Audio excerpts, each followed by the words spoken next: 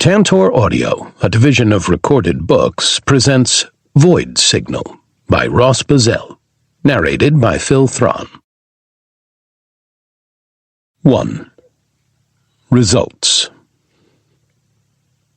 Dax stood over Mark's body, draped in white sheets. Lord Podimort lay curled up on his lap, asleep. The blood-soaked patch on his face was being gently peeled off by a jarrog. The fronds on the side of her head danced while she switched out the gauze for a fresh patch. After a few seconds, she looked at Dax and gave a slight nod. "I'm still picking up some activity in there," she said softly. "It's more than it was last week." The doctor disposed of the used bandages before leaving the room. "He's not healing as fast as you do," Decombres said. Dax spun to see the space station's caretaker standing behind him. "The incisions have," Dax countered. "The brain's a little bit different. And if he wakes up, who knows what deficits he'll have. I heard the Bastet mention neural plasticity of your species. Yeah, it typically slows down in the early 20s.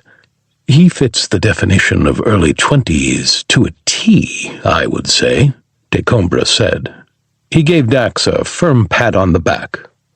"Now that your friends have had time to cool down, are they going to allow me to release Sandrina?" Dax let out a sigh.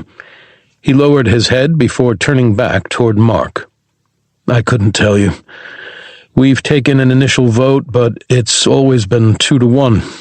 Maybe if he wakes up, I can swing it, but not until then. I get it. Betrayal is no laughing matter." Dax glanced at the blue-skinned man, his head tilted to one side, noticing the faraway gaze that overtook his face. "You still there?" Dax asked. Decombres shook his head, snapping his attention back to Dax. "Sorry, I didn't mean to trail off. You want to tell me where you went?" "Sorry, some old memories of my own sordid history with treachery decided to creep up." "What did you do with yours?" "I killed them all," Decombres replied. He turned and left the room, leaving Dax alone with Mark. He approached the young man. Taking Mark's cold hand, he gave it a squeeze. "You've got to pull through from this," Dax whispered. "Otherwise, I'm pretty sure your mom will come up here and beat us all with her shoe." "I'm fairly certain we're in for that beating anyway," Kane chimed in. Dax looked back to see him standing in the door. He let go of Mark's hand before crossing his arms. "The jarrog says there's more activity than last week. Still in critical condition, though. If it makes you feel any better, I've seen firsthand what cerebral pressure caused by a traumatic brain injury can do to a person," Kane said, scratching the back of his head. "And they either wake up or don't make it this long." "Is that supposed to be comforting?" "The fact that he's still alive and off machines is a good thing," Kane explained. "Besides, brains are a lot more complex than skin and bone. It'll take time for that to grow back." "It might not," Dax said. "What do you mean?" "I mean his brain might not grow back." Dax made his way toward the door, drumming his fingers on his forearm. "His eye isn't back. There are signs that his optic nerve has already healed over." "Are you saying our healing has its limits?" Kane asked. "What about all those dormant genes being turned back on?" "I guess not all of them were," Dax countered. "Mark has found, the hard way, the limits of our ability to recover." "Well then, we need to make sure we stay in one piece," Kane replied. "We had your helmet analyzed from that strike. It took 7 times more force than Mark's helmet did. That scratch is just superficial, and we can have it buffed right out." "Keep it. I want Tylira to know that I don't fear her the next time we meet." "Copy that. And it was a bit steep, but I got that creepy-looking shopkeeper to make Mark and me one of those helmets." "Not Dalia?" Dax lifted an eyebrow. Her helmet's as hard as yours.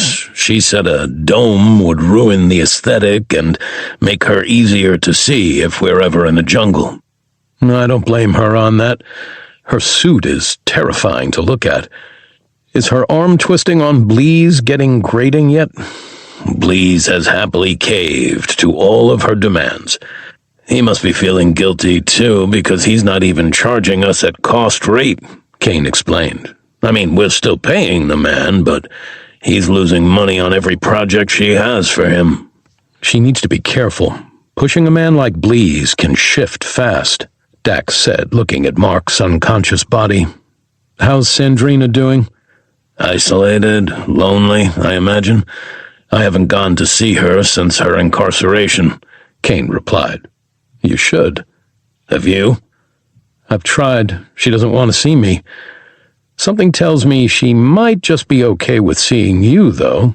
No, our relationship was... Dax put a hand up to cut him off. I don't want to hear about any of your jiggly or puffs. I just want to point out that if someone has an intimate relationship with another person, they tend to open up a lot easier. And why would I want to see her? Kane asked. You worked intelligence. You know our best lead to Henuva may be in that cell. Wasn't it you that let him go, preaching forgiveness? Mark had just been stabbed in the face. He was dying, and I didn't trust him in our ship while we were distracted. I let him go so that we could get Mark safe. Now that no Valtakuntera is getting to him, it's time to hunt down that half-point and find out everything about Tylira and the Empress. I'm with you on that, but we still have a few of those cordyceps bombs in the back of our ship. Are we ever going to get back to that mission? Dalia's been pushing for us to get back out there.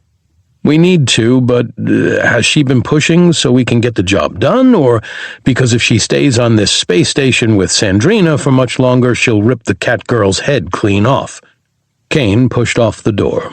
He watched Mark for a few seconds before shrugging. My gut tells me the former. The optimist in me hopes it's the latter, Kane replied.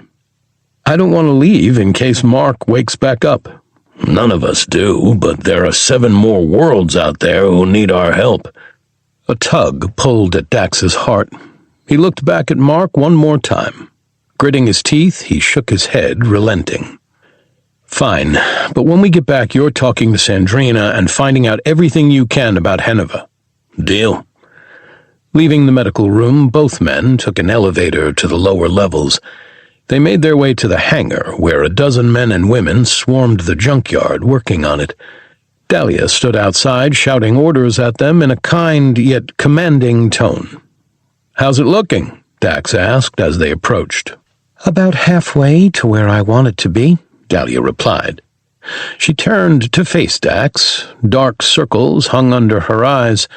Her usually taut features were weathered with exhaustion. When was the last time you slept? Dax asked. I can go weeks without sleep, she countered. Just because you can doesn't mean you should, Kane countered. Surprising coming from a man who's trying to get fleas, Peeta called out. The robot dog's body trotted out from under the ship. Easy to say for something so brainless, Kane countered. My primary processor is not stored in my head. That would be idiotic, as detonating it would end me, Peeta replied. It is in a black box on my body. It would take considerably more than small or even medium arms to puncture. That's great. How's the analysis for the knife going? Dax cut in. Analysis has been completed. The knife has been broken down, and I am in the process of 3D printing reinforcements for your armor. Why aren't you printing now? Kane asked. Because my printer has overheated. Any more may cause lasting damage, Peeta replied. We've all had those Taco Bell past 2 in the morning nights, Dax muttered. How long will it take us to get space ready? We're ready now, Dalia replied. They're just working on cosmetics at the moment, but we can put a stop to it and be in the air in 10. Dax looked at Kane. He nodded at the ship. Let's get her warmed up. Please don't word it like that, Kane groaned. Mark was the only one who could figure out the vocal modulators, and she's still moaning." Dax grimaced. He walked over to PETA and picked up the headless robotic corgi. His tail started to wag. "That was bad word choice, I admit," Dax said, looking at the less rusty ship. "We can get this job done in a week. Hopefully, when we get back, Mark will be back on his feet." Dalia took a deep breath. She pressed a finger to her ear. "Please, we're going to cut this project short. It looks like we're going to finish the job we initially started," Dalia said. She paused for a few seconds and nodded. "Correct. When we get back, we'll have them finished." "No, you don't need to worry about that. I'll have it taken care of." "Perfect. And if Mark wakes up before—" "Yes. Okay. Thank you." She lowered her hand, pulling an earpiece out before tossing it to a nearby worker. "You guys can call it for now. We're leaving." The wide-faced alien closed his mouth. With a push, a high-pitched whistle caused his nose to flap. Instantly, everyone working on the ship started to leave. Within minutes, they had the junkyard to themselves. "Let's get going," Kane said. He jumped to the main deck's open hatch. Dalia did the same. She leaned out and extended a hand toward Dax. "I'll get the back closed up," he said. "Catch." Dax threw PETA toward her. He let out a squeal. Dalia caught the dog body and set him down inside before shutting the ship's latch. Jogging around to the back of the ship, Dax climbed in and activated the closing sequence. He marched through the lower deck to the ladder. Before the back was fully shut, he was halfway to the next deck. Engines roared to life, gently vibrating the ship. It was off the ground when Dax reached the main deck. He made his way behind Kane. They turned and flew out of the shield while Kane calculated their path to the next 7 planets. His hand slid up the leap drive throttle, causing the windscreen to blue shift once more. Kane leaned back in his seat. With a sigh, he spun toward them. "We've got about 30 hours until the first stop, but there are 2 planets in the same system. If I were you guys, I'd get some rest," he said, looking directly at Dalia. She set PETA down, then looked at Dax before pointing to herself. "Please tell me you're talking to someone else," she said. "I think he's talking to you," Dax said, looking at the empty space behind them. "You're the only one here." A smirk pulled over Kane's face, and he nodded. "Who the heck do you think I'm talking to?" he added, with a tease to his voice. "Fine," Dalia snarled. "I'll get some rest, but I don't want to hear anything about sleep after that from either of you." "Yes, ma'am," Dax replied. "Don't call me ma'am. That makes our dynamic weird," she replied. She marched past Sandrina's old room. Tachyon's version of caution tape blocked off the door. Dax looked back at Kane. "It does make your dynamic weird," Kane added. Who's talking to you?" Dax replied. 2. Dropping bombs. Wind violently whipped the junkyard around like a rag doll. Dax and Dalia knelt in the cargo bay, every magnet on their suits working overtime to keep them in place. Sand swirled around them, leaving abrasive gouges in the ship's hull. "Will you guys hurry it up?" Kane asked. "I don't know how much longer I can hold it." "We're working on it," Dax replied. "It's a little windy in here." "Don't you let any of my guns get pulled out," Kane warned. "They're all fully fastened in," Dalia replied. Through clenched teeth, Dax put all of his strength into sliding the bomb closer to the edge. Dalia's grunts in fighting the wind crackled over the radio. Her wolf-bear pelt whipped violently behind her. "Is this even going to work?" she asked. "Won't the spores just get shredded?" "Normally, but that's why we picked this exact spot," Dax replied. They continued to push, getting the bomb to the ramp's edge. Fighting the wind, Dax stood up, pushing the bomb down with all his might while leaning as far back as he could. The buffeting sand grated against his armor, keeping him upright and sending a grinding noise through his suit. His eyes darted to where the damage report would usually appear. It remained off. With a sigh of relief, he put in the new code Dalia programmed in after scans of the planet came back. "It's not going to be here. Its sandstorm would rip it apart," Dalia said, looking up at him. "The sandstorm proves it's here," Dax countered. "Just because it's low gravity doesn't mean your theory is right," Dalia countered. "PETA said that scan could literally be anything." "And how often is Dax wrong?" Kane chimed in. "Not very often," Dalia replied. "Exactly. And when he is, he's still partially right, which is infuriating." "I can hear you both," Dax called out. "Look, judging by the airflow and the scans, I'm putting the bug about right there." Dax pointed into the storm. It lulled slightly. 2 glowing yellow orbs the size of car tires opened in the cloud 4 inches from where his finger was. He swallowed hard upon seeing the glowing eyes. 2 turned to 4, then 8, until nearly 30 glowing eyes were locked onto them, giving a vague shape of the monster's skull. "Okay, Kane, all eyes are literally on us," Dax shouted. "Use that backup cam to get that thing directly behind us and start flying." "Copy that." The junkyard turned so the bug was directly behind them. It started to pull away when the thudding of heavy feet overtook the roar of the storm. The eyes swayed from left to right while the bug followed. "We need to drop it," Dalia called out. Dax's eyes watched their pursuer closely. "No, if we miss, we may not get another shot at this thing," Dax replied. "Just be ready." "Copy that," Dalia replied with a shake of her head. Dax's HUD attempted to lock on to the bug's movements. Errors came back, unable to penetrate the sandstorm. A void appeared beneath the glowing eyes. Dax pointed at it. "There! You see it?" Dax asked. "I do," Dalia replied.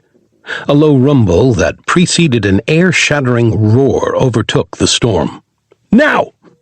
With all his might, Dax threw the bomb. Dalia launched it as well, sending it tumbling through the air aimed at the right of the pit. Wind caught the weapon, sending it flipping end over end. In a gentle arc, it vanished inside the dark pit. "Did it work?" Kane asked. "We were on target," Dalia replied. Dax's eyes remained locked where the bomb vanished. He held his breath while the roar started to build. Clenching his teeth, he crouched once more, bracing for the scream. A detonation notification flickered on his HUD. The glowing eyes blinked out of unison. The pit vanished. They pulled away as a low hum that sat behind the storm came to an end. Winds instantly died down, sand plummeted from the sky, and a series of hacks emanated from the beast. "Detonation confirmed," Dax called out. The junkyard pulled up, quickly exiting the falling cloud of sand. Once it all fell to the ground, Dax rose to his feet, his mind trying to reconcile the behemoth below. 6 wings, nearly a mile long each, started to fold underneath a sandy brown carapace so thick the junkyard could get crushed between them and the bug wouldn't even notice. Its head, 4 times the size of a house, shook. Several coughs erupted from its throat, sending rivers of saliva onto the sand. 6 massive legs stomped into the sand to steady itself while it retched. "Talk about a kaiju," Dax mused. "Where's Godzilla when you need him?" "That's not a queen. How'd it get that big?" Dalia asked. "Yeah, doesn't the squared cube law prevent that?" Kane asked. "On our planet, with our knowledge of Earth species," Dax replied.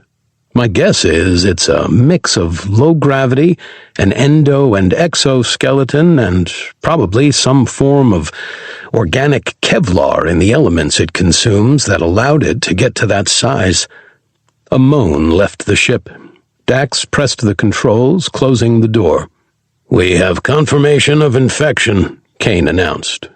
"Good," Dax said. He looked at the last 3 bombs, retracted his helmet, walked over to them and placed his hand on one. "Which world is next?" Dax asked. The one that'll be the least fun out of all of them, Kane replied. It's the high-gravity one. Crap, Dax muttered. He looked at his left forearm. The patchwork repair PETA had provided while his new vambrace was being constructed sported deep gouges from the sand. Will that hold up? Dalia asked. PETA seems to think so, but he also doesn't have a head, so who knows, Dax replied. I will have you know, while I'm unable to create a replacement piece to your old specifications, my temporary will hold, PETA replied. Unlike the button on your mama's pants. Your mama so fat jokes? Really? Dalia asked. You can do better than that. Really, it's just embarrassing, Dax added.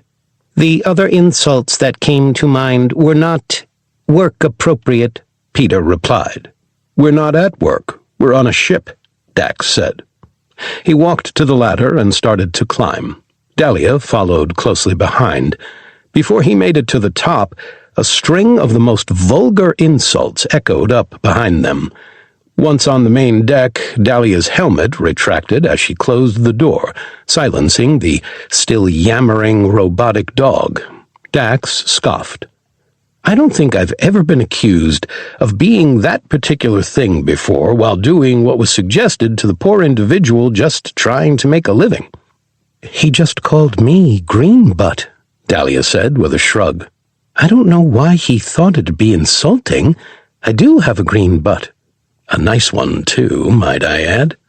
Why did he ask if he was chopped liver before I closed the door? Dalia asked. What does that mean? Nobody likes chopped liver, so they don't pay attention to it, Kane called back. The ship shuddered as it entered leap space. Dalia and Dax made their way to Kane, who spun around in his seat. You look like you finally got some sleep, Kane said. I do feel a lot better. Thank you for being so forceful about it, Dalia replied. Of course you're going to feel better. You were out for 20 solid hours and slept through PETA's clumsy, headless self falling all over the place, Dax added. Why do you think he's not allowed back up here until he recalibrates his gyroscope? Yeah, I didn't hear a bit of that, Dalia chuckled. What do we know about this next world? Kane ran his fingers over the control screens. Several different previous scans from the ship appeared. With a huff, Kane swiped again. A private picture of Sandrina appeared before Kane threw himself between them and the display and continued to swipe. Oh, come on, he grumbled. Has Mark rubbed off on you? Dalia asked, a teasing tone in her voice. No, Kane countered. And don't say it like that. Stupid computer won't bring it up. Why not just ask the Junkyard to do it?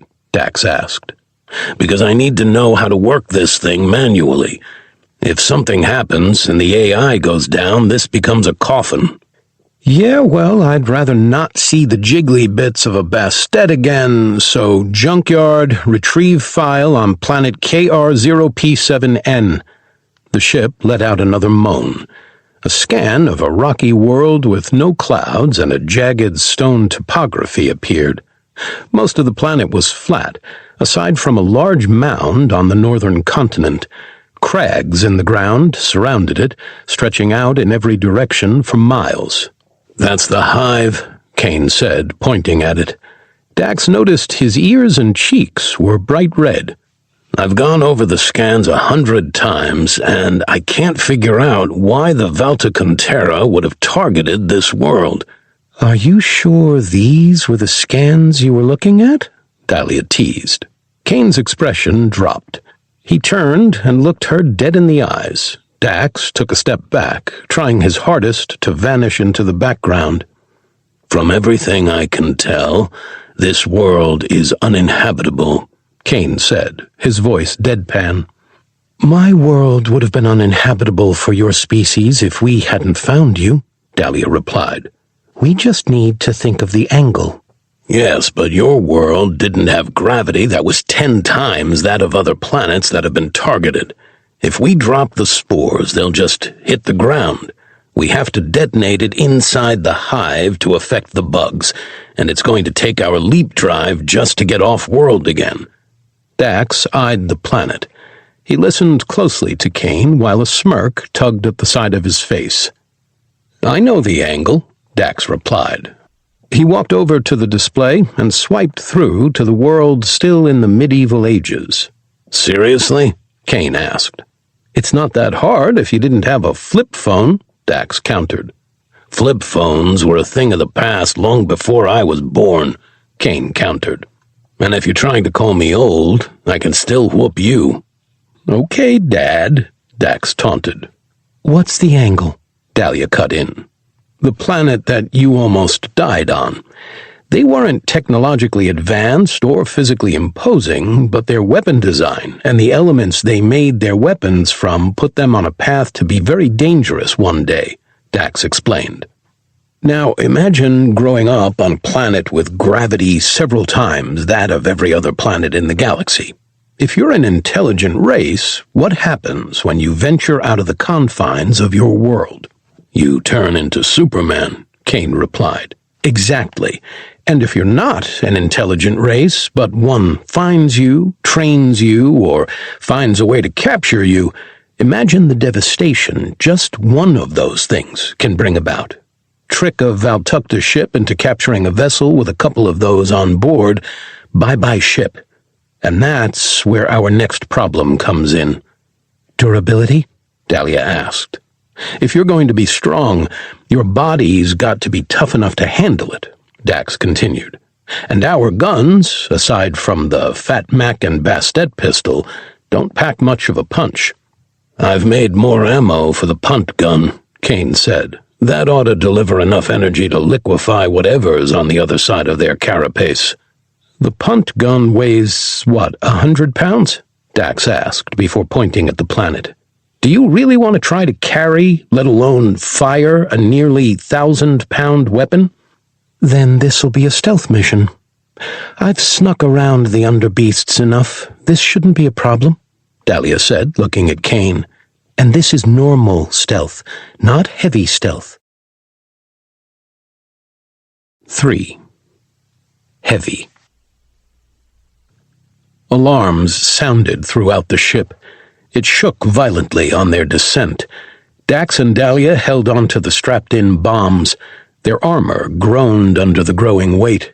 Dax's body ached. Every part of him felt like it was sagging. His stomach nearly turned once the vessel set down. Groans filled the ship. Dax looked around at the ceiling, waiting for a bolt or a panel to fall. Despite gravity's effort, the junkyard held together.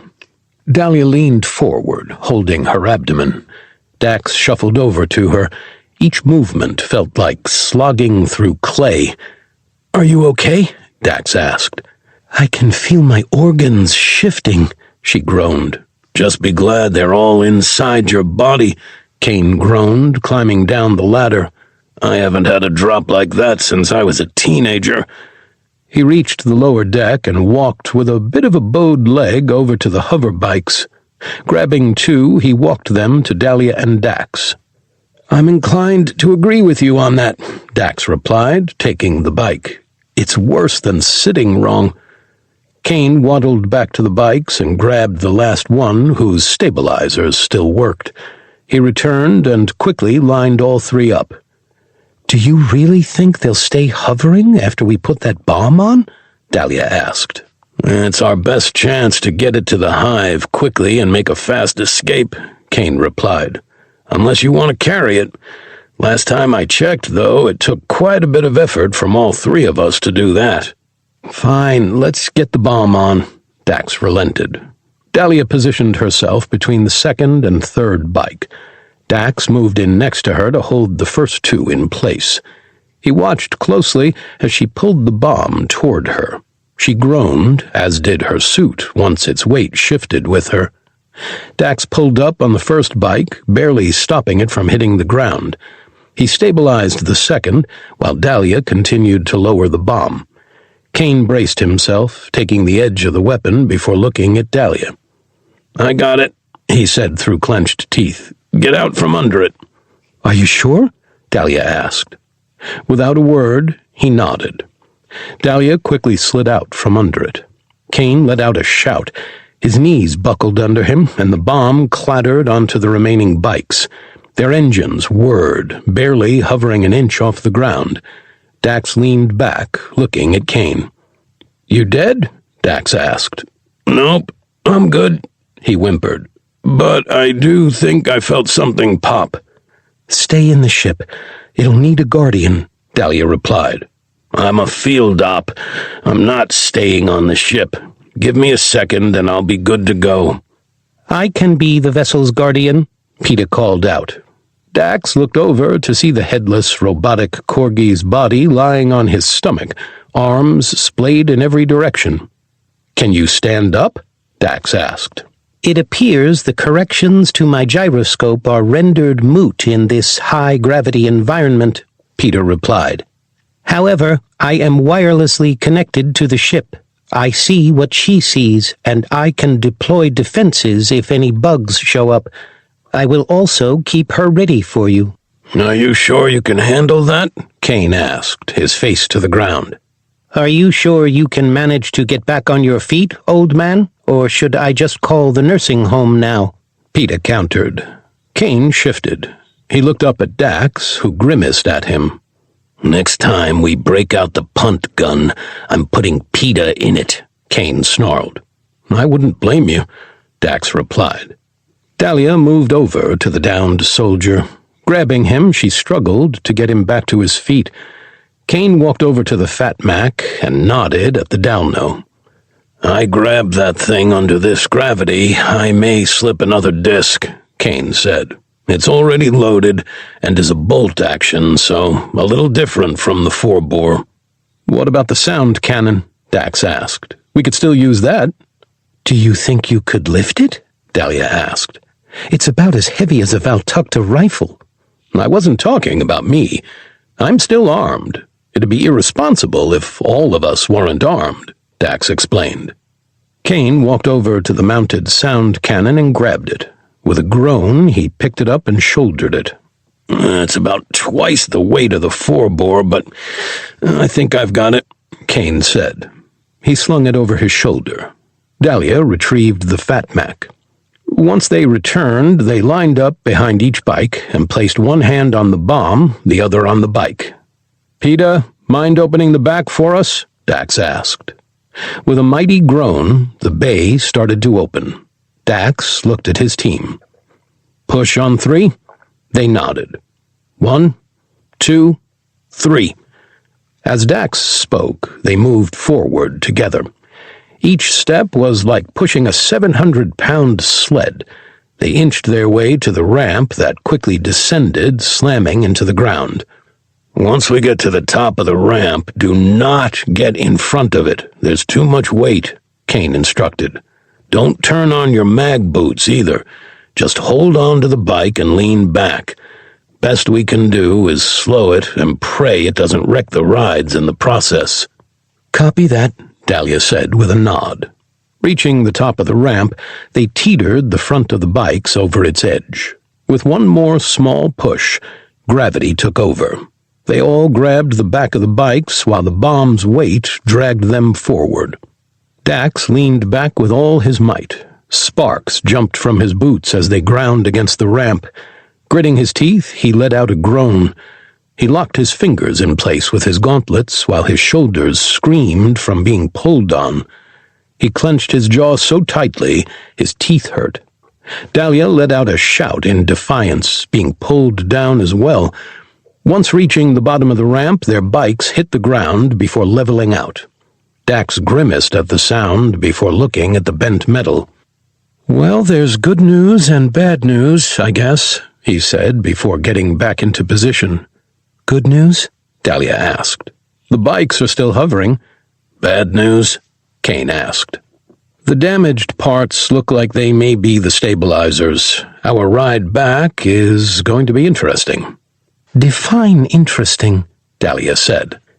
"It'll be an uneven sprint back to the ship, and we'd better hope we don't have anything chasing us," Dax explained. They continued to push, making their way past the cracks in the ground. Dax looked down. The planet's red sun cast strange shadows on the skeletal bodies that lay in piles. Symbols sat on the chests of their tattered clothes. One of the corpses that lay on top sported a diamond shape with the center punched out. "These cracks aren't from the hive," Dax murmured. "It's the weight of the bodies." "I wonder how high they were piled before they started breaking the ground," Kane said, looking into a pit himself. "High enough to be a problem, I imagine," Dalia added. "Dead bodies breed disease. Any survivors likely would have gotten sick and died off." "Not wrong there," Dax replied. He leaned down and looked at the mound under the bomb. A cave mouth sat in front of them without any guards. Dax took a deep breath. His heart started to race, while his eyes darted around the unforgiving landscape. No guards. Usually there's two about the size of small elephants, Dax warned. "Yeah, but remember, square-cubed law. They may not have grown as big here, but the fact they survived likely means they hit 10 times harder," Kane pointed out. "Just what we need. A swarm of micro-bugs," Dalia sighed. "Suit, increase audio input," Dax whispered. "Can you guys take over pushing?" he asked. "I'm going to scout ahead." "We got it," Dalia replied. Dax took a step back, drew his pistol, and lumbered past them. Each step took them closer to the nest's hole. Dax's muscles started to ache.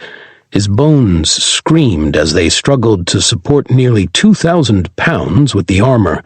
His lungs burned, trying to keep his system oxygenated. He pushed the pain from his mind as he reached the mouth of the cave. Holding his weapon at low ready, his eyes darted around the darkness. He tilted his head. His helmet picked up the echo of his footfalls as the sound bounced into the void. "Initiate infrared," Dax commanded. A green hue overtook his line of sight, revealing heavily fortified bridges twisting and winding into the mound. His eyes darted around while the helmet tried to pick up any form of movement. He stepped into the artificial cave and continued to look around. His body surged with unease. His arms started to fatigue from their own weight plus that of his armor and the gun. "You see anything?" Dalia asked. "Nothing so far," Dax replied. "But unsurprisingly, this goes straight down. The bomb's weight will drag us to the first turn, then right off the edge." "Maybe not," Kane countered. "What if we turned the bikes around and accelerated them? Use their engines to slow our descent and help with steering." Dax took a few more steps in. His eyes continued to dart around below him.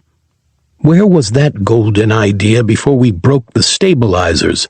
Dax asked. "It was the broken stabilizers that gave me the idea," Kane replied. "Are you seeing anything?" Dalia asked. He continued to scan into the pit. His helmet was only able to provide him visibility for a few hundred yards down. "No," Dax replied. "No guards, no workers, no egg rooms. It all seems to be a singular, giant structure, very brutal in its design as well." "It'd have to be," Kane said. "With the extra gravity, you can't have the finesse that they had on Dalno Nuer." He looked back to see Dalia and Kane rotating the bikes to back into the nest. "Are we even sure that there are any more here?" Dalia asked. "There could have been a collapse that killed the queen, and the rest of the nest died off." A twist pulled at Dax's gut, telling him to run.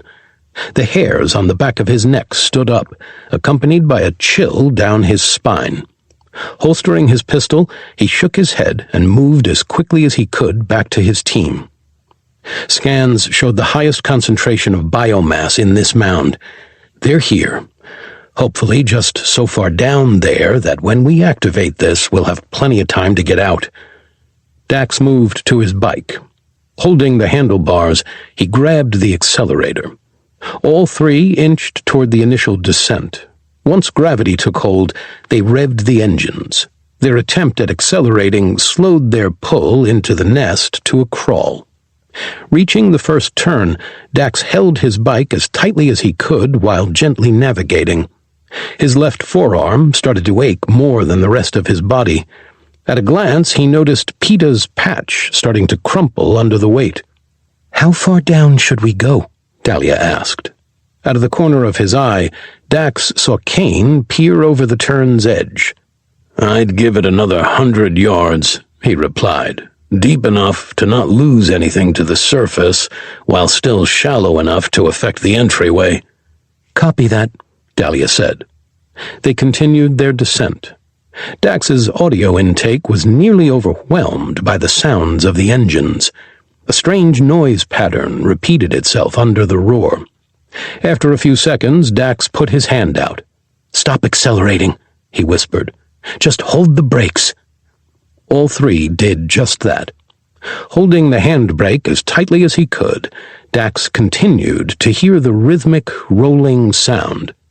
A spike of adrenaline surged through his body as he looked over the edge once more to see nothing. "They know we're here," he whispered.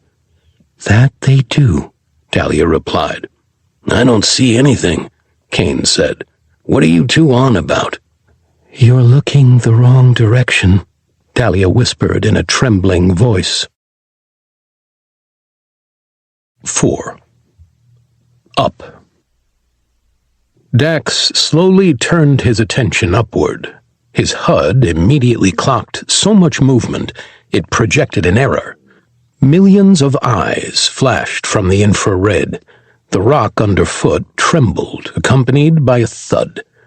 Dax looked behind him to see a crab-like creature, the size of a dinner plate, in a small crater. 4 eyes locked onto him, while 8 heavily armored legs lifted its body off the ground. "Well, that's a problem," Dax whispered, slowly drawing his gun. The creature reared up on its back 4 legs. A mouth full of teeth undulated in a high-pitched scream. Dax leveled his pistol and squeezed the trigger. His bolt shot straight into the bug's mouth. Its eyes popped while a stream of its liquefied insides burst from the back of its body and mouth. The still intact carapace dropped to the ground. A few dozen dropped past Dax into the darkness below. Their impacts on the rocks echoed up like gunshots. The trickle of adrenaline in his system turned to an all-out surge. "Get the bomb ready!" Dax shouted. "I'll hold them off!" Kane and Dalia immediately started to dismount the weapon. 2 more bugs landed on the other side. Dax rushed next to the bikes. With a clear view of either approach, he fired at both bugs. His rounds hit their carapaces. A soft glow encompassed the bugs as they both stood up. A pit formed in Dax's gut. He shook his head. The HUD quickly formed targeting solutions for the eyes. With 3 shots, he blinded both creatures. One stumbled off the edge, the other continued to charge forward. "Please be like a pendulum," Dax snarled. Taking 2 steps toward the charging bug, he kicked it with all his might. A bolt of pain shot through his leg, igniting his thigh, calf, and hamstring with electric fire. The impact caused a damage notification to appear on his HUD. With a shout, he caught himself before falling. The bug swirled into the darkness. "You good?" Dalia shouted. "Fine. Are you guys almost done?" Dax asked. "Just another minute," Kane replied. Dax looked up. The entire ceiling seemed to let go, raining down toward them. He opened fire at their underbellies. The first shot only caused their carapaces to glow. The second made them pop. With gravity pulling on his finger, he unleashed a wave of plasma, popping dozens before they hit. Gray blood rained on them while those he missed landed on the bridge. One crashed into his shoulder pauldron. Its legs dug in, sparks started to fly. A damage report flickered on his HUD. "Get off me, you ugly—" Dax grunted, anger fueling his adrenaline. He pointed the gun at the bug and fired.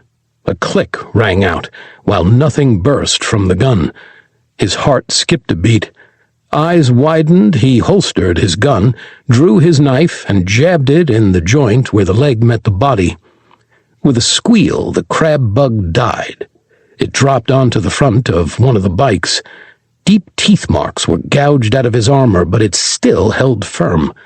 "We've got a problem, guys," Dax shouted. He kicked several more bugs that landed close to them. "I'm out of ammo." Dax turned back to see Dalia putting in the timer code. Kane pulled the sound cannon off his back and took aim. "Armor, reduce." Before he could finish, Kane fired. The sound wave ripped through the charging horde. They flew in every direction off of their designated path. The sound echoed off the walls, growing louder with each reverberation. Dax's helmet enhanced the sound and played it through its speakers. His vision blurred at the explosion of noise, setting his brain on fire. Dropping to his knees, he tried to get up. A mix of audio overload and gravity kept him down. As he tried to get to his feet, a bug slammed into his chest. He staggered back, trying to stab it. Doubled vision caused him to miss.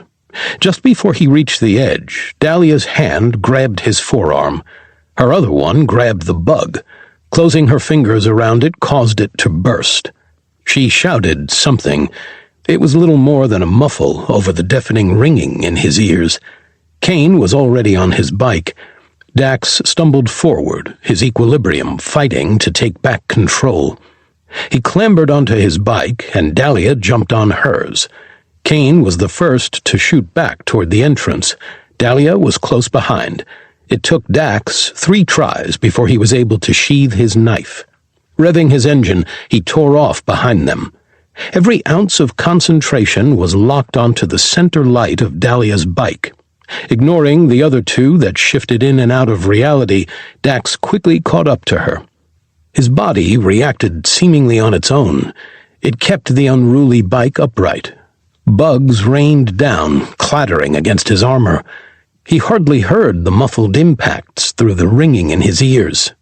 "Peter, get the ship going," Dax shouted. "Suit, lower external sound." He heard the robot's voice reply, despite not being able to make out the words. He looked over his shoulder.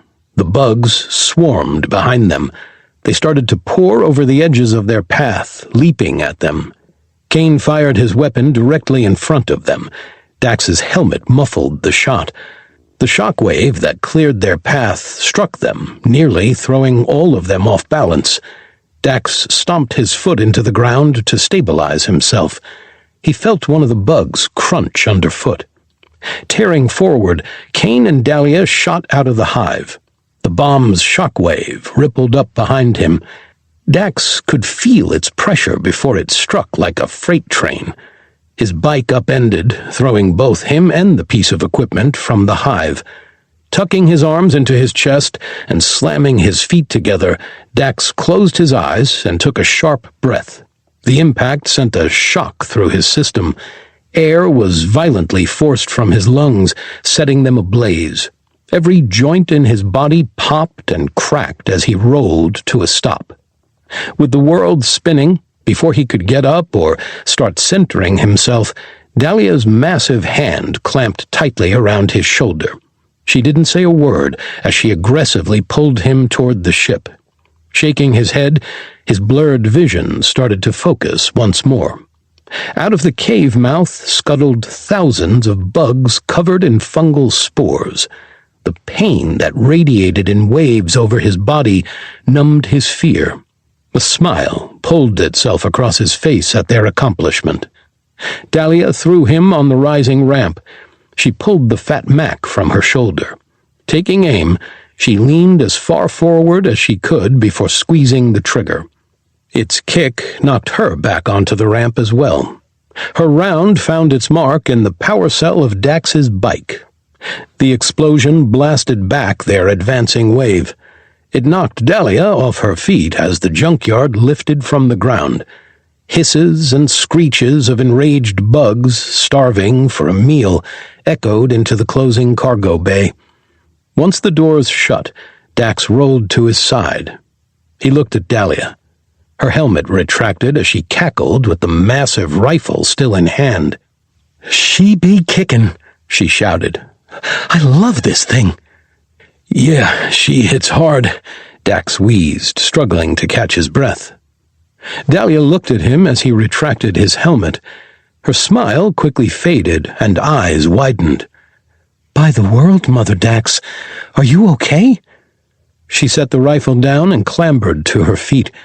Despite the heavy gravity, she moved with surprising speed. "I think so," Dax replied. He looked around the cargo bay. A thick fog settled into his brain. With his adrenaline subsiding, every muscle fiber, joint, and bone screamed at him. "Why, what happened?" he asked. "You got blown up and hit the ground with several thousands of pounds of force on your body," Kane added.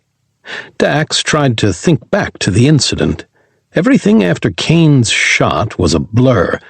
Just as a piece of information was received, the fog overtook it once more.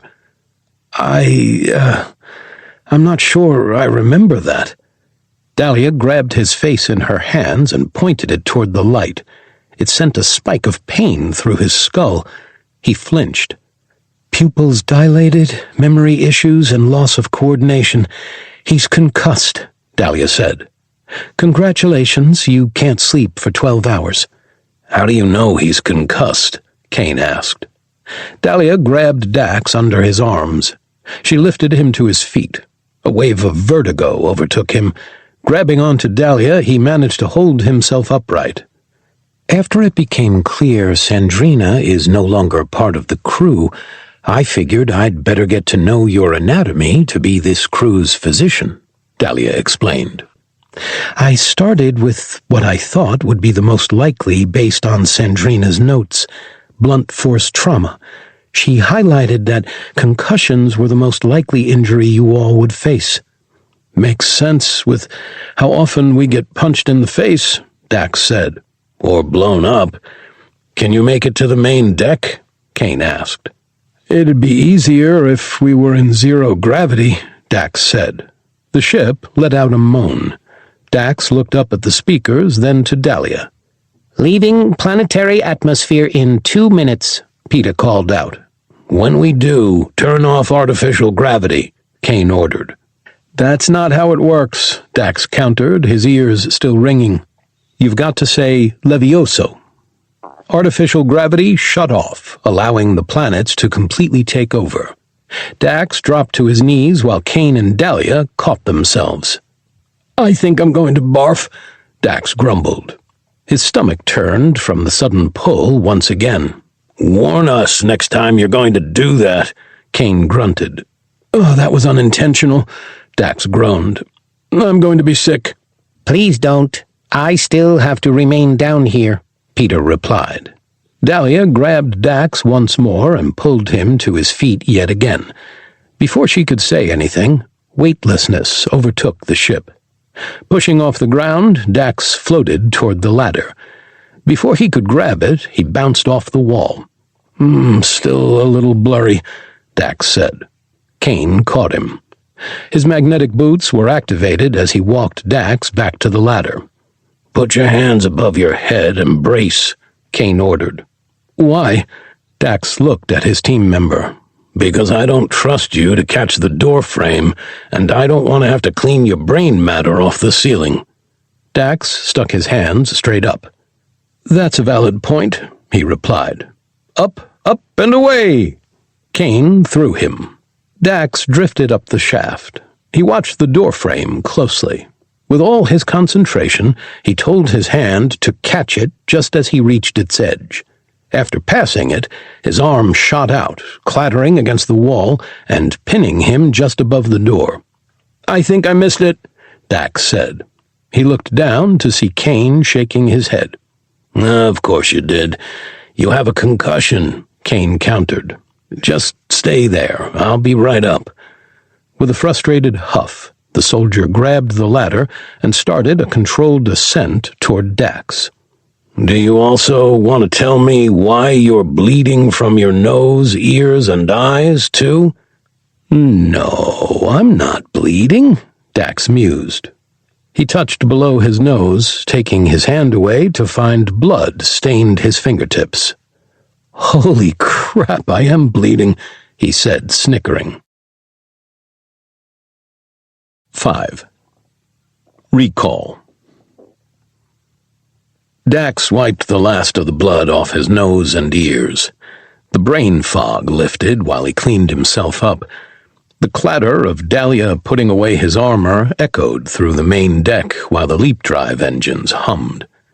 "Did Bleeze say why he wanted us back?" Dax asked. "He wouldn't," Kane replied. "Just that we needed to get back right away." A lump formed in Dax's throat at the words. He stared at his bloodshot eyes for several seconds. Taking a deep breath, he swallowed it. "Mark's probably waking up. He just wants to surprise us," he replied. "I hope," Dalia added. "Bleeze is oddly attached to Mark. If something happened to him, he'd be a mess," Dax explained. A hint of denial picked at the back of his mind for his lie. He let out a sigh, praying his optimism was actually right. "You do make a good point," Dalia said. "Bleeze has a bad habit of showing when he's upset, way too easily." Dax watched his pupils. They finally started to constrict, responding appropriately to the light overhead. The whites of his eyes gradually started turning from red. With a sigh, he hung his head, throwing the bloody cloth into the dirty bin. "Let's not assume anything one way or another before we get back. You know what they say about assume," Kane said. "That I do," Dax added. He pushed off the bathroom sink and walked onto the main deck. Dalia finished getting his armor into the pod. "Don't shut it yet," Dax said. He made his way over. Kneeling, he reached for a box behind his suit. Opening it revealed the magazines for his pistol. He shuffled through them until he found one marked with an SV. Pulling his pistol out, he ejected the empty magazine and put the full one in. His gun let out a soft hum, ready to be fired once more. He put it back. "I should have checked how many shots I had left before we went out there," he said. "You held them off long enough for us to get the job done," Dalia replied. Dax stood up. He closed the pod before looking at all their armor. Aside from Dalia's, they sported dents, claws, and teeth marks. Crossing his arms, his brow furrowed in thought. "Once the fungus takes hold, we may want to pay that planet a visit. Imagine how strong our armor would be if we fabricated it from their shells and added a refractive coating," Dax mused. "They left craters after falling just a few dozen yards," Dalia said. "Not taking into account the gravity, they'd have to be extremely heavy." "Did I see Dalia crush one with her bare hands, though?" Kane asked. "Armored, but yes," Dalia replied. "Then there's our answer. They're good at handling widespread blunt force trauma. If you lower the surface area to something more finger or bullet-sized, they shatter," Kane countered.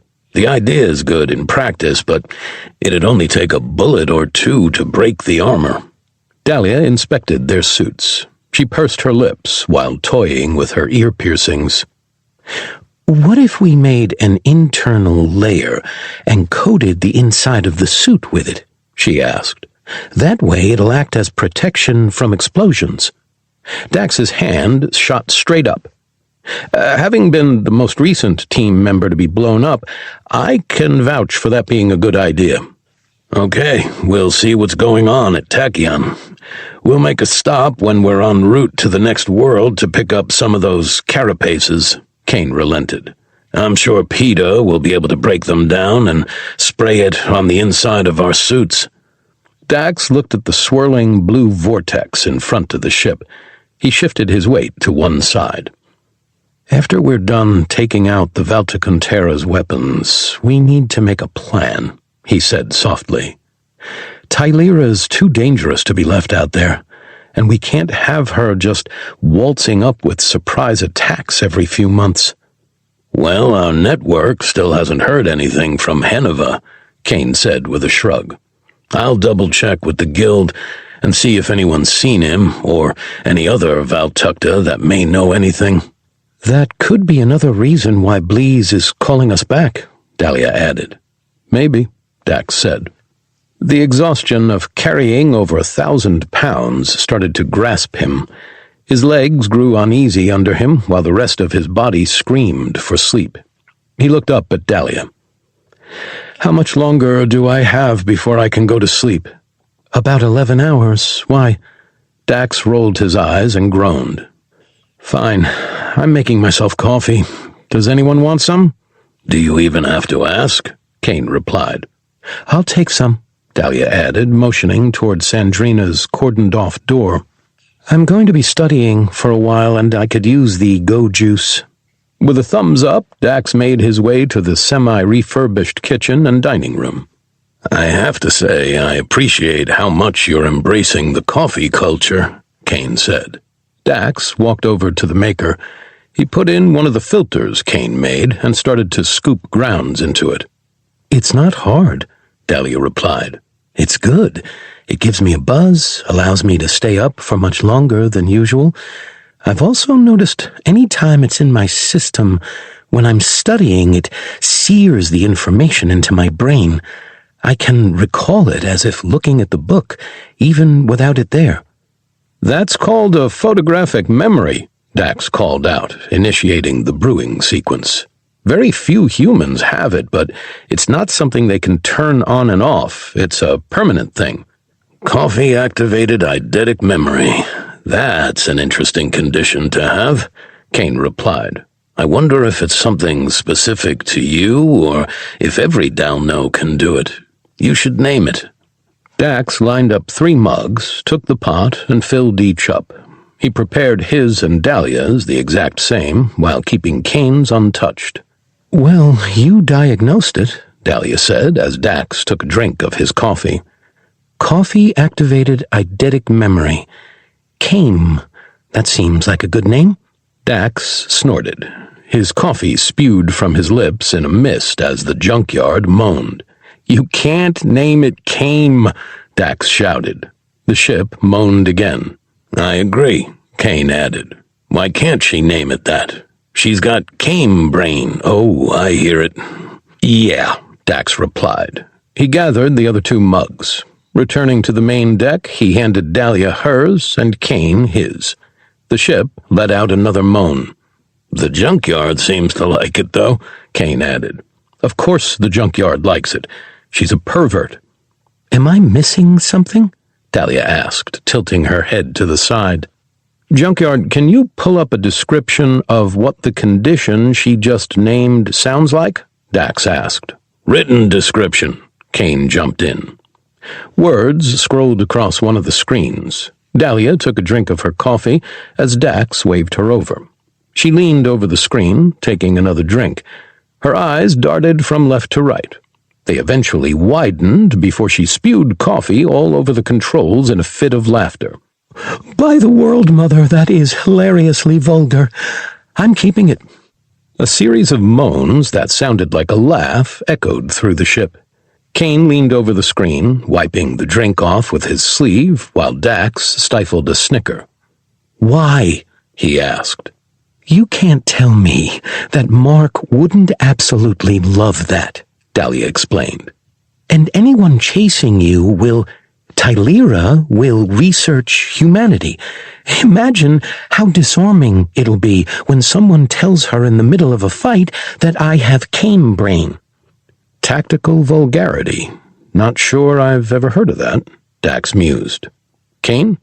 I've never seen it used in this way," Kane replied, sitting back in his chair and taking a drink.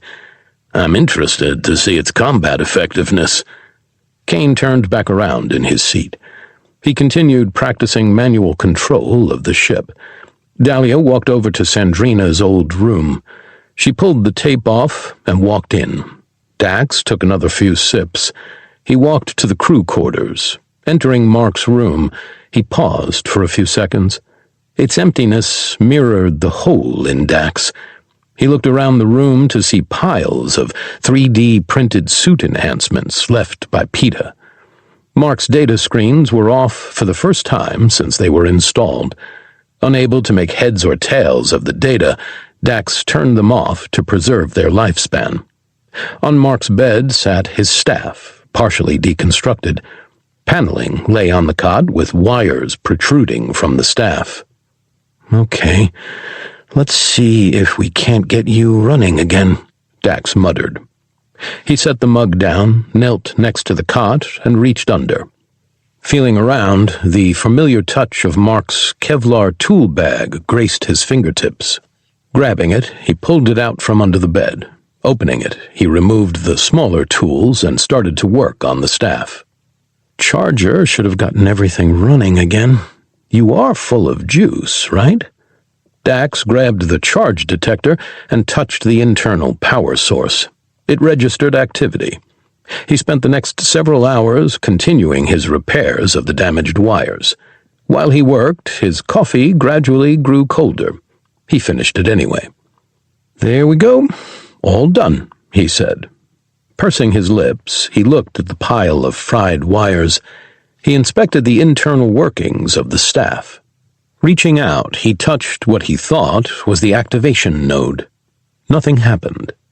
Ignoring the tug of defeat that pulled at the back of his mind, Dax rummaged through Mark's workbag. "You got any coding tools in here?" Eventually, he came across a tablet with VT to EN written in marker. "There we are." Grabbing it, he pulled a small node from the tablet and placed it on the staff's motherboard. After a few seconds, coding started to scroll across the tablet. Dax's eyes darted around the screen. What little coding Mark taught him stood out like a sore thumb. "Find anything interesting on there?"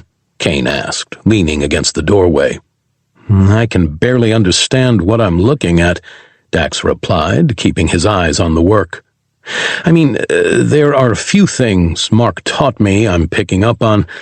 The rest may as well be microwave instructions."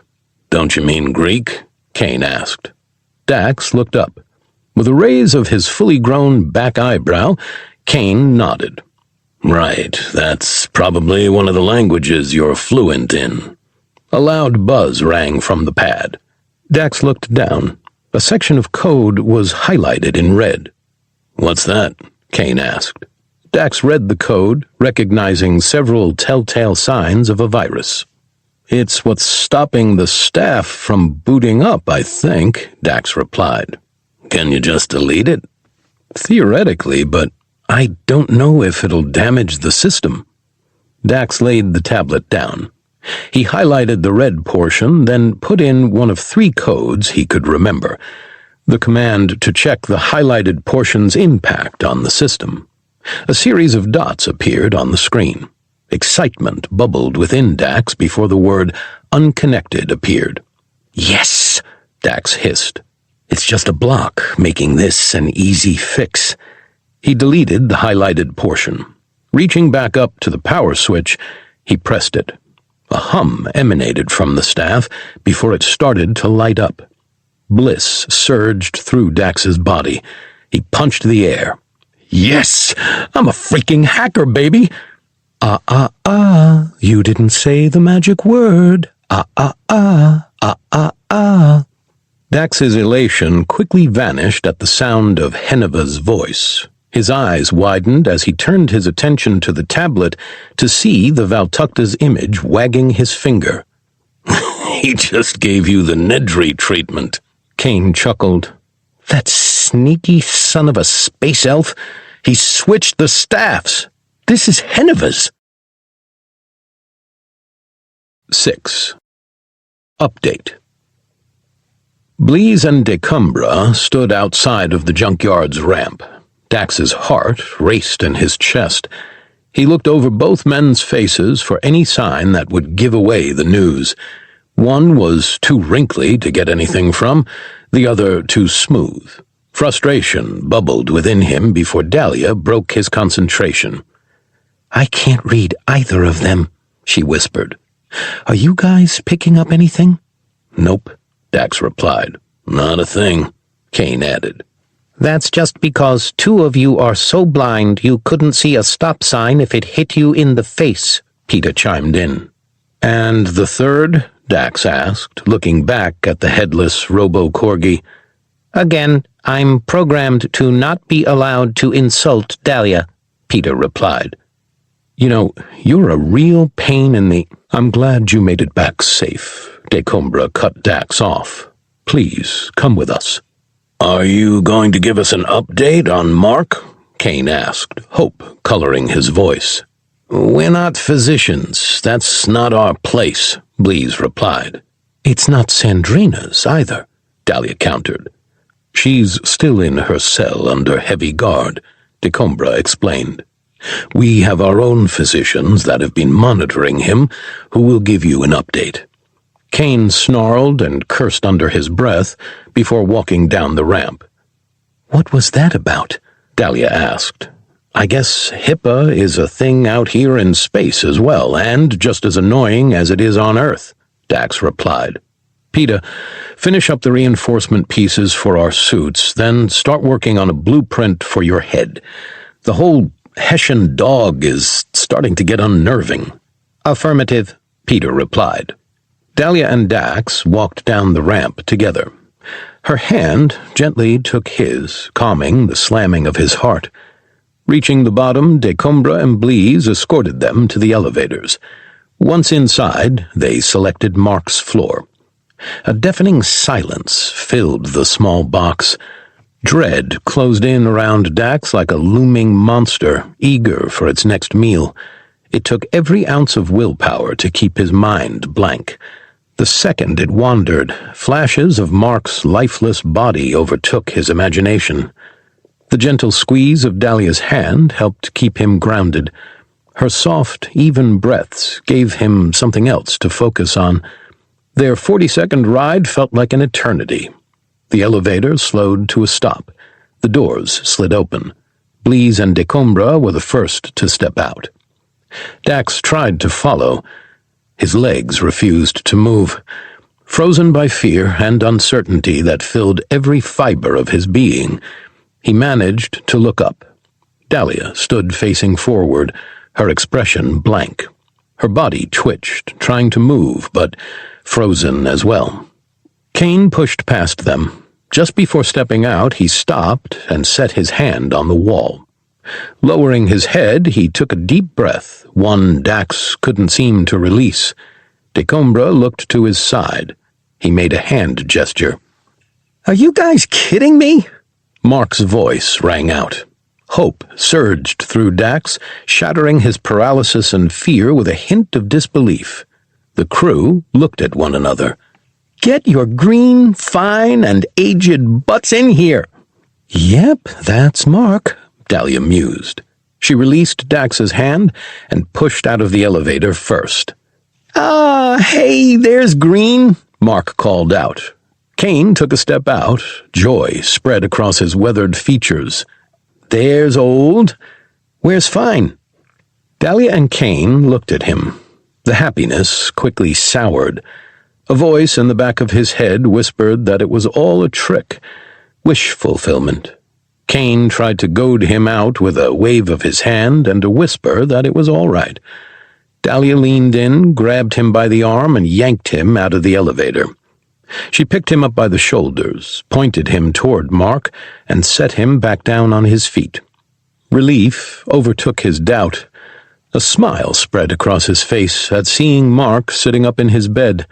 A strapless eye patch covered his missing eye while he waved at them. Glad to see you guys got out of it unscathed, Mark said. Will you get in here? I haven't used my voice in weeks, and I don't want to blow it out. Dalia and Kane rushed into Mark's room. Dax looked at Blease and cocked an eyebrow. You could have told us it was good news, at least, he huffed. We were going to, but Mark said it was against something called HIPAA, and that we should just let you dangle for a bit, Blease replied. What is HIPAA? A kind of animal? It was something that used to be good to protect patient privacy. Then the bureaucrats got their hands on it and made everything a nightmare, Dax explained. Bureaucrats are the worst, Decombres added, rolling his eyes. That's why I built this place. You are not wrong there, my friend, Dax said. Thank you both for watching over him. With that, he walked to Mark's bed and leaned against it. The young man's color was back. Lord Portemort sat in his lap, purring. Any scarring from the injury was gone. How are you feeling? Dalia asked. I have an eye patch. I'm a full-blown pirate. I feel great, Mark said, motioning to the shiny metal covering his socket. Given I don't really want a peg leg or hook hand, I'm okay with this. Decombres said he'd even have a cybernetic eye made up for me. It should be ready by the time I leave. You mean we leave, Kane replied. Mark fell silent. His attention went to the cat in his lap. He continued to pet the feline before shaking his head and breaking the silence. No, I mean I, he said softly, motioning to his eye. This was a very close call. Made me realize that we may not actually be indestructible. While I'm going to rejoin the Junkyard, I need to go home first. I need to let my mom know I'm okay. You know she's going to beat you senseless with a shoe, right? Dax asked. Undoubtedly. But if I can take a knife to the brain, I can handle a shoe. You can't take that trip by yourself, Kane cut in. I'll go with you. Mark shook his head. The Junkyard needs at least 3 crew members to function effectively. But you are right. I'm not taking the trip alone. I'm taking Sandrina with me. I'm sorry, what? Dalia belted. Mark shrugged before resting his arms on his knees. She saved my life. After putting it in danger multiple times. Dax reached out and placed a hand on Dalia's. Her seething anger subsided slightly. She still let out a low growl. This wasn't Henuva, Kane chimed in. He stepped toward Mark and crossed his arms. I'm not saying that bringing her is a good idea. Personally, I think she should stay in a cell. But saving your life did win her a little credibility in my book. Is that all that won her credibility in your book? Dalia cut in. Dax gave her arm a little pull. She turned toward him, her eyes wild with barely contained rage. I know you're angry and feel betrayed. We all do. But we can't dictate the actions of others based on our emotions, Dax said softly. The Junkyard has always been a place of majority rules in non-emergency matters.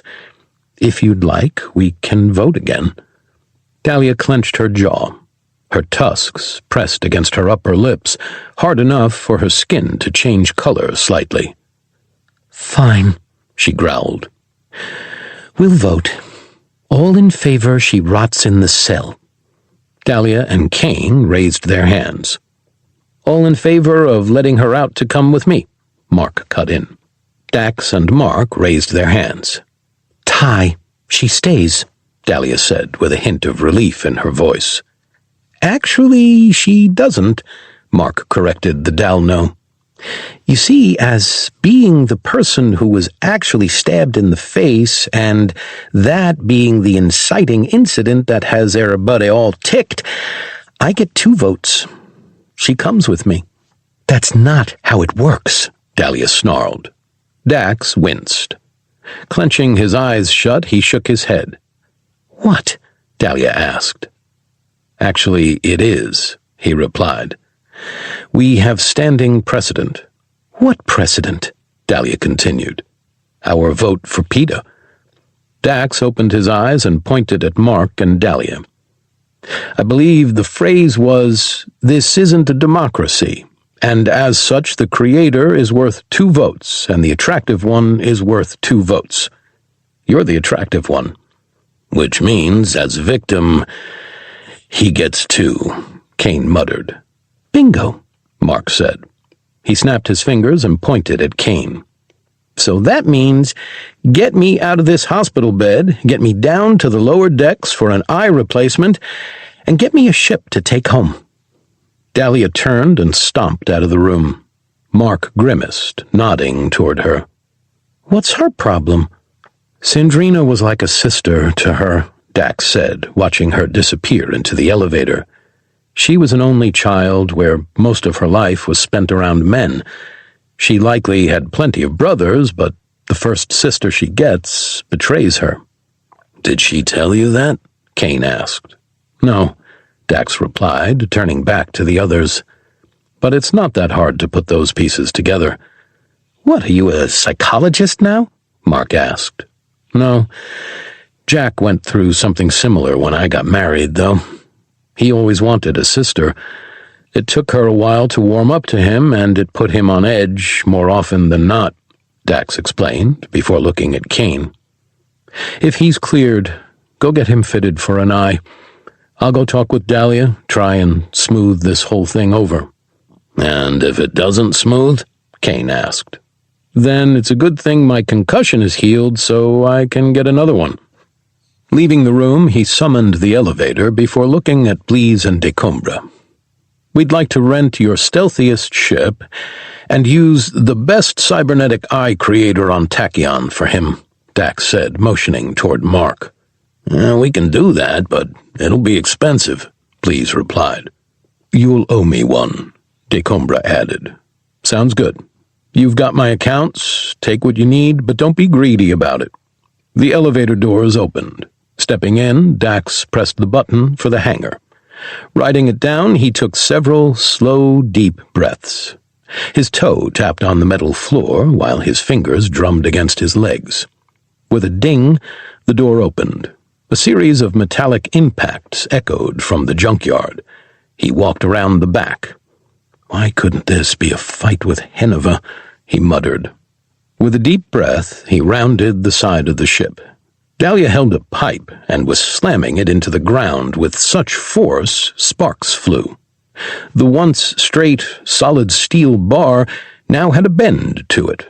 Peta's body stood in a corner, cowering with 2 ball bearings under him. Dalia stood up and threw her braids out of her face while panting. "Looks like you taught that bar a lesson and managed to scare the balls out of Peta," Dax said. "Please make the hot one stop," the robo-corgi said.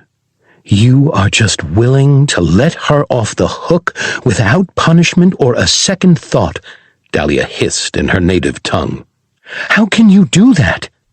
"Without punishment or a second thought," Dax replied in Dalno with a chuckle. "Is that funny to you?"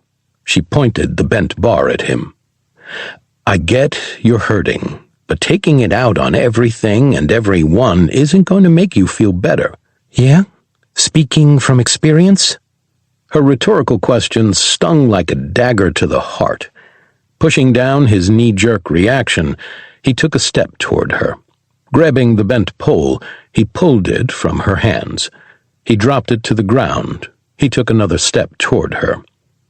"I have had second thoughts, and third and fourth, and have come to the conclusion that she is not getting off free and clear by going with Mark," Dax explained. He closed the gap, gently placing his hands on her sides. He looked up into her rage-filled eyes before cracking a warm smile. "Who is Mark going to visit?" "His mother," Dalia replied. "Exactly. A small woman who, without a second thought, started wielding a shoe against the likes of you. No questions, no hesitation, and no freak-out that you weren't human. Just boom, attempted shoe to the face," Dax explained. "Now he's going back to her with Sandrina, where he will inevitably have to answer questions as to how he lost his eye. Do you really think Sandrina's treachery won't come up?" Dalia hesitated. The anger in her face subsided slightly as she shifted her weight to one side. "How do you think she'll react when she finds out one of the women who was supposed to be protecting her little Miho was informing on him?" Dalia's wavering anger shifted to a smirk. Her hands moved to grab Dax's arms. Her smirk gradually cracked into a full-blown smile. "I don't imagine it'll go well," Dalia replied. "No, I'd be willing to bet there will need to be multiple surgeries to remove several shoes from more than one body part by the end of it," Dax explained. "I have to confess, you were right," Dalia said with a nod. "You and Mark were completely right. She should go to visit his mom. I'm sure Josh would love to see Lord Pottermore again as well." 7. SOS. Dax looked at his disk that showed their remaining credits. His eyes widened while the roar of Mark's borrowed ship shook the hangar. He looked up to see the disc-shaped vessel spinning rapidly while lifting off the ground. A blue light emitted from the bottom while Mark waved at them from the glass-domed cockpit on its top. "I've got a bad feeling about this," Kane said while waving. Dax pointed out once they get to Earth, his mother will be better at protecting him than any of us, Dalia replied, making a throwing motion before waving. "What?" Kane asked, switching a small crate from one hand to the other. "The woman can sling a shoe," Dax replied. He gave Mark a wave before turning toward Decombres and Blees. "You want to explain why I've been charged enough to buy 2 brand-new ships?" "There's the eye. You wanted state-of-the-art. Mark wanted it to be modifiable. That was a pretty penny," Decombres explained. "Then you wanted your vambrace rebuilt and reinforced. That technology isn't cheap either. And then there was the fee to rent the ship, insurance, processing fee, paperwork fee, cleaning fee, taxes, de-oozing fee, bone shard cleaning fee, slime—" Dax threw a hand up, stopping Blees mid-sentence. "You know humans and Bastet well enough to know we don't ooze, slime, or—" "Bone shard?" Dax asked. "No, but I've seen your handiwork enough to know that you'd need every form of cleaning coverage we have," Blees replied. "Do you work for Hertz or just take their business model?" Kane asked.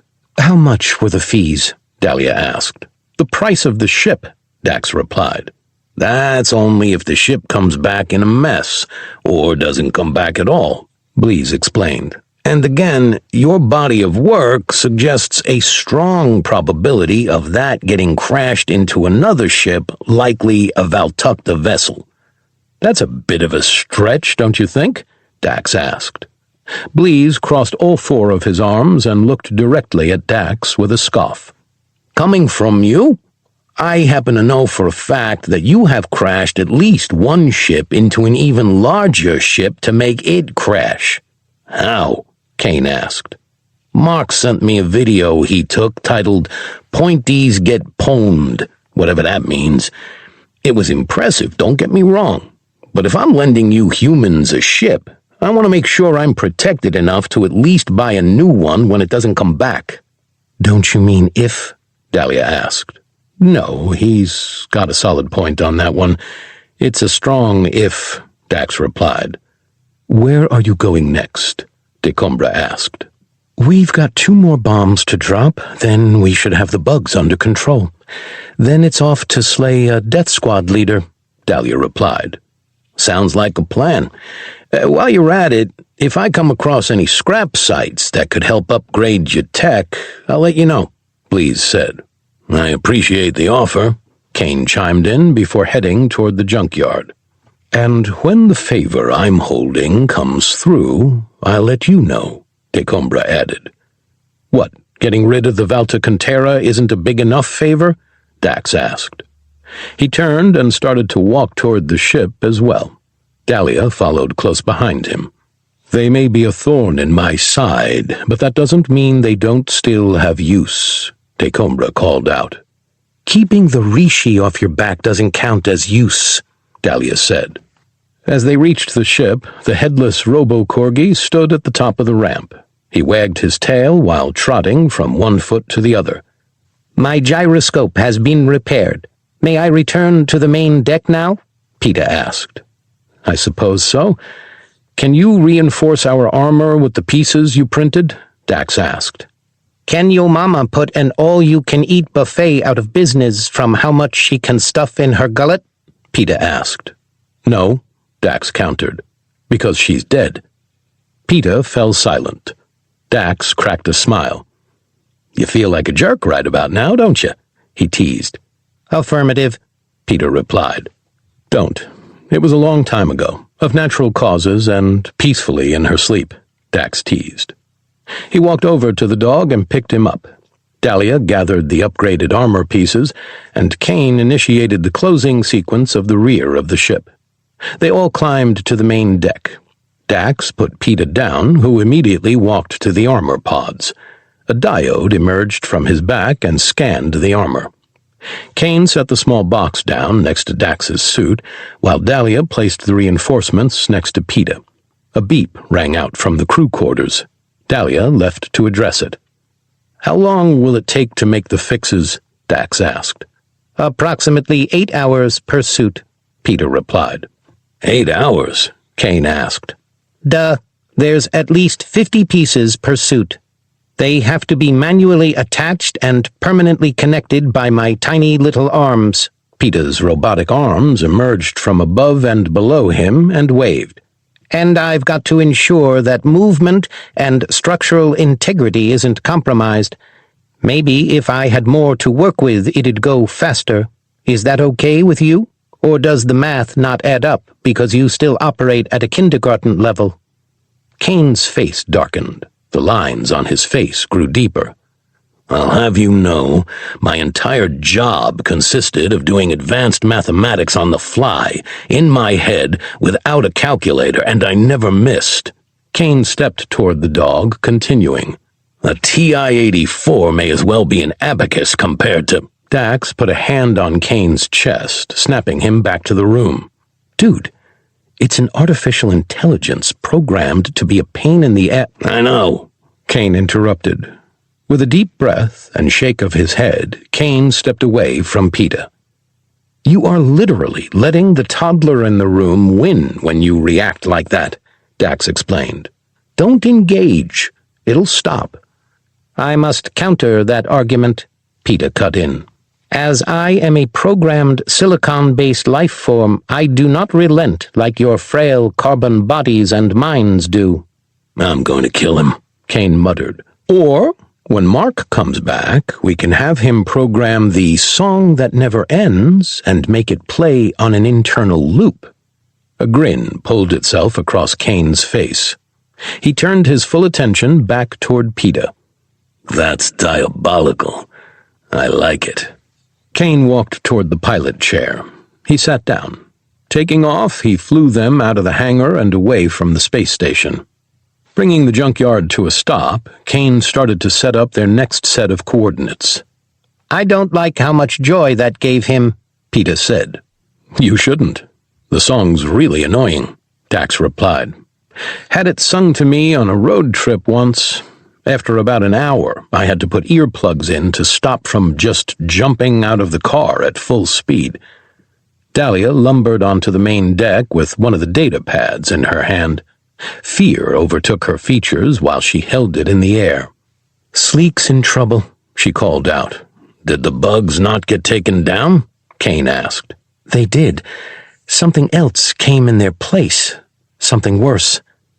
Did he say what? Dax asked, walking over to Dalia. Dalia pressed play on the recording. The sound of screams rose in the background, accompanied by gunfire. Dax tilted his head, closed his eyes, and listened as closely as he could. He ignored Sleek's message saying they were under attack. A voice he couldn't quite make out called for everyone to get behind him, and he'd hold them off as long as he could. Growls and snarls filled the background, accompanied by several labored wheezes interwoven with the screaming. Once the recording stopped, Dax opened his eyes. He turned and marched over to the computer and pulled up the world they'd dropped Sleek on. Kane started to plot a course on the system, only for it to say it was inefficient.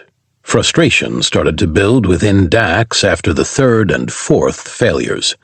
"Junkyard, plot the fastest course to our destination," Dax called out.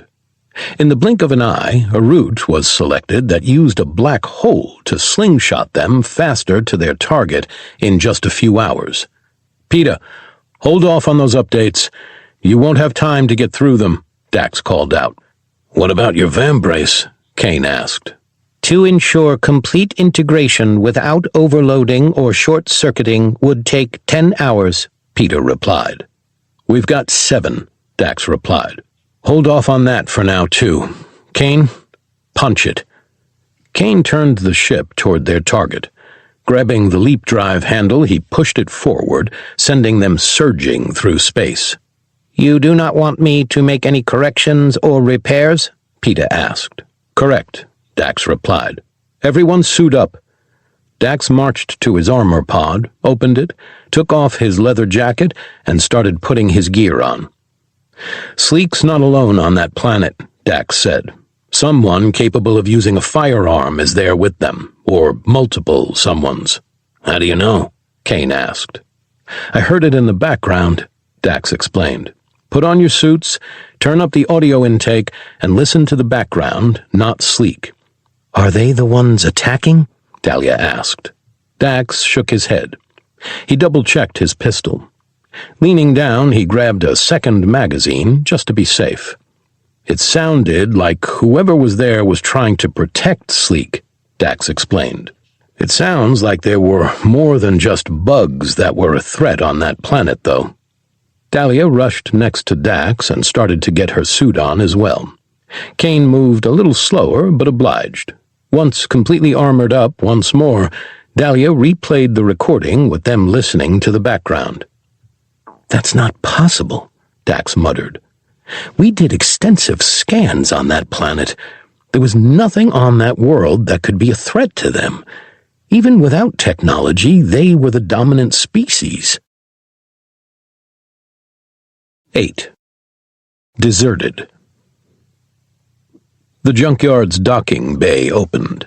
Dax raised his pistol, Dalia her sound gun, and Kane his upgraded M4. Kane was the first down the ramp. Dax and Dalia stayed closely behind them. "Peter, close the ship," Kane ordered. Metal groaned as the back of the ship started to close. Moving across the plateaued forest floor, Dax's eyes darted in every direction. Clean diagonal cuts felled trees as wide as a man. Shelters lay in tatters on the ground, while what undergrowth there was trampled flat. "Guys," Dalia whispered. "You need to come see this." Dax turned around. She stood at the edge of the clearing they'd landed in. A straight drop-off cliff overlooked a lush, verdant valley. Dax lowered his weapon and made his way to her side. Swaths of forest were gouged out of the surrounding mountainside from massive boulder impacts. In the center of the valley bloomed a fungal growth the size of 10 city blocks. Kane turned around and raised his rifle, pointing it into the forest. "Did you hear something?" Dalia asked. "No, but it'd be stupid not to watch our 6, Kane replied. "How did that bloom so large?" Dax asked, leaning forward slightly. "Josh and Sandrina said that the weapon wasn't at 100% when we left," Dalia replied. "Maybe there was something in the bugs or on this planet that gave it a more reactive response." "Right now, what caused it doesn't matter," Kane chimed in. "What matters is finding Sleek and getting him and his tribe to safety." Dax turned his attention to the sky. His HUD immediately scanned and reported an unnaturally high count of particulates floating around them. He looked back at the trampled camp. Dalia walked to its center. She spun around while looking at the steps and pointed up toward the mountain. "It looks like they went that way," she said. She leaned forward. Retracting her helmet, she knelt next to a tree and put her fingers into the dirt. "These tracks are different from the others. Whoever this was must have been the person shooting, she added. Well, I'm not seeing any bodies, Dax said, looking around the clearing. Or any burn or puncture marks in the trees, Kane added. Meaning either the firefight didn't happen here, or whoever's helping them is an amazing shot. If there's such an amazing shot, where's the bodies? Dax asked. Kane motioned toward the cliff. Dalia, you've got the tracking. Take point. Dax, you stay in the center and keep your eyes peeled. I'll keep watching our six. They formed up quietly. Ascending the mountain, Dax increased the audio intake of his suit. His eyes darted in every direction. He cycled through his helmet's alternative light spectrums. Every one was overwhelmed by either the noonday sun or the overbearing heat his suit protected him from. If we were going to fight a Yocha, this would be the place to do it, Dax said softly. What's that? Dalia asked. One ugly mother movement, Kane whispered. Dax spun, standing shoulder to shoulder with Kane, his weapon raised. With several deep breaths, he sent a surge of adrenaline through his body. Colors intensified, saturating his field of view with enhanced blood flow. Through the dense undergrowth, nothing seemed to move. Are you sure? Dax asked. Before the words finished leaving his mouth, his enhanced vision picked up a blur to their left. He spun, leveling his pistol. His eyes continued to dart around, looking for the source. It's fast, Dax added. If it's another wolf bear, I get the pelt this time, Kane chimed in. If it's another wolf bear, the pelt will be large enough for both of us, Dax said. Another streak of movement spun Dax around. His teeth clenched. Controlling his breathing and heartbeat, he looked at a nearby tree with low branches and a thick trunk. I still don't see anything, Dalia whispered. It's almost a blur, Kane replied. Just keep an ear out. I'm getting an aerial view, Dax muttered. We're not getting jumped again. Dax holstered his weapon, sprinting toward the tree. Please don't blindside me, please don't blindside me, he thought to himself, closing the distance. Jumping, he caught the lower tree branches and quickly pulled himself up.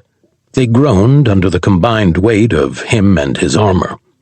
Get back in formation, Kane snapped. If something's hunting us, we need to be able to see it, Dax countered. He grabbed the branch above his head and pulled himself up. Climbing several yards up the tree, he stopped and looked down. Nothing in the undergrowth seemed to move. His HUD scanned for movement. It only picked up Dalia and Kane, who were now back to back. Continuing his climb, he made it several more yards before looking back down. Once again, nothing. He held his breath out of habit while searching for the movement's source. Nothing. Dax's heart started to pound. He kept looking while slowly climbing the tree. His mind raced on what could be hunting them. Whatever it was had to be tough enough to resist claws that cut through Valtakuntera armor like it was nothing. Parts of the undergrowth appeared partially trampled. Dax gripped the branch tighter. He followed the path. It seemed to disappear and reappear at the bases of trees. A knot formed in his throat, his stomach dropped, and his eyes widened. "Guys," he whispered. His eyes scanned to the canopy around him, looking for movement at or above his level. "Guys, I think they're using the trees," he continued. "I think something's up here with me." Dalia and Kane pointed their weapons into the trees overhead. Dax slowly reached for his pistol, praying his movement wouldn't provoke an attack. A low wheeze filled the forest, sending a chill down Dax's spine. "Where's that coming from?" Dalia asked. "No idea," Kane replied. "I can't tell," Dax added. He lowered his helmet's auditory intake to normal levels. The wheezing continued. "Dax, get down here," Kane ordered. "If we stay together, whatever's hunting us is less likely to try and pick us off." Dax nodded. He turned his attention to the tree for the first time. A bolt of terror overtook him, causing his body to stiffen. Milky white eyes stared blankly at him less than an inch from his face. His grip tightened, snapping the branches he was holding. Gravity pulled him and his guest to the ground. Every muscle stiffened on impact. In the blink of an eye, he was back on his feet, pistol drawn, and pointed at the thing in the tree with him. A long, razor-like nail protruded from its middle fingers. Its skin sported a carapace look while holding a humanoid form. Its mouth was slack, and the emaciated body contorted unnaturally. The back of the alien's head, neck, and upper back were split open. Fungal stalks grew out of its body, encasing the burst flesh around it with a dried, hardened substance. "That's one of Sleek's," Dalia whispered in horror. "What happened to him?" Kane asked. Dax inspected the cordyceps growing from the motionless alien. He aimed his pistol at the body's head and fired 3 times. Golden yellow bursts of light erupted from his gun, incinerating its skull. Dax knelt next to the body. He picked up a broken stick from the fallen branch and gave it a poke. It remained motionless. He poked it a few more times. Nothing. Tossing the stick to the side, Dax ran his fingers over the hardened material surrounding the fungal blooming site. "They got infected," he whispered. "How?" Dalia asked. "I do not have that kind of experience," Dax replied, standing back up. "Peter?" He connected his suit's radio to the junkyard. "Prepped and ready," Peter replied. "Do you have Mark's contact frequency?" "The ship does." "Okay. Use its long-range transmitter to tell Mark that he needs to pick up Josh and bring him out here. We've got some weird stuff going on," Dax ordered. Silence overtook the radio for several seconds. A frustrated growl crackled to life. "This long-range transmitter is as useful as a calendar from 2021, Peter said. "What do you mean?" Dax asked. "I mean particulates in the atmosphere are so thick I can't get a message off-world anymore," Peter replied. "And it's getting thicker by the second." "Copy that. Prepare to send it the second you get a chance," Dax said. "In the meantime, analyze the particulates and send them to the medical bay computer," Dalia replied. "We'll need to scan anyone we rescue to make sure they're not infected by whatever did this." "It's pretty easy to figure out what did this," Kane cut in. "We did. Now keep moving." Dax looked down at the body. Even without his head, his muscles were still rigid, keeping the corpse in a clinging position. He stood back up and kept his attention to the treetops. Dalia continued to lead them through the forest. After a few minutes of walking in silence, she cleared her throat. "Why was he in the tree?" she asked. "It's a compulsion the fungus gives to its victims. The higher they get, the further their spores spread," Dax explained. "Did we kill these people?" she whispered. "Don't let your mind wander," Kane cut in. "Keep your focus on the mission at hand. We can worry about what's happening after we get Sleek to safety." Dax noticed a branch 20 feet above them tremble. His body moved before his brain could process what was happening. He turned his pistol toward its base and squeezed the trigger. A thunderous crack rippled through the forest.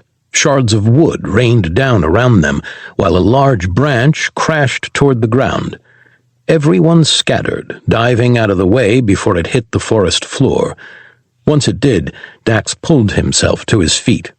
"Are you serious?" Kane hissed. "How is that in any way tactical?" The soldier started to pull himself to his feet. Dax looked over the large branch. A knot accompanied by a ball of hot lead twisted in his gut. 5 of the alien species lay among the shattered branches. One was impaled through the gut. Another's body was twisted at unnatural angles. The third landed on its head with its back bent the wrong direction. The last lay on the ground, milky eyes staring at nothing. A deep split ran from its brow ridge all the way to the back of its skull. Baby fungal spores sprouted from the exposed meat below. Layers of hardened chitin grew from its fresh vulnerability. "It took out 5 of them, didn't it?" Dalia jumped to Dax's defense. "Let's not celebrate yet," Dax whispered. "Even if there was a part of them left, there's no way they—" Kane trailed off. The cracking of bone filled the air. Their broken bodies pulled unnaturally back into place.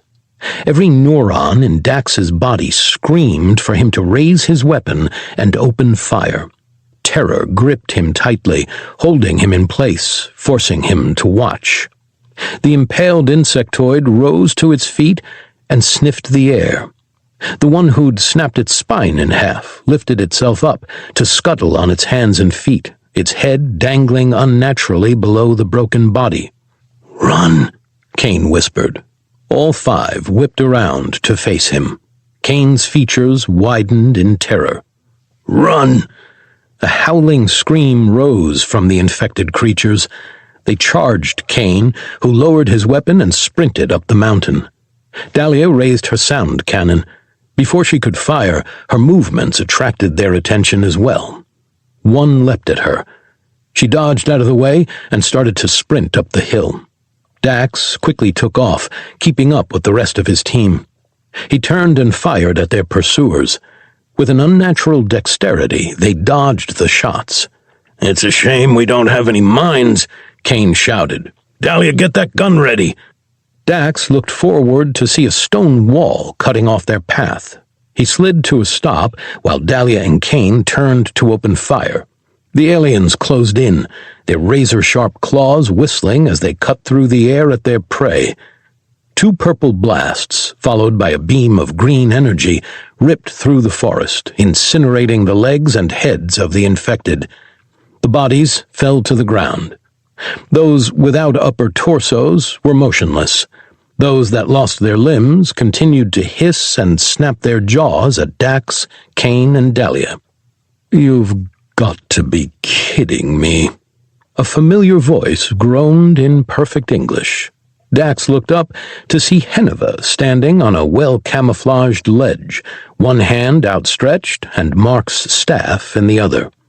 "You're the help Sleek sent for?" Henuva asked. "We're all completely screwed." He kicked a wood and vine ladder down before disappearing over the ledge. "Get up here before I change my mind," he ordered. 9.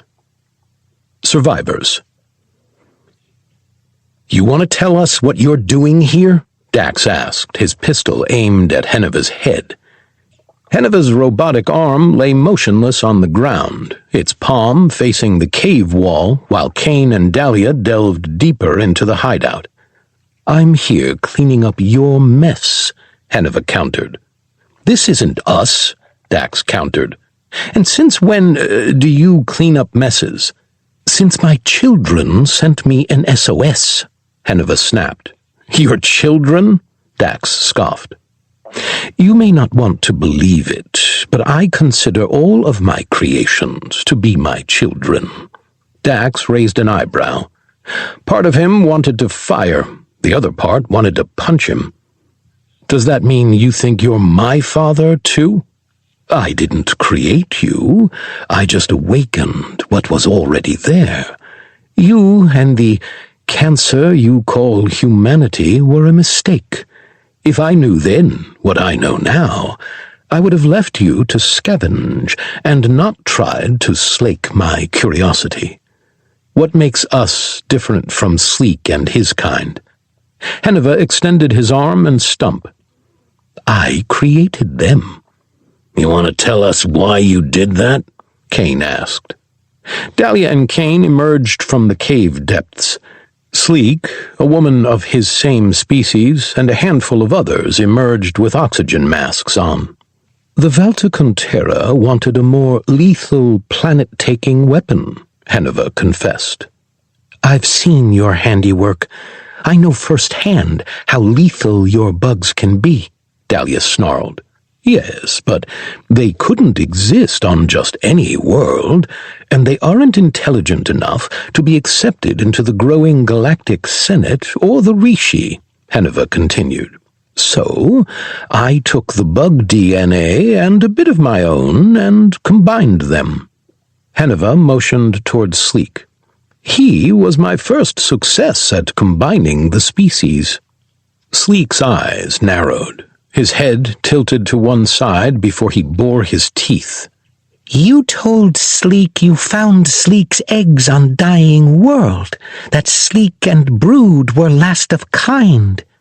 Henuva turned to Sleek and shrugged. Your psyche was so fragile at the time, I had to make up a story that you could accept, Henuva replied. If I would have told you the truth, there was a very decent chance your mind would have snapped. If create Sleek and Brood for task, why throw us in belly of ship? Sleek asked.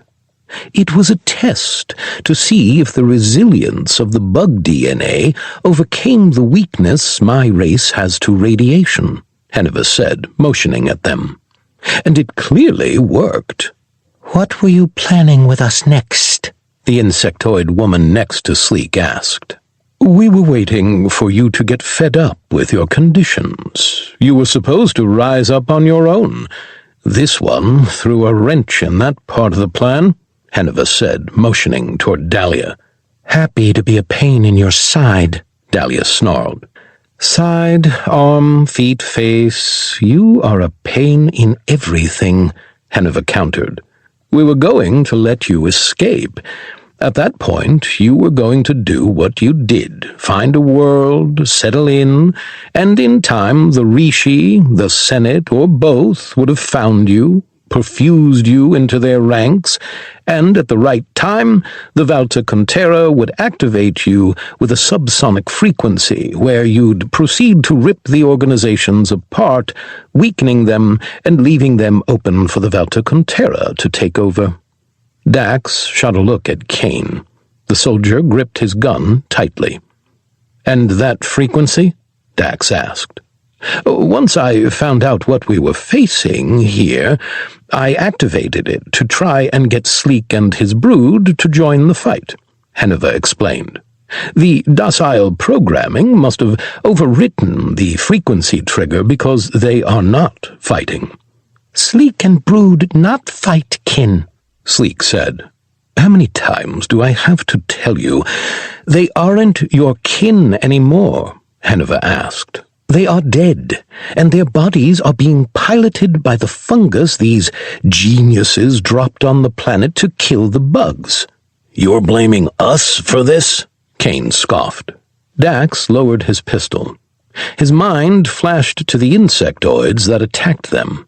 Nodding his head, he extended a hand toward Kane as if to tell him to stand down. This was us, Dax said softly. Cordyceps fungal infection. It's pretty obvious. They must have been susceptible because of their bug DNA. Which is why I've been breathing in the spores and haven't turned, Henuva added. Sleek and the brood mother were first generation. Most of the other survivors are second generation. My DNA must be strong enough in them that it slowed the fungus progression so it never reached critical mass and turned them. Bite turn brood, Sleek said. Masks protect lungs but bite turn regardless. Great, Kane huffed. We created a bunch of bug zombies. Sleek, are there any more of your kind on any other planet? Sleek not think so. There aren't, the brood mother replied. I can feel all of my children. Those who tried to escape have fallen. It's only us who live now. Then this is what we do. We get you guys to Henuva's ship. You all leave the planet. You'll go through sterilization to kill any fungal spores on you and remain in quarantine for 2 weeks. Dax said, before looking at Kane. "And it'll be a legitimate 2 weeks. None of this extend it for 2 years crap." "That's going to be a problem," Henuva replied. "What are you on about?" Dalia asked. "I didn't come here alone, and while I refused to leave these people, my compatriots didn't. The first attack, one of them lost an arm, and they all fled back to their mining vessel," he explained. "I'm just as stranded here as they are." "Great," Kane snarled. "Just freaking great." Dax looked out of the mouth of the cave. They stood higher than the tree line. He pursed his lips and walked close to it, only for Henuva to take a step toward him. "Don't. If they see you, they'll know we're here and they'll climb that wall like it's nothing," the Valtakuntera warned. "You're just going to wait them out? Let them all go full infection, lock on to a tree and spore?" Dax asked. "That was the plan, yes," Henuva replied. "Then what?" Dax asked. "The filters on those respirators have got to be close to filling up by now." He trailed off, studying Henuva's face. His back was turned toward Sleek and the surviving brood. His eyes were wide, with a barely noticeable shake of his head. He recognized the look. Swallowing hard, Dax nodded before pointing at the woman. "What's your name?" "I'm the brood, Mother," she replied. "Can you sense your tribe when they're infected?" "If their brains still function." Dax's mind raced as he tried to put the pieces of the puzzle together while forming a plan. "Why would you tell us all this?" Dax asked. "My empire has abandoned me. They want me dead even more than they want you. All of my men are gone," Henuva confessed.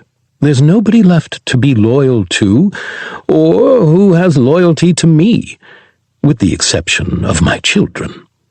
Pursing his lips, Dax mulled the information over. His HUD indicated all Henuva's vitals remained the same as he spoke. The genuine nature of his words moved something inside him. "Dalia, Kane, come here," Dax said with a wave of his hand. They hesitated before moving toward him, forming a huddle.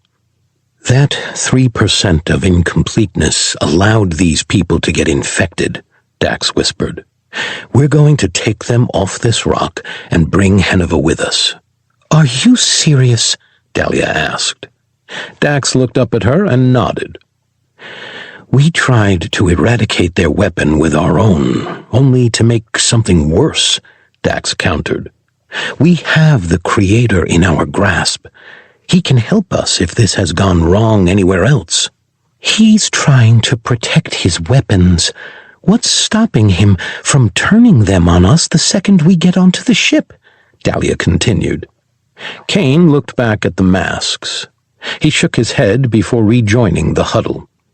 "It doesn't matter how good your technology, filters have a limited lifespan," Kane explained. "He knows they're going to turn into those things eventually. He's just trying to buy them a little more time." Kane scoffed and shook his head. He placed a hand against his helmet before shaking his head. "I can't believe I'm about to say this, but he's acting like a father, a decent man," Kane said, frustration in his tone, before looking at Henuva. "What if we told you we'd take them off-world for you, but you had to stay?"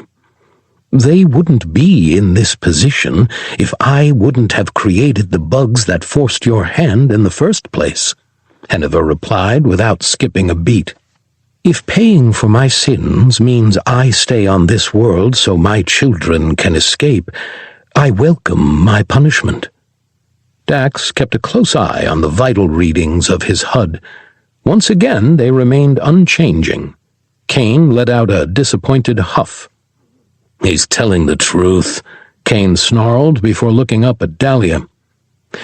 "You've been vocal against some of our decisions recently. Do you still trust us?" "With my life," Dalia replied without skipping a beat. Kane's head dropped. He let out another groan. Dax knew the decision he was mulling over. The same crossed his own mind. He'd tried to push it out, but was only met with the persistent whisper of his conscience.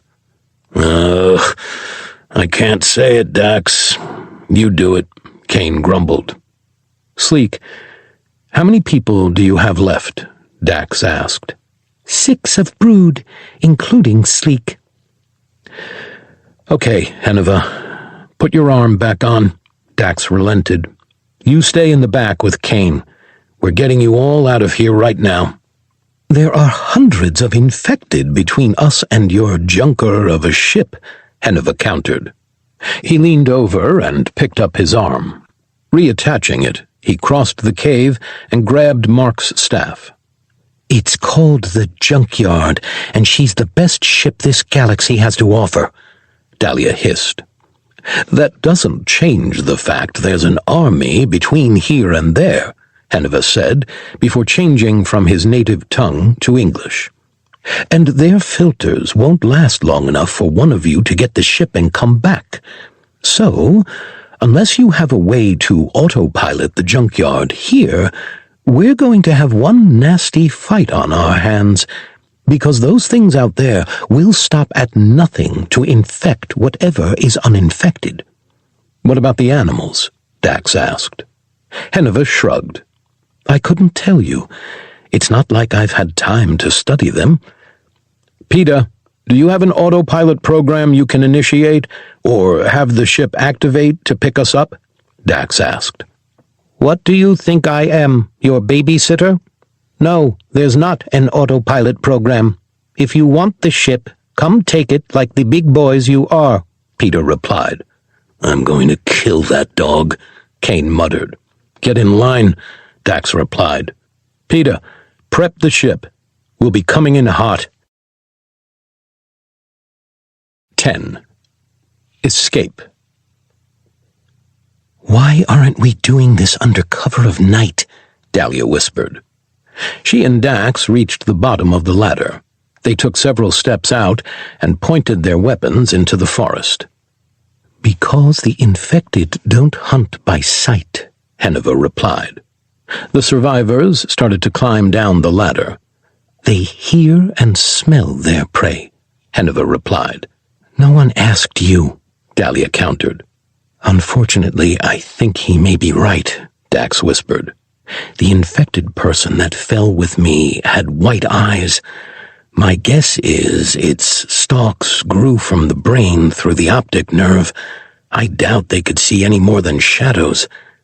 The last of the survivors touched down, huddling close together behind Dax and Dalia. Henuva, followed closely by Kane, hit the ground shortly after. How do we know he isn't going to shoot us in the back? Dalia whispered. I can hear you, Henuva replied. If Dalia see what Sleek see, Dalia know Henuva not betray group. Sleek came to the Valtakta's defense. Sleek only alive thanks to Henuva. Henuva gives Sleek technology to call Dalia for help. In my defense, I didn't know he was calling you, Henuva countered. I figured it'd be a mercenary or trading group that had been working with them. Can we quiet down and move? Kane asked. The group fell silent. Dax lifted his pistol and started into the trees with his eyes darting around the canopy. Dalia swept the sound cannon at chest level for her, head level for the infected. I'll watch the treetops, Kane whispered. No, I will, Henuva countered. Valtakta eyes are much more sensitive than humans, even with the advancements I gave you. Fine, but if one drops on me, I'm shooting you in your good knee, Kane threatened. So many threats, Henuva taunted. Have you thought about having Dalia look in the trees? Dalno eyes are quite unique as well. Henuva, shut up, Dax hissed. Yeah, Kane added. You too, old man, Dalia chimed in. They continued to creep through the trees, careful not to make too much noise. Dax's radio line turned red with the word encrypted in the voids. What are your plans with Henuva when we get to the ship? Dalia asked. Still working on it, Dax replied. A strange line caught his attention. He pointed his weapon toward it while holding up a fist. Everyone stopped. Dax pointed at the strange, twisted branch. Henuva cleared his throat. "It's already dead," Henuva whispered. "Very well camouflaged, but the spores have completely sprouted from—" Before he finished, what Dax thought was the branch moved. It bent, revealing itself to be an arm. Dax's stomach dropped as the creature in the tree fell. It hit the ground with a thud. In the blink of an eye, Dax and Kane put themselves between the survivors and the tree. The trunk blocked its body, showing just the arms and legs splayed on either side. Every nerve in his body burned as if it were on fire. Desperation overtook him, trying to figure out what to do and if this was a trap. The silence of the forest sent a high-pitched ringing in Dax's ears, so desperate for sound. The cracking of unused joints filled the air, while the body's arms and legs started to snap in awkward directions. "Henuva?" Dax asked. "I thought you said it was dead." The arms and legs disappeared behind the tree trunk, while the snapping of bone and chitin continued. His heart started to race, while warnings about elevated vitals blinked on his HUD with indicators behind him. "It was," Henuva countered. "What's your suit say about its vitals?" The movement indicator picked up the infected on the far side of the tree. No indication of life was presented in front of him. The insectoid's hands clamped onto the side of the tree. Its claws dug into the bark. "Whatever happens, shoot it in the head," Kane whispered. "Doesn't matter what it's infected with. No control of the nervous system, no threat." The insectoid pulled itself from behind the tree. Its head was completely split open. Fungus, bone, and chitinous overgrowth protruded from every inch of its head, starting at the upper jaw. Its arms and legs were broken into unnatural directions. "And what happens if there's no nervous system?" Dax asked. The insectoid's mouth opened unnaturally wide. The mandibles of its lower jaw split in the middle, giving it a wider bite with barbed spores at the back of its throat. Kane's rifle rang out. A plasma-coated bullet flew through the air. It met its target, bursting what was left of its head like a melon. Its arms dropped limply to its side. "If there's any head left, you take it out," Kane said smugly while lowering his gun. "I'd shoot it a few more times," Henuva warned. "We don't need to defile corpses," Kane argued. "That no corpse," Sleek whispered. "That no brood. That monster need be defiled." The body twitched. Dax quickly raised his pistol. Before he could register what was going on, the headless body charged. Kane swore and stumbled back. Dax fired 3 shots. Severing the legs and an arm caused the infected to tumble to the ground. Its body landed a few yards from Dax's feet. "It can't run if it doesn't have legs," Dax said, looking at Kane. Kane's face was pale, his eyes wide while looking at the body in front of them. More cracking filled the air. Dax looked down to see its carapace breaking apart while more spores sprouted from its spinal column. "Cutting them in half also works," Henuva whispered. "No one asked you," Dalia countered. "Treat our father with more respect," the brood mother hissed. "He's saved my life and that of my mate, meaning our race can live on. He's fought these abominations when others fled and knows more about stopping them than a few humans and the Uniter." She glanced at Dalia as she spoke. A tinge of guilt pulled at Dax. It was quickly overrun by the icy grip of terror as hundreds of thuds rang out around them. He looked around to see trees shaking for hundreds of feet in every direction. "Where's the junkyard?" Henuva asked. "We're not giving you that information," Kane countered. "Just point in its general direction, then, or we all get swarmed." Dax pointed directly at where the ship was. Henuva moved to the front of the group. He raised Mark's staff above his head. With a twist of the wrist, its crystal started to glow. Slamming it on the ground, he sent a beam of plasma ripping through the forest. It passed through trees like a hot knife through butter. Small fires erupted in the browning undergrowth. The screeches of over a dozen infected rose as they were cut in half. Trees for 50 yards fell over one another, flattening any that weren't hit by Henuva's attack. After several earth-rumbling seconds, the clearing before them settled. The crystal at the top of Mark's staff stopped glowing, and chittering growls filled the forest once more. Henuva turned to everyone, gave them an exasperated look, and motioned toward the clearing. "I don't have a second shot like that," he called out.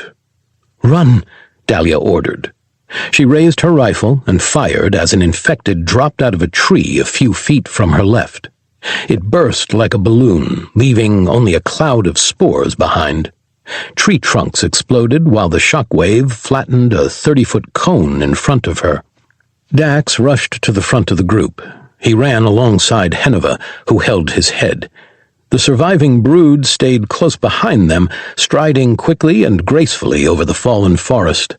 Ignoring the fires, Dax raised his weapon and shot at infected that tried to cut off their escape. Kane unleashed his thermal rounds, igniting parts of the forest to reroute their pursuers. Dalia fired a second shot. Kane sent a round right behind hers. Dax glanced over his shoulder to see the cloud left behind by the infected erupt into a ball of flames at the impact of heat. "Peter, tell me you've got the engines running," Dax called out. "She's hot and ready for you," Peter replied. "We need to work on your responses," Dax snarled. Henuva raised his robotic hand. As he pointed it at Dax, a purple blast erupted from his palm. Before he could react, the Valtakuntera's shot whizzed by his head, narrowly missing his helmet. He followed the round to watch it sublimate the body of an infected that lunged from the fallen trees Dax had missed. "Keep your eyes sharp, Roundy," Henuva barked. "Was that a jab at my ears?" Dax countered. "You call me pointy." "You're half pointy now," Dax teased. Henuva let out a sarcastic laugh before firing a few more shots. "Scanners indicate you're within range. Opening rear hatch," Peter announced. "Pick up the pace," Dax shouted. He looked over his shoulder. Sleek and what remained of his tribe kept close behind them. Dalia and Kane slowed while the swarms closed in around them. He looked at Henuva. The heavily damaged Valtakuntera shook his head. "I'll help them. You get the brood to your ship," Henuva shouted. "They don't come back, you don't come back," Dax snarled. Henuva nodded. He stopped, turned, and fired his hand cannon. The blast incinerated the arm of an infected before its claw could cut into Dalia's armor. Her hand came down like a hammer, splitting it in half. Rushing through the trees, Dax fired at everything that moved around them. He focused on lower extremities to slow movement. Each shot caught a little more of the forest on fire. Reaching the clearing, he saw the junkyard's back was open. Infected tried to attack it, only for small plasma cannons to shoot them down. Piles of bodies, waist-high, surrounded the ship. "Peter, any get in the ship?" Dax asked. "Not yet. I am trying my best to prevent that, but there's an 87% chance they will get inside within the next 3 minutes." "Everyone in!" Dax barked. He rushed to the top of the ramp as the survivors piled into the cargo bay. Dax pointed at the punt gun's crate. "Grab that," he ordered.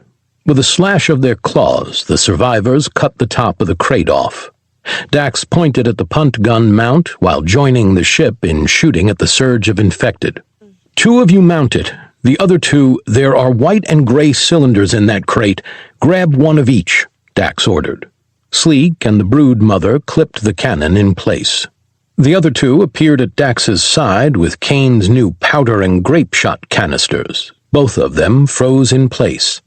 "Hasnir can't move," one said. "Neither can Queelock," said the other. "Right," Dax snarled. Freaking anti-gun programming. He holstered his pistol. Grabbing the powder and grape shot, he shoved them into the weapon. "Watch out!" Sleek shouted. Before he could look up, a sharp pain cut through his left forearm. His patched armor collapsed under the jaws of an infected that got too close.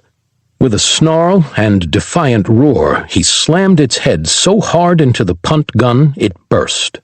He kicked the body out of the ship as Dalia, Kane, and Henuva broke the tree line with hundreds of infected behind them. "Peter, fire the engines!" Dax ordered. "Autopilot in atmosphere is not a viable option." "I'm not asking you to autopilot. I'm telling you to fire the engines. Get us off the ground." "We will crash harder than your prom date," Peter countered. "Kane will be on the con before we do." The ship rumbled as its engines roared to life. Dax moved behind the punt gun and aimed it directly at his approaching team. Pulling back the hammer, he felt them start to lift off the ground. "Sleek, there's a control pad to my right. Press it." Without missing a beat, Sleek pressed the controls, causing the back of the ship to start to close. Kane and Dalia lunged onto the ramp. Henuva, staggering behind them with a limp robotic arm, tried to keep up. The infected closed in behind them. "Henuva, hit the deck!" Dax roared. The Valtakuntera looked up at the 10-foot gun Dax was aiming. His eyes widened before dropping to the floor. Pulling the trigger, an explosion sent a kick through the gun, knocking him several paces back. The wall of infected behind Henuva burst once hit with grape shot. Henuva scrambled to his feet. He rushed after the ship as it took off. Kane rushed toward the main deck while Dalia hung off the ship. Henuva pulled off his fake arm. Chasing the Junkyard, he jumped and swung his arm at Dalia before disappearing behind the ramp. Dalia rolled into the ship, metal arm in hand, with Henuva holding on to the other end. 11. Experiment. Dax held Henuva's robotic arm. He inspected it closely while Dalia shut her old room's door and locked it. Henuva's muffled shouts and bangs radiated through the crew quarters area. "Junkyard, recycle the air in that room to stay in that room," Dax ordered. The ship let out its usual moan. Dalia turned before looking at the arm. "I have to admit, I wasn't expecting that," she said softly. "I didn't either," Dax replied. "What happened to this?" Dax waved the floppy metal arm around.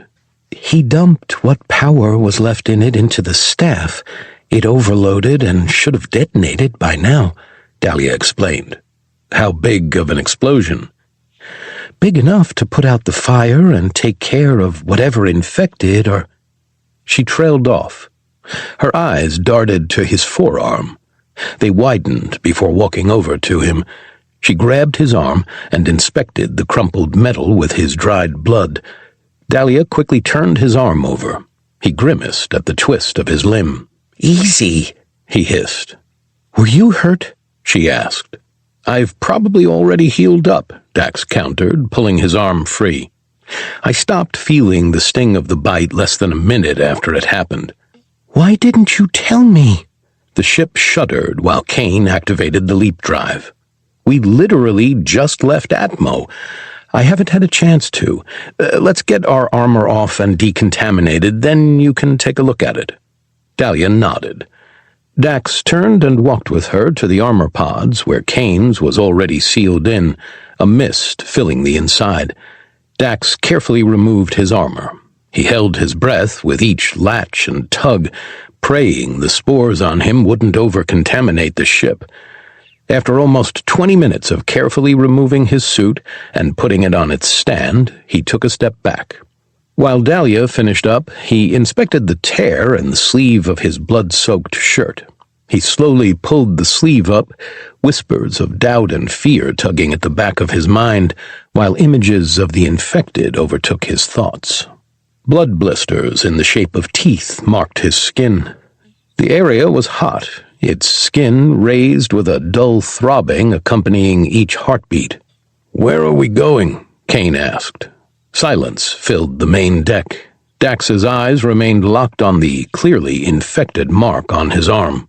Dax, where do we take these people so they'll be safe? Kane belted. Dax snapped out of his trance. He looked up to see Kane working on the charts while keeping one hand on the yoke. The Alcazar, he said softly. The Alcazar? Kane mirrored. If they're part of Henuva, the Valtakuntera will want them. They won't be able to get them there, Dax explained. Keep them in quarantine for 2 weeks to make sure they're not infected with the cordyceps, then let them live there. I'm sure they'd be of use. Contacting the Alcazar? Kane replied. Dalia closed her pod, initiating the sterilization, both hers and Dax's filled with gas. Peter, can you have the Junkyard run an internal scan to make sure the spores are either contained or destroyed?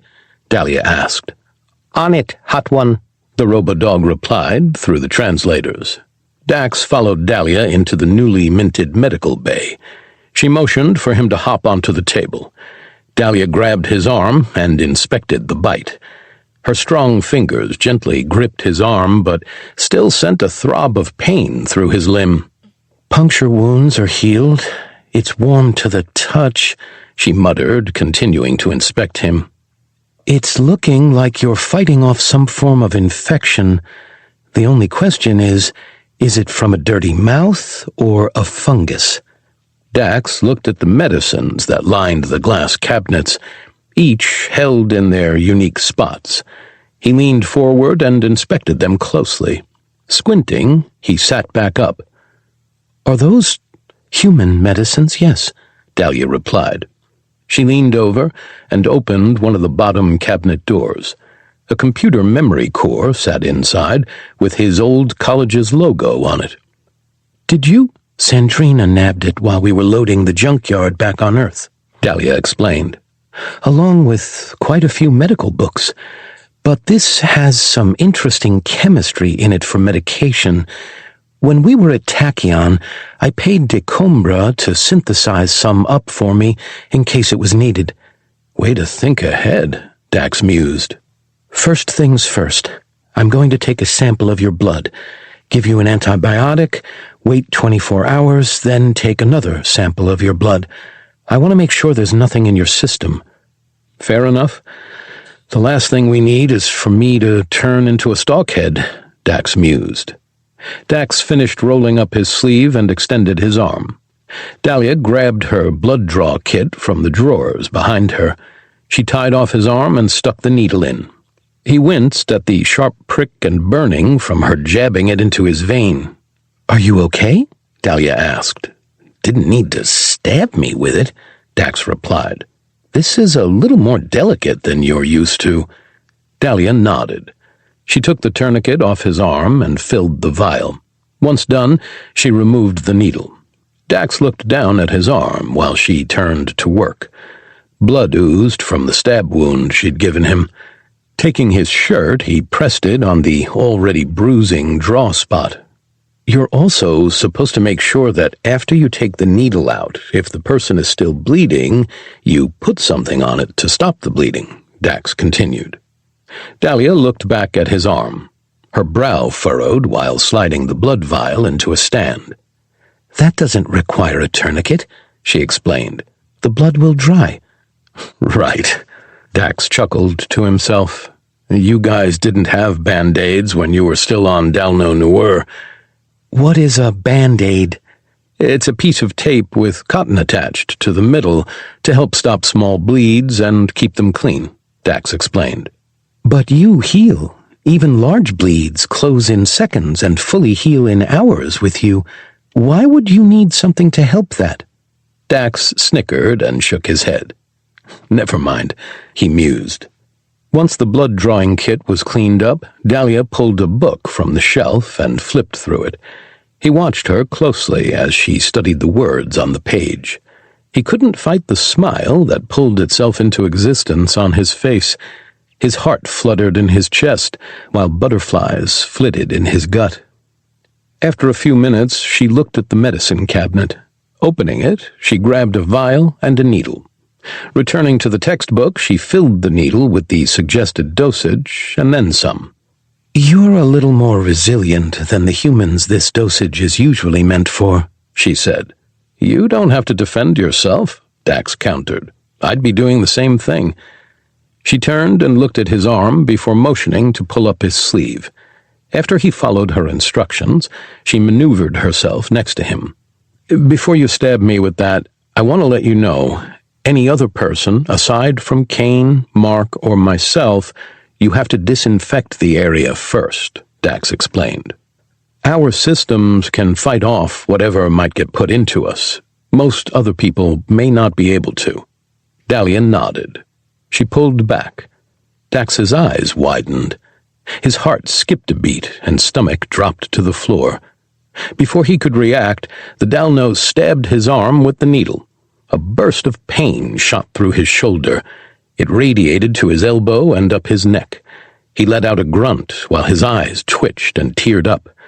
Dalia quickly injected the medicine, adding to the wave of pain. Dax let out a whimper.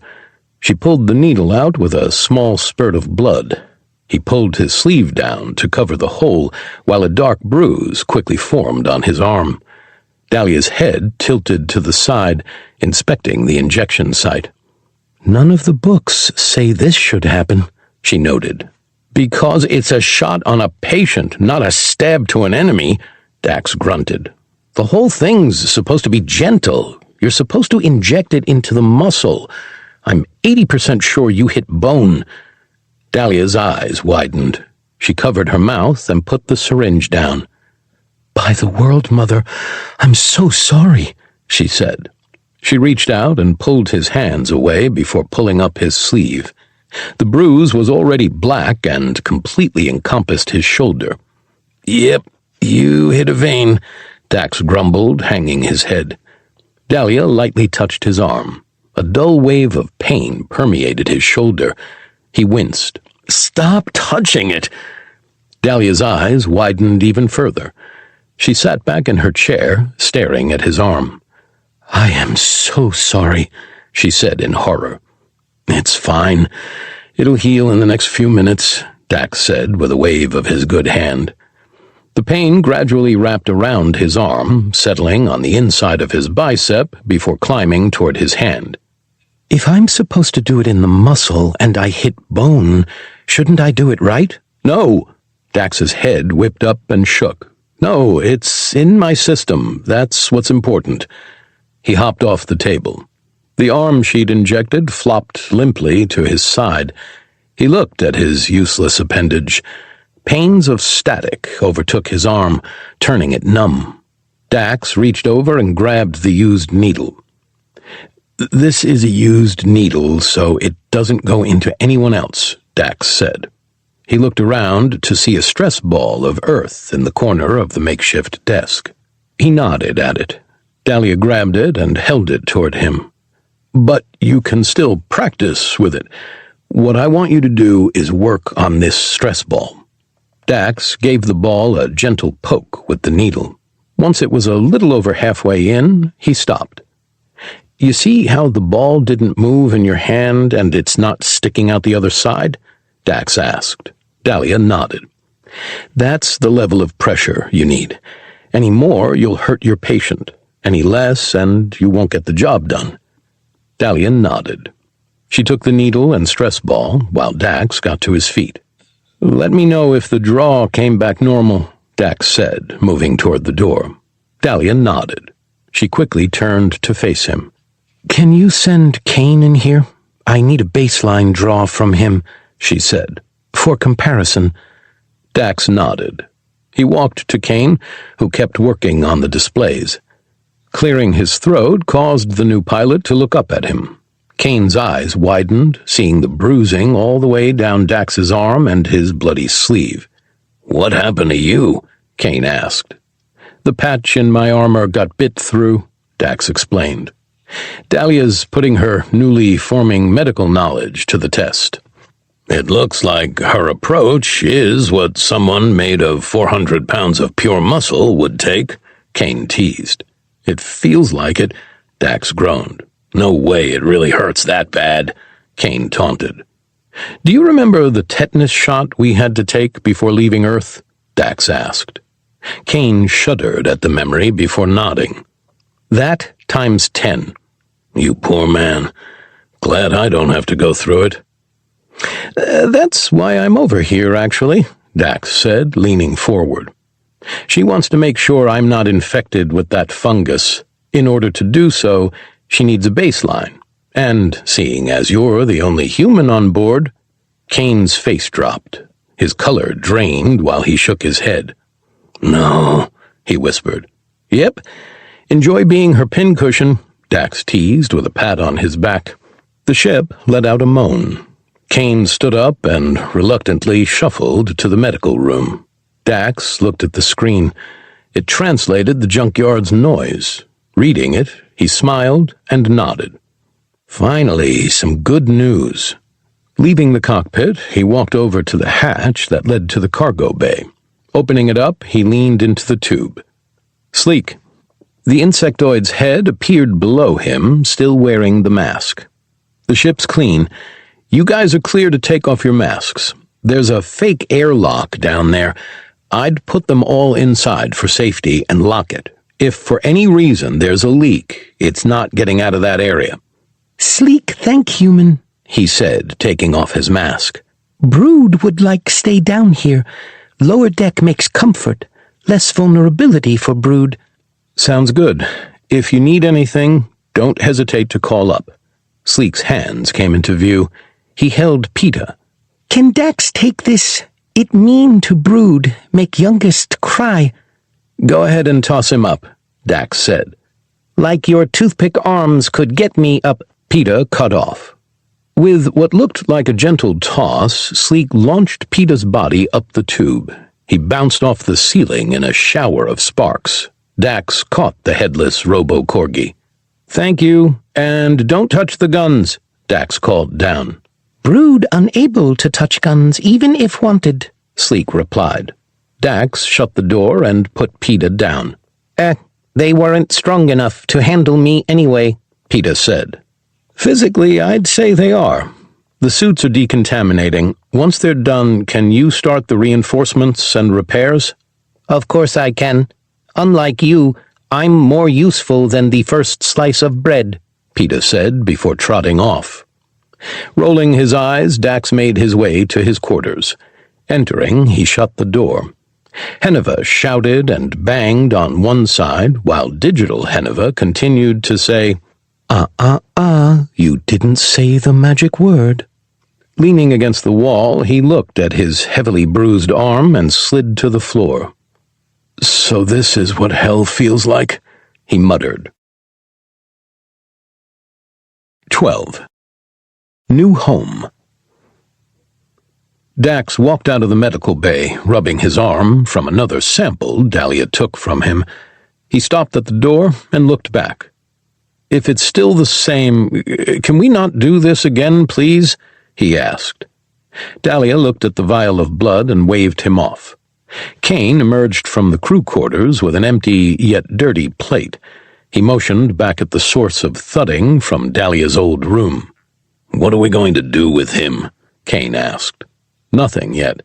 He stays in there until the Alcazar is in our rear view," Dax replied. "Smart choice. What about the last 2 bombs?" "Depends on the planetary scans," Dax replied.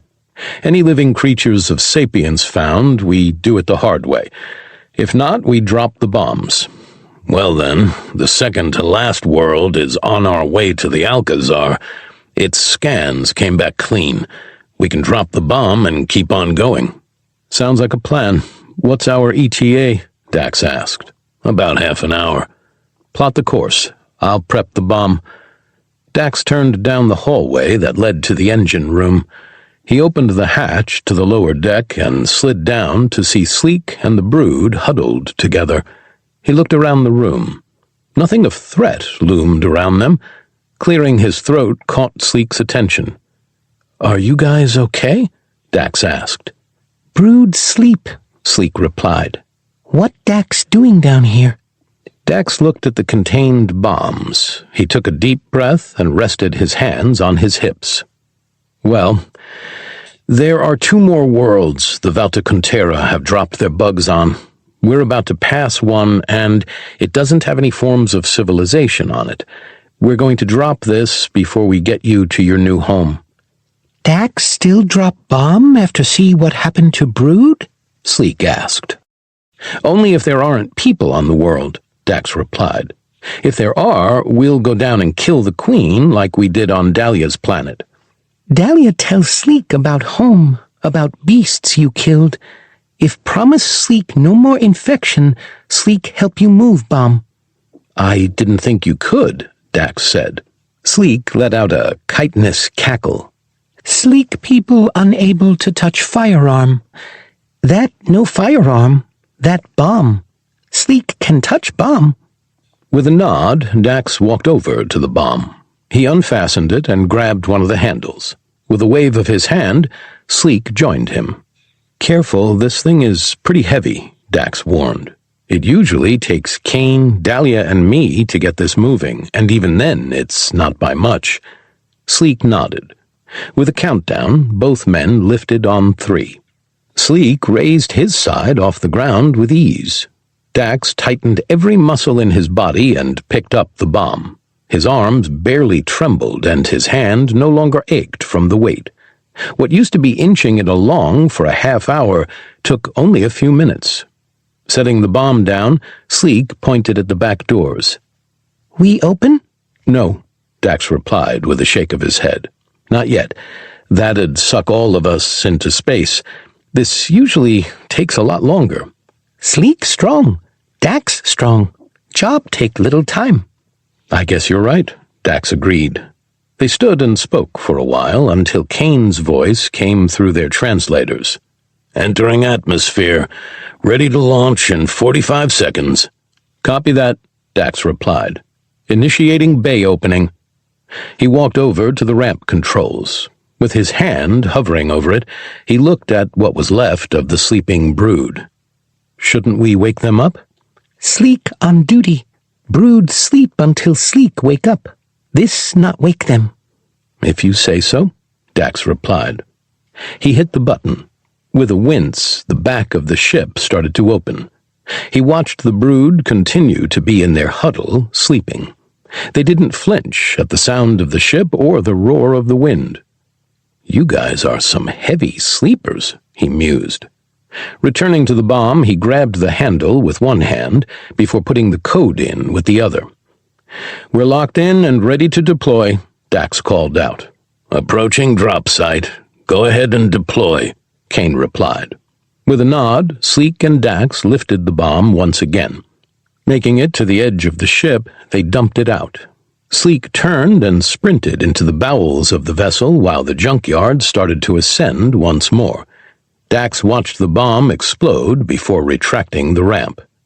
"We've found you guys a home," Dax said, looking at Sleek. "We're on our way there now. It's an enormous space station. Plenty of room for you to rebuild." "Does station have underplace?" Sleek asked. "With its size, I'd imagine so." "Good." Dax climbed the ladder and returned to the main deck. An incoming alert sound rang throughout the ship. Kane answered it while Dax returned to the main deck. "No, they're refugees. There are only a handful of survivors, and we're transporting them to you for shelter," Kane said. "What makes you think the Alcazar will be able to take these refugees?" a Galileo voice replied. "It's an enormous space station. There's bound to be plenty of room," Kane replied. Dax emerged on the main deck and moved in behind their pilot to see the council members watching them closely. "I do not refer to the station. That is the name our Senate has given its council." "You guys named yourselves after the space station you're in?" Dax asked. "Correct," the council member replied. "Isn't that going to get confusing?" "It has not so far." "I'm sure it will if you give it time," Dax replied. "And what seems to be the issue here?" "We are unsure if we can take your refugees. We must bring it to the Senate first."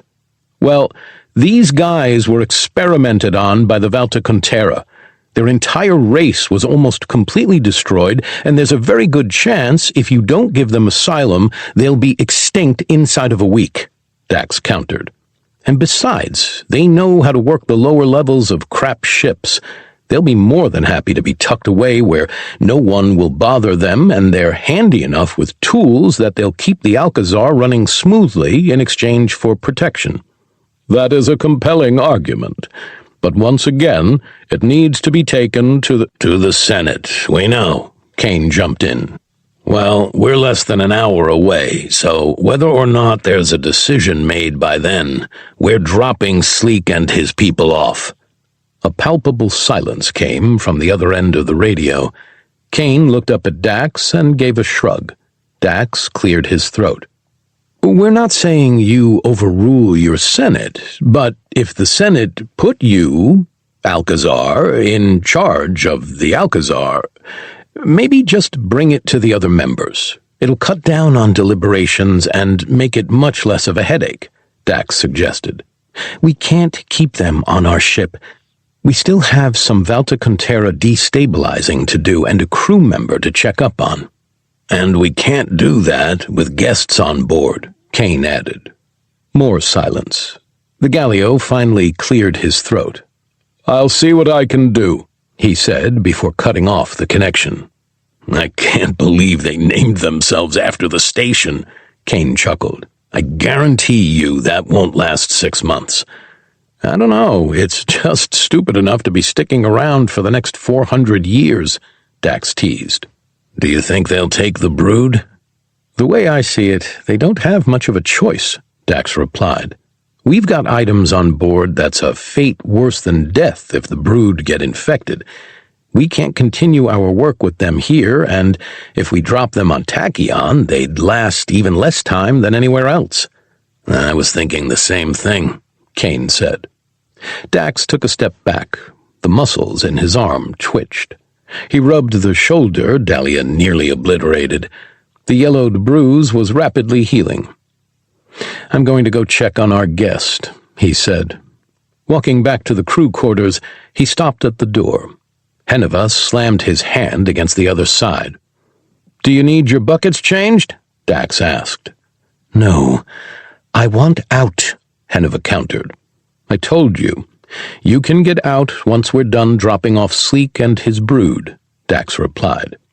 In the meantime, if you tell me how to make your little virus on your staff shut up, I'd be more than happy to bring you a steak and not canned rations. Henuva remained silent for a few seconds. Dax tapped the steel with his knuckle. Henuva? You didn't say the magic word, Henuva replied from the other side.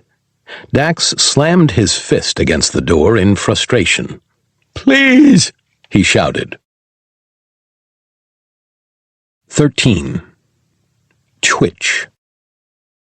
Are you sure you're okay with this?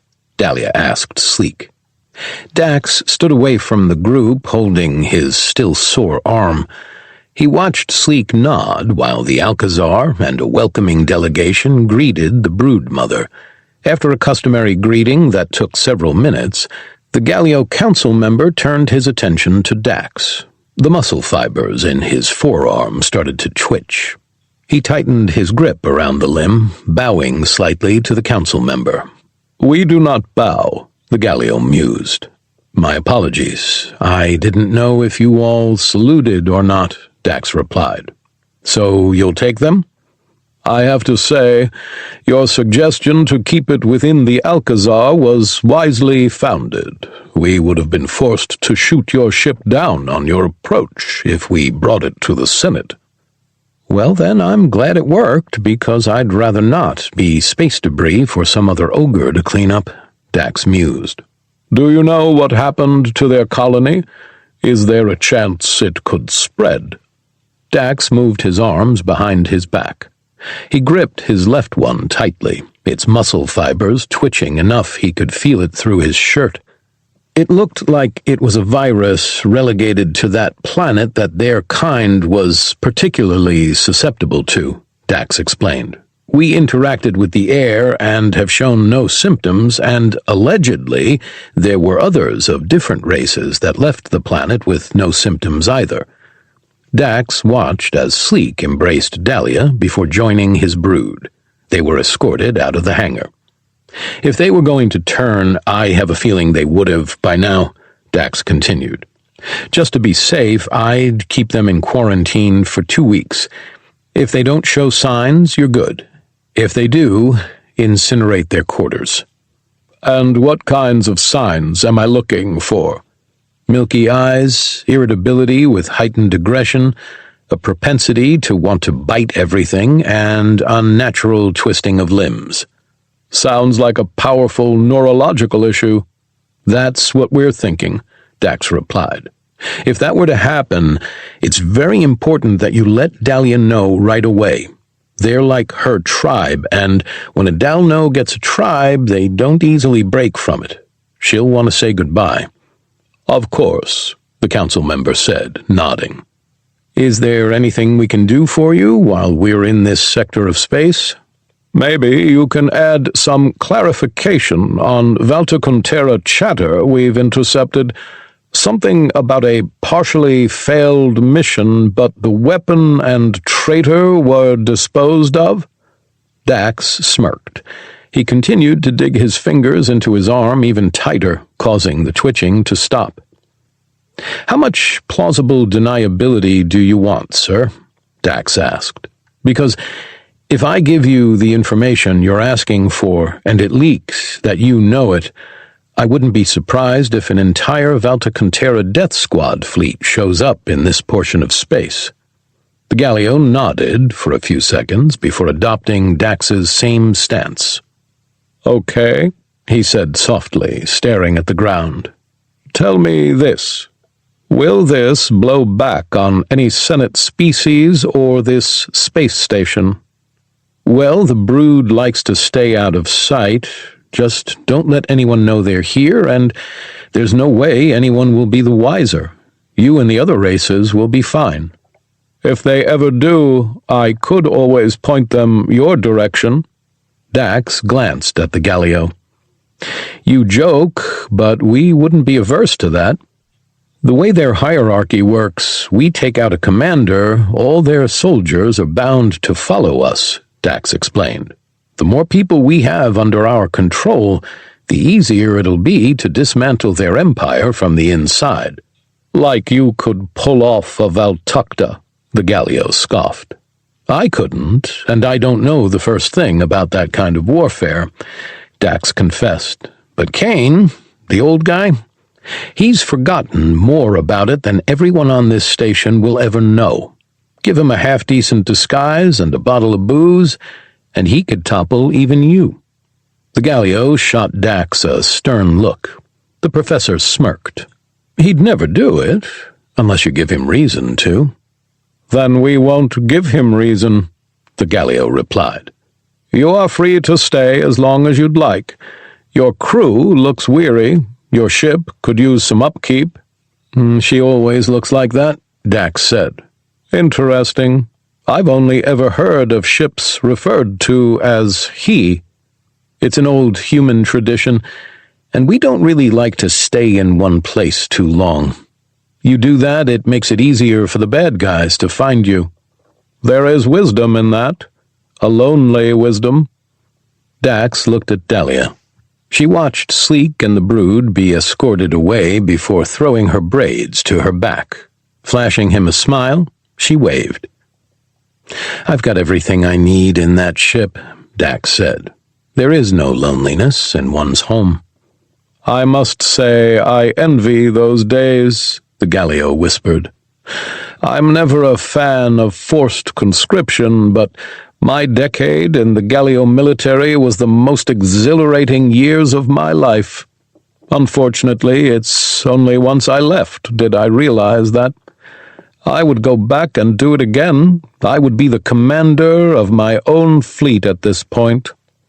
Yes, but any other person in your position at this point may have turned the brood away, shot us down, have not been nearly as helpful in our fight against the Valtakuntera. You, my friend, are a pebble. Is calling someone a small stone a compliment to your people? The Galio asked. The pebble that starts the avalanche, Dax clarified. Any massive cascade of change has to start with one single action. Unfortunately, we don't know what that action is until much further down the road. Well then, let's hope this pebble's actions can bring a lasting peace to the galaxy, the Galio said. Now, if you don't mind, I have business to attend to. The council members stopped mirroring Dax before gracefully catching up with the rest of the procession. Dalia made her way to him. Her brow was knitted together while the muscles in her jaw clenched. Are you okay? Dax asked. They'll be safe here, she said softly before looking him dead in the eye. They will be safe here, right? There's crazy stuff going on in this galaxy, Dax replied. I'm fairly certain they will be. Out of every place we've been, this seems the most secure for them. I hope they're treated well, she added, glancing back at where the delegation once was. The Galio Alcazar member seems like a good man. I'm sure he'll make sure they're treated well, Dax replied reassuringly. Dalia turned her attention back to him. She tilted her head to one side before walking around behind him. Your arm's hurting you, she said softly. No, it isn't, Dax replied. It's just got a bit of an annoying twitch in it. Dalia's eyes widened, causing Dax's heart to skip a beat. You want to take another blood sample, he muttered. Look, it's probably just from how deep the bite was, damaged some muscle tissue, and it's growing back. Yes, she replied. You've been injured before. You've never said anything about having muscle twitches. But each one of those injuries were devastating to the bone damaging, where the healing process, 1, produced a lot of heat, and B, itched so horribly I'd rather have cut the limb off, Dax explained. That probably overloaded the senses, so I didn't notice the twitching muscle as it regrew. I don't care. You can get infected by that fungus. I want to know before it starts to spread so we can try to treat it. Okay, Dax relented. He turned and walked toward the ship. They boarded through the cargo bay, closed the hatch, and climbed to the main deck. Dax made his way into the medical bay, while Dalia poked her head around to the armor pods, where the sounds of PETA working tirelessly rang out. Now that we're off that world, were you able to send a message to Mark? I was able to send one. I got notice that it was received, but no reply as of yet, Dax heard PETA reply. Dax slid off the table and moved to Dalia's side. He looked at the headless, robotic corgi. Is there any sign he might be in trouble? Dax asked. If there were, don't you think I would have informed you? PETA countered. He's good for now, Kane cut in. Dax looked at the cockpit. Kane spun in the seat. Stopping, he leaned back, rested his elbows on the armrests, and rested his fingertips together. How do you know? Dalia asked. He made a wristband that constantly sends an all-clear signal to the ship. If he's ever in trouble, all he has to do is break that band and we get notified. So far, the band is intact. That's good to hear. Is he still on Earth? Dax asked. I couldn't tell you, but if I had to guess, I'd say yes, because the only thing that would stop him from trying to annoy us over the radio is if he's currently being held hostage by his mother. That woman is terrifying, Dalia muttered before shoving Dax. Go get on the table. Kane raised an eyebrow at the comment. It's not what you think. Get your mind out of the gutter, Dax scolded, heading toward the medical bay. By the way, how good did that spin feel? A smile cracked across Kane's usually stern face. Fantastic. I felt like a Bond villain. If it's not too much to say, you looked like one too, Dax replied. Very intimidating, very on point.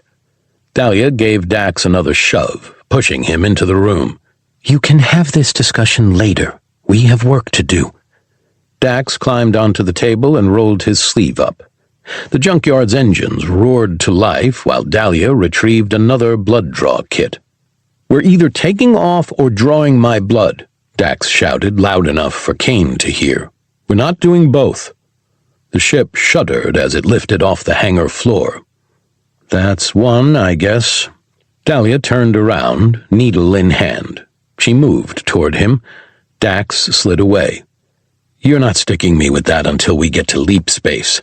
I'm not having you rip a vein open because Kane hits a bump. Space doesn't have bumps, Kane countered. The entire ship shifted from the change in gravity from leaving the Alcazar. I'm sorry, what was that? Dax called back. Your point has been made, Kane replied. Thank you. Dax rolled up his sleeve. The swelling and redness had subsided. Where there were once veins running up and down his arm, it was now clear. His forearm twitched slightly around the bite. He motioned toward it. See? It's just healing. There was probably something in the brood's saliva that slows it down, Dax pointed out. We're in leap, Kane called back. Dalia immediately jabbed him with the needle. After taking her sample, she gave him a piece of gauze to hold on his arm. Wincing, Dax slid off the table and walked back to his room. Henuva was surprisingly silent.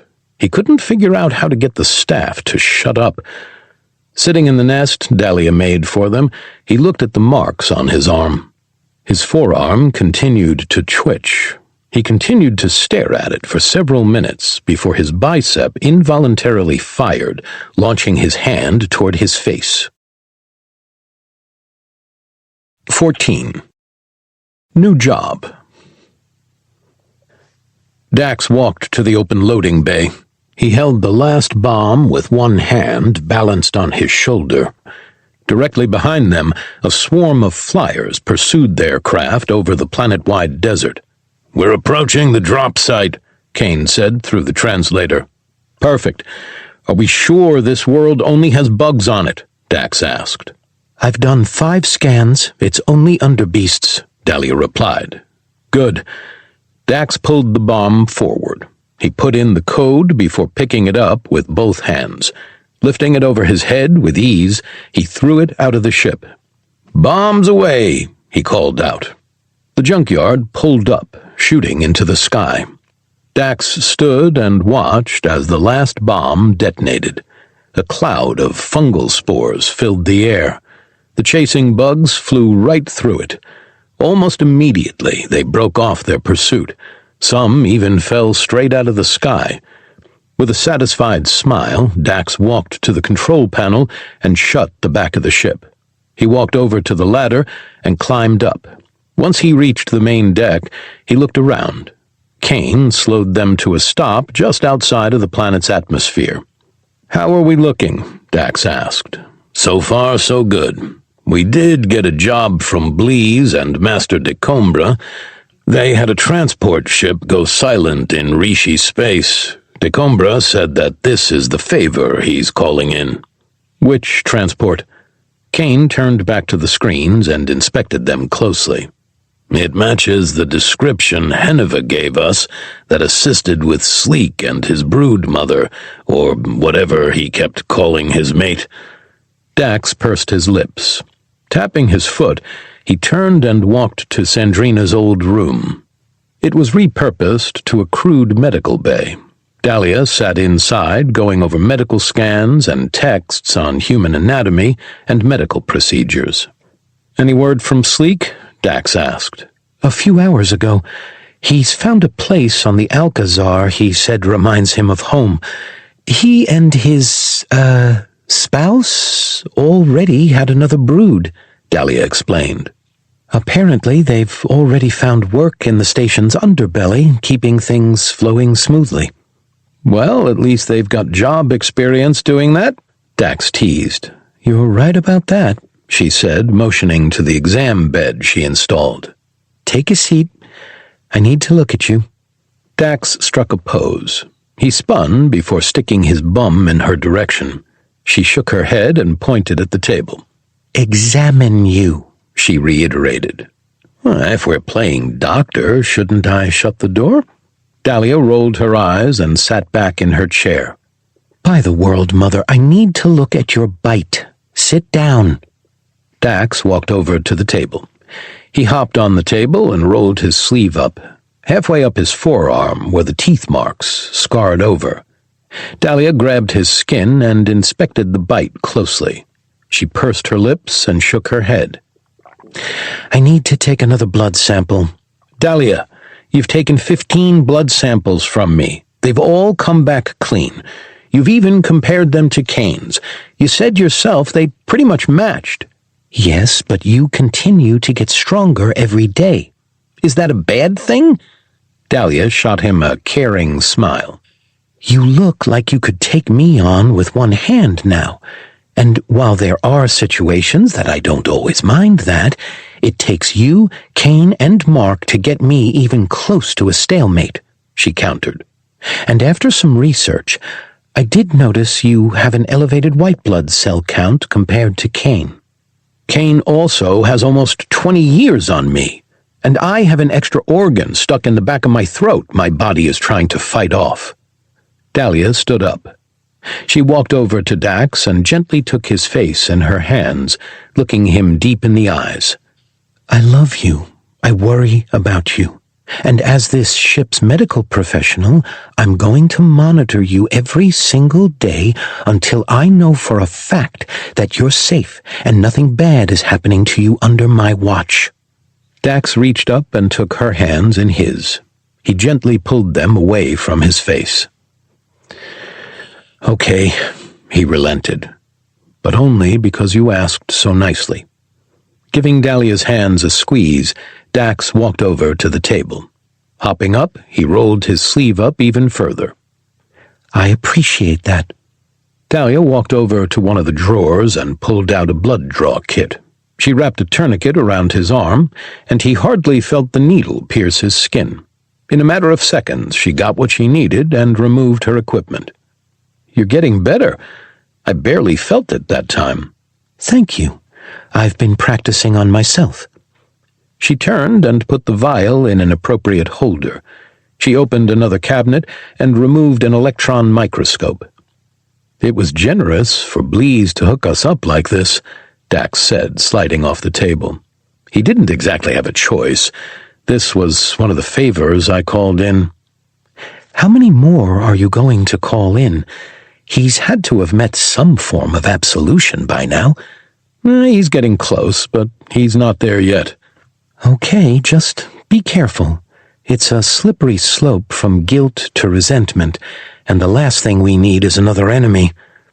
Dalia carefully transitioned some of his blood to a slide and started to inspect it. I know where that limit is for Blease. I intend to stop well before it. With a nod, Dax left the room. Returning to the main deck, he looked at his armor. The cut in his helmet was still sported across the ogre's skull.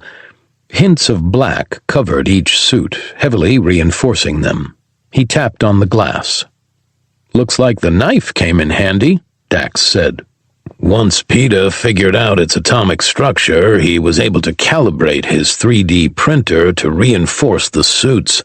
It absorbs a little more heat than usual, but it's increased its durability significantly, Kane explained. Fantastic. How are the verbally abusive little cretin's self-repairs coming along? Last time I saw him, his body looked like it was almost done. Still didn't have a head, though. Kane typed in coordinates into the computer. A low belch rumbled through the ship. Kane sighed. I won't get better at this if I let you do everything, Kane countered before putting his head in his hands. I hate that the ship's starting to make sense. If you're around it long enough, Dax teased. Want a cup? Yeah, I'll be figuring out the fastest route for a few more minutes. Kane leaned over the galactic map on his display, switching between different possible routes. Dax walked into their newly refurbished kitchen and dining room. At least she uses them to upgrade the ship, he said to himself. Dax walked over to the 3D printed coffee maker produced by PETA. He grabbed 2 mugs and carefully measured out the beans. Putting them in the filter, he made his cup first. Once the initial brew was complete, Dax took the grounds and put them in their composter, which was attached to the plants left behind by Sandrina. Getting the next set of grounds, he started brewing Kane's coffee. While it filtered, Dax finished getting his to his favorite flavor profiles. Taking a swig of his vibrant beverage, he tossed Kane's grounds into the composter. Getting Kane's mug, he made his way back to the main deck. I do have to say, you guys weren't lying about this chair. It's one of the most comfortable things I've ever sat in, Kane said. Is that why you've been sleeping in it? Dax replied. He stepped next to their pilot and offered the mug. It's more comfortable than our cots. Are you telling me you've never once slept in this chair? Oh, all the time. At least twice a week. Why do you think it's got such a massive back? It's so I could face away from the door, fall asleep, and it'd give me time to wake up, orient myself, and turn around before whoever walked into the office knew what was going on. That's actually pretty clever, Kane said, grabbing the mug. He took a sip before looking up at Dax. I don't see how you can drink it with all that crap in there. You lose so much of the flavor. Habit. My father-in-law used to drink a lot of black coffee. It was too acidic and ate away at his stomach valve, Dax explained, taking another sip. He ended up getting horrible heartburn and acid reflux if he had anything with acid in it. I mean, even an orange would mess him up for a few days. Milk has a base protein in it. The base neutralizes the acid. I can drink as much as I want. You can drink as much as you want now. I used to have acid reflux, Kane said, looking at his cup. Now I know what the cause was. After Henuva's little experiments, I've got nothing. Everything in the old gastrointestinal tract is good to go. Dax paused. He took a deep breath and stared into his swirling coffee. Can you do me a favor, Kane? Sure. Never ever say that your gastrointestinal tract is good to go ever again. There are things in this universe I don't need to know, and that just made the top of my list. I'll think about it, Kane replied, taking another drink. How's the newest addition to our crew, by the way? Thuds radiated through the ship. Dax let out a sigh. You'd think after 2 full days that'd get boring. Judging by the sound, though, I'm going to say still very much pissed. Well, you can't win them all, Kane said. No, but that was so satisfying, Dax chuckled. You find our route yet? That I have. The leap drive is all warmed up. I'm just waiting for Dalia to give me the all clear. Yes, Dalia called out from the medical room. While I love you, wearing your blood is not exactly what I consider a good time. I can understand that, Dax called back. Several drawers opened and shut, accompanied by the clatter of beakers. Eventually, everything went silent in the medical room. Dalia cleared her throat. Okay, we're good to go, she said. Perfect. Kane, engage, Dax said in his best Patrick Stewart impression. Kane put his hand on the leap drive lever. Hold on to your butts. He pushed forward, causing the inside of the ship to shift as they blue-shifted into the leap. ETA 23 hours, Kane announced. Get some rest and start suiting up in no less than 21 hours. Sir, yes, sir, Dax replied. He took another drink of his coffee. Making his way toward the crew quarters, he looked over at Dalia. How's everything looking? No change from the last time I checked it, but I'm still not done. I'm going to be poking you again tomorrow.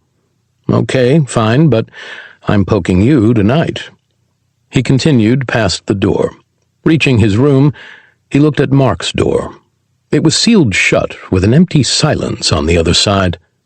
He hung his head, ignoring the thudding emanating from the locked door of Dalia's old room. Grabbing his door, he pulled it open. With a sharp breath, Dax dropped his mug, sending coffee in every direction.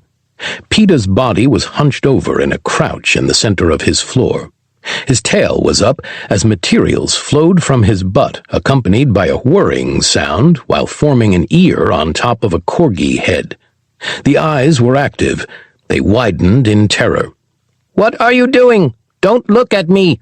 I told you to knock before entering!" PETA screamed.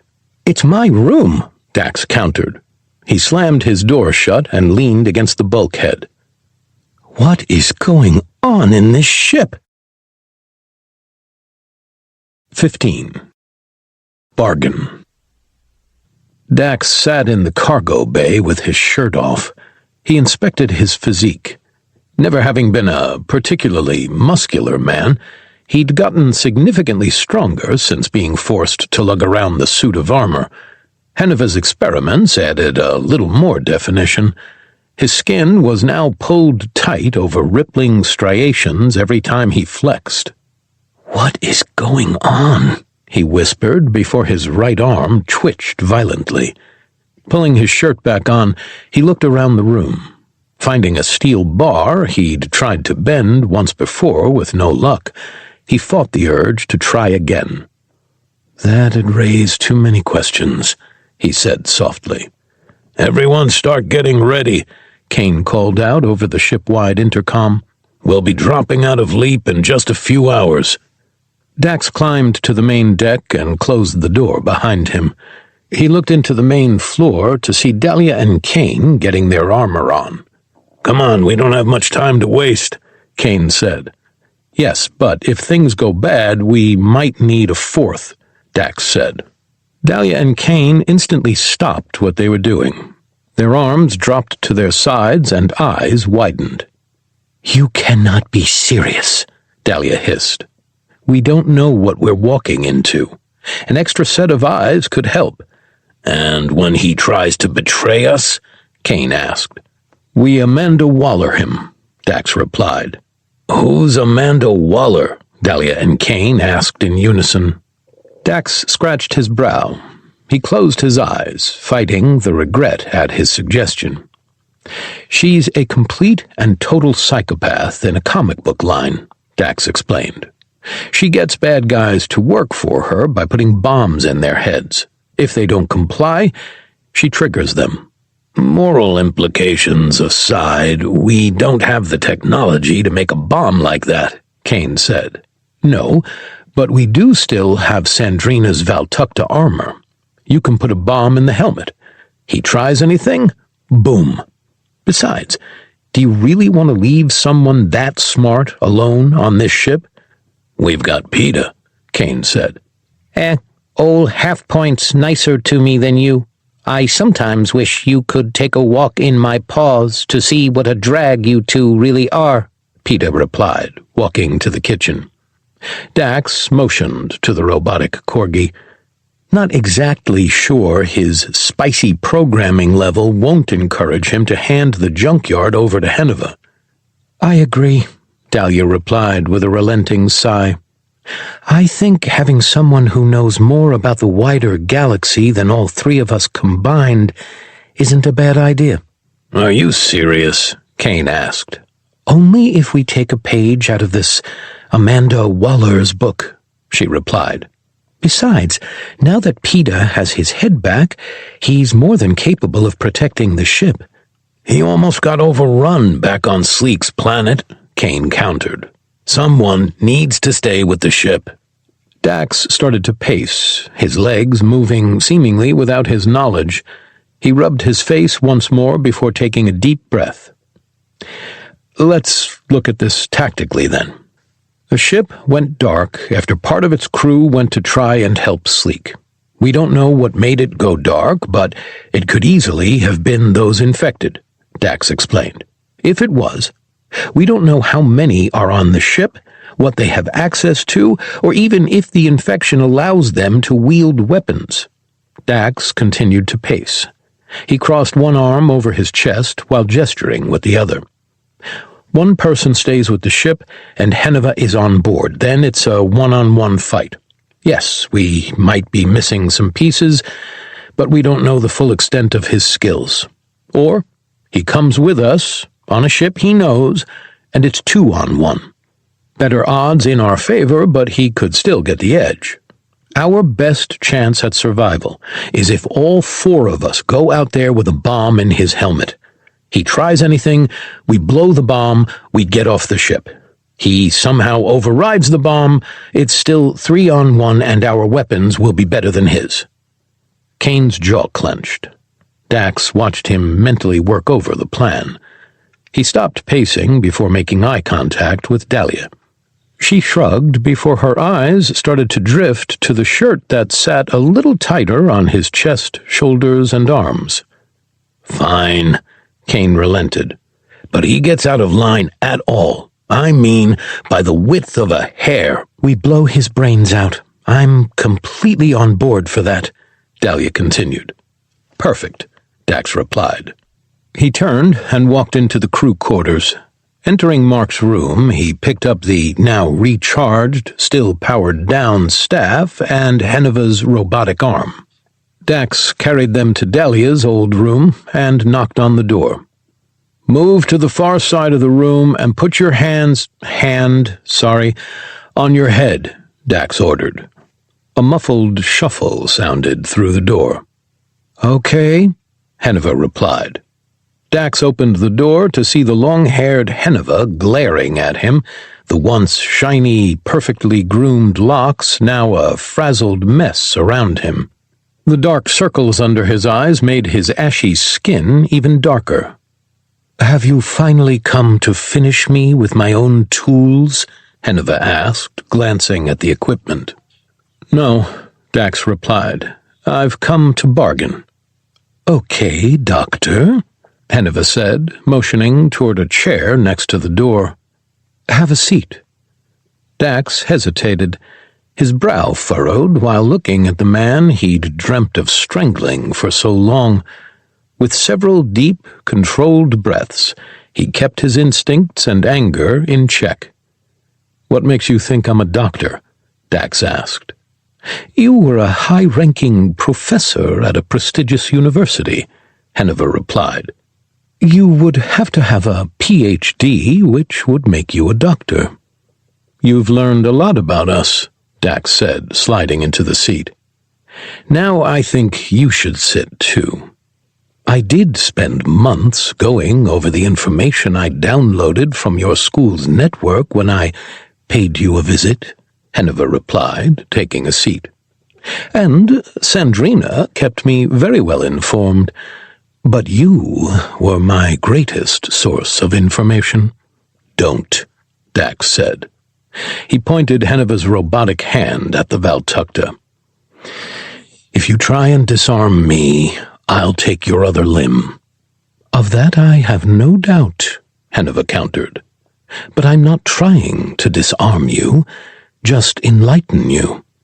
"Then enlighten me," Dax replied. His muscles twitched as they tightened, readying to lunge at his opponent at the slightest provocation.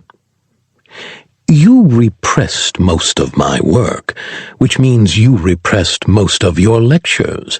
While most of my staff begged me to cut your tongue out, I enjoyed recording them," Henuva said with a wave of his hand. "I couldn't understand them, of course, but once I got my hands on the translation of your language, I listened to them again. They were insightful, educational, but nothing my former superiors would think is useful." "At least I did that right," Dax mused. "But I'm not here to talk about my less-than-lucid lectures." Yes, you've come to bargain. And if I kill you, will you walk through that door again?" Dax's eyes narrowed. He glanced at the open door, then back to Henuva, who fought a smirk. "I'm not calling you that name," Dax said. "Come on," Henuva teased. "You know you've always wanted to say it." The fighting smirk turned into a full-blown smile. "Say it," he continued to goad.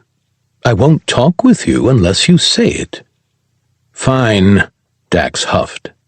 Henuva, I've come to bargain. Henuva slapped his knee and leaned back against the wall. He took an intentionally non-threatening position. What would you like to bargain about? We just got a call from Master Decombres and Blees. I'm sure you at least know of them. They said one of the tachyon mining vessels has stopped reporting in, which is odd, because even if running on low to no power, there's always an isolated SOS beacon with its own power source. Henuva jumped in. The only way that doesn't activate is if... He trailed off and put up a hand. Sorry, I didn't mean to ramble. I just sometimes get lost in a train of thought. Continue. Dax watched the scientist closely. There was something familiar about his rabbit trail. He shook his head. No, you continue. The only way it doesn't activate is if what? If the captain intentionally bypasses it and turns it off.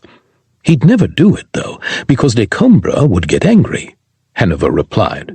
And do you know what one of his species can do to a person with just a prick of their fingernail? It's terrifying.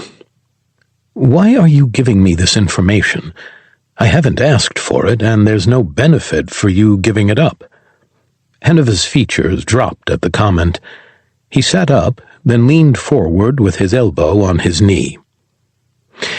You could have left me on that lava world to walk back to my ship, Henuva explained. With my prosthetics, that amount of heat would have disabled them. It would have slowed me down. I've done the math. My chances of survival would have been around 4%. You gave me your hoverbike. Despite the destroyed stabilizers, it allowed me to get to my ship and escape. That wasn't even the first time you saved my life. Honor dictates, at the very least, I provide you with information. Honor? Aren't you outcast from your people? Henuva sat back up. He ran his fingers through his hair, smoothing the tangles out in one motion. In light of recent events, I have decided to revisit my code, Henuva replied. Why have loyalty and traditions of an institution who just wants to use you? Dax chuckled. He leaned back in his chair and lowered the robotic arm. What's so funny? Henuva asked.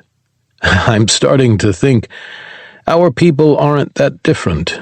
That is the exact sentiment every human feels with their jobs at one point or another. Henuva grimaced and shuddered at the comment. But to get back on track, the ship that went dark had a part of their crew return from a failed rescue attempt where they left someone behind, Dax said, motioning toward Henuva. I'm willing to let you out of here, give you your arm back, and even a Valtakuntera rifle if you want it. Henuva's eyes narrowed.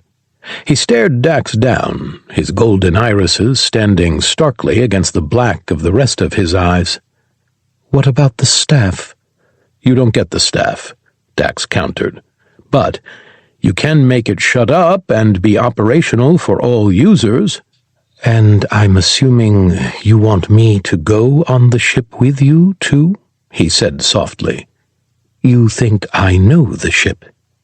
You're intuitive for a scientist, I'll give you that much, Dax said.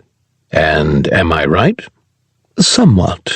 I was only on the ship for about a month. I was just getting familiar with it, Henuva explained. Which leads me to my next question. If we're going into a situation where I need weapons, what kind of protection do I get? Valtakuntera guard armor that's been upgraded by Mark himself, Dax replied. And the catch? There's an explosive in the helmet, Dax explained. If you sneak off, we blow it. If you attack us, we blow it. If you disobey any order from this team, we blow it. Yeah, I get it. I breathe wrong, you give my neck first-hand experience of what it's like to be ventilated, Henuva cut in. Fine, I agree. I'll do what I can to show you through the ship. I'll fix the staff to the original parameters of Mark's old one, and I'll even obey every order you give me, if it gets me out of this tiny room. Dax stood up, extending Henuva's robotic hand toward him. Nice doing business with you. Henuva glowered at Dax before taking his own robotic hand and shaking on their agreement.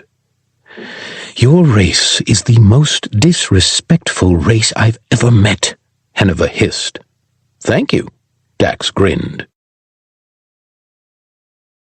16. Approach. Dax clipped his last piece of armor on.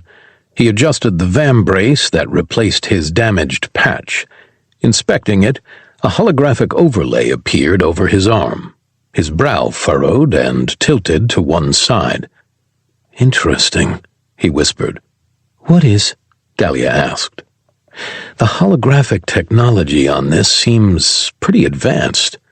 What holographic technology? Kane asked. For someone so smart, something tells me you'd lock yourself inside a motorcycle given the chance, Peter cut in. It's not a projected hologram. It's interacting with your suit's helmet. Dax looked back at his arm. He reached out and touched the diagnostic button. An image of his armor, all green, appeared on his forearm. Did you reroute some of my HUD notifications to the VAM brace? Dax asked. Yes, the less crowded your display, the more likely you are to survive, Peter replied. Aw, you do care about me. In Mark's absence, you're the next best person with technology experience. If you get killed because your HUD is too crowded, who will fix me? Peter asked. I'm something of a tech expert myself, Henuva said, clipping his helmet on.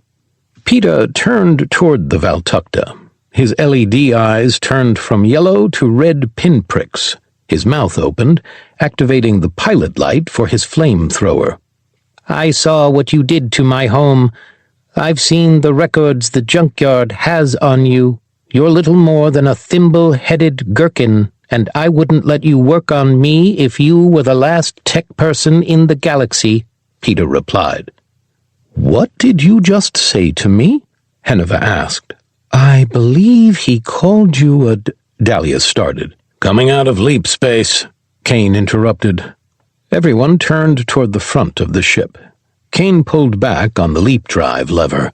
Dropping into normal space, a massive ship rushed toward them, seemingly stopping several hundred miles away. A pit formed in Dax's stomach at the massive ship. Part of him whispered to run, to blow the ship out of existence and run. The pale light of a dead star sent stark shadows of the remnants of a shattered planet stretching into the void. Dax leaned forward, resting a hand on the back of Kane's seat. The brutal architecture of the ship and its lack of light, internally or externally. Its engines were dark. Shards of ice protruded from their condensers. Silence settled on the crew. Its weight pressed on them like a lead blanket. Even Henuva leaned against the control desk to look at the eerily quiet vessel. Kane flipped through every channel available to them. Nothing but static on every one of them. Even with both men in their armor, Dax felt Kane tense at the sight. Blow that thing out of the sky, Dalia whispered. Dump everything into our cannons and blast that ship to pieces. I'm with the green woman, Henuva added. We can't, Kane replied. Our job is to recover survivors and report back to Decombres what we find. Dax shook his head. His eyes darted to the weapons system. The itch to activate them nearly overtook him. He fought the urge before taking a step back. I have to agree with Dalia as well, Dax whispered. Part of him felt a pull of terror that speaking at a normal volume would awaken the ship before them. But we've got a job to do. If there are any survivors, it's our job to rescue them. Maybe we can get some salvage in the process, he added, "What's your approach plan?" Henuva asked. Dalia looked at Dax. Concern filled her face as she shook her head. "We shouldn't," she said.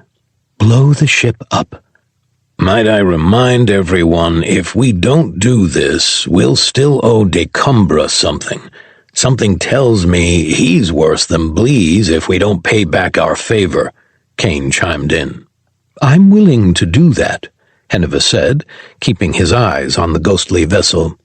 "You're not the one who has a team member with Decombres tech in their head," Dax countered.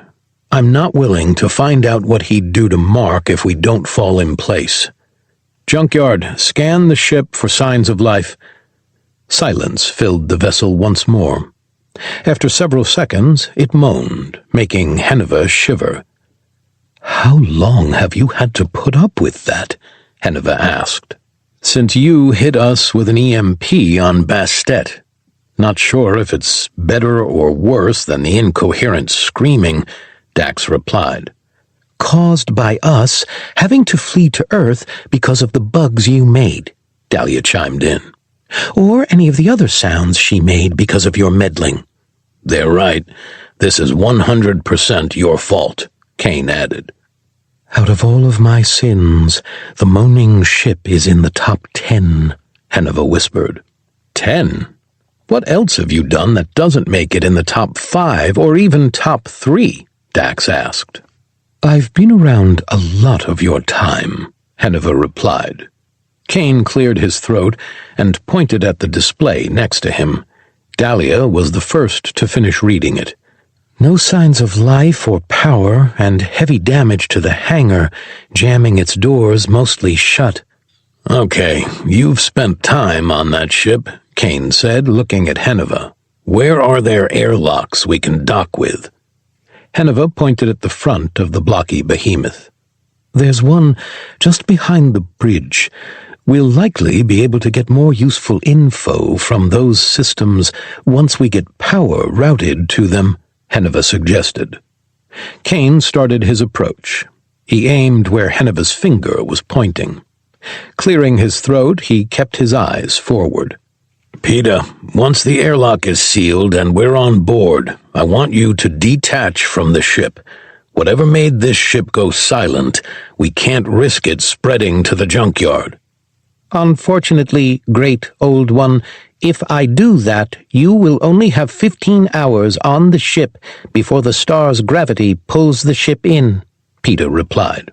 "I'm not Azathoth. If I were, I would have woken up to make you go away by now," Kane countered. "And I'm well aware of this.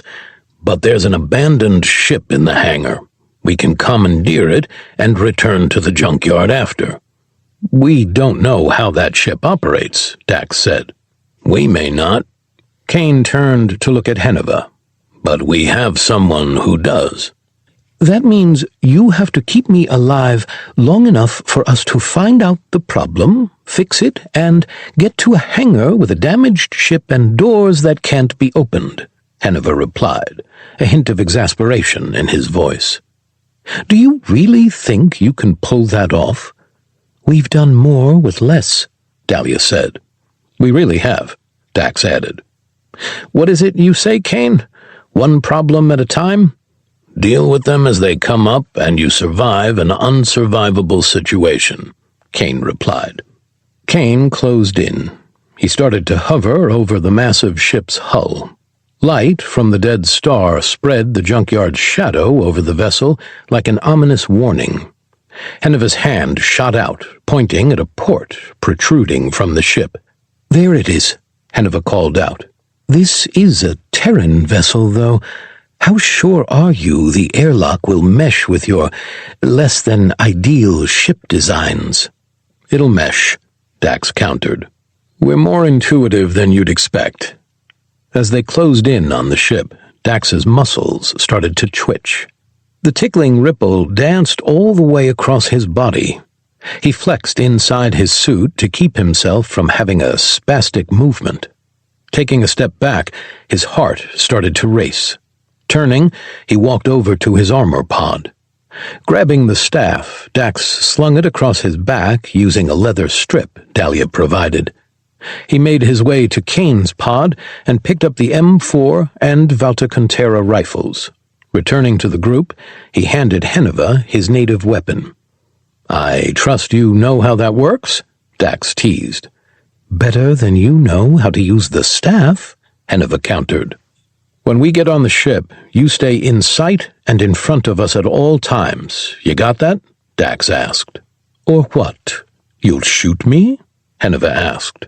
"You need me to get off that ship." "He won't shoot you," Dalia said, retrieving her fat Mac. "I will.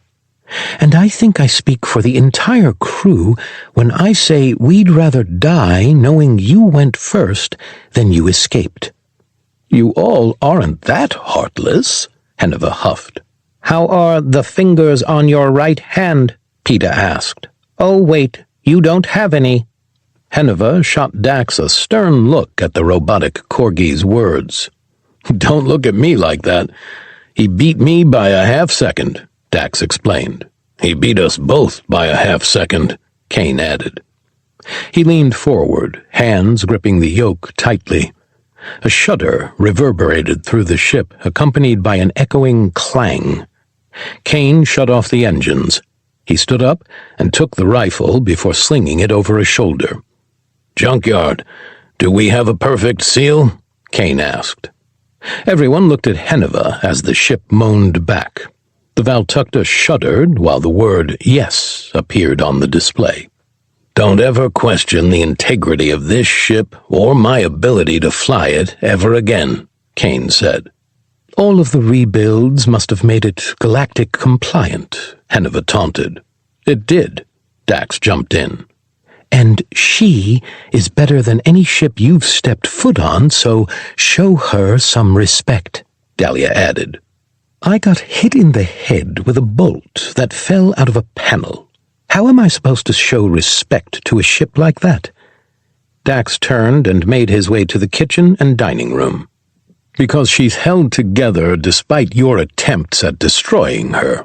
By the way, how'd you survive the last time you put a hole in her?" The rest of the crew followed. Dax grabbed the cushions of the booth's seat and pulled it free. "The gods smiled on me. So much debris and radiation, and not a single weld hit me," Henuva replied. "Well, let's hope it was for good reason," Dax replied. He leaned into the chair and pulled their airlock door open. Looking at Henuva, he nodded. "You first." "This is your mission," Henuva started. The click of Dalia turning off her safety caused Henuva's spine to stiffen. "Right. I'm always in front of you. Can't forget the rules." Henuva stepped into the seat frame. He grabbed the airlock door handle. With a twist, it hissed and he lifted it open. Jumping in, he looked up and stepped to the side. "And what's stopping me from locking you guys in here, jumping to the other ship, and leaving you?" Henuva asked. "We let you do it. You're isolated. You die," Dalia replied. "There's a monster on the ship. It eats you. You die," Kane added. "We detach, use our Dalno cannons on this location. You die," Dax continued. "Would you like to know more?" "Nope. You've got me on that one. I will go ahead and let you guys hop on down." Henuva waved to them. Dax pulled his pistol. He let his finger gently rest on the trigger while climbing into the airlock. Turning around, he pointed his weapon at the Valtakta. "At this distance, do you really think you can squeeze that trigger before I get to you?" Henuva asked. Dax shrugged. He looked from the weapon to their prisoner. "You made me, you tell me. Do you think you could close the distance before I squeezed the trigger?" Henuva sank back into the corner. 17. Ghost Ship. Dax landed on the bridge of the ship. Its artificial gravity pulled harder on him than expected. He lifted his pistol and rushed out of the open airlock. Henuva landed behind him, fell to the ground, and rolled out of the way. Dalia's impact shook the entire deck, while Kane lowered himself with one hand while closing the airlock hatch with the other. "Peter, we're clear," he called out. A low chunk reverberated through the hull as the Junkyard disconnected. "Separation complete. Timer started," Peter replied. Dax activated his suit's lights. Beams cut through a thick layer of dust that drifted in the air. He swept his vision across the brutal construction of the bridge. Every chair and console sported harsh angles with a layer of dust on them. "This looks like it's been abandoned for months," Dax whispered. "When did you leave to help Sleek?" Henuva hugged a wall to Dax's right and inched into the bridge with his weapon raised. "It's only been about 10 days since they left me," Henuva replied.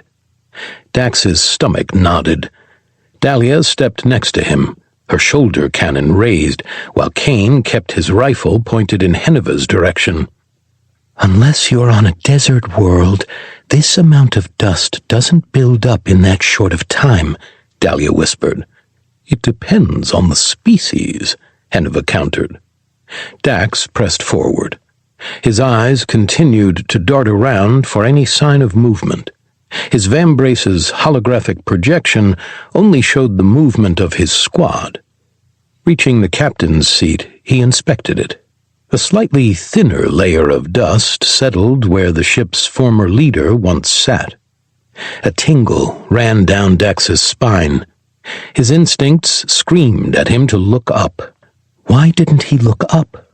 They'd cleared everywhere else. If infected somehow got onto the ship, they'd be up. Taking a step away from the seat, he whipped his head up. Raising his pistol, his lights illuminated pipes and wires tucked neatly in the raised ceiling. Henuva's light turned upward, as did Dalia's shortly after. With an unsteady breath, Dax's finger toyed with the tension on his trigger, ready to fire in the blink of an eye. More silence wrapped around them like a weighted blanket with none of its comfort. Their lights moved across every inch of the surface above them. To Dax's relief, nothing hid in the pipes. "Clear?" Henuva called out. "Clear," Dalia added. Dax's lights settled on a vent just above the door, one large enough for him to crawl through with little issue. He swallowed hard while his eyes remained locked on the grate separating them from the tubes in the rest of the ship. "Dax," Kane's voice cut through his distracted state. "Are you clear?" "Yeah, I'm clear," Dax said before looking around the room once again. "I'm not seeing any power here. We've got to get something running." "I can help with that," Henuva offered. He lowered his gun and walked to one of the consoles. Kneeling in front of the power relay panel, he grabbed it with his robotic hand and ripped it free, exposing dozens of wires. "What are you doing?" Dalia asked. Valtakuntera suits were designed to be able to provide power to workstations if it ever went dark, Henuva replied. He fidgeted with several wires. Dax walked behind him to watch him work. "It can't be long with our time constraint, but we should be able to get a map to the engine room." "I thought you said you knew this ship," Kane said, turning his weapon toward the sealed door. "I do," Henuva explained. "But this is a power outage. Who knows what doors shut, which ones might be sealed, and if there was a collapse or other pathway-blocking event, the last thing we need is to be stuck in the bowels of this monstrosity with an unknown number of hostiles and no knowledge of how to get to our first objective point." Henuva turned from his work to look at Kane. "Or does that not tickle your appropriate fancy? Would you rather just sit in here? Because that door won't open without a spurt of power from this console." Henuva looked up at Dax while pulling a wire from the suit he'd never seen before. "Is he going to let me work or bust my teeth in this entire mission?" "Bust your teeth in?" Dax asked. That's so unnecessarily violent. You know what I mean, Henuva grumbled. If it gets us off this ship faster, he'll stop busting your chops, Dax said, a point in his voice. Don't take that tone with me, young man. I'm the most senior member of this crew, Kane argued. Actually, I am, Henuva added, plugging his suit into the motherboard. You're not part of the crew, Dalia snarled.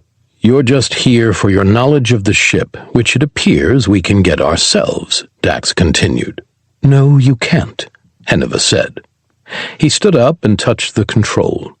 It projected a hologram above it in a nonsensical language. Dax stepped closer to look at it. His HUD attempted to translate, only to reveal an encrypted notification. What's the encryption code for this system? Dax asked. There isn't one. My display is saying there is one. So is mine, Dalia added. That's because your systems can't decipher it. They automatically think it's encrypted. It's not. It's intentionally built out of sequence, so unless you know what that sequence is, intruders won't be able to just run rampant through the ship. That's just encryption, Kane muttered. Henuva let out a frustrated sigh. It's more complicated than that. No technology is used in this. It's custom for each ship, put in place by each captain. If you know the captain well enough, you can decipher the... Oh, well, that's interesting, and kind of disturbing. What's disturbing? Dalia asked. With a swipe of his hand, Henuva shifted the language to an image of the ship. It was a full internal map showing blocked off and isolated sections of the vessel. With a swipe toward himself, Henuva drew the map into his armor. A few seconds later, a message appeared on Dax's HUD. Map shared from Sandrina's suit. Accept? Selecting yes, the map appeared on Dax's vambrace. What's disturbing? Dax asked. The map should have been jumbled as well, Henuva explained.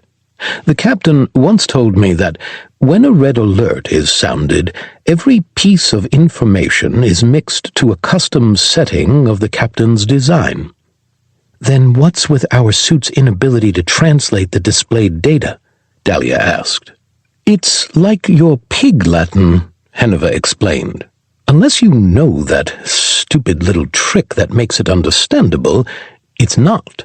The fact his map is still intact means whatever happened fast. My guess is it started in the hangar bay, Kane said. What gave that away? Dalia asked, agitation in her voice. We'll get the power on, head to the hangar, sort out the issues there, and when we've gotten the information we need, we'll either repo the ship or overload its core and blow it to Kingdom Come, Dax announced. Is that good for everyone? Dalia and Kane nodded. Tickles my fancy, Henuva added. I always enjoy a good explosion. He turned back to his work. Dax looked at the map projected on his forearm. With a spin of his fingers, the image rotated, giving him a clear look at the pathways. He trailed his finger from the highlighted engine room to their location. The first 2 times flashed red, and the path vanished with a notification of a collapse. The third turned green. He clenched his jaw, looking at the portion of the ship with an unknown mass, a bulkhead between them halfway along their path. Got them. Activation codes for the power core, Henuva said. Good. Send them to us, Dax ordered. Absolutely not, Henuva argued. Dalia turned her shoulder cannon toward the back of Henuva's helmet. The Valtakuntera froze, touching the metal of his suit against her weapon. And that, right there, is why, Henuva explained. You may be cordial to me at the moment, but the second I hand those codes over, you'll have no need of me anymore, and that's the absolute zero nap for me. And do you think that gun scares me when there's a bomb in my helmet? Kane, Dalia called out, lowering her weapon. Don't, Dax said, raising a hand. Kane shot Dax a stern look.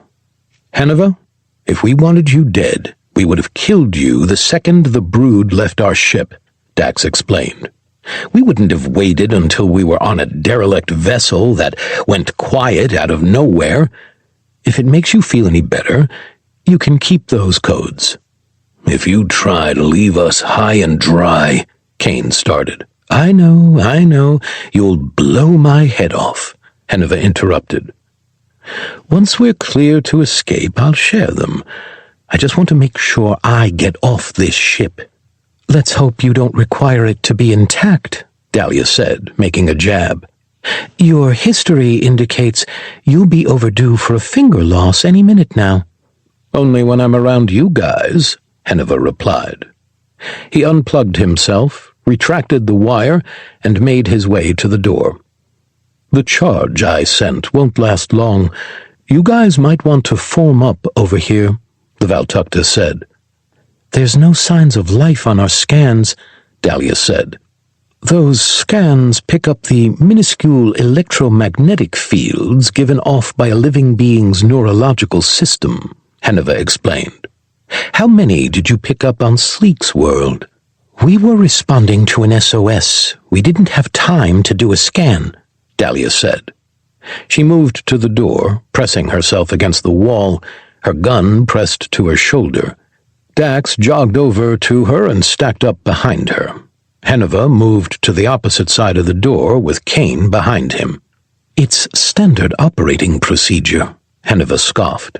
I can't believe I'm agreeing with him, but recon really is, Kane grumbled, be it in person or with scanners. Fine, then what's on the other side of the door? Dalia asked. Henuva started to type into a panel of buttons next to him. Nothing showed up, Dax started. I know, Dalia interrupted, a hint of irritation in her voice. I was being factitious. Dax raised an eyebrow at her. She took a deep breath and nodded. Sorry, she muttered. No worries. Just keep your focus on the task at hand. You can verbally accost Henuva once we get back on the junkyard. If we get back, I'll happily take it, Henuva replied. How many of those infected do you think got onto this ship? Kane asked. Everyone looked at him while Henuva kept working. You can't tell me that you actually think this is all dust, Kane asked. If it floats like a duck, Dax said. I doubt the air filtration systems are working, meaning dust isn't filtered out. Air's not circulated without power, Kane explained. That much dust doesn't build up in just a few days. All that's fungal spores. I think we know what happened here. Henuva dropped his head and let out a frustrated snarl. Having trouble getting the door open? Dalia asked. No, Henuva said. I'm less than pleased that I have to agree with this old coot's conclusion. I'd get ready, though. Door's about to open. Dax leveled his pistol at the doors, his finger pressed firmly against the side of his weapon. Twitching slowly rippled across his body as Henuva raised his gun with one hand. His other hovered over the control panel.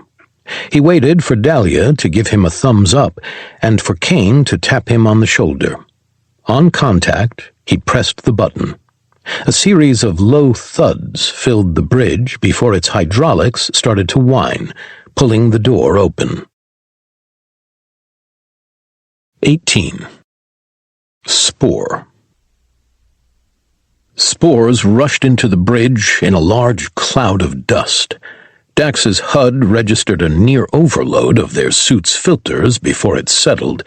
A new, thicker layer covered the most important room of the ship. How much unviewable space was in the ship you were on? Dax asked, glancing at Henuva. I'd say enough room for maybe 3 of my experiments, he replied. It doesn't take much, Dalia whispered. Let's get moving. Dim red lights blinked in the distance, their light barely cutting through the miasma. Kane pushed forward, his rifle up. He moved silently and smoothly like the warrior he'd been crafted into. Henuva stayed right behind him, entering the corridor while scanning the opposing ceiling with his light. "You get the wall. I'll get R6, Dax whispered. Dalia nodded. She stepped into the formation behind Henuva. Watching the opposing wall, Dax fell in behind her. He turned around and looked behind them every 5 to 10 steps. He changed it around to give him less of a pattern to follow. They pushed forward silently, with Dalia the only one making any noise. Her boots joined the chorus of eerie creaks and thumps that echoed through the deathly silent ship. If not for the ambient noise, whatever waited for them would have known exactly where they were. "Can you walk any lighter, Dalno?" Henuva whispered over the radio. "This is me walking lighter," Dalia replied. "In this armor, I'm close to 1,000 pounds of muscle and metal. Something that large isn't supposed to move quiet. It's not supposed to stop." Henuva let out a grumble. Kane's fist raised. Dax and Dalia stopped immediately. Henuva walked into him, their armor clattering. Dax took a sharp breath. His eyes darted around the oppressive corridor. The spores drifted listlessly around them, taking time to settle. "Can you be any louder?" Dalia countered. "How was I supposed to know a fist in the air meant stop?" Henuva asked. "You claim to have studied our culture. Why wouldn't you study military tactics? I mean, that gesture is used in hundreds, if not thousands, of movies and shows a year," Dax whispered. "All three of you, quiet," Kane whispered. "Dalia, watch R12. She stepped away from the wall. Taking a knee, she aimed her gun down the corridor. Kane turned around and forced Henuva to look him dead in the eye. "I do this. It means stop, not in half a step. Now," Kane whispered in a harsh tone, holding up a fist before opening his hand and flicking his wrist forward. "I do this. It means move on me. I hold up a number of fingers and point. It means that person in line investigates where I'm indicating. If I yell go, you go like your life depends on it." "Good to know," Henuva said with a nod. "Not good to know," Kane growled. "We're in a potential combat situation. Here, I am in command. This is not a democracy. There is no voting. You're in the United States of Kane, and I will elbow drop you through the floor if you disobey me. Here, it is sir, yes sir. Do I make myself clear?" Henuva scoffed. He looked for Dalia for confirmation. She didn't respond, keeping her weapon and eyes pointed forward. The Valtakuntera turned to Dax. "I thought you were in charge," Henuva whispered. Dax checked their 6.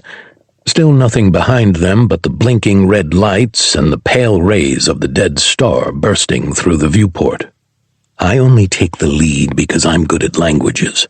I'm the only person in the crew that is currently fluent in 10 galactic forms of communication. Out here, Kane's the Tsar, the King, the Emperor," Dax replied. "His communication is conflict, and nobody's better at it. Do as he says."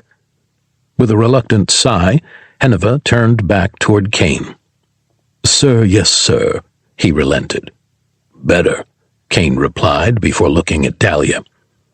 "Do you see why I stopped us?" "I don't," she whispered. "Wait for the second red light to blink, then look at the bottom left corner." Dax moved his attention to Kane's instruction. The dim light blinked. Under it was revealed a hardly visible, rounded shadow. "I don't see it," she whispered. "I do," Dax replied. "That's a bit of a tricky one," Henuva mused. "Shut up," Kane hissed. Dax raised his pistol. He aimed at the shadow before stepping behind Dalia. With a second movement, he hugged the opposing wall. "I'll go," Dax whispered. "Henuva, join me." Silence surrounded them once more. Dax glanced over to see Henuva check with Kane. The soldier nodded. "Sir, yes, sir," Henuva said, sarcasm in his tone. He raised his weapon and stepped in front of Dalia. She lowered her gun and let out a frustrated grunt. "Are you kidding me?" she muttered. Henuva stopped behind Dax. He looked at Dalia and shrugged. "What did I do now?" "You made her flag you," Dax replied. "Flagged?" "It's when your gun or a weapon of someone on your team is pointed at either you or an ally," Dax explained through clenched teeth. "I thought you knew how to fight. How is aiming your firearm or getting in the way of someone else's lost on you? Valtakuntera armor has friend/foe identification systems. If in a combat scenario, it won't allow a gun to fire if it's pointed at an ally," Henuva replied. "Do you not have that?" "We do. It's called trigger discipline," Kane said. "That won't stop an accidental discharge, though. Don't do it again." Dax sarcastically held up his index finger and made a squeezing motion before resuming his stance. "Now that we have that done, keep close and watch the ceilings," Dax ordered. Henuva's rifle pointed upward. Dax remained motionless as Henuva bumped into him. "I thought we were going," Henuva whispered. "I was waiting for you to tell me you were ready," Dax countered. "You told me to keep close and watch the ceilings. I thought that was you telling me you were ready. That's not how you do it. You tap my shoulder," Dax explained. "Inversely, if you come up behind me and I haven't seen you, you give me 2 taps on the shoulder. That way, if we're in a fight and you change position, I know it's you and I don't put a round through your head. Your species' nonverbals is exhausting." Henuva reached up and tapped Dax's shoulder. He started to move forward, his weapon trained on the shadow while his eyes watched the rest of the corridor. They passed under the first red light. Each step brought a thicker layer of spores settling in the air, refracting more of his suit's illumination back at him. Dax lowered the output of his lights until they were little more than dim location detectors. His suit started to take on a yellowish-brown color from the spores. He stopped halfway between both red emergency lights and crouched. His pistol remained aiming at the shadow while they inched forward. A crunch underfoot pulled Dax's attention down. He immediately put a fist up. Veins stretched across the floor in every direction, making crossing without touching one nearly impossible. The crumpled tissue paper of construction started to collapse. Dax watched the vein fall flat through its curling root across the ground. It crossed dozens more like it, all of them collapsed on themselves. His muscles tried to pull him forward, while something in the back of his mind said to back away. Waving Henuva back, he took several steps while watching the growth. Eventually it led back to what spawned it. The shadow. A soft series of crinkles and creaks left the orb. Dax's eyes stayed locked on it, his finger resting against his trigger, ready to fire. His adrenaline surge gave depth to their clouded surroundings. Deeper contrasts allowed him to see the sphere more clearly. Along the edges of the corridor, he was now able to see rings of built-up material at uneven intervals along the hallway. A groan left the orb. Dax raised his arm to block his face. A loud pop tore through the ship.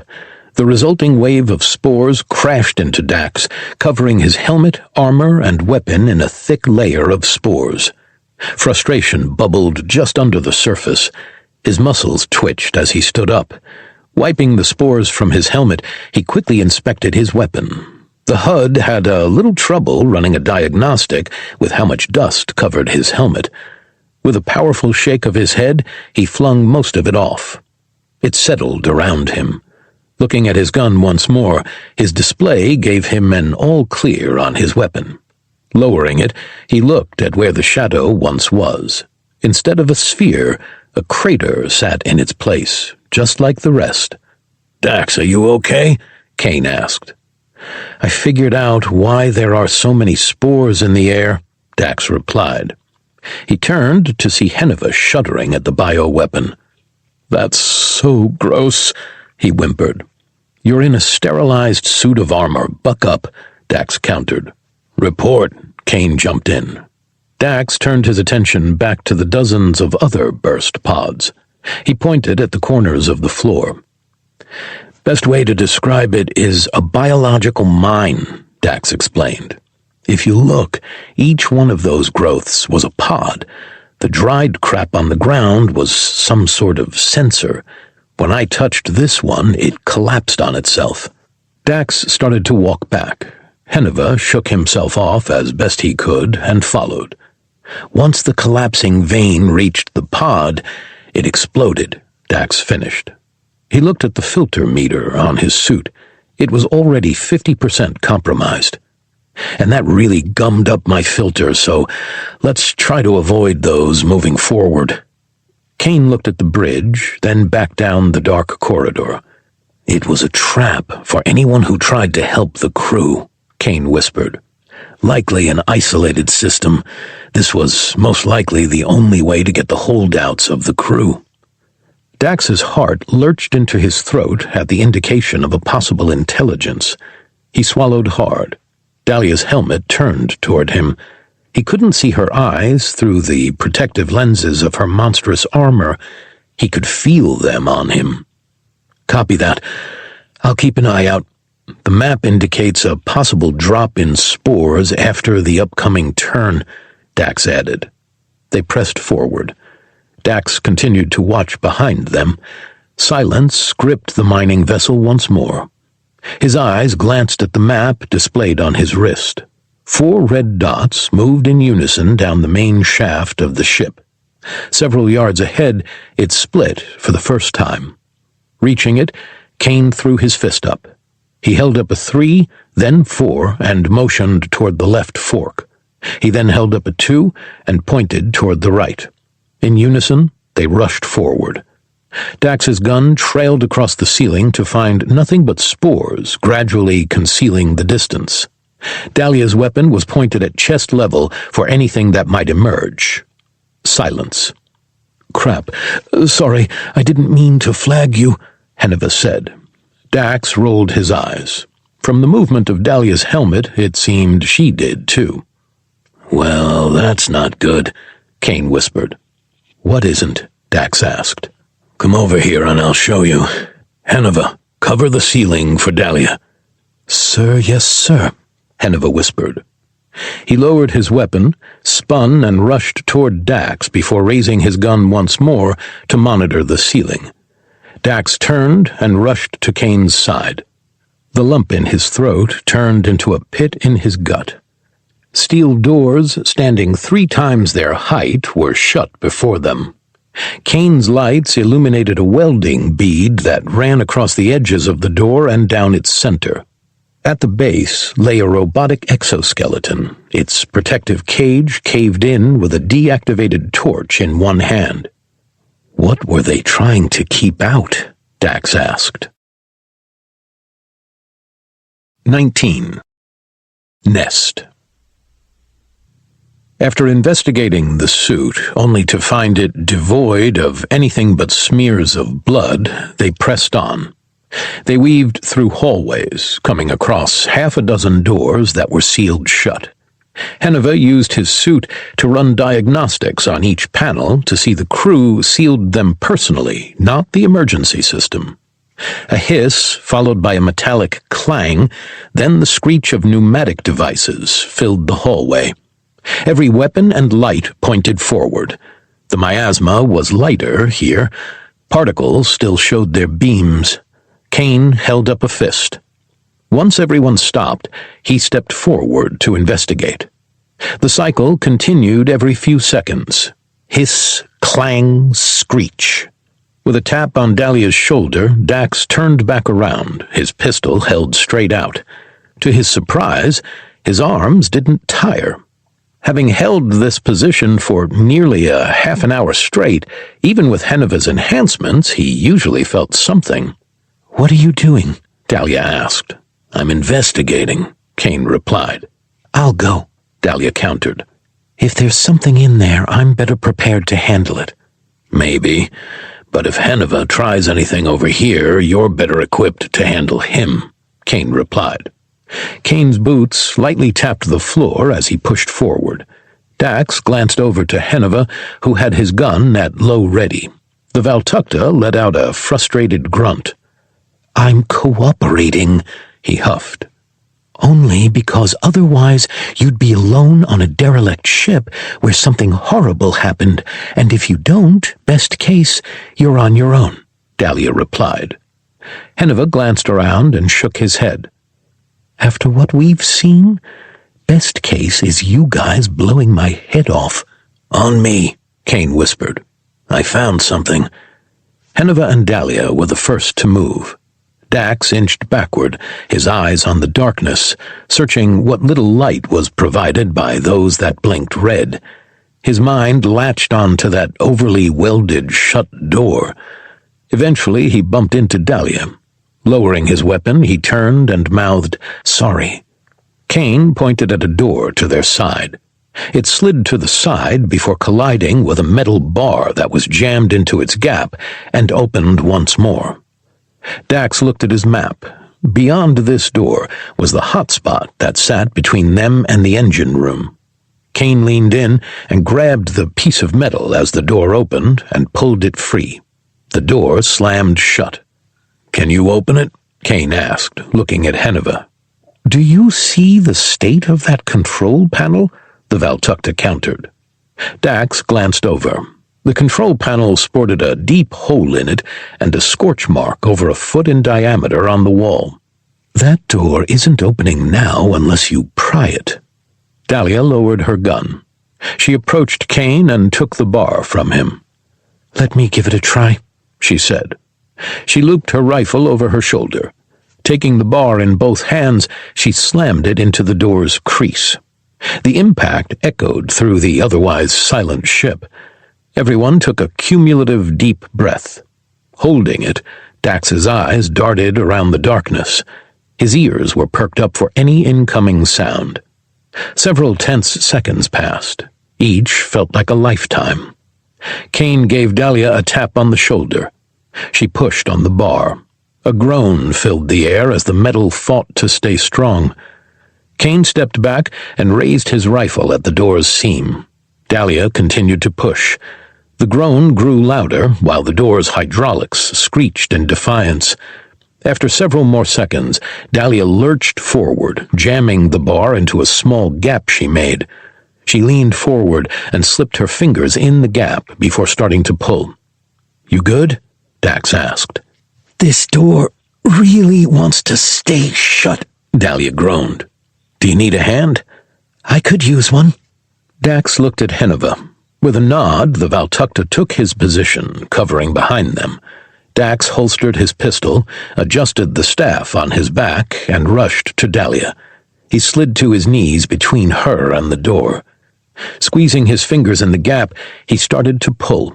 His eyes caught a glimpse of something glowing softly in the darkness that waited for them. He took a deep breath, knowing his only option was to push forward. Clenching his teeth, he pulled as hard as he could. The rupture of a hose filled the silence. Hydraulic fluid spilled through the doorframe as the sheet of steel launched open. It slammed into the wall. Dax nearly fell forward. Dalia's hand dropped to his shoulder as she almost fell as well. They both froze once more, listening for any clue their clatter gave them away. After more agonizing and waiting only to hear nothing, they stood back up and readied their weapons once again. You think they all might have turned into those spreaders? Dalia asked. Nothing but shells releasing the spores? Dax turned his lights up some. They were still diffused by the fungus in the air. He bit the inside of his cheek at her words and groaned. They aren't now, he huffed. You just made every one of them come back to life by saying that. I don't have that kind of power, Dalia replied, confusion in her tone. It's a stupid belief their species holds. If you say something bad is going to happen, or that a certain thing would be a preferred outcome, the bad thing will happen and the worst outcome will occur, Henuva chimed in. It's called Murphy's Law, Kane clarified. It says that anything that can go wrong will, and often at the worst possible time. He stepped past the threshold before stalking forward. It's not an actual thing, Dax added. But in situations like this, humans decide not to tempt fate by speaking it into existence. Very strange culture, Henuva huffed. They continued to move forward, Dalia at the back with Henuva in front of her. Dax continued to look at his map. The glowing red spot was just a few yards ahead. Possible movement on the other side of that wall, he whispered, despite knowing his voice couldn't reach beyond the confines of his helmet. I see it, Kane replied. His voice was little more than a whisper as well. There was a slight tremble in it. Kane's hand grabbed Dax's forearm, interrupting the hologram. Pulling it to his side forced Dax to look up, causing every muscle in his body to pucker. The wall was rusted away. Tendrils of wet mass stretched free from the room. Their lights fell on the opening, illuminating the horrors within. Pustules the size of a moose lined the inner edges of the room. What looked like flesh lined the walls, ceiling, and floors. A mass of sickly, yellowish white hung from the roof, taking up nearly half the room. Dax's mind screamed for him to run, scuttle the ship and run. His body urged him to move closer, to touch the horrors that sat before them. He remained in place. Dax's HUD quickly highlighted several items in the walls. Dax turned his lights toward them. He squinted, his mind trying to make sense of what he was looking at. Pink bone protruded from the walls and ceiling in the shape of skulls. Dozens of them. Only about half of them were of the same race. I think we found the crew, Dax whispered. Henuva took a half step forward. His gun pointed at the ground and shoulders dropped. That's not all of the crew, he replied. This ship was able to man over 1,000 souls. At most, this is just under half. What is it? Dalia asked, keeping her barrel pointed at the door behind them. My guess is a nest of some sort, Kane said. They could be trying to build more or create more spores. Who really knows, and how badly do you want to find out? Whatever it's growing, it takes a lot of energy, hence the bodies. Dax lowered his weapon, staring in horror at the room of goop before them. We did this, he said softly. Yes, you did. If you wouldn't have tried to play God, no one would have ever gotten infected, and Henuva was cut off by Dalia smashing his helmet with the butt of her gun. We wouldn't have had to make that fungus if it wasn't for your bioweapons, Dalia snarled. It's more your fault than ours. Let's not argue fault right now, Kane cut in. The most important thing we can do now is finish the mission and scuttle this ship. No, Dax whispered. His mouth almost moved on its own while he stared at the pulsating room of flesh, fighting the urge to walk in. Excuse me? Kane asked, motioning toward the nest. You don't think we should scuttle this thing? No, Dax replied. He quickly shook his head, snapping his senses back into place. We don't know how resilient this stuff is anymore. If we scuttle it, there could be infectious pieces floating in space, waiting for another ship to pick it up for who knows how long, Dax explained, motioning toward the room. Right now, the only place we know for sure is infected with a cross-contamination event is this ship. Absolute Zero is pretty intense. I don't think it'll survive that, Henuva replied. I could run some tests on it. No, we're not letting you get this kind of knowledge, Dalia countered. And you said you don't think it could survive. There are things on our world that can survive that kind of cold. You know what it for sure can't? A star. Between the heat and gravity, there'd be nothing left, Dax continued. New mission. We get this ship's engines and navigation operational. We turn it to the white dwarf in this section of dead space and hit the thrusters. Once it goes into the sun, we scan this entire sector to make sure there's nothing left.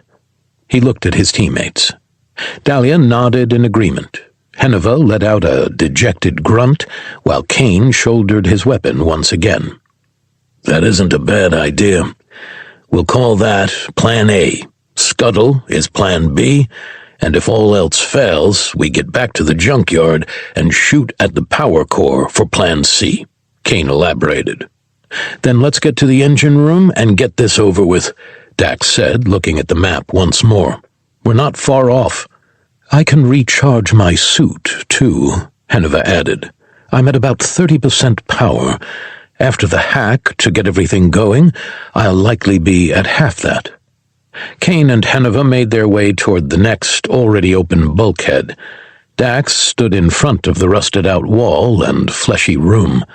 A pang of guilt tugged at him, while another part reveled in the sight.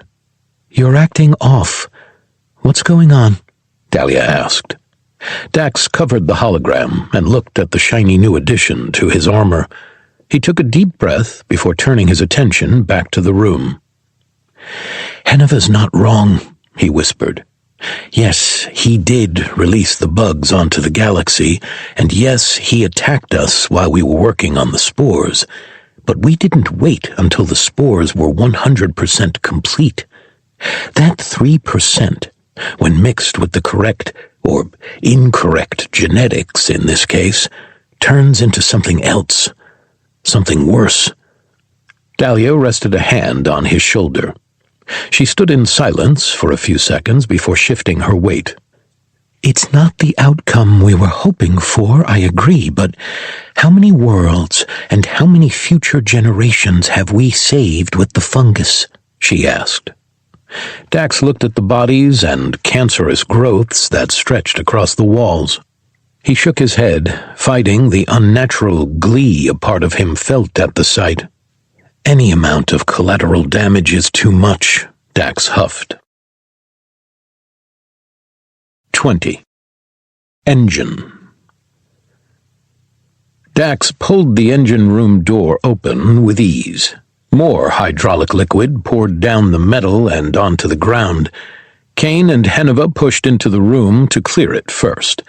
He drew his pistol and turned to face the void behind them. Dalia sidled up next to him, pointing her gun at the engine room's ceiling. When we get back to the junkyard, I'm taking a muscle sample, she whispered on a separate channel. I was thinking the same thing, Dax replied. What other side effects have you been experiencing? Do you want the scary ones or the everyday ones? Scary? Dalia glanced at him. That cancer pit back there. Something in me tried to physically pull me into it, Dax explained. And I've been uncontrollably twitching for the last few weeks, too. I'm assuming that has something to do with the enhanced strength I seem to have. Why haven't you told me? We've been dealing with a lot since the bite, Dax replied. I was going to when things slowed down a bit. I'm guessing they never will. Honestly, I should have figured that'd be the case, as I am an adult man and have been saying things will slow down for the last 20 or so years. Dalia fell silent for a few seconds. Dax glanced at his holographic display. Kane and Henuva moved through the enormous room in tandem. Have you felt the urge to bite? Dalia asked. Dax lowered his weapon. He looked over at her. Are you asking if I'm a zombie? He mused. No, I'm not a zombie. I've already bypassed that tired trope of someone on the team gets bitten and hides it until it's way too late. Okay, what about headaches? Have you started having those? No, but I have been thinking about it and why, if I'm actually infected, I haven't changed yet. Dax turned his attention back to the corridor they'd walked down and raised his gun once more. Why is that? It's Henuva's little experiment. If the spores grow through the muscle and act as extra muscle, which I'm deducing from the way brood-infected moved, then my already enhanced strength is holding it at bay, slowing its progression while providing some benefits. We need to figure out how to stop it before the benefits run out, Dalia said. Why do you think I made sure to tell Mark to bring Josh back? Dax asked. Dalia scoffed. He would have laughed at the fact you said deuce. If we weren't teetering on the edge of a cosmic horror story in real life, I probably would have too, Dax replied. We've got a survivor, Kane shouted. His voice echoed through his armor and the ship. Before he realized what he was doing, Dax turned and rushed into the room. Dalia gave a confounded grunt before sliding the door shut and jamming it with the bar. What are you doing? The room hasn't been cleared yet. Stop, Dax thought to himself. He tightened every muscle in his body, sliding to a stop in the center of the engine room. His muscles twitched, fighting his command for several seconds before calming down. Choosing to take a step, he holstered his pistol. "What else in the room needs to be cleared?" he asked. Henuva's light finished scanning the corner behind him to his left. "It's clear," Henuva called out. Soft mutterings filled the room. A chill ran down Dax's spine. He turned to face the noise. Kane emerged from the far end of the engine room. He escorted a scrawny yet lengthy alien into view. His clothes were tattered with different colors of blood smeared all over them. Dax didn't recognize the alien, while Henuva and Dalia joined Dax in the center. "What happened in here?" Henuva asked in his native tongue. Death happened," the breathless survivor said. He scratched at the seal of his oxygen face mask. "Judging by the room of viscera, that's pretty obvious," Henuva said with a hint of impatience. "You want to tell us how death happened, or are we going to have to guess?" "Henuva," Dax scolded, looking at the Valtakuntera. "This person went through a traumatic event. You have to let their system reboot if you want useful information. Being harsh will only shut them down." "That didn't stop you," Henuva said, raising his robotic hand. "You were mentally fine and voluntarily withholding information," Dax countered. "And you didn't even hold out that long anyway. Your poor wife—" "Guys," Dalia cut in, stepping between them. She knelt in front of the terrified man. Retracting her helmet, she offered him a kind smile. "We're here to help you," she said softly. The survivor looked at her in horror. Dax translated to the Valtakuntera language. A hint of calm spread across his twitching gray features. "It's okay. You're safe now," Dalia continued. Her voice was so gentle and kind it sent a wave of peace through Dax. He translated once more, doing his best to emulate her tone. The man nodded, trembling in shock before leaning into Kane. They gave the man a few minutes. Dalia conducted several breathing exercises with him. He gradually started to mimic her. His short, shallow breaths gradually grew deeper. As they did, his trembling slowed. Wild brown eyes calmed. His body relaxed, collapsing into Kane from exhaustion. "Are you hurt? Have you been bitten?" With another translation, the man lifted his hand to show 3 of his 6 fingers missing. "I see what happens when they bite. One took the tips of my fingers. I didn't hesitate. I took the rest," he whispered. "That was smart," Henuva jumped in. "Your lack of hesitation most likely saved your life. What brought the death?" "Henuva," Dax snapped. "I know we probably already know, but I just want to make sure," he countered. "There was a ship that returned from a failed rescue mission. It was lightly damaged. They thought it'd be safe to welcome them." The man shuddered. "When the doors opened, the crew emerged. They were different, started attacking everyone. Anyone in that initial onslaught that was bit turned within minutes. By the time they got here, a bite meant you were gone in seconds." Henuva let out a sigh. He rested his hands on his hips. "Well, that doesn't do great things for my record," he muttered to himself. "We didn't do great things for your record," Dax countered before looking back at the man. "Why is there no power to the ship?" "I killed it," the man said softly. "They went for the bridge. I had to find a way to stop them that gave the survivors a chance. If I turned off the lights and they moved silently enough, they could get to escape pods."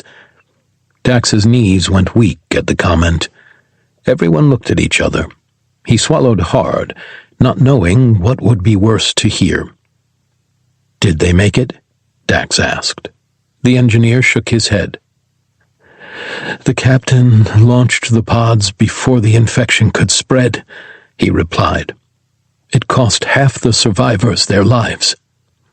A wave of relief washed over Dax, accompanied by a tinge of guilt. "And the other half?" Henuva asked. "They fled to the hangar." "Isn't that where this whole thing kicked off?"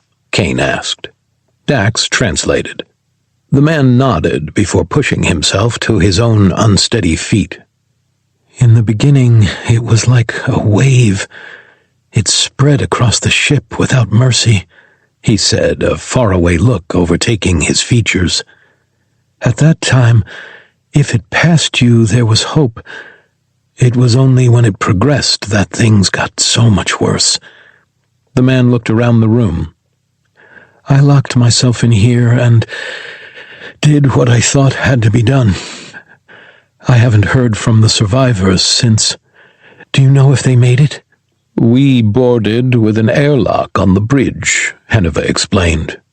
"We're here to find out what happened, save as many survivors as we can, and destroy this ship," Dax added. "To do that, though, the ship needs power." The man shook his head. Terror gripped his features once more. "They'll be able to see us," he whispered. "Any that are still intact won't be able to see," Dax explained. "After a while, what infects them ends up blinding them. They hunt by sound and smell at this point." The engineer looked at Dax. His eyes narrowed and frown deepened. What was left of his injured hand curled into a ball. "We've fought these before," Dax clarified, putting his hands up. "We were on the world where this infection originated. We wiped it out there. This is the last vestige of it. Our goal is to stop the spread here. If you get power back to the ship, we can put it on a collision course with this system's star. Before it's destroyed, we find the survivors and go to our ship and get you back to Tachyon." "Master Decombres sent us to help you," Dalia added. At the mention of Decombres, his eyes widened and face brightened. "Master Decombres sent you?" he asked. "Yes," Dax replied. "We owed him a favor." "That does sound like him. I would love to help get power back. The only problem is, I can't," the man replied. Henuva's hand slid toward his weapon. Dax shot him a stern look and shook his head, stopping the Valtakuntera. "What do you mean you can't?" Dax asked. "I never got a look at the ship that brought this on us," he explained. "I don't know if they flew it or if it was the autopilot. If they were capable, I couldn't risk them just turning the engines back on. I destroyed several of the relays in here." Dax's heart sank. His shoulders dropped, as did Dalia's head. "Is there any way to fix it?" Kane asked. "Yes, but the pieces we need are in different parts of the ship." "What parts?" Henuva asked, his voice sharp with impatience. Communication for a bypass node, navigation for a plasma cell, and weapons for a heat sink, the engineer replied. It took us an hour to get here, so we don't have a lot of time. How long is this going to take? Henuva continued. I can start the repairs as soon as I get the pieces. I'd suggest the heat sink and bypass nodes first. Those'll take about 3 hours each if I have some help. The plasma cell is just a matter of minutes, but once it gets plugged in, everything will kick on. And if you have help? Dax asked. About 5, the engineer replied. I can stay here and help. Henuva jumped in. You're not staying with anyone that isn't more heavily armed than you, Kane cut in. Dalia, you stay with him for protection. You've got the biggest gun, the thickest armor, and you hit the hardest. Keep the engineer safe. If anything goes sideways, you call us. We'll be back here as quickly as we can. The engineer looked at Henuva. He tilted his head to one side. Dax shot Henuva a stern look. The Valtakuntera stood up straight. They said they're going to take me with them because I know the way to navigation, communication, and weapons, Henuva replied. The engineer nodded before pointing at Dalia. She's staying here to protect you because she's the toughest out of all of us, Dax added, looking at Dalia. I'll keep him safe, she said softly. She gave Dax a knowing nod before summoning her helmet around her head once more. Dax, Kane, and Henuva made their way to the door. They unjammed it, entered the hallway, and shut the door again. Dax dropped a telemetry pin on their location. Do you actually know where these places are? Kane asked. If you give me a few minutes, I'll have the fastest routes picked out, the Valtakuntera replied. I have to say, out of every kind available, I hate fetch quests, Dax muttered. I guess it's better than an escort mission, though. Kane turned toward Henuva and pointed. 21. Gap. A collapse in the corridor blocked their path. Heaps of twisted metal protruded from the ceiling, cutting off all access to the opposing corridor. Henuva approached it. He put his hand on the twisted metal while Dax inspected his map. Kane kept watch. This metal's warm, Henuva said. This happened recently. How recently? Kane asked. Since we left the engine room, Henuva replied. And this map doesn't have live updates, Dax said. He dropped a notification on the map indicating a block. Henuva raised his robotic hand. Holding it to the pile in front of him, his palm started to glow. Dax darted forward and grabbed the Valtakuntera's wrist. Don't do it, he warned. What, make us an opening? Henuva asked.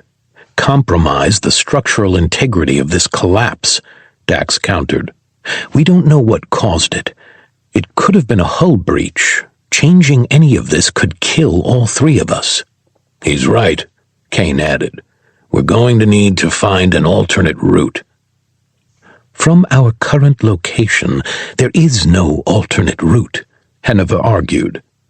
Otherwise, we're going to have to go up 3 decks, cross over half of the ship's width, and backtrack 1/4 of its length.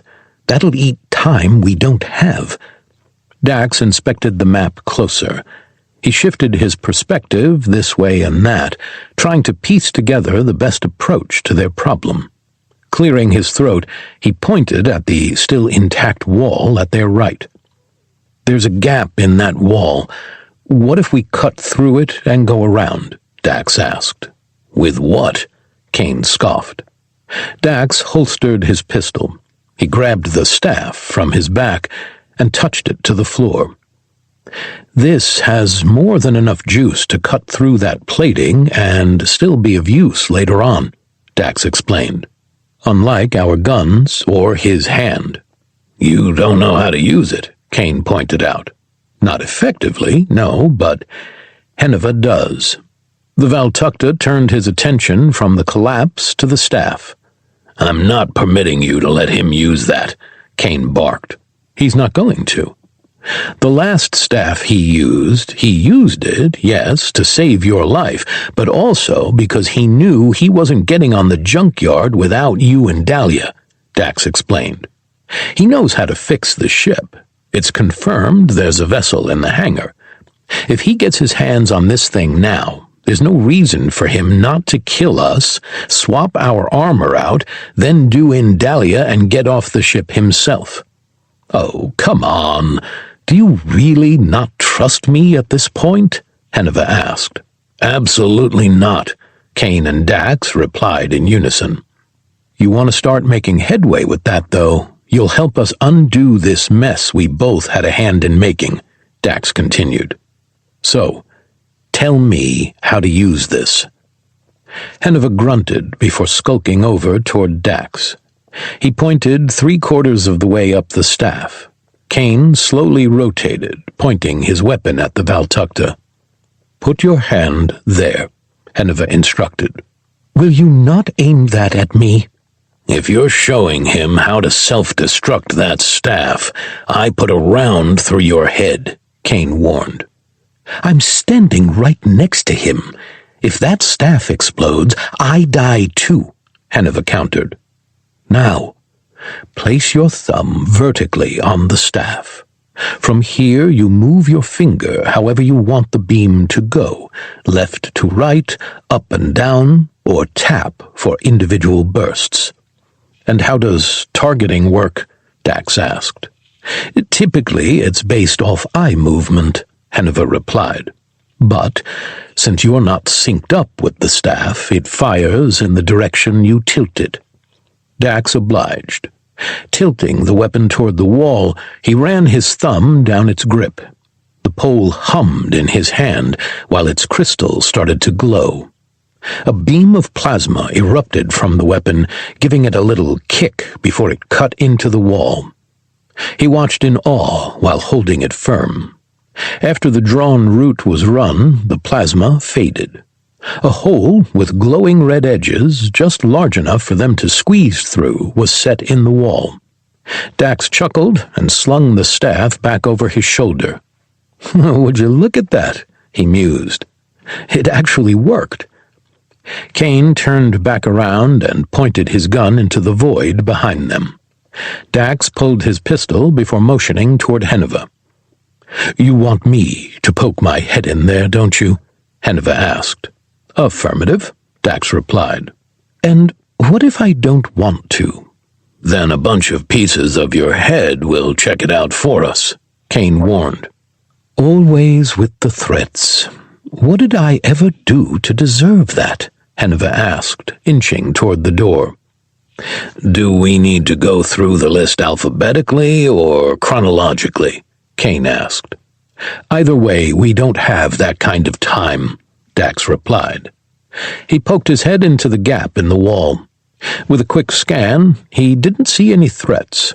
Above him and around the collapse, veins of rusty brown crept along the steel. He swallowed hard, raised his pistol, and slid into the gap barely wider than himself. We need to hurry, he said, stepping forward. There's no telling how long it'll be until this collapses. He motioned to the rust while Henuva, then Kane, followed. Their lights drew over the browning metal. A low groan filled the ship. Henuva tapped Dax on the shoulder. I'm thinking you're right. I've never seen steel oxidize like that before, Kane whispered. It's the fungus. It means there must be some objectively terrifying but impressive growths on the deck above us, Henuva replied. Fungus alone can't break down metals, Kane countered. Unfortunately, you're not right there. Fungi can produce organic acids that interact with metals through acidolysis, complexolysis, and redoxolysis, Henuva replied. Acidolysis involves the formation of complexes with metal ions through protonation of oxygen atoms in the organic acid. Complexolysis is when amino acids and organic acids from the fungus stabilize the reaction by chelating metal ions, breaking it down, turning it into rust. Henuva pointed his light at the ceiling. "I can go on if you'd like," the Valtakta added. "Oh, there are 2 of them," Kane groaned. "Please don't." Dax cracked a smile while inching forward. He double-checked the map on his arm. They continued to close in on the communication room. "What does he mean by, there are 2 of them?" Henuva asked. "I'm a professor," Dax replied. "I know that. I spent a lot of time with other professors. I've learned what they learned, and I've shared it with the crew." "More than once," Kane added. Dax continued to press forward. Gratefully, they left Dalia behind due to the narrowing walls. "And with your little data dump, which, well done, by the way, is something I was just about to do." "Don't compliment him," Kane grunted. "Oh, you were about to do the same thing?" Henuva asked, tapping Dax on the shoulder. You and I aren't so different after all." "Nope." Dax shook his head, stepping over a pipe. "You and I are nothing alike. I won't even invite that equivalency." "Come on, we're both men of science. We're curious to a fault. We have an insatiable need to share our knowledge with others, whether they want us to or not," Henuva said, pointing his light at a fungal stalk slipping through an air vent overhead. "And we both have a bad habit of playing with scientific powers that were never meant to be touched." Dax looked at the stalk. He took a deep breath as his heart rate sped up. He increased his suit's external audio intake and tilted his head. "As of now, it seems like the only difference between us is your propensity for violence. But I'm chalking that up to a race thing, because you humans fight with more brutal efficiency than every other race combined. Your tactics are something to be admired as—" "Shut up," Dax whispered. A chill ran down his spine. His muscles started to twitch, while his eyes remained on the stalk overhead. It trembled while they passed under it. Their footfalls were silent, but the impact still created vibrations in the hull. "Don't tell me—" "Shut up," Kane hissed. Silence fell on all 3 men. Dax closed his eyes and tilted his head. He listened to the amplified ambient noise coming through his helmet. For almost a minute, it sounded like nothing but ambient noise. A soft click cut through the noise. Dax's muscles twitched at the sound. He stiffened his body, fighting against the backward pull. As quietly as he could, Dax holstered his pistol and pulled his staff from his back. "I think that stalk is a monitor," Dax whispered. "And it just detected us." "How? Our suits are muted. Nothing can hear our conversations unless they're tapped into our frequency," Kane asked. Henuva looked back up at the vent that was now behind them. "Vibrations," he whispered, a tremble in his voice. "Even though we're silent, each step creates a slight deformation in the ship's metal. If it's sensitive enough, that stalk will pick up on that vibration. And notify others," Dax added. "Oh, that's not good." Dax's stomach dropped. His knees became weak while he fumbled with his grip on the staff. The clicking behind them grew a little bit louder. "Why the change?" Henuva asked. "Turn your suit's volume intake up by 20%, Dax replied. "Mine can't do that," Henuva said. Dax looked back to see Kane's back straighten. His hand slowly clamped onto Henuva's shoulder. The clicking continued to grow louder. Kane made the move forward hand gesture. With a nod, Dax and Henuva pressed forward. Kane released the Valtakta and turned around with his gun raised. His light pierced the darkness. At the very edges, a series of jittering movements caught Dax's attention. Dozens of movement notifications blinked to life on his HUD just out of sight. "We can't outmaneuver them in here," Dax whispered. "And this bottleneck doesn't mean jack with their numbers." "Use the staff. Fill the void with a beam. It'll put a stop to all of them," Henuva added. "And run our most powerful weapon dry before we know what we're dealing with?" Dax asked, placing his hand on the wall while looking at his holographic map. "I don't think so, but I think I may have a plan. It's not great, it'll cost us time, but at least we won't be overrun." "We don't have a lot of time to burn," Henuva replied. The clicking grew louder. The shadows started to take form. Crew members from a dozen races lumbered toward them, jittering like glitches in a simulation. Those whose eyes were still present were milky white. Most were little more than a split skull with fungal stalks growing from the armored cells that took up most of their heads. "You want to hurry up?" Henuva asked. Dax watched his hologram. He clenched his teeth and held his breath. "Please work," he whispered.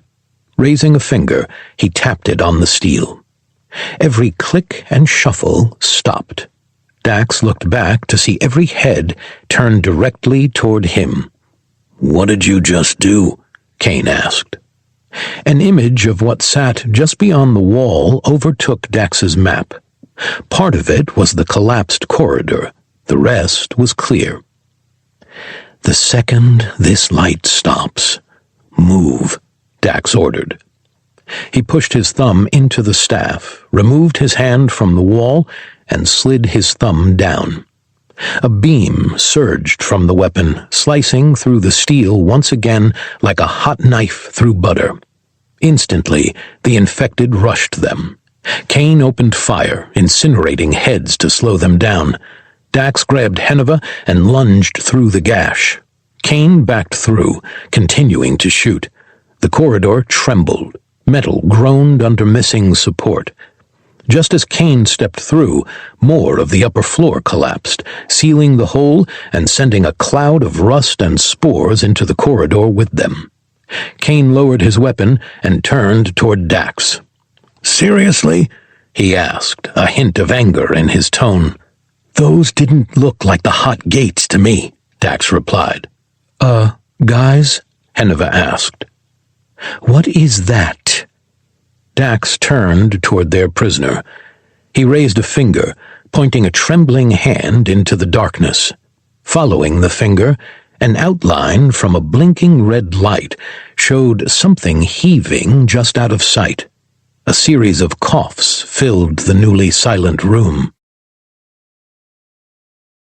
22. Cougher. Dax slung the staff onto his back. He drew his pistol and aimed it at the mass. Dax and Kane moved away from Henuva.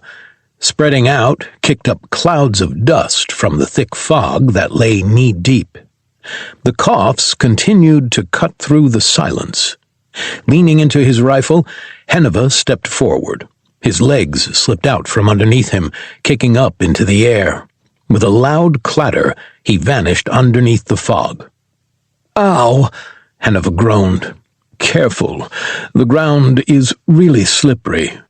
Dax activated the magnets in his boots. He stepped forward, feeling them cut through a hidden membrane. Henuva rose from the fog.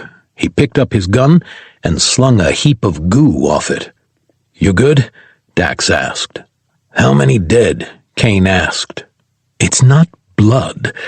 It's more like a mucus," Henuva replied. "What's the point in that?" "It's exactly what you just did. This is a trap room. Survivors run in here, they slip, they fall." Kane leaned toward the fog before rising back up. "This is concentrated carbon dioxide. If you weren't in your suit, you'd be unconscious, and likely in the process of getting infected." "Good thing you lent me this armor, then," Henuva said. He tried to take another step. His legs slipped. Stiffening up, the Valtakuntera barely kept on his feet. "Right. We didn't add magnets to those boots," Dax chuckled. "Might want to stay in place until we can clear this room. Kane?" He nodded. Aiming his gun at the moving shadow across the room, he advanced. Dax leveled his pistol at it and did the same. The contaminated air diffused their lights, preventing them from getting a clear picture of what sat a few dozen yards before them. "Focus them," Kane ordered. "Hopefully, it'll cut through." "Suit, focus lights. 0% diffusion," Dax said. All 4 lights on Kane and his suits narrowed to the size of their projectors. They cut through the miasma, finally reaching their target. Henuva let out an unrestrained groan. Dax's heart skipped a beat. A massive being, covered in thick bone, knelt in the fog. It took several raspy breaths. As it did, lungs expanded visibly out of its back. It coughed violently, sending out a wave of mucus accompanied by a billow of discolored gas that settled to the floor. Fungal growths covered its body, forming additional layers of protection along its arms and stomach. Its head oozed with a grayish liquid that slopped down its body and into the mist. "Oh, we're so screwed," Henuva whimpered. "Now's the time to get that staff out and use every ounce of juice it has." "What is it?" Dax asked. "That's a tardig," Henuva replied. "Even with my rifle, it'd take almost an entire heat sink to drop it, even without all that extra protective growth." "Then we kill it by hitting it in its soft spot," Kane replied. "I can't even begin to stress enough how bad of an idea that is," Henuva countered. "Just because it's a bad idea doesn't mean it won't be a good time," Dax mused. He took aim and fired. His yellow round found its home, splashing off the tardig's skull. Kane unleashed several rounds. The plasma splashed harmlessly, while the bullets bounced free. "Told you," Henuva whimpered. "Now we'd better run." A low grumble rose from the coughs. An arm the size of Dax's torso punched into the ground, shaking the ship beneath his feet. Henuva flailed slightly as he slid a few inches. The second fist hit, nearly knocking the Valtakuntera over. "Aim for the eyes," Kane ordered. "Fry the brain." He opened fire, pointing his pistol at the face, and started to squeeze the trigger. His rounds caused minimal damage to its skull, while Kane's just bounced off. One of Dax's rounds found its mark. Striking it in the eye caused the massive being to flinch. It froze for several seconds before turning its head to face him. Dax let out a whimper as he holstered his pistol. "What are you doing?" Kane asked. "Keep shooting." Purple plasma cut through the air. It burned the airborne spores around it while splashing against the tardig's chest. Each shot made the Valtakuntera slide a few feet back. The infected rose to its feet, standing head and shoulders taller than Dalia. "Seriously, we should have just snuck past," Henuva called out, continuing to shoot and slide a little faster with each shot. "I don't know how we're going to kill this thing." The tardig punched the ground with both fists. Even with the magnets engaged, Dax nearly fell over. He drew his knife as the monstrosity roared, billowing a cloud of its putrescence at them. It lumbered at Dax, shrugging off Kane's and Henuva's shots. "Come on, big and ugly," Dax growled. He deactivated the magnets in his boots. Taking a half-step forward, his feet nearly slid out from under him. The rumbling grew as it closed the distance. Each impact of its limbs burst the cover of its feet. "Keep shooting," Dax said. A surge of adrenaline caused his muscles to tighten. They burned, readying themselves to fire at full strength when he needed them to. "My suit can take a few stray shots. Whatever you do, don't stop." Now would be a good time to let us know what you're planning, Henuva called out over the gunfire. Lifting his left hand, Dax opened his fingers. As he pointed his palm at the wall to his side, the magnetic pull slid him out of the charging beast's way. It narrowly missed him. Dax deactivated his hand while engaging his feet once more. Clamping to the door, he rushed at the beast. Unable to arrest its own momentum, it crashed into the rubble behind Dax. It staggered back several steps, while Kane and Henuva continued to shoot. Unleashing the coiled potential in his legs, Dax launched himself at the tardig. He flipped the knife, holding it with a downward grip. Time slowed as he deactivated his boots and leapt off the ground. Plasma flared in every direction while glowing hot spalling spiraled through the air. At the apex of his jump, Dax's head was even with the tardigs. He extended his left hand and pulled himself toward the wall. Flying through the air, he gripped his knife as tightly as he could while taking aim. Shutting off the hand, he slammed into the beast's back.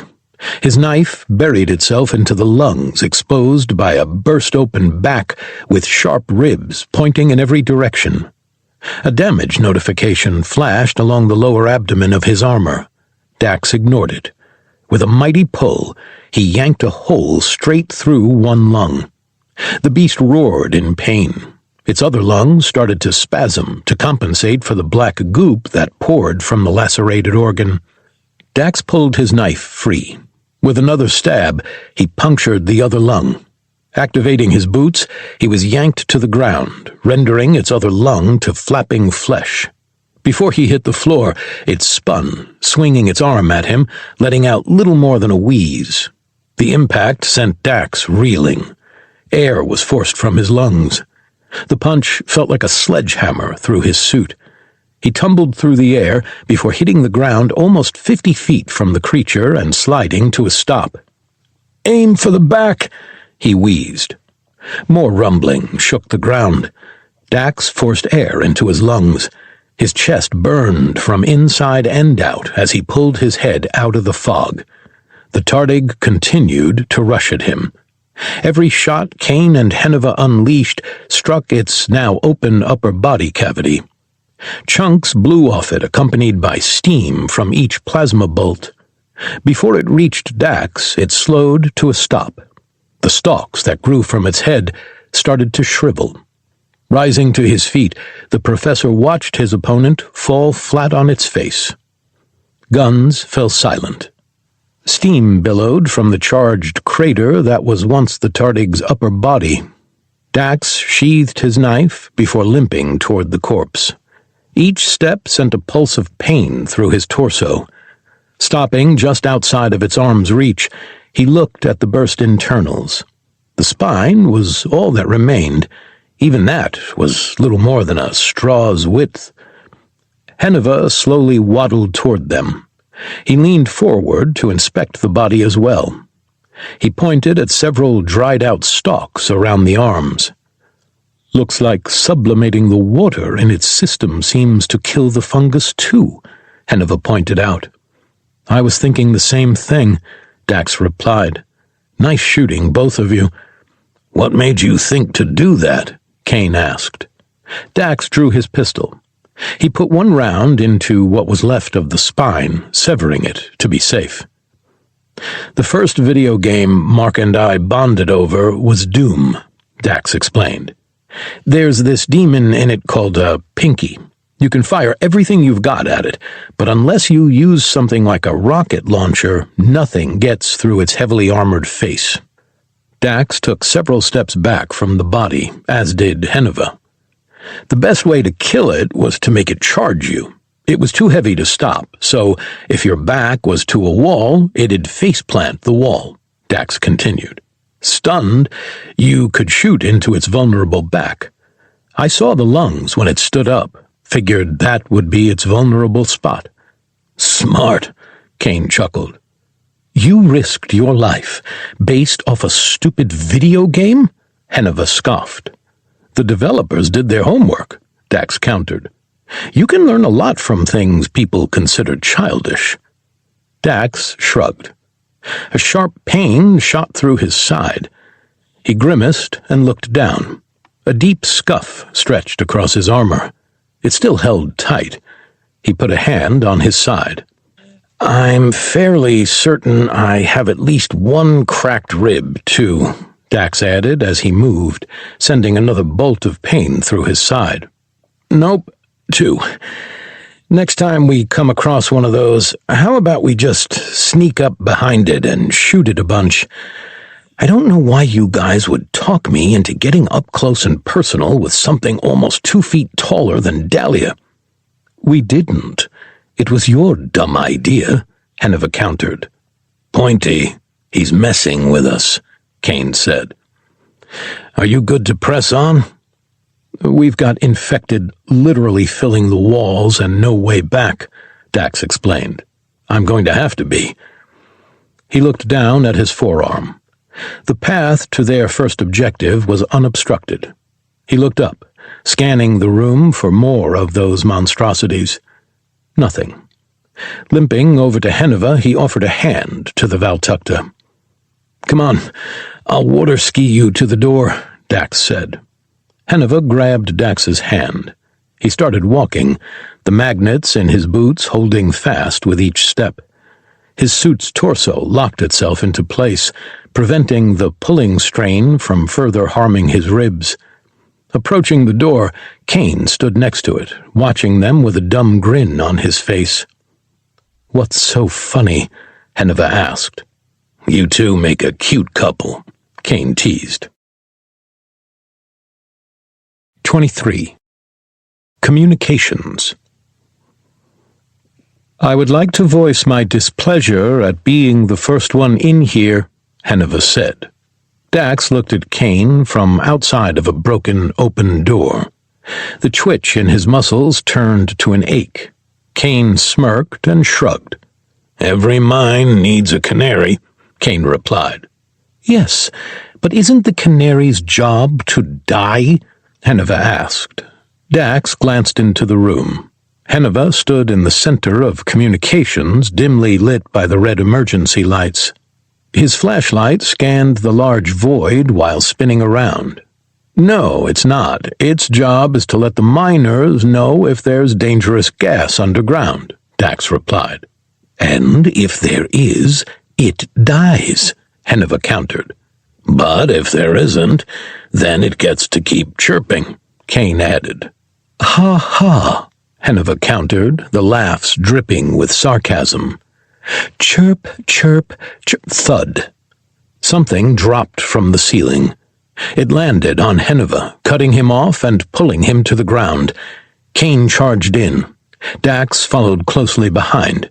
He turned his lights and gun toward the ceiling. "Henuva, you down?" Dax asked. "Unharmed," the Valtakuntera replied. Kane reached his side, yanked the object off, and pulled Henuva to his feet. Dax's lights scanned the motionless ceiling. Nothing but an air vent, along with smooth, polished metal, stood above them. "What fell?" Dax asked. Kane started to chuckle. He leaned over and picked up a large book before flipping through its pages. "It looks like it's a data log with what would have been classified information about the ship," Kane mused. "It looks like it was taped to the ceiling to be kept out of other crew members' hands. I guess it kinda worked." "Does it show what the bypass node looks like?" Henuva asked. He tried to peer at the book. Kane pulled it away. "This was placed to keep it out of the hands of the crew.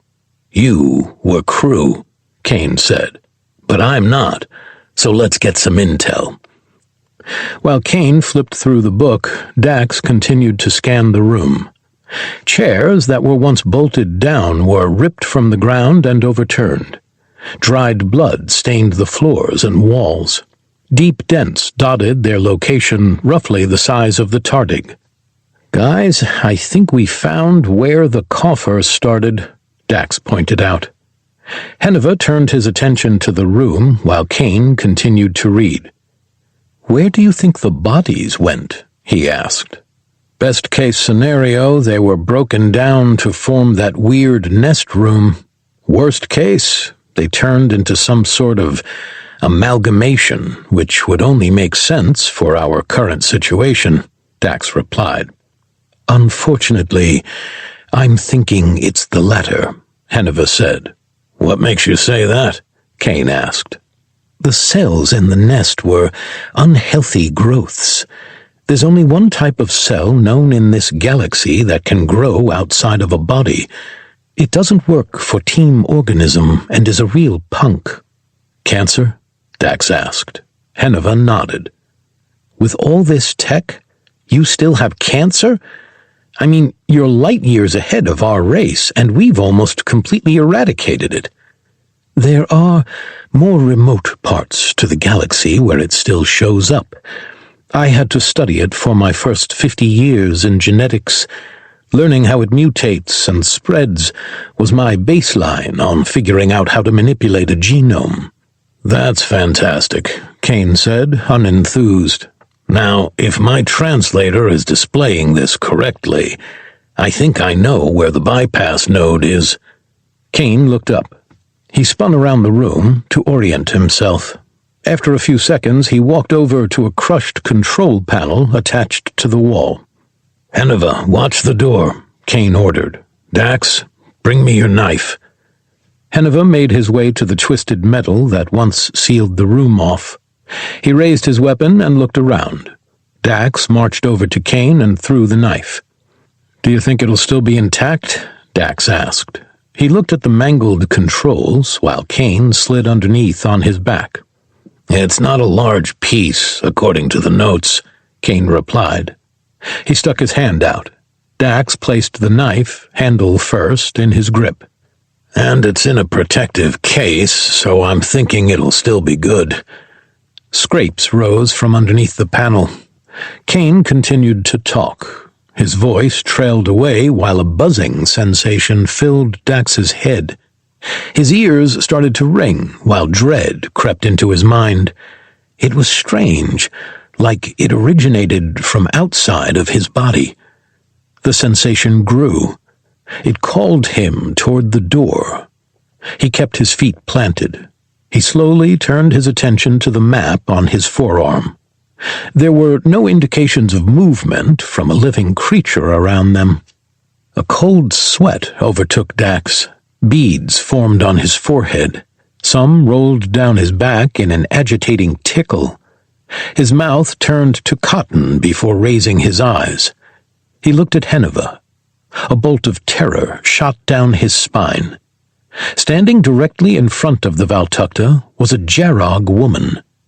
Unlike the other infected, her head remained intact.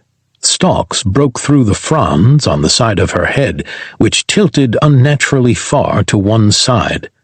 Her eyes bore holes into him through his armor. A soft, joyous laugh filled his mind.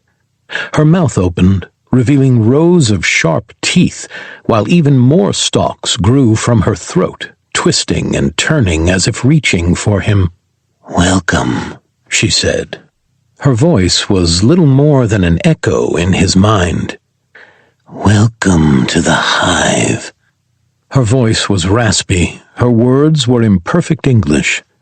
Every cell in his body burned with the heat of a dying star. He noticed Henuva's head pivot, scanning right over her. "This isn't real, it's all in your head," he said to himself. "It's a hallucination. It's probably from the hit. Shake it off." "I'm far from a hallucination," the woman replied. "You're infected. I can feel you. Your strength won't save you forever. I am willing to wait." It took every ounce of muscle and willpower for him not to draw his pistol and shoot. In the blink of an eye, the woman was gone. Dax's heart slammed into his sternum so hard he felt the pain in his cracked ribs.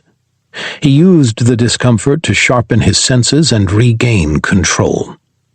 Kane stood up, holding a steel box the size of the palm of his hand. He flipped Dax's knife around and offered it to him. Dax shook his head to recenter himself. He grabbed the knife and slid it into its holster. "Is it operational?" Dax asked. "Fully functional," Kane replied. He glanced at Dax. Through the dome of their helmets, he saw Kane's brow furrow. "Did that hit do damage to your suit's environmental systems? You're sweating quite a bit." "No, it's the ribs," Dax replied. "They're healing, so they're hurting pretty bad."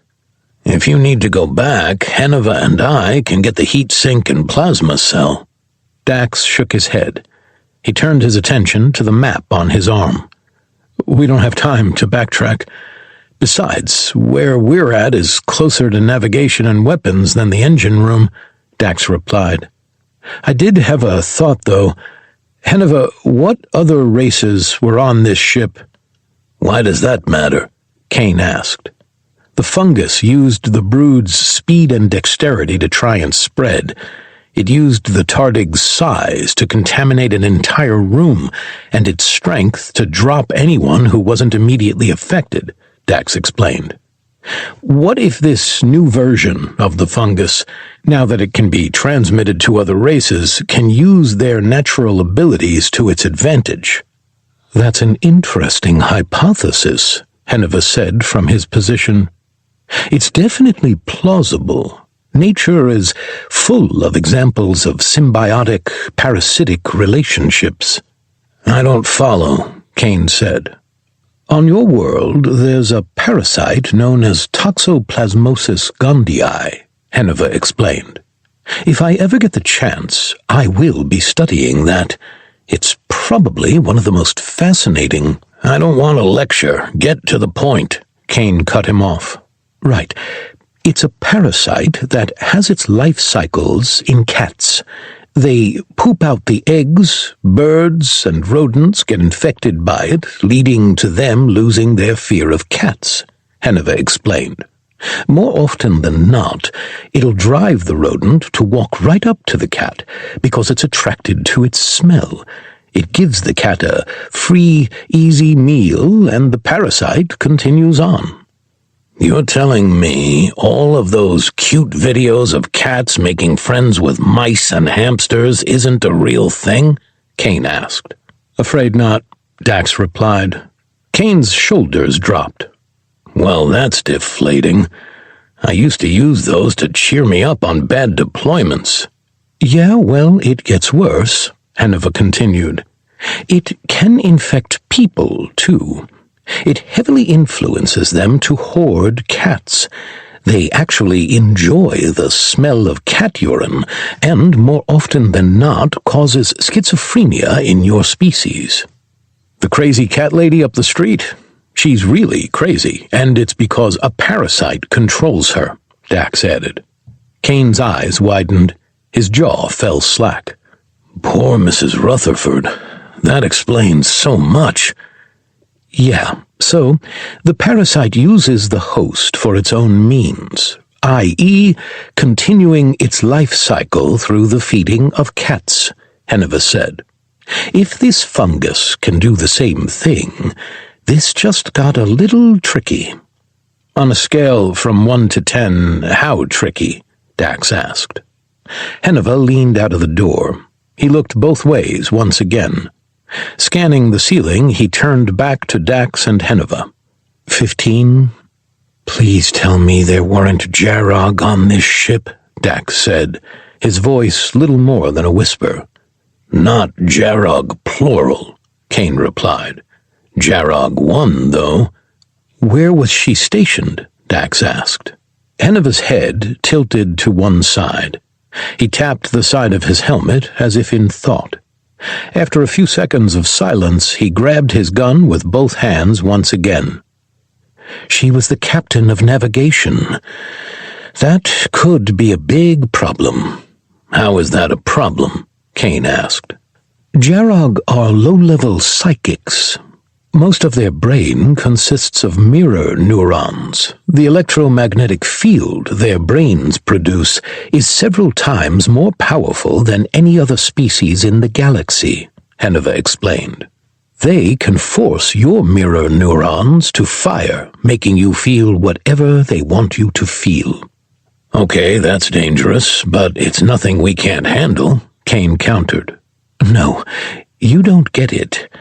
I've seen them induce so much fear into the bravest soldiers I've ever served with that they shot themselves on sight. That's without them practicing. If they practice, they can get much scarier. Is there any way to block their telepathy? Dax asked. What do you want me to say? Tinfoil hats? No, there's no way to block it, Henuva countered, panic starting to fill his voice. Our best choice here is to vent any place we think she may be. What are the chances she died in the original onslaught, or that the stalks haven't damaged her brain, or that she even got infected in the first place?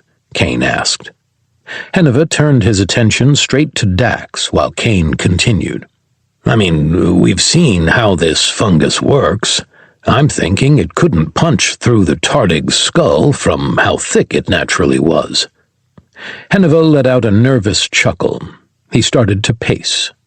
Rubbing the back of his neck, he shook his head. Dax's eyes darted across his HUD. He opened a channel to Dalia. "Are you guys okay?" she asked. "So far, we just got the bypass node. We did run into a tardig. If one of them shows up, get behind it and take out the lungs," Dax replied. "We're about to get the heat sink, but I wanted to let you know there was a Jarog on this ship. If you feel anything creeping in your head, or the engineer his, try and move out of her range." "How big of a problem could an infected Jarog actually be?" Dalia asked. "Bad enough that we should ask Peter to open fire on this ship right now," Henuva replied. 24. Hunted. Dax squeezed the trigger of his pistol. The yellow round flew through the darkness, illuminating what the red lights only provided shadows for. His round found its mark in the hip of a Galio whose body was contorted almost beyond recognition. The impact dislodged the hip, removing the infected's leg. It screamed, the stalks all over its body bursting into a cloud as it tumbled to the ground. Henuva fired a shot into the spores. They ignited in a ball of fire, singeing those around it and burning the alien in the center. "How far are we from the armory?" Henuva shouted. "Still a good way," Kane replied. Dax fired several more shots. Each time a spore cloud was released, Henuva ignited it. Those that were singed fell back. The infected who burned burst into flames and dropped to the ground. The fire was quickly trampled out by the horde that chased them. "Do you really think we can outrun these things?" Henuva added. "No, but we hide," Dax replied. He glanced at his map. Only 3 red dots moved across it. The corridor they were in turned with a room that branched to the right. "There's a door to the right of this bend. Get in there, get down, and wait for them to pass," Dax explained. "If this doesn't work, we just cornered ourselves," Henuva called out. "If we keep running, they swarm up," Kane countered. He was the first to disappear behind the corner. Dax fired 3 more shots at even intervals against the encroaching wall. Henuva fired his gun, igniting the powdery spores. For a split second, a wall of fire engulfed the corridor, slowing the wave of infected. Henuva and Dax rounded the corner. Kane stood in the doorway, waving them in. Once inside, all 3 men leapt over an island that ran along the room's length. Its doors were jammed open, revealing a hiding place with a handful of tubes. Henuva was the first to take shelter. Dax lunged in after him, followed by Kane. They shut their lights off and wrestled into a cramped, uncomfortable position that kept all 3 hidden. Silence overtook them, allowing the sound of rushing blood to overtake Dax's ears. His heart raced. Each breath he took was shallow and quick, preventing his armor from moving. Clicks and hisses filled the air. They grew along with the shuffling of boots and exposed feet. They started to move past the room. One let out a chirp. Its noise couldn't have been more than 5 feet from them. Dax's breath caught in his throat. Several more chittering noises entered the room. Within 30 seconds, he guessed over a dozen more entered the room. The clatter of claws on metal rang out, while the metal overhead gave way to something heavy. Dax watched Kane pull his pistol and pointed at the deforming metal. He held up a hand as if to say, "Hold." A leg with ripped, blood-stained pants and a deep bite mark in the calf stepped into view. His eyes locked onto the alien leg. Stalks poked out of the deep wound that nearly mirrored his arm. Henuva shifted behind him. Dax quickly held up a finger. The Valtakuntera stopped. More hisses and clicks flooded into the room. Dax's breathing became shallower. His muscles tightened, fighting a storm of twitches that attempted to overtake him. A desire to break cover whispered in the back of his mind, accompanied by a light headache that slowly spread through his head. Clenching his teeth, his vision started to darken around the edges. A scream of tinnitus filled his ears. "Keep it together," he snarled to himself. "Focus on your crew. Focus on your mission. Focus on getting back to Dalia." Dax's eyes turned back to the open backside of the island. One of the creatures slammed its hand down on an opposing countertop. Dragging it across with a screech, the infected knocked a bag full of medical supplies down. Like wolves on a helpless animal, the infected descended on the bag. Claws, hands, and feet ripped it apart. They tore into one another without care, ripping flesh free, sending blood with the consistency of sand pouring over the floor. Dax took a deep breath. Holding it, his eyes widened, unable to move from the carnage he was watching. Henuva's hand moved in front of Dax's face. It waved before pointing at one of the tubes that connected the floor with the island top. The Valtakuntera made a 0 with his hand before holding up 2 fingers. "College," he whispered. He was barely audible, even over the radio.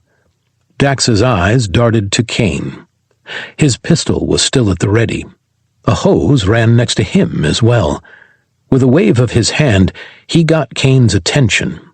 Pointing at the hose, he mimicked Henuva's O2 hand gesture. Once Kane looked at the hose, then back to Dax, the professor motioned to pull it free. He then made a trigger-squeezing mime, followed by the universal charade for flame. Kane shot Dax a stern look, as if to ask if he were crazy. He shook his head so subtly, his armor didn't move. Dax's eyes darted to the eviscerated bag and the growing pairs of legs that blocked their path. The ground shook. A low growl reverberated through the room, trembling the steel that surrounded them. Dax mimed at his wrist, then drew a line in the air in front of his neck. Kane rolled his eyes, lowered his gun, and wrapped one hand around the hose. Dax did the same before looking up at Henuva, who gripped his at the table connection point. "This is going to suck," Kane whispered. 3, 2, 1, Henuva counted down. All 3 men yanked at the same time. A hiss filled the air. They pointed their hoses toward the opening. The infected screeched. The first to lean down was met with a purple bolt of plasma. On contact, it vaporized the infected's head. The supercompressed gas splashed in every direction. A gout of flame roared to life, backtracking to Kane's hose. He quickly turned it, igniting Dax and Henuva's as well. The plastic tried to whip around in his hand, while a wall of orange overtook his field of view. Dax squeezed tightly, keeping it aimed at the incinerating infected. They squealed and screeched, burning to ash and bone at speed. The ground started to quake once more, while the larger infected charged in. With a mighty impact, the island crumpled above them. Another roar filled the air. Fear tried to overtake him. Clenching his teeth and snarling, Dax fought it off. "Henuva, make us an exit!" Dax shouted. "The only way is into that thing," Henuva countered. Another blow crumpled more of the island down on them. Dax punched back, giving them a few inches to move. "It's either that or get crushed," Kane barked. Before Kane could finish, 2 rounds ripped from Kane's gun. They streaked across the metal, heating it to red hot. The third caused it to start melting, revealing an amalgamation of legs fusing together to create a singular support. "Now!" Kane roared. All 3 men rolled through the melting metal. A heat advisory flashed on Dax's HUD. He released his hose, letting it whip around like an angry bull tail. Kane and Henuva were free in the blink of an eye. Dax looked up to see a stump of melded feet dropping toward him. Rolling out of the way, he narrowly dodged the stump. It shook the floor, putting a deep dent in the metal. Dax scrambled to his feet. He looked up to a mound of flesh and bone held together by fungal growths.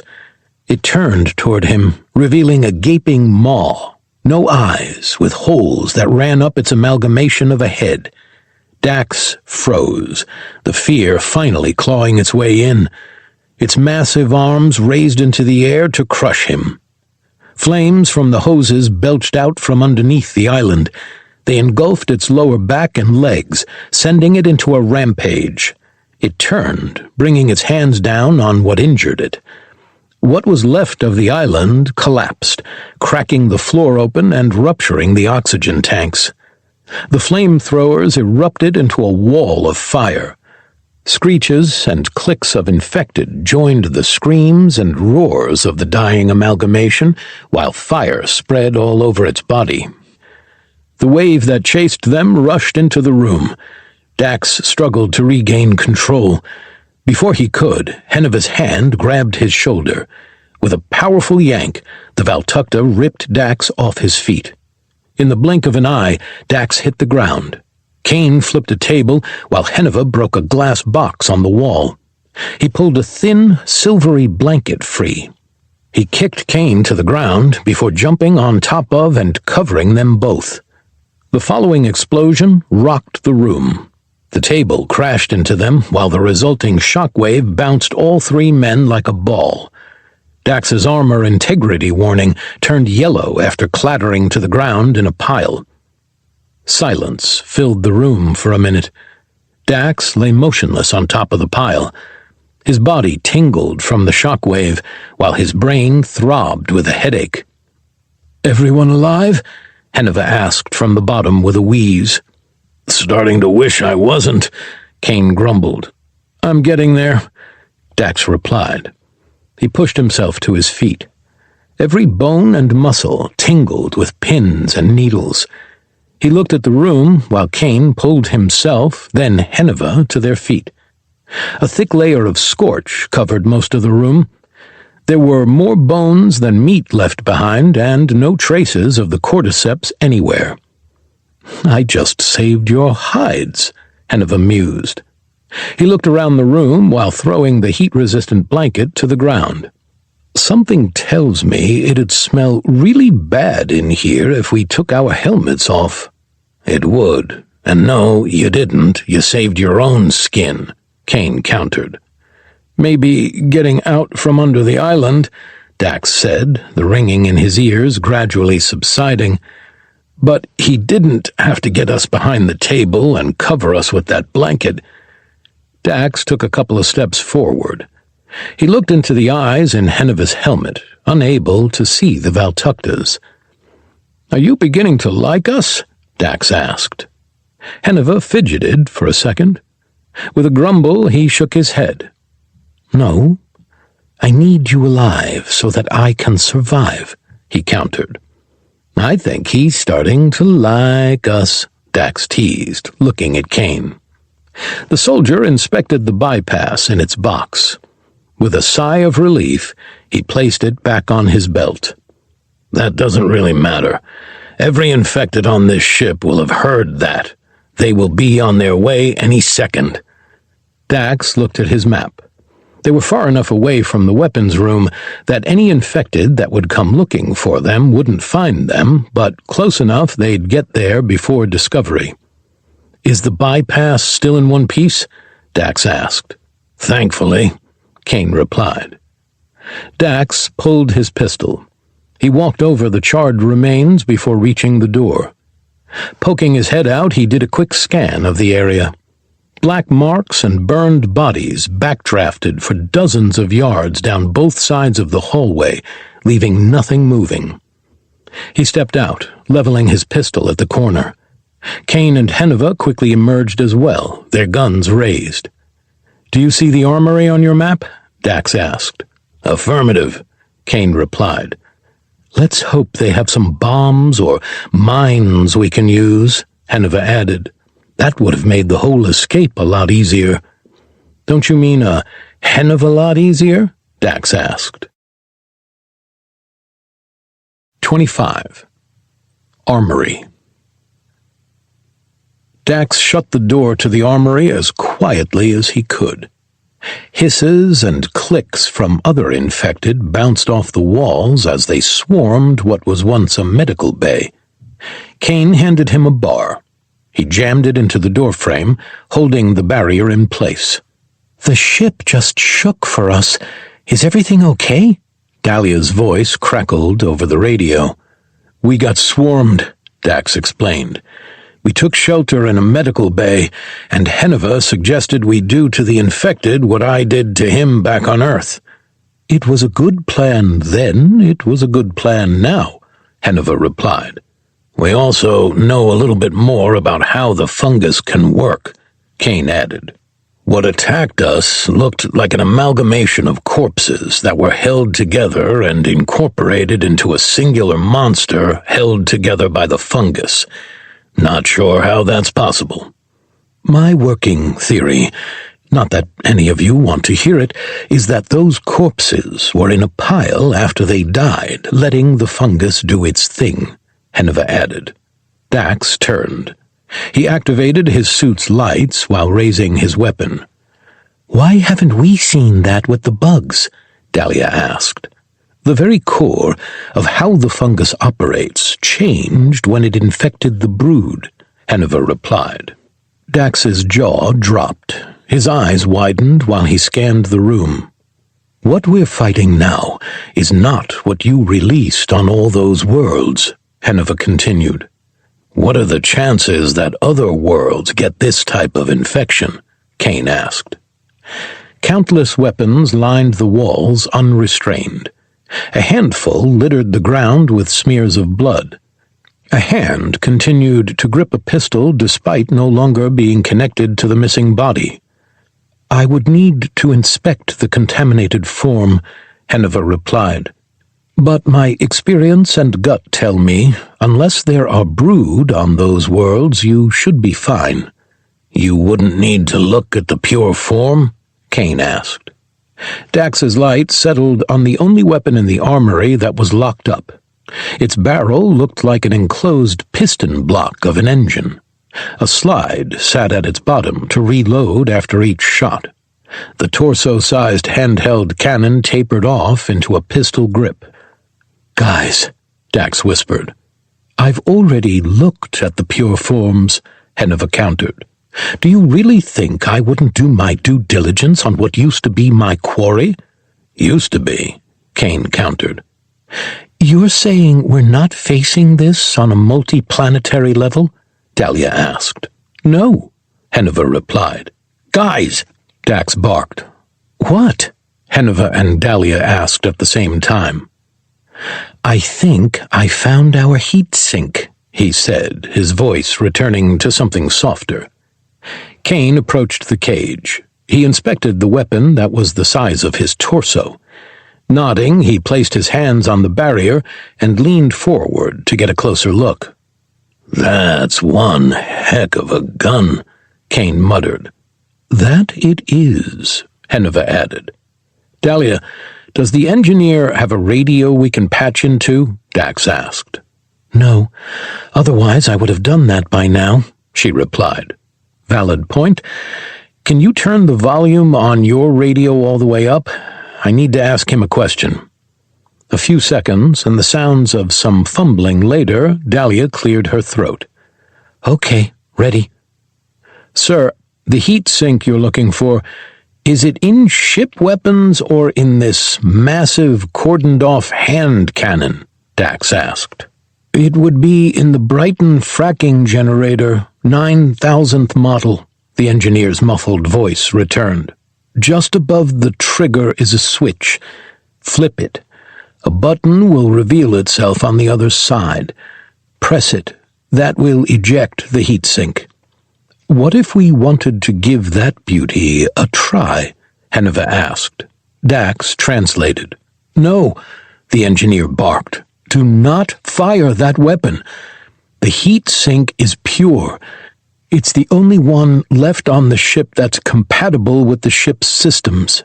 That particular weapon generates so much heat that a single shot will render the sink unusable."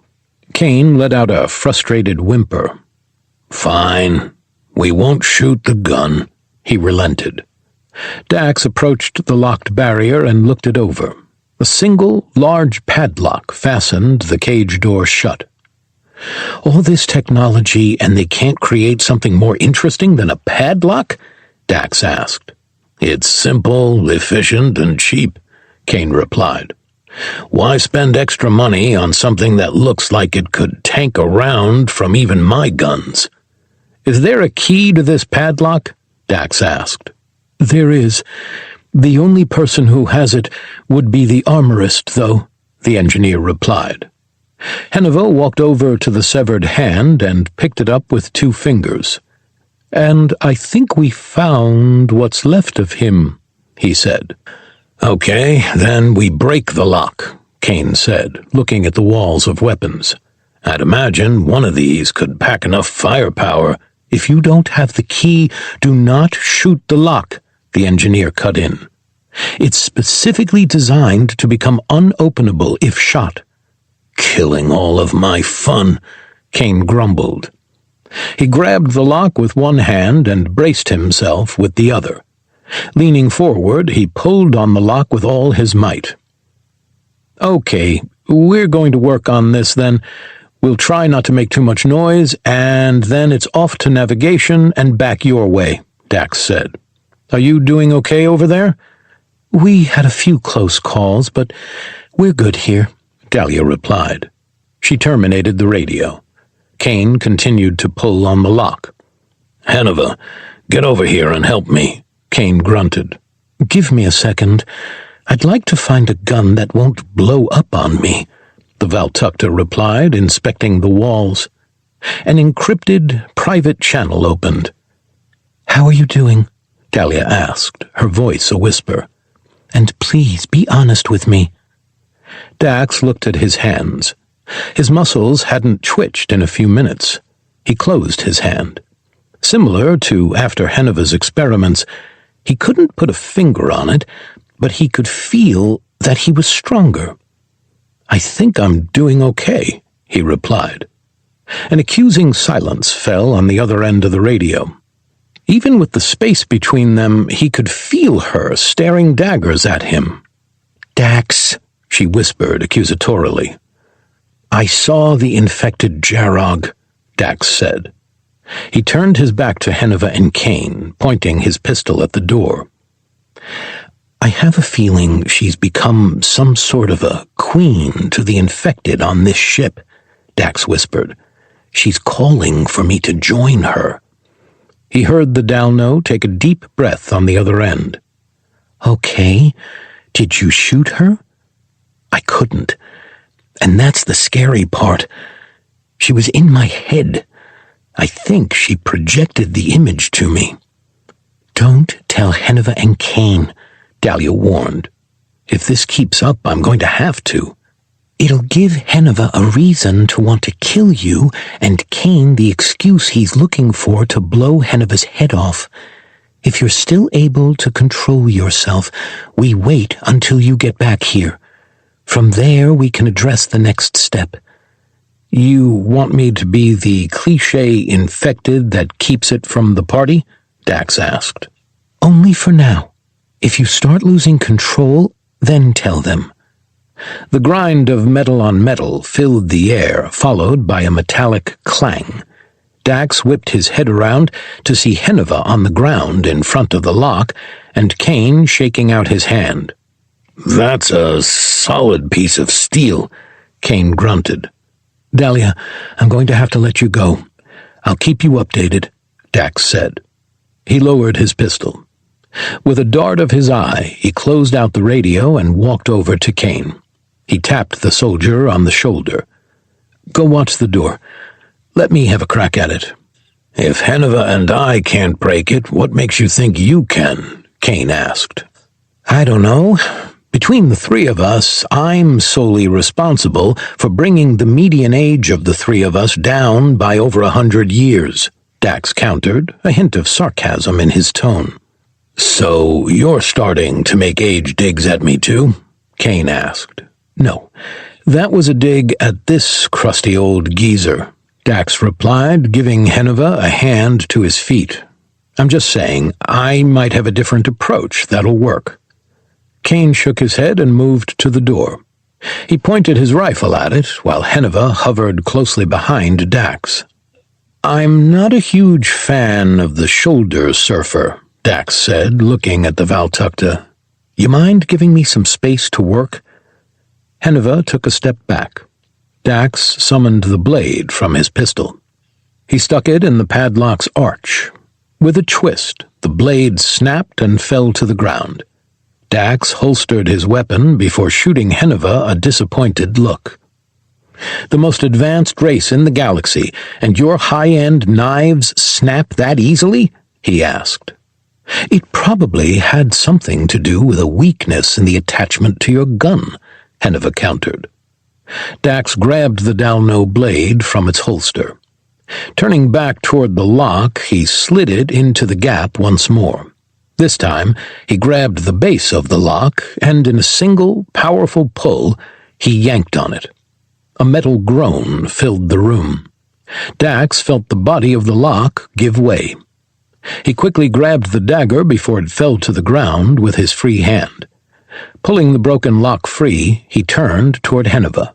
Holding up the knife, he gave it a taunting wave before sliding it back into its sheath. Looks like Dalno forges are better, he teased. Henuva's helmet tilted to one side again. Dax placed the lock on the ground and pulled on the barred door. It opened with a squeak. He paused for a second. Every fiber of his being wanted to pick it up and just start shooting to see what it was like. Dax, are you good? Henuva asked. Yeah, he said with a sigh. Then why do you sound disappointed? Because the little boy in me wants to pick up this big freaking gun, but the responsible adult is saying to complete the mission, he confessed. Reaching forward, he flipped the switch near the trigger. Reaching around, he felt for a button. Once his fingers touched it, he squeezed. A soft click emanated from the gun. A rectangular block, the size of a hand and twice as thick, was ejected between the V-shaped barrel.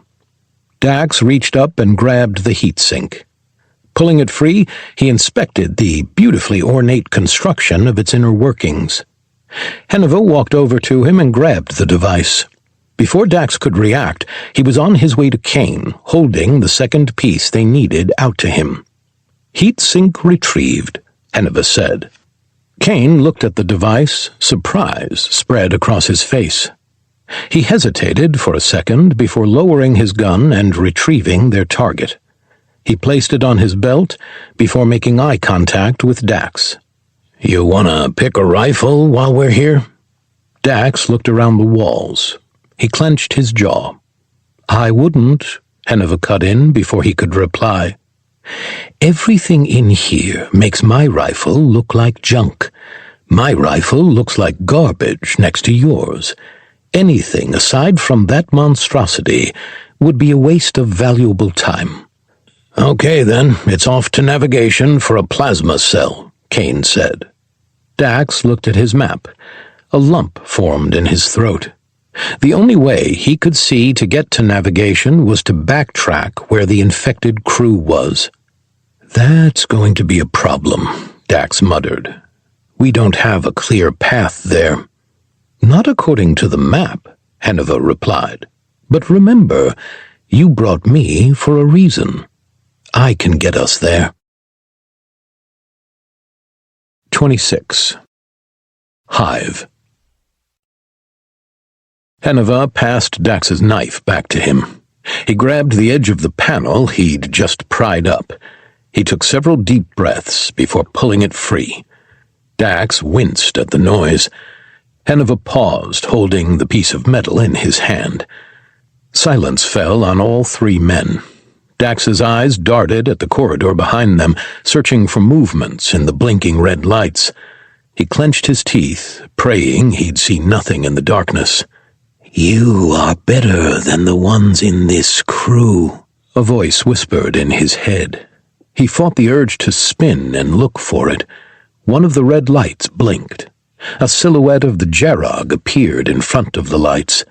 The icy grip of fear curled around his chest. Dax's eyes darted to Kane, who faced the same direction, his weapon up, unmoving. "You're not really here," Dax thought, the headache returning. "I am, and the things I could do with a specimen like you." "I'm nothing special," Dax countered. "That's where you're wrong," the voice continued to whisper. "Everyone who's fought my hive has died. You took a hit that would kill a normal man, and yet here you stand. Join me." "You serious?" Dax slathered his thoughts with as much sarcasm as he could muster. "If you stop fighting, I'll give you a position of power as I spread. And if I don't? Those who fight will be made examples of." The shadow blinked in and out of existence. Dax's muscles started to twitch violently. He flexed to hold them in place. It did little good. The Jarog appeared inches from him, staring at him with dead, fungal eyes. "I will have your strength." "You can have these—" "Dax, can you grab this?" Henuva called out. He looked over to see the Valtakuntera holding a wall panel toward him. Taking the steel, he gently set it down near a wall.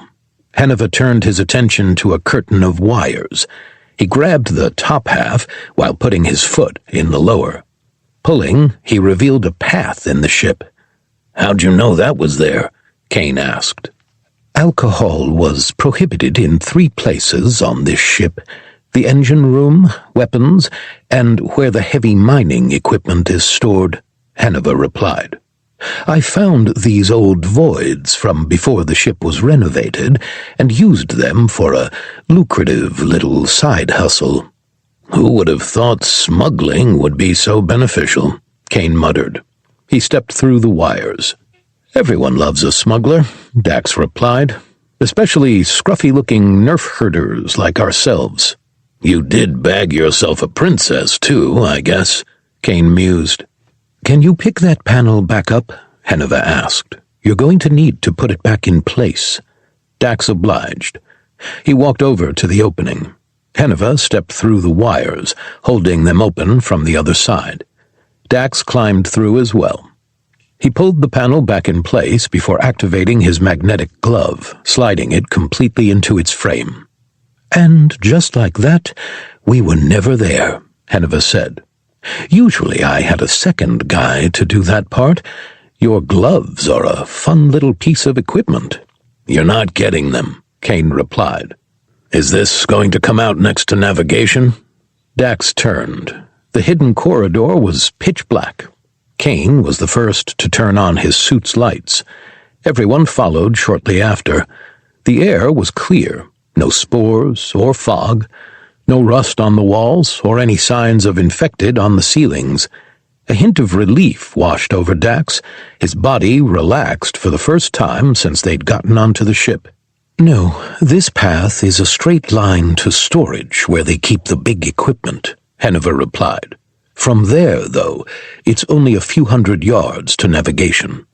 I would like to point out that we are coming up on the halfway mark to your deadline, Peter chimed in. The star has grabbed the junkyard and is pulling it in. We've got one more thing to do, a couple of hours of repairs, and we'll be on our way well before you hit the point of no return, Kane replied. Good, because I'd hate to be here by myself and die with nothing but an overly aroused ship to keep me company. It's unsettling. We'll get her fixed once we get back, Dax said. He cut the line off. You mean you guys could have fixed the moaning problem and you haven't yet? Henuva asked. Oh, no. Mark's the only one who knows how to do that, Dax replied. But if we don't make him think we'll fix it, he'll keep jamming up our radios with progressively more creative and disturbing insults. Good to know, Henuva replied. How many people were stationed in storage? Kane asked. They pressed forward through the barely shoulder-wide tunnel. Kane kept his weapon up, while Dax's hand gripped the pistol at his side tightly. It was a minimal crew, usually 3 or 4 people, unless we were preparing for or breaking down from a dig. And when was this ship's last dig? Dax asked. It was here, Henuva explained. But the ship can't go underway until the equipment is secured. They would have finished mining a few days before the ship came back. Meaning? Kane pressed. They would have just wrapped up return protocol, and it should have been more or less empty when the infection broke out. Okay, but what races were stationed there full-time? Dax asked. One of these more normal races is fine, but if it's a Tardig or a Jarog, we could be walking into a mess. No, they're Perun, Henuva replied. What are those? Dax asked. A race that's really good with electronics, but mostly harmless, if I'm being honest, the Valtakuntera replied. Besides, they've got really long necks, so if they get infected, it'd take forever to reach their brains. And easy to decapitate if they did turn, Kane added. They reached another wall of wires. Dax watched as Kane spread them and slid through. Henuva did the same, followed by Dax. We've got a problem, Dalia's voice sounded over the radio. Dax carefully pushed the wires back together. What's that? He asked. They found us. They are roaming just outside the door, with an occasional hit on it. Then move. You can't stay there, Kane jumped in. But we can't go anywhere else. The only way out is through them, Dalia replied. Dax stopped. He looked at his map. With the flick of a few of his fingers, he found a thin point in the walls that could lead to a path back to Dalia. Think you can hold out for 15 minutes? Dax asked. I think I found a way to get there. No, Henuva cut in. We need you here. I'm not leaving Dalia by herself, Dax growled. I need to protect her. Henuva swirled around. He puffed himself up and stomped toward Dax. I am trying to protect her, the Valtakuntera countered. If you leave, you put us, her, and this whole mission at stake. Dax paused, watching Kane point his rifle at the back of Henuva's head.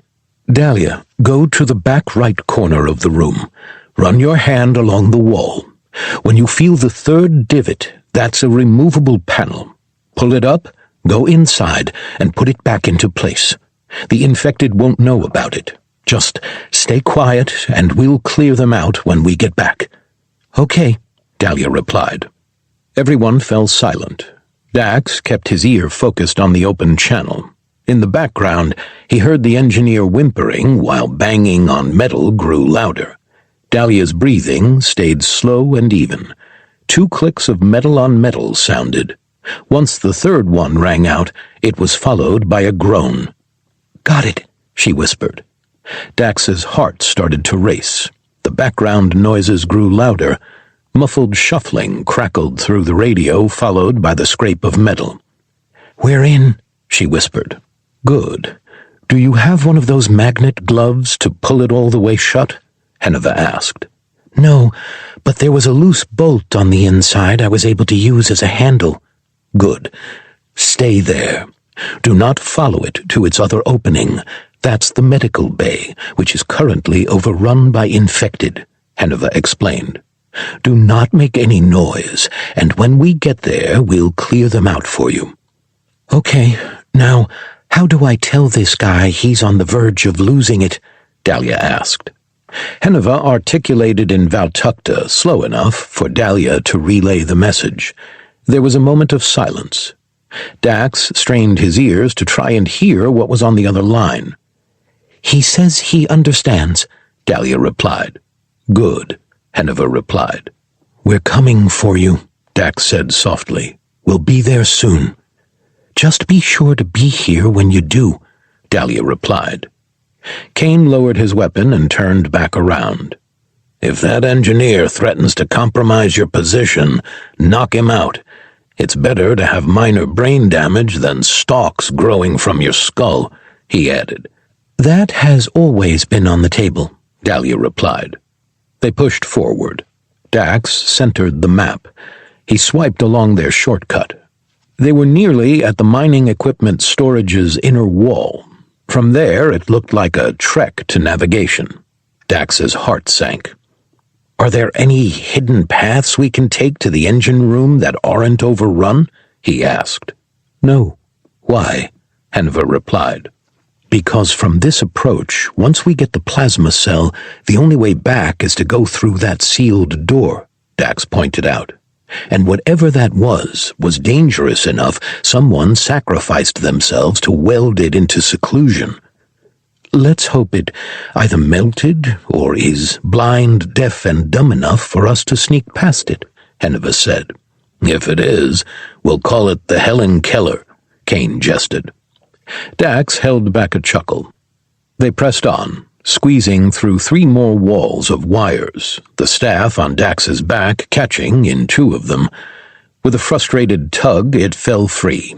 Each step toward their next destination caused his headache to grow. Pushing the discomfort out of his mind, he continued forward. Not hearing any whispers or seeing the Jarog provided a hint of comfort. Once reaching the wall, Kane placed his left hand on the panel. "Get up here and get ready to shoot if anything is nearby," the soldier replied. Henuva raised his weapon and moved next to Kane. With a tap on the shoulder, Kane pushed as hard as he could. The panel slid free while sticking to his hand. Dax raised his pistol as Kane stepped out. Henuva rushed out to cover him. "By the Empress," the Valtakuntera whispered in disbelief. "What is it?" Dax asked. He pushed past the last few dangling wires before entering the storage room. His jaw dropped along with his arm. A room nearly half a mile long and a quarter wide was filled with heavy mining machinery and exoskeletons. On the far half of the room was a nest, similar to what they'd passed on their way to the engine room. The hanging sack sported a split down its center, drying out while humanoid eels covered in spores dragged body parts of the inactive into the middle of the nest and piled them high. Kane slid the panel back in place. Its grind caught the attention of all 6 infected. Dax's muscles tightened when they all turned to face them. Stalks sprouted from their eyes and necks, blooming like a collar. Dax turned to Kane, who winced at the sound. "When all of this is over, you're buying the first round," Dax said. "How about the first 2? Henuva replied. Dax looked back to the nest. All of them were gone, his HUD not registering any movement. "How about the first 8? Kane added. 27. Shocking. A tingle ran down Dax's spine. His muscles moved before his brain could catch up. Grabbing Henuva by the top of his backplate, he pulled the Valtakuntera toward him. A golf ball-sized spore flew through the air where he once stood. A trail followed it before it crashed into one of the diggers, bursting on contact. "Kane, get down!" he barked. Kane dropped. A projectile flew over his head, narrowly missing the soldier. With a spin, Dax flung Henuva nearly 20 feet away, only stopping when he crashed into another digger. He landed on his feet and swore at Dax. "Careful," Henuva growled. A series of shots flew where Henuva was before arcing along the flight path he'd taken. "I am," Dax countered. His body spun and leveled his pistol. As if someone else was piloting him, he fired 2 shots. One of the infected vanished in a blur. Each round punched into the equipment, melting it where the Perun once stood. A calm overtook him to a near unnatural level. In a twitch of muscle, he'd covered the gap between himself and Kane. Tackling the soldier to the ground, they rolled away while 2 Perun landed where the soldier once stood. "Don't stop moving!" Dax roared. He rolled to his feet, raised his pistol, and opened fire on the humanoid eels. Their spores trembled before they spat the spheres at him. With a dip to the side, he narrowly dodged 2. His bolt found its target into the head of one. It popped in a cloud of ash and bluish mist. The body fell limp, while the second narrowly dodged Dax's subsequent shots. Henuva vanished behind the equipment. Kane's hand grabbed Dax's shoulder and yanked him backward. A Perun foot struck only air, narrowly missing his side. Dax spun to open fire on his would-be attacker. Kane glided across the floor like a ballerina. Dropping his weapon to its sling, one hand grabbed the Perun's ankle, the other dropped like an anvil on its knee. With a bone-chilling crack, the joint bent the opposite way it was supposed to. The infected let out a blood-curdling scream. Opening its mouth, it prepared to fire at Kane. In a flash of silver, the battle-hardened human sliced the tendons of its other leg. It fired while falling back, missing Kane by a mile. Kane sheathed his knife, putting distance between him and the infected. Raising his gun, he put 3 rounds into it. One burst its head. The second ripped through an arm, while the third found its center mass. The plasma atomized what liquid was left of the infected's heart and lungs. A bolt of pain shot through Dax's body. His suit damage alert flashed. The armor covering his trap muscle shifted to yellow. His muscles seized. Electricity coursed through his nerves, forcing his vision to blur. As it did, the Jarrog's image appeared to him once more. Her voice echoed in his mind. "I'm not close enough to stop them. If you want to survive and be my weapon, you'd better fight and win." A flash of purple ripped past Dax's head. Ash coated the side of his helmet, while the Perun's body fell to the ground. Several more purple shots separated its limbs from its body. Henuva broke cover, his gun raised and pointed just over Dax's shoulder. Once the current wore itself out, Dax's muscles relaxed. He dropped to his knees, exhaustion overloading him. His chest started to ache from his heart beating irregularly, while the dull headache turned splitting. "Mostly harmless?" Dax shouted. "You'd have been more honest if you'd said kind of harmful." "Every time we shoot one of these things, dust comes out," Henuva countered. He hooked his arm around Dax's and ripped the professor to his feet. Activating the magnets in his boots helped him keep his footing while his vision cleared.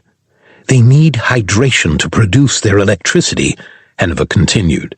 "I figured they'd be just dust." "You're wrong," Kane snarled.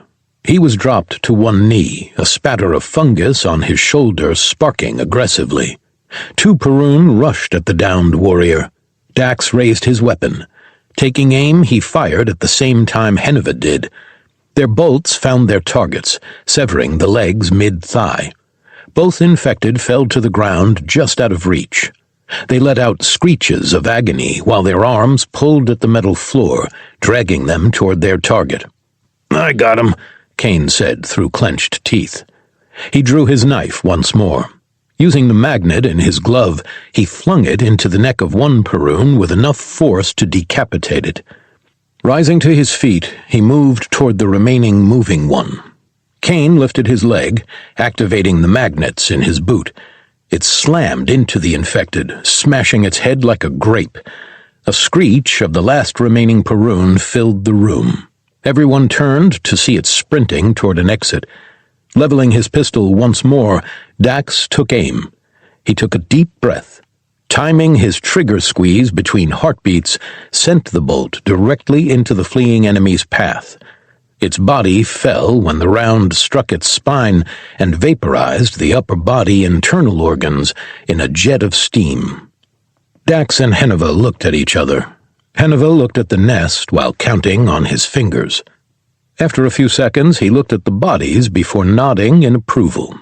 Kane limped toward them, a grimace on his face, while his dome flickered between transparent and one-way with the ogre skull display. "You good?" Dax asked. "I thought you said they were harmless," Kane growled, looking at Henuva. "This whole thing is a bit of a learning experience for me, too. So excuse me if I don't know every variant of the fungus zombie plague you guys created," the Valtakuntera countered. "He's kind of got us on that one," Dax replied. He rubbed the place he was bitten. Phantom electric tingling stretched down the right side of his body. He looked at the pile of damaged corpses they'd made. A sickeningly familiar sack was already starting to grow around them. "Before we get going, who elects to burn that?" Dax asked. Kane's and Henuva's hands both raised. The Valtakuntera's head darted back to the bodies. He let out a squeal, jumped back, and fired several more shots. Dax threw a hand out, stepping toward him. "Easy," he shouted. "It moved," Henuva squealed. "What moved?" Kane asked. "The body. It moved." "We noticed they have limited motion if you take out the head, but—" Kane trailed off. His attention turned toward the bodies they'd left. The bodies, only missing their heads, pulled themselves back to their feet. The ones with no legs crawled toward them. Both monstrosities that were shot through the torso were only able to twitch.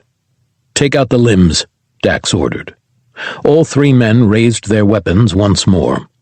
In a strobe of blue, purple, and yellow, limbs were removed from bodies, leaving little more than piles on the ground. The infected Kane used his knife on was the last to remain somewhat intact. Its body leaned back while it tried to walk toward them. The knife that decapitated it was stuck inside one of its vertebrae, pinning it to the floor. Kane grimaced, taking 4 shots. It fell to the floor. Extending his hand, he recalled his knife and sheathed it in his vambrace. "There was so much wrong with that," Henuva grumbled. "If I believed in therapy, I'd say I almost earned it after that," Kane added. Dax holstered his gun. He walked over to one of the disassembled bodies. He picked up the scorched pieces into a pile and picked it up. Henuva gagged. His body lurched at the sight. "Careful, you vomit in that helmet and something tells me it'll end up settling in your boots," Dax warned. "What are you—" Kane trailed off in a dry heave. "Put it down." "This is where you draw the line?" Dax asked. "Out of everything?" "There's always a reason behind everything," Henuva replied. "There's no need for this." Dax looked through the pile he held. One of the arms that was severed at the elbow caught his attention. He grabbed it and held it for Henuva to see. The fingers moved with slow, deliberate function. "Yeah, the reason for this is so that we don't have a thing following us around," Dax explained. "Now, grab a bundle of parts and help us add to that nest over there." "Isn't a fire going to draw attention?" Henuva asked. Kane cracked a smirk and nodded. "Hopefully, a big enough one to draw the horde blocking in Dalia away." Dax nodded at Kane in approval. "Doesn't that mean they'll have to come by us?" Henuva asked. "We could always hide," Kane added. "I'm sure there's a spot between here and there that can hold us." "Yeah, navigation," Henuva said. And that'll only work if no one's already in there. But I guess it's worth a shot. With a series of gags and string of ews, Henuva helped pick the bodies up. With all 6, they made their way back to the nest and dumped the remains on the cancerous growths. Dax watched while the sphere gradually expanded to encompass their contribution. "Correct me if I'm wrong, but lighting this thing from this close doesn't seem like the best idea," Dax said. "I agree. The closer we are to the exit, the better," Henuva added. Kane looked at the door almost 300 yards away. He raised an eyebrow before turning to Henuva. "You think you can make a shot from that far?" "I've got a rifle, and this isn't exactly a small target." "Aren't you going to ask Dax if he thinks he can make it? He's the one with the pistol." Kane grabbed his weapon with both hands, holding it against his chest, and aimed down. "I know he can make it," Kane chuckled. "How?" Dax drew his pistol before giving Henuva a playful nudge. "Because he trained me," Dax replied. With that, Dax started to run toward the exit. Kane and Henuva followed closely behind. Once reaching the door, Dax peeked outside. The corridor was clear. He let out a sigh of relief, considering how loud Kane's gun was. Turning back toward the growing nest of cancerous flesh and a spherical pustule, Dax raised his pistol. He fired 3 rounds. Each struck the growth, setting small fires around its outer edges. Kane took aim and shot. 3 shots, 3 hits. The fire started to grow. Henuva shouldered his weapon. Taking aim, Dax looked at the barrel. Kane scoffed and shook his head. The Valtakuntera fired. His round flew straight. It splashed against the metal just above the nest. "Come on, man," Dax teased. "Give me a second," Henuva grumbled. He took aim again. With 2 more shots, they hit their target. In a burst of light, the plasma sublimated the cancerous flesh. Spores and flammable gases were released, igniting on the remnants of his shot. A wave of orange light danced across the nest's surface. It opened, spewing more spores and gas into the air. In the blink of an eye, the fire went from the size of an exercise ball to a raging inferno that engulfed the entire far side of the mining equipment. Henuva lowered his weapon. He let out a haughty chuckle. "I may have missed my first shot, but my other 2 got the job done," he boasted. "Good for you," Kane countered. "You still missed your first shot. You know what that means?" "I was able to adjust to take my second?" Henuva asked. Dax stepped next to the Valtakuntera and tapped the helmet just above his right eye. "It means if this were a real scenario, a counter-sniper would have just popped you. Now let's go find some place to hide." 28. Coolant. Dax held his breath, pistol ready. Clicks and stomps of heavy footfalls shook the corridor while a horde of infected rushed past. Dax pushed himself far back into the cupboard. The tools and suits that were once stores in their hiding spot were kicked and trampled into oblivion.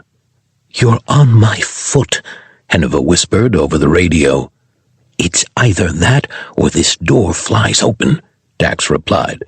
"My leg's gone numb," Henuva complained. "Yeah, well, your knee is in the place where the sun don't shine, but you don't hear me complaining about it," Dax countered.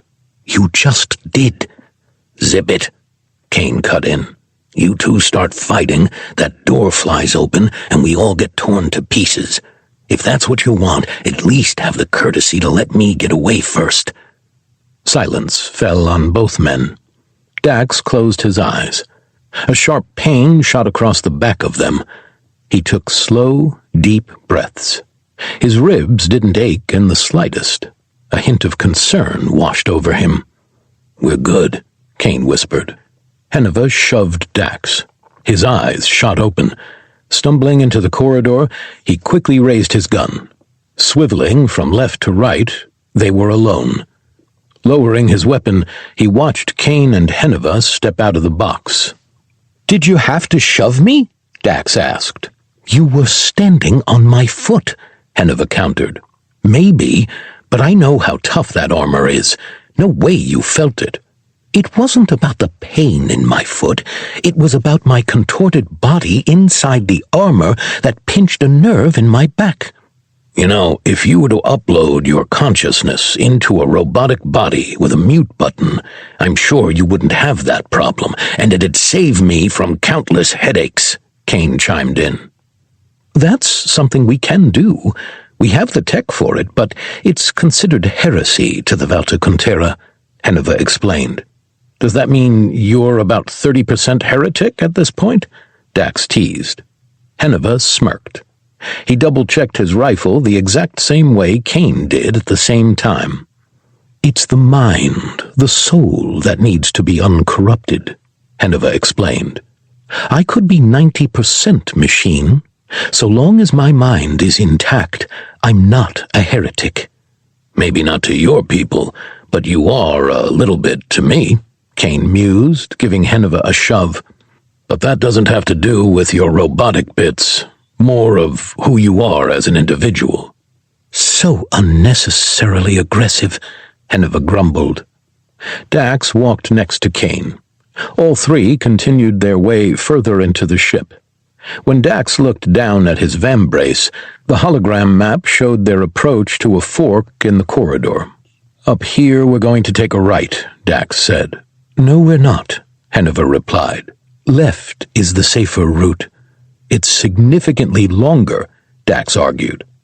Henuva's hand grabbed Dax's helmet and pulled his attention upward. The fork stood 50 yards in front of them.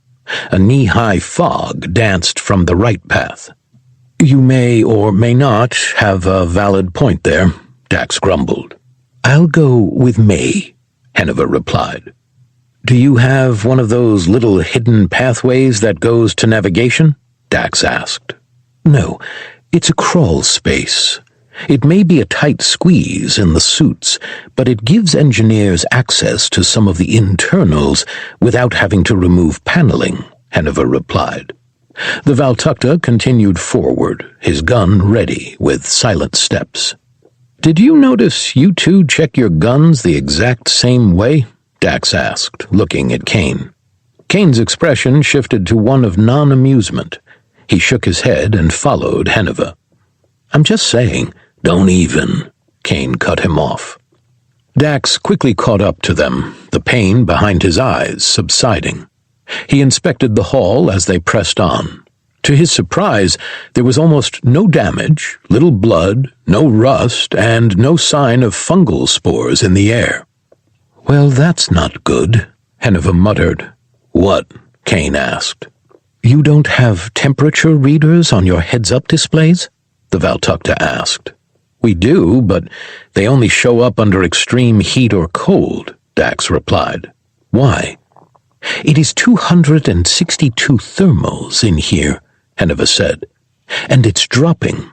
"We need it in Celsius or Fahrenheit. We don't know Valtakuntera measurements," Kane huffed, looking at Dax.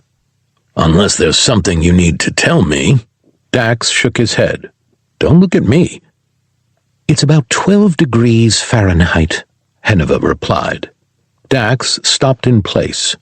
He let out a dramatically loud sigh, stopping Henuva and Kane. "What is it?" the Valtakuntera asked. "Kelvin? Your thermal units are in Kelvin? It only makes sense. If base space temperature is 0 and we work from there, then we won't have a shifting baseline like you do on Earth," Henuva replied. "Look, another thing we have in common. We used Kelvin after we were sentenced, didn't we, Kane?" Dax gave the most senior member of the crew a playful elbow tap. "I would greatly appreciate you pointing out what we have in common with this man," Kane replied, "and have him explain to us why the cold isn't good. It's clearly not a breach." "No, but that means the coolant tanks have been compromised, which may prove damaging to my suit." "Your suit isn't rated for cold temperatures?" Kane asked. They can handle space for a short time, but the length we're looking at here may compromise my joints. If we don't complain, we may be able to make it through before your armor falls apart then, Kane replied. What about yours? I know you've got Valtakuntera tech in them. Ours are a hybrid, Dax teased. The human and Dalno parts well compensate for the weaknesses of the Valtukta portions. He pushed past Henuva, looking into the rooms as they pressed on. Bodies of infected lay motionless on the ground. Withered stalks protruded from their heads and spines. Looks like they can't handle the cold either, Dax mused. This is another perfect reason why the Valtakuntera needs to get the cold fusion weapon I pushed for built. You pushed for cold fusion? Kane asked. Yeah, in my early days I found that a nitrogen lance did wonders with my study on extreme environments on Valtukta DNA. I tried to talk them into scaling it up to be a weapon, because if our genes couldn't handle it, then neither could anyone else's. That's got to be one of the most terrifying things I've heard you say, Kane added. They didn't take me seriously and decided to have us create the perfect genetic soldier, which is where you humans came in. Unflawed genetic material with near limitless potential. Then you had to go and blow a hole in my ship. Where is that ship, by the way? Dax asked. He reached a room that triggered his cold temperature warning. You flew my troop transport into it at a decent percentage of the speed of light, Henuva replied. Dax poked his head into the room. A Gallio in medical clothing stood next to a valve. Curiosity drove him into the room. He inspected the scaled man. A resolute expression filled his face. A crunch pulled Dax's attention down. A jarrog lay in the billowing cold that covered the floor. Stalks protruded from the fronds on her head. Her arm reached toward the standing man. It was shattered like glass in the center where Dax's foot fell. Henuva marched up to the frozen jarrog. With a powerful series of stomps, he shattered the rest of her. The Valtukta looked at the frozen Gallio.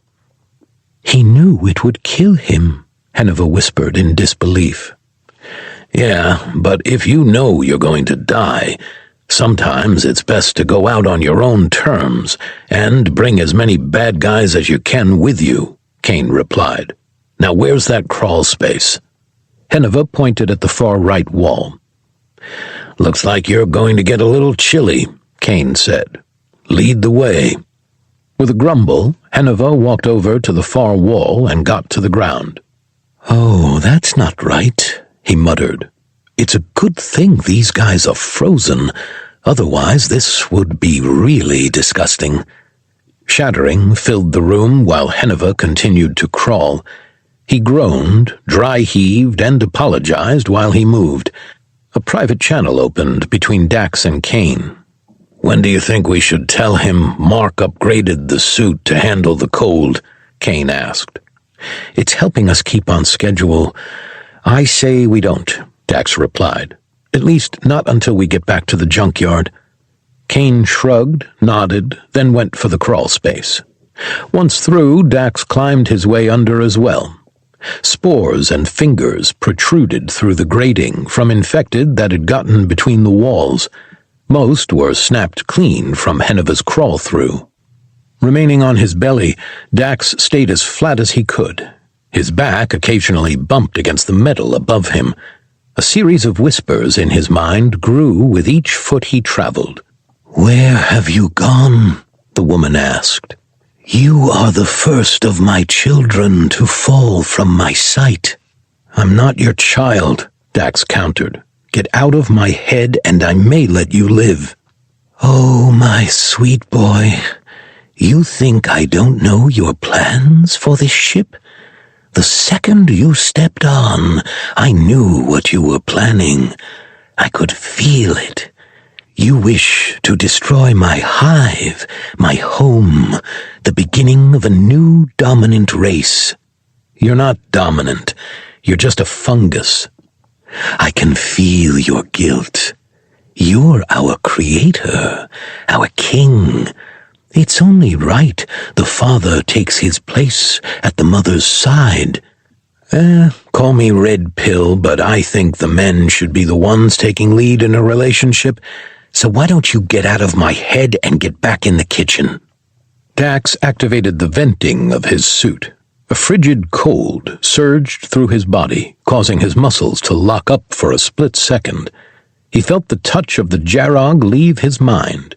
An internal temperature warning sounded. His armor automatically closed the vents. Dax, what's going on back there? Kane asked. I just got a notification Dax's suit vented. Dalia jumped in. Did it get punctured? No, Dax jumped in. He took several deep breaths. Each exhale sent a condensed puff of air through his helmet. My filtration system was overloaded with spores, he said, his voice trembling from the cold. It vented because they were losing efficiency in the cold. Are you good? Henuva asked. I'm fine. Keep going. My suit's warming me. I'll catch up, Dax replied. Henuva and Kane continued their crawl. Dalia opened another separate channel with him. How are the infected? He asked. Gone. The fire seems to have worked, she replied. But what about you? I know the limits of these filters. I tested them on Dalno Nuer before you got me, and they can put up with a lot more crap before needing to vent.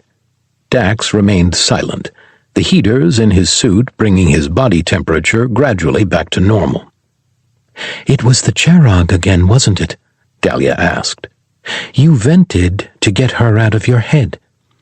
Looks like she's not the only one in here, Dax mused. That's not funny. A little bit. Look, when she's not in my head, she seems to only be able to pick up emotional states, at least at the distance we're at. She knows we're going to destroy the ship, and she plans on stopping us. Then we'll take her out together, like we do every enemy we face. Dax started to crawl once more. He swallowed hard, knowing what he needed to do starting to dawn on him. You're right, as always, he said softly. 29. Navigation. Suit's stiff, Henuva complained. He stood up, moving his joints while the precipitation of frigid coolant meeting humid air danced around him. Be glad you guys don't have to put up with this. It's super annoying. He continued to complain, brushing frost building up from off his joints. Kane pulled himself up while Dax wiggled his way out of the access tunnel.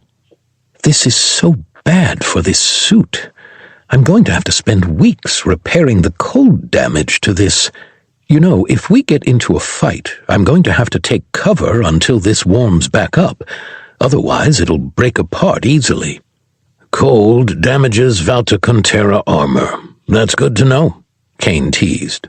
Only normal grunt armor. If you're a specialist, like, say, I don't know, a death squad, they invest a little more heavily in your gear, Henuva replied. Dax pushed off the ground. Frost fell from him while he climbed to his feet. With a wipe of his hand, he removed the frost that overtook his helmet. Remind us to pick your brain about those armor weaknesses a little later, then, Dax said.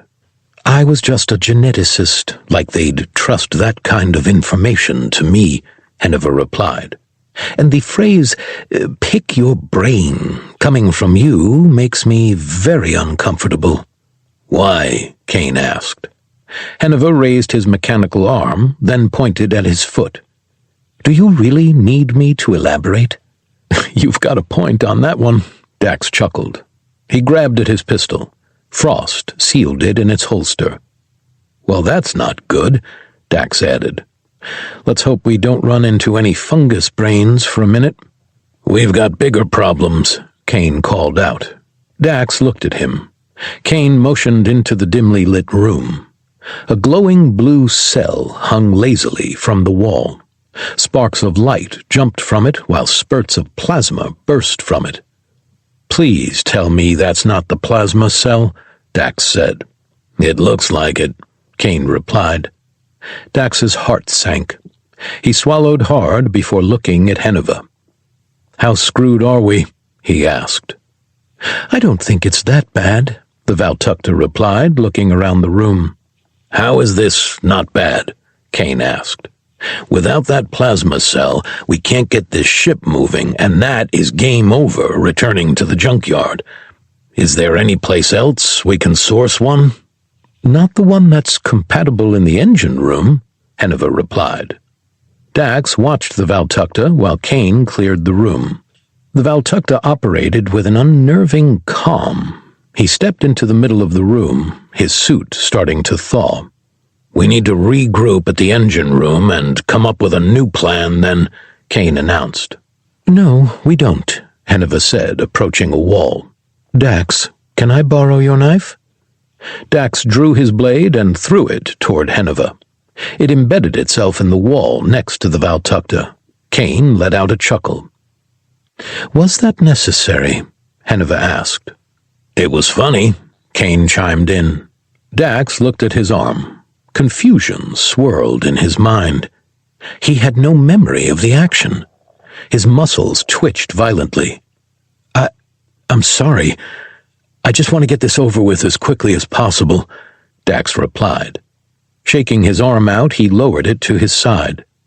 "Not cool, man," Henuva grumbled. "You got what you asked for," Kane teased. He approached the closed door and placed his helmet next to it. Henuva turned to retrieve the knife while Dax looked at his arm. He clenched his fist and his jaw. Tilting his head to one side, Dax cracked his neck. "Keep it together," he growled at himself. He looked up at Henuva. The Valtakuntera pried part of the wall away. He flipped the knife around and offered its handle back to Dax. Retrieving his weapon, the professor watched Henuva carefully pull the panel off the wall. An intact cylinder of plasma sat confined in its cradle. "Navigation is so vital, they've got 5 backups for every station in this room. In fact, the only way we wouldn't have gotten this is—" Dax slammed a hand over the lower portion of Henuva's mask. "Shut up, don't say it, don't even think it," Dax cut him off. Henuva paused. He looked at Kane. "I'm with the professor on this one," Kane said. "Fair enough," Henuva replied. He grabbed Dax's arm and pulled it off his mask. "We've got the last item we need.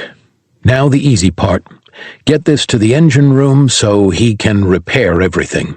"That's not all.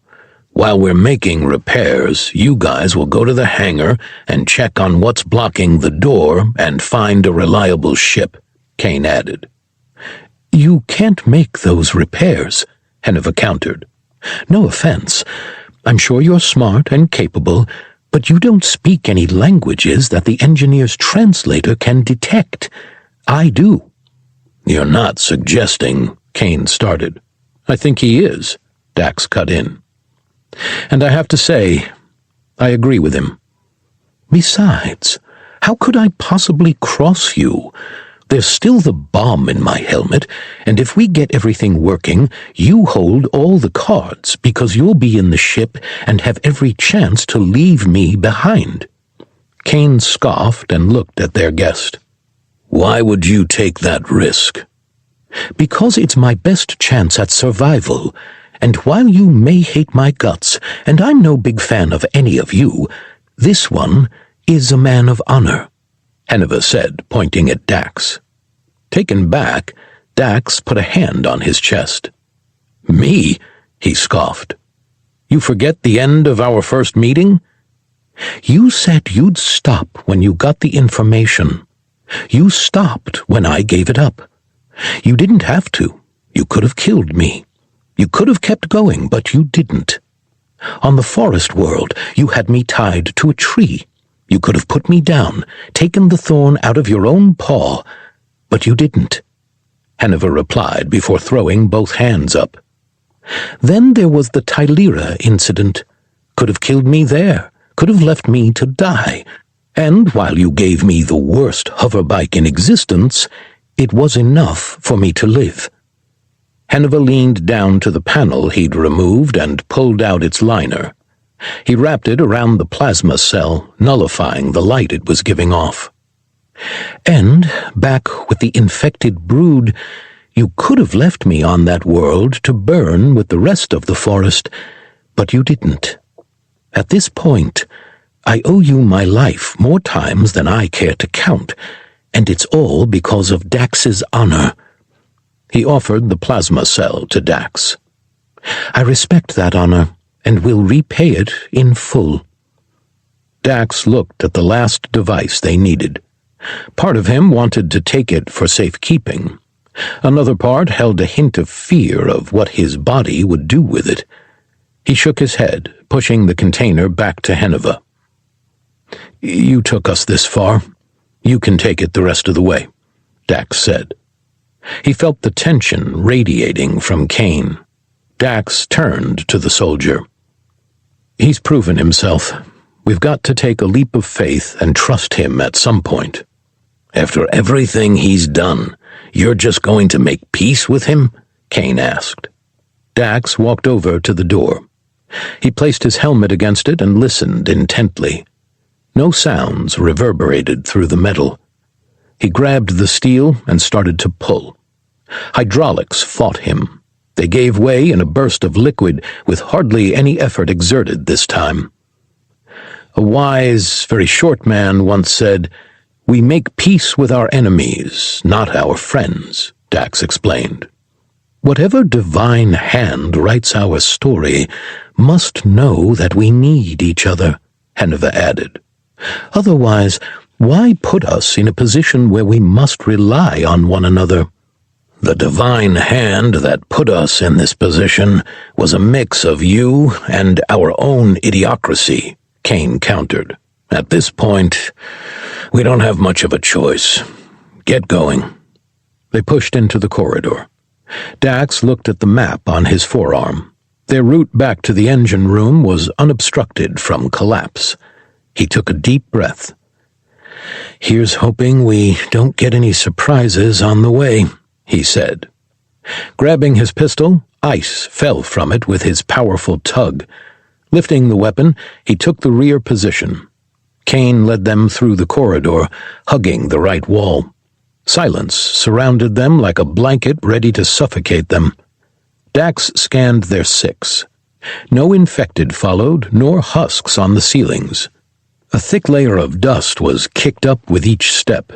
He glanced down at it while it settled unnaturally back to the floor.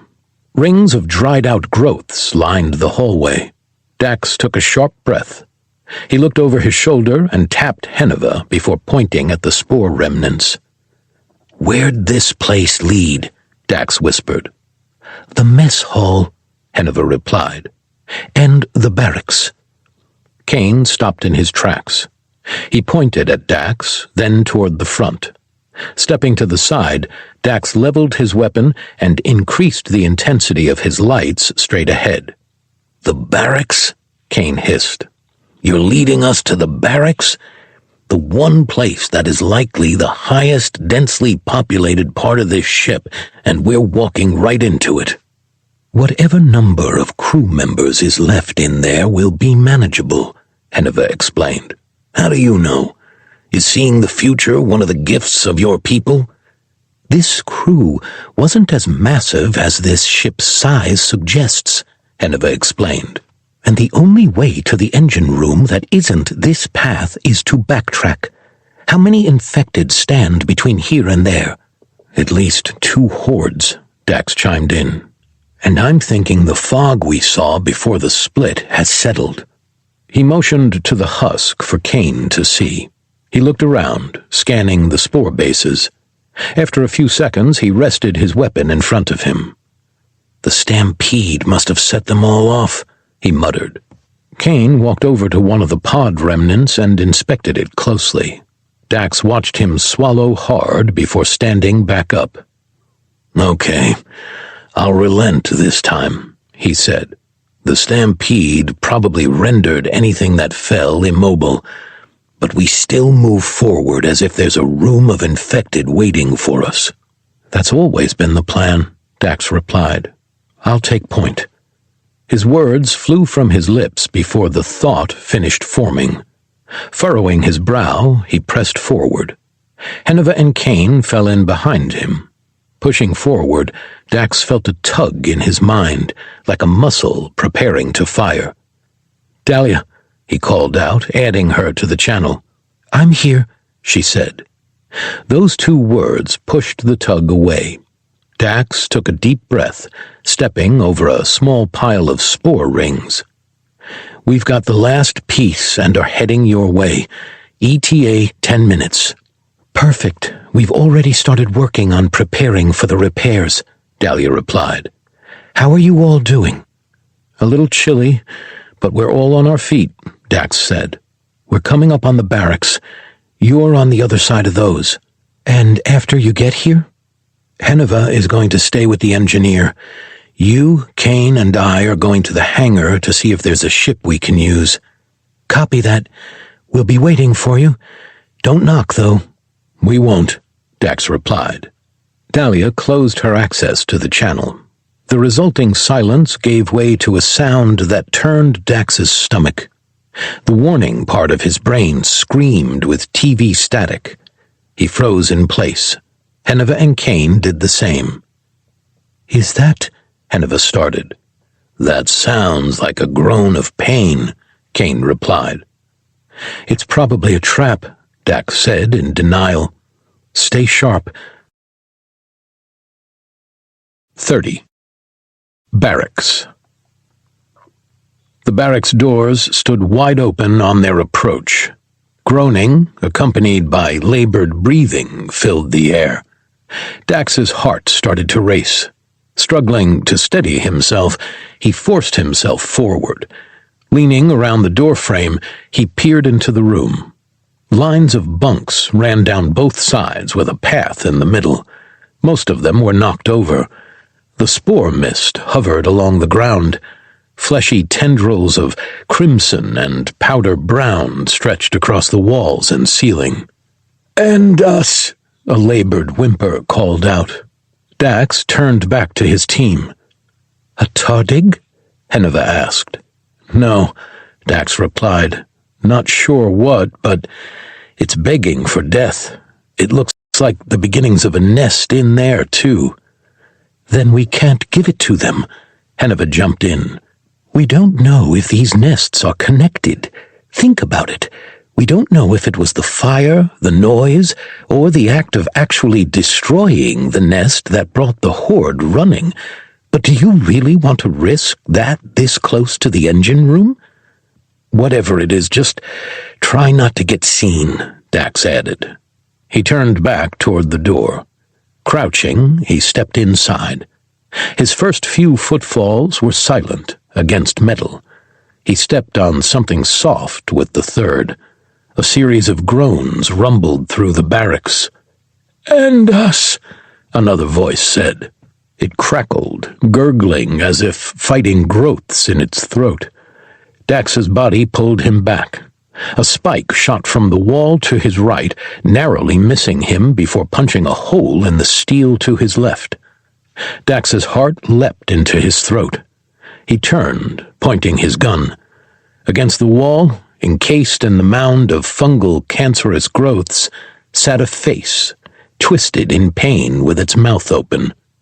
The biological cord tipped with a bone-like protrusion dropped to the ground before slowly retracting back into its mouth. The unknown alien's eyes darted around, looking directly at him. They were bright blue, untouched by the fungus. A cold chill ran through Dax's bones, freezing him in place. A gagging sound left the prisoner. The sound that left them was like dry heaving in reverse, while the tendril forced its way back into their throat. Tears streamed down their face. "Is that a survivor?" Kane asked. Henuva inspected the body. His head tilted to one side. Dax followed his gaze. A dark blue plate poked out where the person's chest should be, while what looked like the butt of a gun protruded near the hand. "That's a security off." Before Henuva could finish his comment, the body lurched. The spike shot from its mouth at Henuva's head. In a blur, Dax drew his knife and sliced at the projectile. His blade severed the spike, causing what looked like intestinal tract to strike Henuva in the face with a splat. "By the gods!" Henuva gagged. He took a half-step back, rubbing what transferred to him off his faceplate. "What was that?" he screeched. "I'm guessing a little bit of that person's last meal," Dax replied. Kane lowered his gun and drew his knife. They pressed forward. Dax's body reacted before his brain could catch up, dodging another spear shot from his left. Before it could retract, Kane cut the tube. What sounded like muffled weeping left the person. Their body heaved under the writhing mass. Dax's mouth turned dry. Guilt and fear surged through his body, watching tears run down a clear Galio face. "So this is the example you were talking about," Dax whispered to himself. "What?" Henuva asked. "How many security officers were there on this ship?" Dax redirected. "I'd say about 50, Henuva replied. "You think they're all in here?" Kane asked. "Because that's a lot of hacking." Dax watched as the cord coiled itself back into the Galio's mouth. "How many were fighters?" Dax asked. "Like, to the bitter end fighters." "Less than half. Why?" "I've got a feeling we've got less than half in here then." "Kill us," the Galio wheezed. Dax turned to them and was met by pleading eyes. "Kill us," they said once more. "We will," Henuva said in the Galio tongue. "But not yet. If we do this now, we don't know if it'll alert the others. You won't be in misery for much longer." "Then we cannot stop." The Galio's body lurched once more. The biological cord shot from its mouth with a bone spike on the end. Dax leaned to the side and sliced it off. "They regenerate?" Kane asked. "None of the others did," Henuva replied. "My guess is it's taking bone from the subject and replacing what's lost." "Subject? Isn't that a little cold?" Kane asked. They continued to move forward. "You can't blame him for needing some way to process this cosmic horror Lovecraftian nightmare we've created," Dax added. "Just stay low and try not to be seen." More weeping filled the room once they passed the halfway point. The ground was still soft underfoot. Dax noticed each step they took, the cries of pain grew louder. The guilt continued to mount. His eyes started to burn while his vision blurred. Clenching his teeth, he shook his head, staying as crouched as he could. Vitals warning notification blinked on his HUD, stating his blood pressure and heart rate were dangerously high. He ignored it, keeping his eyes on the busted-open door in front of them. Out of the corner of his eye, he saw them pass another. They involuntarily vomited their bone spike. It sailed over all three men's heads. Dax forced himself to disassociate. Everything around him faded to white noise. All he could focus on was getting to the heap of twisted, open metal. After what felt like hours, but couldn't be more than a few minutes, they reached the door. Stepping onto metal flooring, the cries of pain stopped. Once out of the barracks, Dax fell to his hands and knees. He fought to catch his breath. He clenched his eyes shut while Henuva tried to regain control of himself as well. "I wouldn't expect that to make you two squeamish," Kane mused. Dax opened his eyes. He looked up at the weathered man who did a scan of their area. "We're directly responsible for that. How is that not affecting you?" Dax asked. There's a reason Marines have a twisted sense of humor. That's our coping mechanism. Not eating crayons, no matter what everyone else says, Kane replied before looking at Henuva. You don't find that scientifically interesting? Why would I? Henuva asked. My title was Znanstevenk, lead scientist. I may have done things people would consider horrible, but everything I did at least furthered science. It wasn't cruelty for cruelty's sake. Kane let out a sarcastic scoff. He turned and nodded for them to follow. Make your excuses. We're clear. Let's at the very least do what we can to put those poor people out of their misery. Dax forced himself to his feet. He helped Henuva upright. They followed Kane, leaving the groans of pain and despair behind. Eventually, Dax fell to the back of the line. He sheathed his knife and drew his pistol once more as a spike of pain shot through his head. Now that you've seen my example, have you reconsidered my offer? Are you going to tell me how you're able to manipulate biology like that? I am a professor, after all.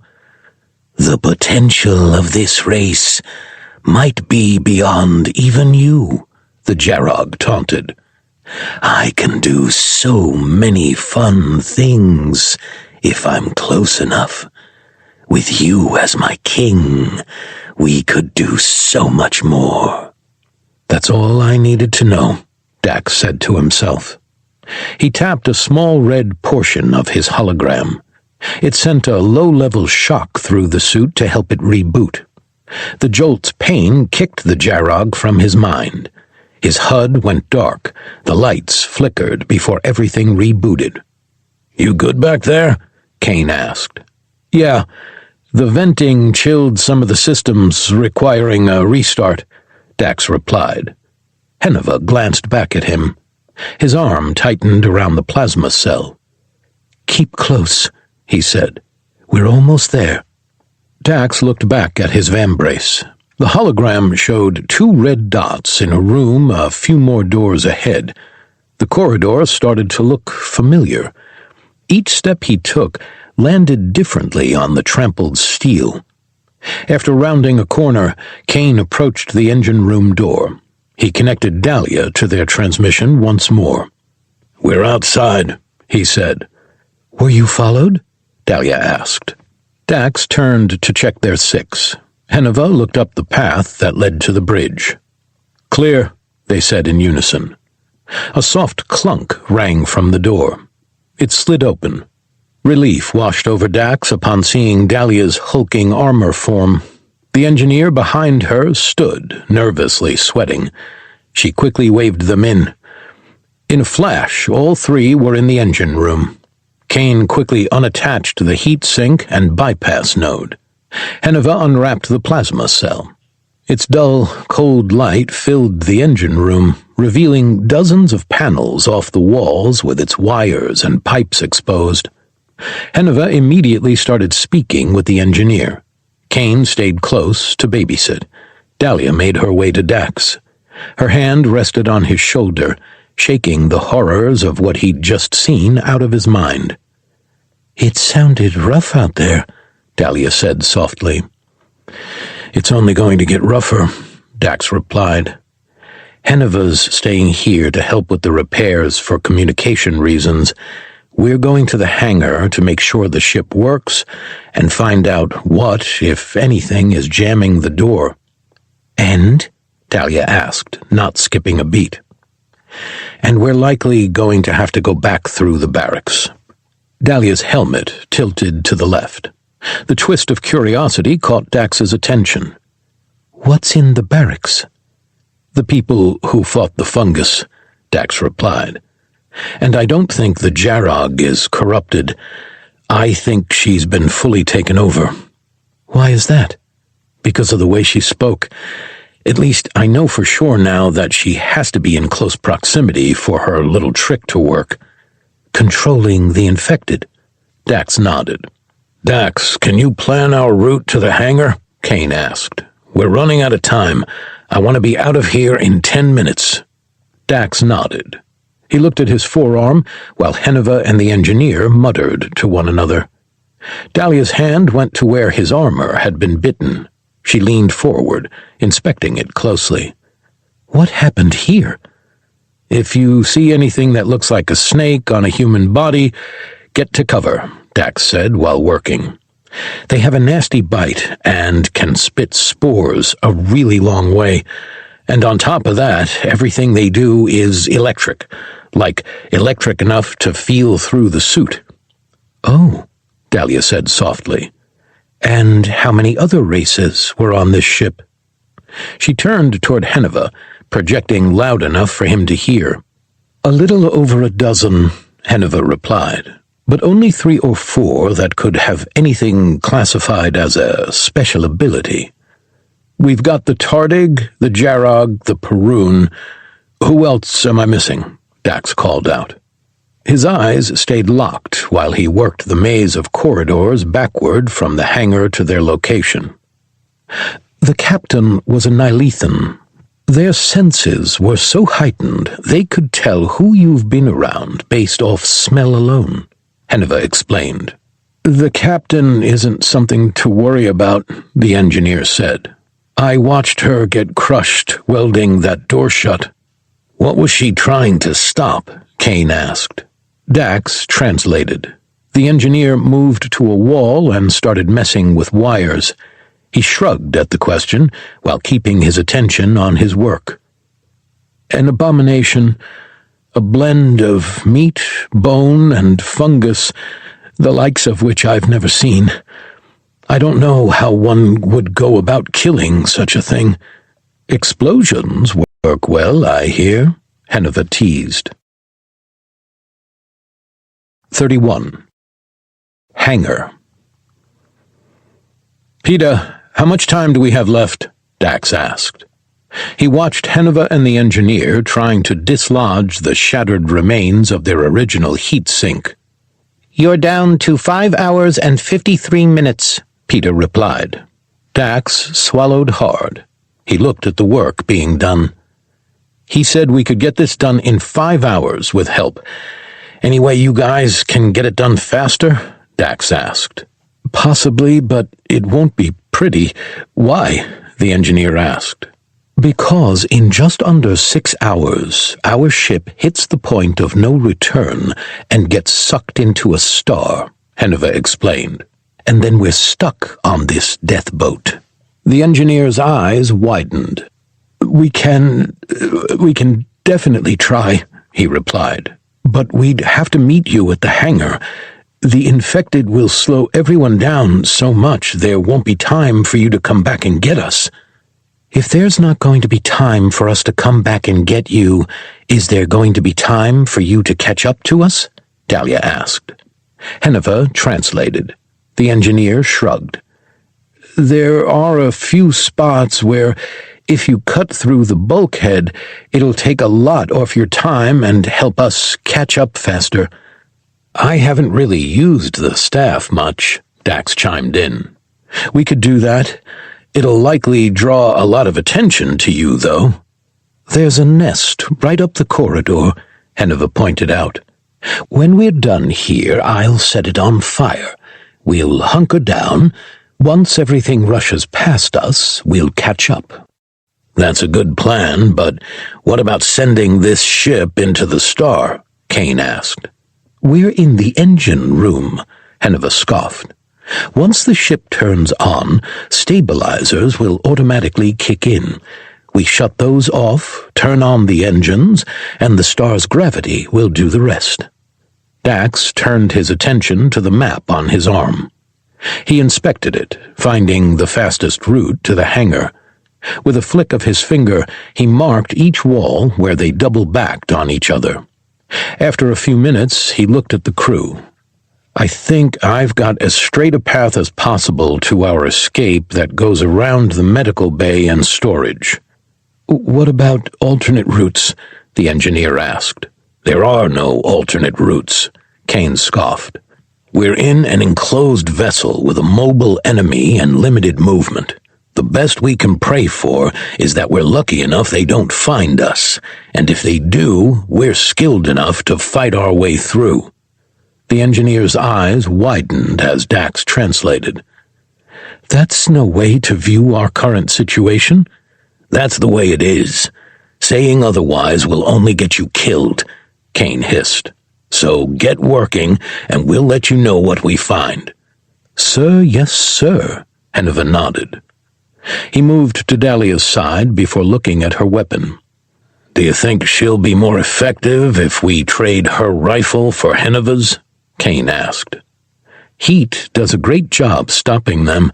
Dismemberment slows them down just as effectively," Dax replied, looking at the fat Mac slung over Dalia's shoulder. "But that'll turn everything to dust. If we run into another amalgamation or tardig, I'm sure that'll give us the stopping power we need." "Yeah, don't take my big man," Dalia replied, unslinging her gun. Dax took the staff off his back and held it in his offhand. He kept his pistol in his right before taking point. "Dalia, stay close behind me and go for center mass with that thing," Dax said. "I'll try and get a line-up shot if I can, too," Dalia replied. Dax rushed into the corridor. His gun pointed at the ceiling while his staff aimed directly in front of him, moving down the same hallways they'd run before. He kept an eye on his Vambrace's hologram. He stopped at the first wall to cut through. He pressed his head against it. There were no vibrations through the steel, no sounds picked up by his microphones. Most importantly, no tingle at the base of his skull. Dax stepped back. Extending his staff, Kane and Dalia took positions for a crossfire should anything burst through. Activating the crystal, a beam of plasma cut a hole large enough for them to squeeze through. They pressed forward, passing scorch marks and blood spatter from scars of vicious battles. No bodies were left behind, even when they crossed portions of the ship they'd engaged in firefights. "Didn't you guys come through here?" Dalia asked. Dax raised the staff and started another cut. "Yes, when the horde was chasing us," Kane replied. "Where are the bodies? Or body parts?" "They're gathered by the infected to make those nests," Dax replied. "And my guess is anything that was left behind—" Dax trailed off. A scraping sound echoed from their left. An arm, severed at the shoulder with a scorched top, pulled itself toward them, using the elbow as leverage. "How is that possible?" Kane asked, tightening his grip on his gun. "Same as where the body parts went. If the cordyceps infect the muscle, not the mind, then so long as the fungus is alive, it can manipulate the body to move." "Such a smart one," the Jarog's voice echoed in his mind with a stabbing headache. "Keep running. I want to see how you plan this." Dax shook the pain out of his mind before lowering the staff. "Come on, let's get moving," he said. Rushing through the cut, the rest of their journey was uneventful. Every alarm in Dax's body screamed that it was too quiet. Every cut they made filled the corridors with noise echoing off the walls. They passed where the Tardig fight took place. The ground was covered in a sticky crust. The infected body and smoke were gone as well. Reaching the last wall, Dax looked at the staff's charge. He was down to 30%. He watched the steel closely, inspecting it, listening for sounds and vibrations on the far side. Even trying to get the tingle in the back of his neck to activate. Everything was suspiciously absent. "I cut through that hull, and we're at the hangar," Dax said softly. "I can't be the only one to think they're waiting for us, can I?" "No, there's definitely something fishy going on," Dalia replied. "You don't allow your enemy to escape unless they're running into your trap," Kane replied. "Just be as ready to fight that trap with everything you've got. Watch out for blind sides." "Copy that." Dax said. He activated the staff. Its superheated gas sliced through the wall with ease, dropping its charge to 20%. Dax slung it back over his shoulder before stepping through the hole. Keeping his pistol up, he scanned the dimly lit hangar. Shadows of a half-dozen ships loomed before them. With his eyes adjusted to the low light, he saw one of their ramps lowered. "I think we found the source of the infection," Dax said before connecting Henuva to the channel. "We're at the hangar. How are the repairs going?" "Good. We've just finished with the heat sink. We're about to start with the bypass node," Henuva replied. "We're about 20 minutes ahead of schedule." "Glad to hear. We'll prep a ship for takeoff, then work on fixing the door jamb," Kane added. "You can't just take any ship," Henuva jumped in. "It'll have to be mine. Unless the proper codes are inputted, the engine will overload and detonate 2 minutes into the flight." "How do you know yours is still operational?" Dalia asked. "I don't, for sure, but if the infected came from my ship, the deactivation codes most likely haven't been inputted to mark it's been docked," Henuva replied. "Which means we can take it without it going boom as we leave this cursed place." Henuva cut the line so he could get back to work. Dax and Dalia turned to Kane. "What?" the soldier asked. "Do you think you could fly one of those?" Dalia asked. "I've been studying Mark's work as much as he's been studying ours," Kane replied, motioning toward Dax. "I can at least get it to where we need it to go." "Good enough for me," Dax said. "Dalia, Kane and I will clear the ship. You stay on guard, make sure no one gets on it." "Why me?" Dalia asked. "I'm capable of clearing a craft." "You are, but you weren't present when Dax punctured the hole in a vessel like those with that gun. If we're going to get the engineer off alive, it needs to be able to hold atmosphere." Dalia nodded. She shouldered her rifle. "That is logical," she replied. All three rushed to the vessel. Kane was the first in. Dax followed behind with his pistol raised. Dalia took her defensive position outside of the craft to keep an eye on the hangar. The ship was small, but open. Blood stained the steel and obscured the windscreen. Several weapons lay on the ground, their safety still on. Approaching the pilot's seat, Kane and Dax pointed their guns at its back. Inching forward slowly, each scoot felt like a lifetime. Dax's mind whirled. His eyes played tricks on him, making him think the chair had moved. His heart was in his throat while his finger hovered over the trigger, ready to squeeze at a moment's notice. Dax's heart hammered against his rib cage. Kane reached forward and grabbed the seat. With a quick pull, it spun, revealing nothing more than blood-soaked leather. A recording device lay on the floor to its left. "Should we give it a listen?" Dax asked. "Our enemy hunts by sound," Kane replied. "We hit play. Any that might be inactive in here could come running. The fight would attract more." "You could have just said no," Dax said, looking back at Dalia. "How are things looking out there?" "So far, so quiet," she replied. "Henuva, how do I get the internals of this ship going without starting the engines?" Kane asked. Dax leaned over and picked up the recorder. Henuva started to walk Kane through the startup procedure and where to activate the ship's autopilot and defense systems first. With a tap, the recorder's data was transferred to Dax's vambrace.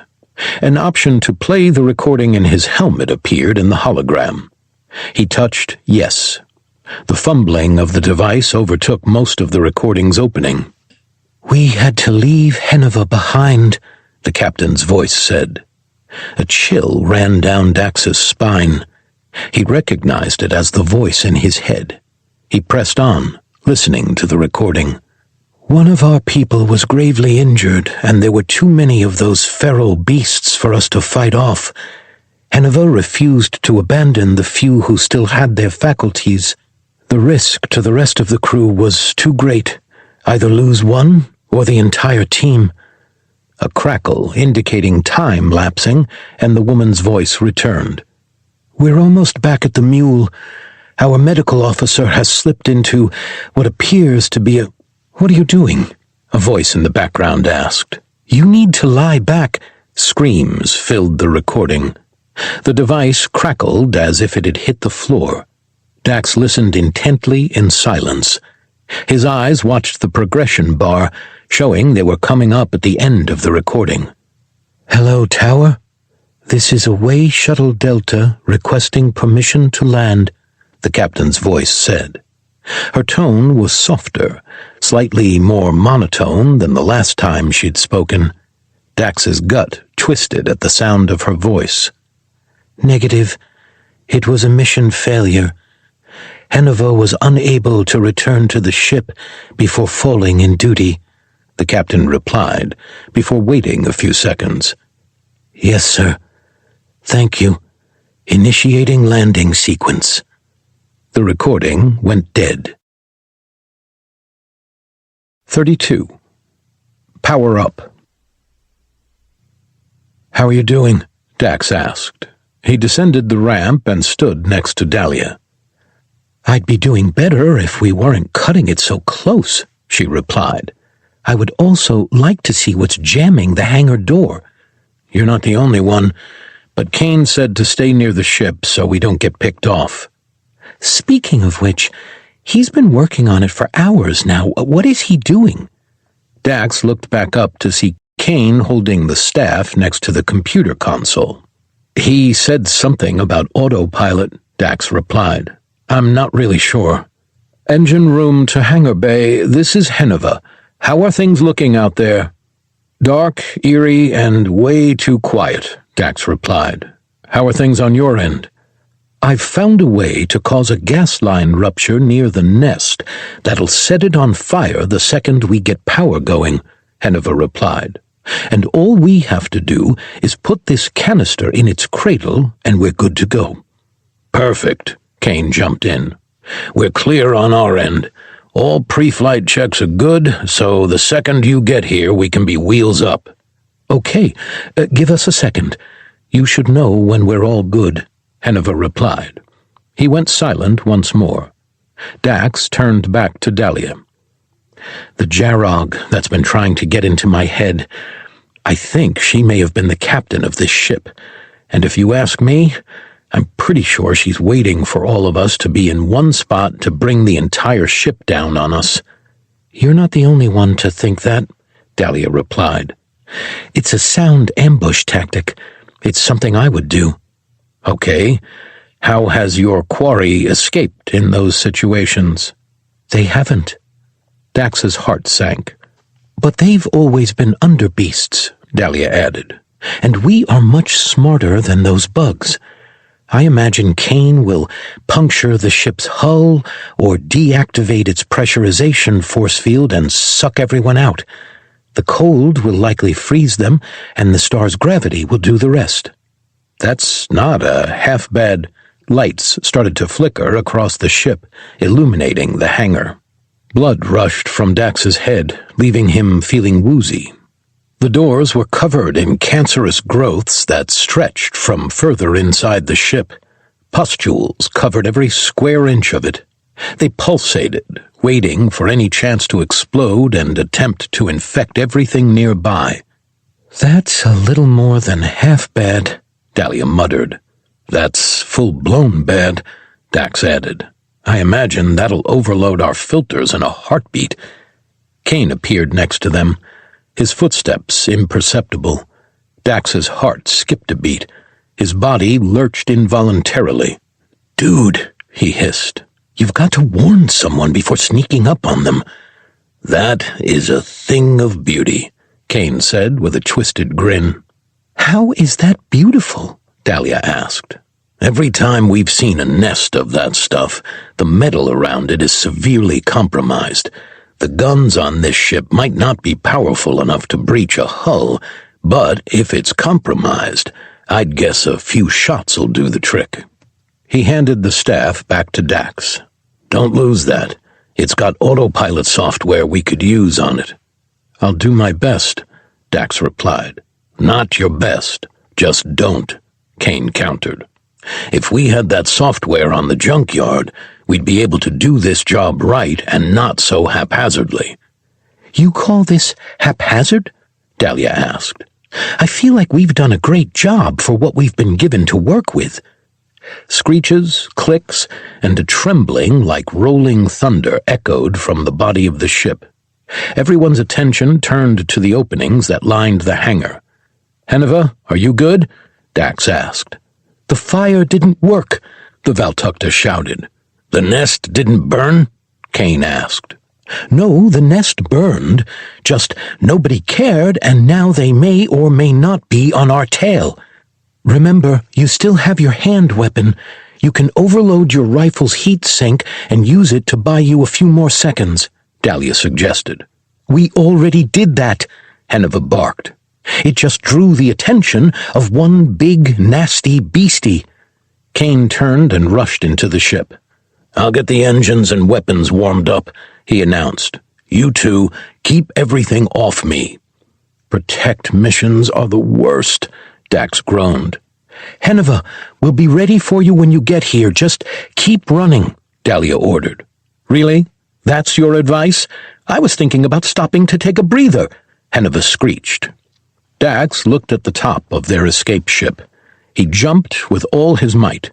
What would have barely made him reach his goal sent him sailing 15 feet over it. He still landed on the ship. Every muscle in his body twitched.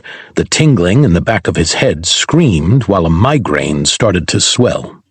I think something just landed on the ship, Kane called out. It's just me, Dax replied. I'm keeping overwatch. Copy that, Kane replied. The rumbling, screeching, and clicking grew louder by the minute. Dax's body continued to tighten in anticipation. His eyes and HUD constantly scanning for movement in the hangar, only to detect nothing. Dalia, Dax said, opening a private channel. Yes? I need you to promise me something. If it's get on this ship and leave, no matter what, meaning you stay here, forget it, Dalia replied. You know me too well, Dax said with a smirk. But I need you to. I'm not leaving you again, Dalia countered. You're not leaving me. You're surviving. Mark's not here, and Kane is the only one who can fly this ship, Dax explained. I'm not going to let you sacrifice yourself, Dalia interrupted. Your suit, while based on our design, doesn't have the mag boots or thrusters mine does, Dax explained. We already know the infected don't handle the cold well. I'm pretty sure I have enough juice to activate a hull breach. Everything gets sucked out in the explosive decompression. I stay in place. Once everything calms down, I'll use my thrusters to rejoin with the Junkyard. That's my plan for the worst-case scenario. He peered over the side of the ship at his battle-bonded. But I need to know you're safe first before I pull another one of my crazy schemes. Dalia's shoulders dropped. When Mark gets back, I'm having him upgrade my armor. This is the last time you do one of these crazy schemes without me. Fair enough, Dax replied. Henuva burst through one of the doors with the engineer close behind him. The metal wall bowed out, accompanied by a room-shaking impact. The Valtakuntera turned toward the wall and held up a strange series of hand signals, while a string of swears and insults left his lips. That's what you get, he barked. Silence filled Dax. He could still hear Henuva prattling on and the blocked-off door, but his brain wasn't processing his words. The growing migraine erupted. It overtook his brain, causing his hands to drop to his side. A disconnect overrode Dax's mind from his body. He took several steps forward. Falling off the side of the ship, he hit the ground. Landing on his feet, he continued to march toward Henuva. His jaw clenched and eyes darted around. Where there was once fear was now a void. "Dalia," he managed to squeeze out. "Dalia, get in the ship and leave." The Jarog's here." He heard but couldn't process her response. Closing the distance to Henuva, he turned back to face and froze. He asked a question. It was muddled through his ringing ears. Behind him, a pink-skinned Jarog appeared in her combat suit with her helmet off. She raised her hand and snapped her fingers. The pit that was once fear grew. The engineer's head twitched. Stalks burst from his eyes as he grabbed Henuva, smashing his face filter into the Valtakuntera armor, trying to bite it. "It's about time you showed up, my child," the Jarog called out in perfect English. "You have impressed me." The wall shuddered, giving way. Another amalgamation of dead infected rushed through, accompanied by what was left of the entire crew. The Jarog put a hand up. They stopped their charge and faced Dax, clicking and hissing away. A series of plasma shots zipped over Dax and Henuva's head. In a blur, the Jarog moved, causing the shots to miss. "Don't!" Dax growled. "Just get out!" "No one escapes me," the Jarog teased. "No one escapes my ship." She pointed toward the ground.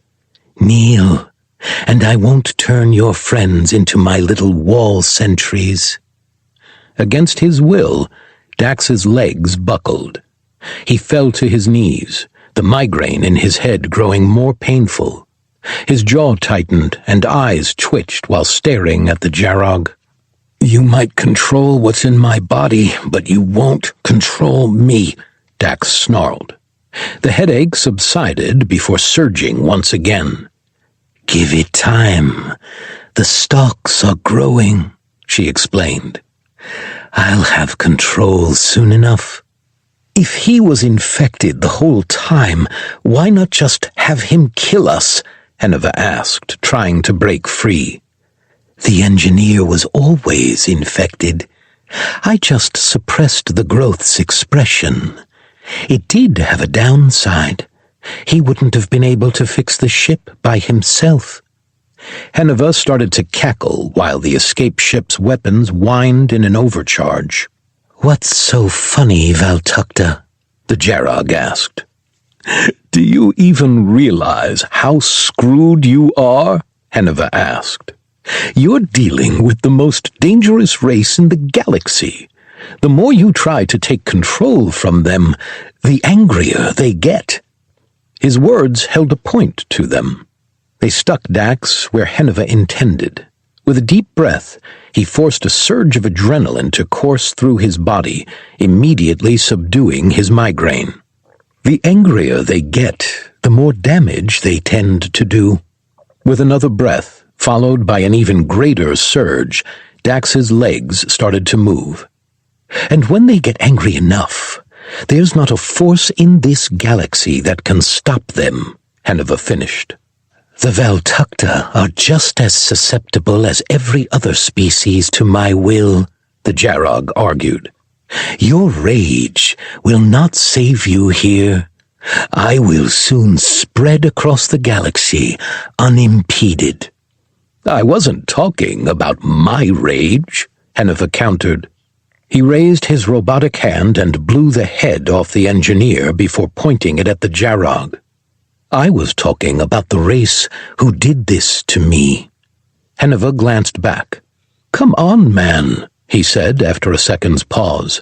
"I just set you up for the perfect chime-in. Get on your feet." Dax gripped the staff as tightly as he could. He forced himself to his feet, fighting every pull on his body from the cordyceps.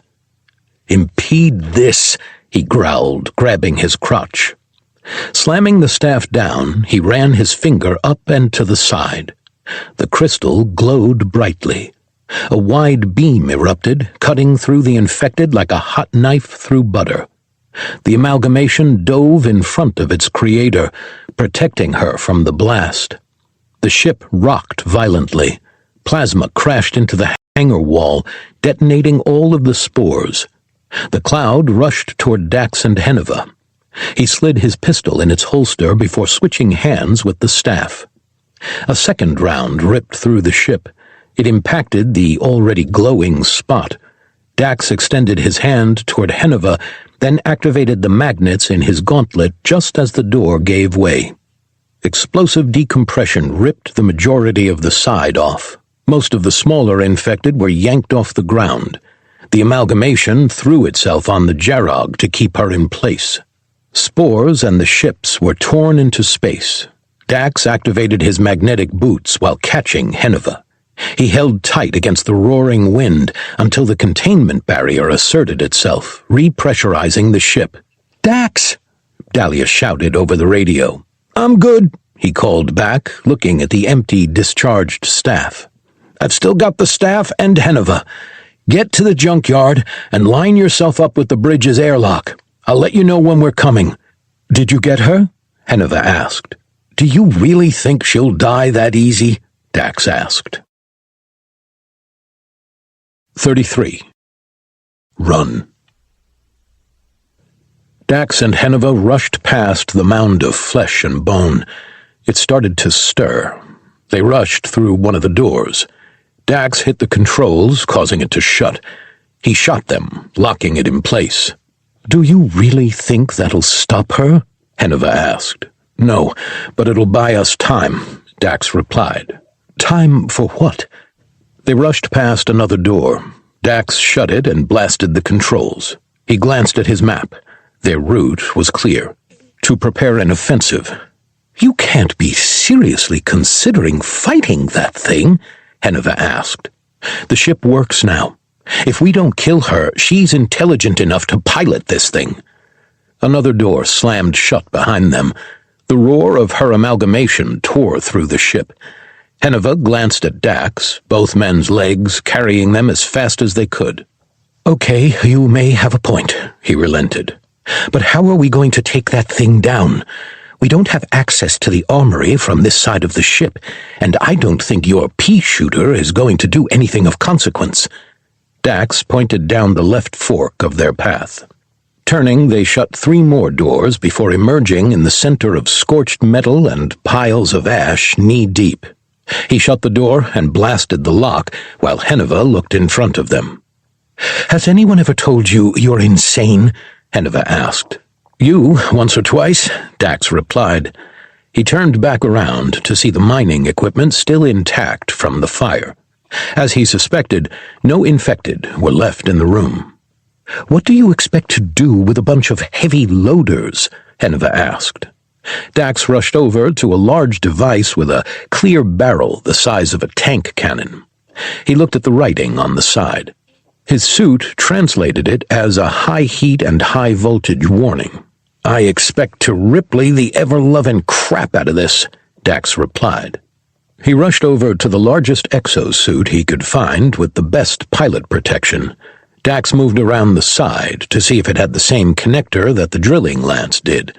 He climbed into the suit, clatters and bangs continuing to fill the air as the Jarog's beast fought its way through the closed doors. "What do you need me to do?" Henuva asked. "Go find power cells that still have juice from the other suits. Pull those cells and their connective wiring out and bring them here," Dax replied. "Do you have any idea how unsafe that is?" Henuva squealed. He rushed toward one of the nearby suits, ran behind it, and started pulling.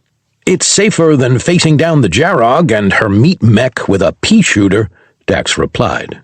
His HUD quickly translated the writing in front of him. He powered up the suit. It let out an ear-piercing squeal as its joints, gummed up by fungal spores, moved for the first time in a while. Dax pushed forward. The treads ground against the floor. Once reaching the digging equipment, he raised a hand and moved it to the right. The suit's arm extended, connecting to the mining lance, and clipped in. A diagnostic flashed across one of the few screens in front of Dax before a green light flashed, indicating the connection was complete and it was starting to charge. The ship's rumblings grew louder and more intense with each passing second. Henuva returned with 2 power cells in each hand. Dax climbed out of the suit. He dropped to the ground and moved behind the exoskeleton. With all the holes you cut, we probably could have made it to the cockpit by now, Henuva continued. This is a bad place for our last stand. This isn't our last stand, Dax countered. We've got a fallback position of the ruptured coolant room. Henuva pulled the power source covering from the back of the suit. Dax crammed the other batteries into the void before inspecting the connections. Rumbling continued to shake the vessel. This time, the smaller and lighter pieces of equipment rattled. Do you want to explain to me what you're doing? Henuva asked. This is what we humans call screw it, Dax explained. When your back's against the wall and you don't have much other choice, you pick the craziest thing you can do, turn it to the most dangerous thing you can do, and go feral on the thing that's got you cornered. He took the wires. With a deep, uneasy breath, he said a silent prayer that this would work. Fastening the wires in sequence to the main power source, he wasn't greeted with a shock or sparks. A smile rippled across his face while he put the cover back in place. Got lucky on that, he mused. That much power is going to make those cells unstable, Henuva pointed out. That's the point. You're going to get in that thing, override the cooldown safety for that cannon. It's actually an energy lance, Henuva corrected. Even better, more heat. Now, hop in here. I'll cover you, and you blast that thing the second it punches through the wall, Dax ordered. Henuva froze. He looked at Dax while the groans of the second-to-last wall filled the room, his helmet tilted to one side. You want me to do this because you're infected and scared she'll make you turn the weapon on me, aren't you? What gave it away? Dax asked. Your movements were faster than they should have been. You seemed to know we were about to run into infected before we did. Your ribs seemed to have healed faster than my work could allow, and you were talking to her. That doesn't even include what happened in the hangar, Henuva said while ascending the machine. I'm assuming all the talking to yourself was really you talking to her? Surprisingly perceptive of you. Henuva climbed into the robot and brought it to life. An inferno of jealousy surged within Dax.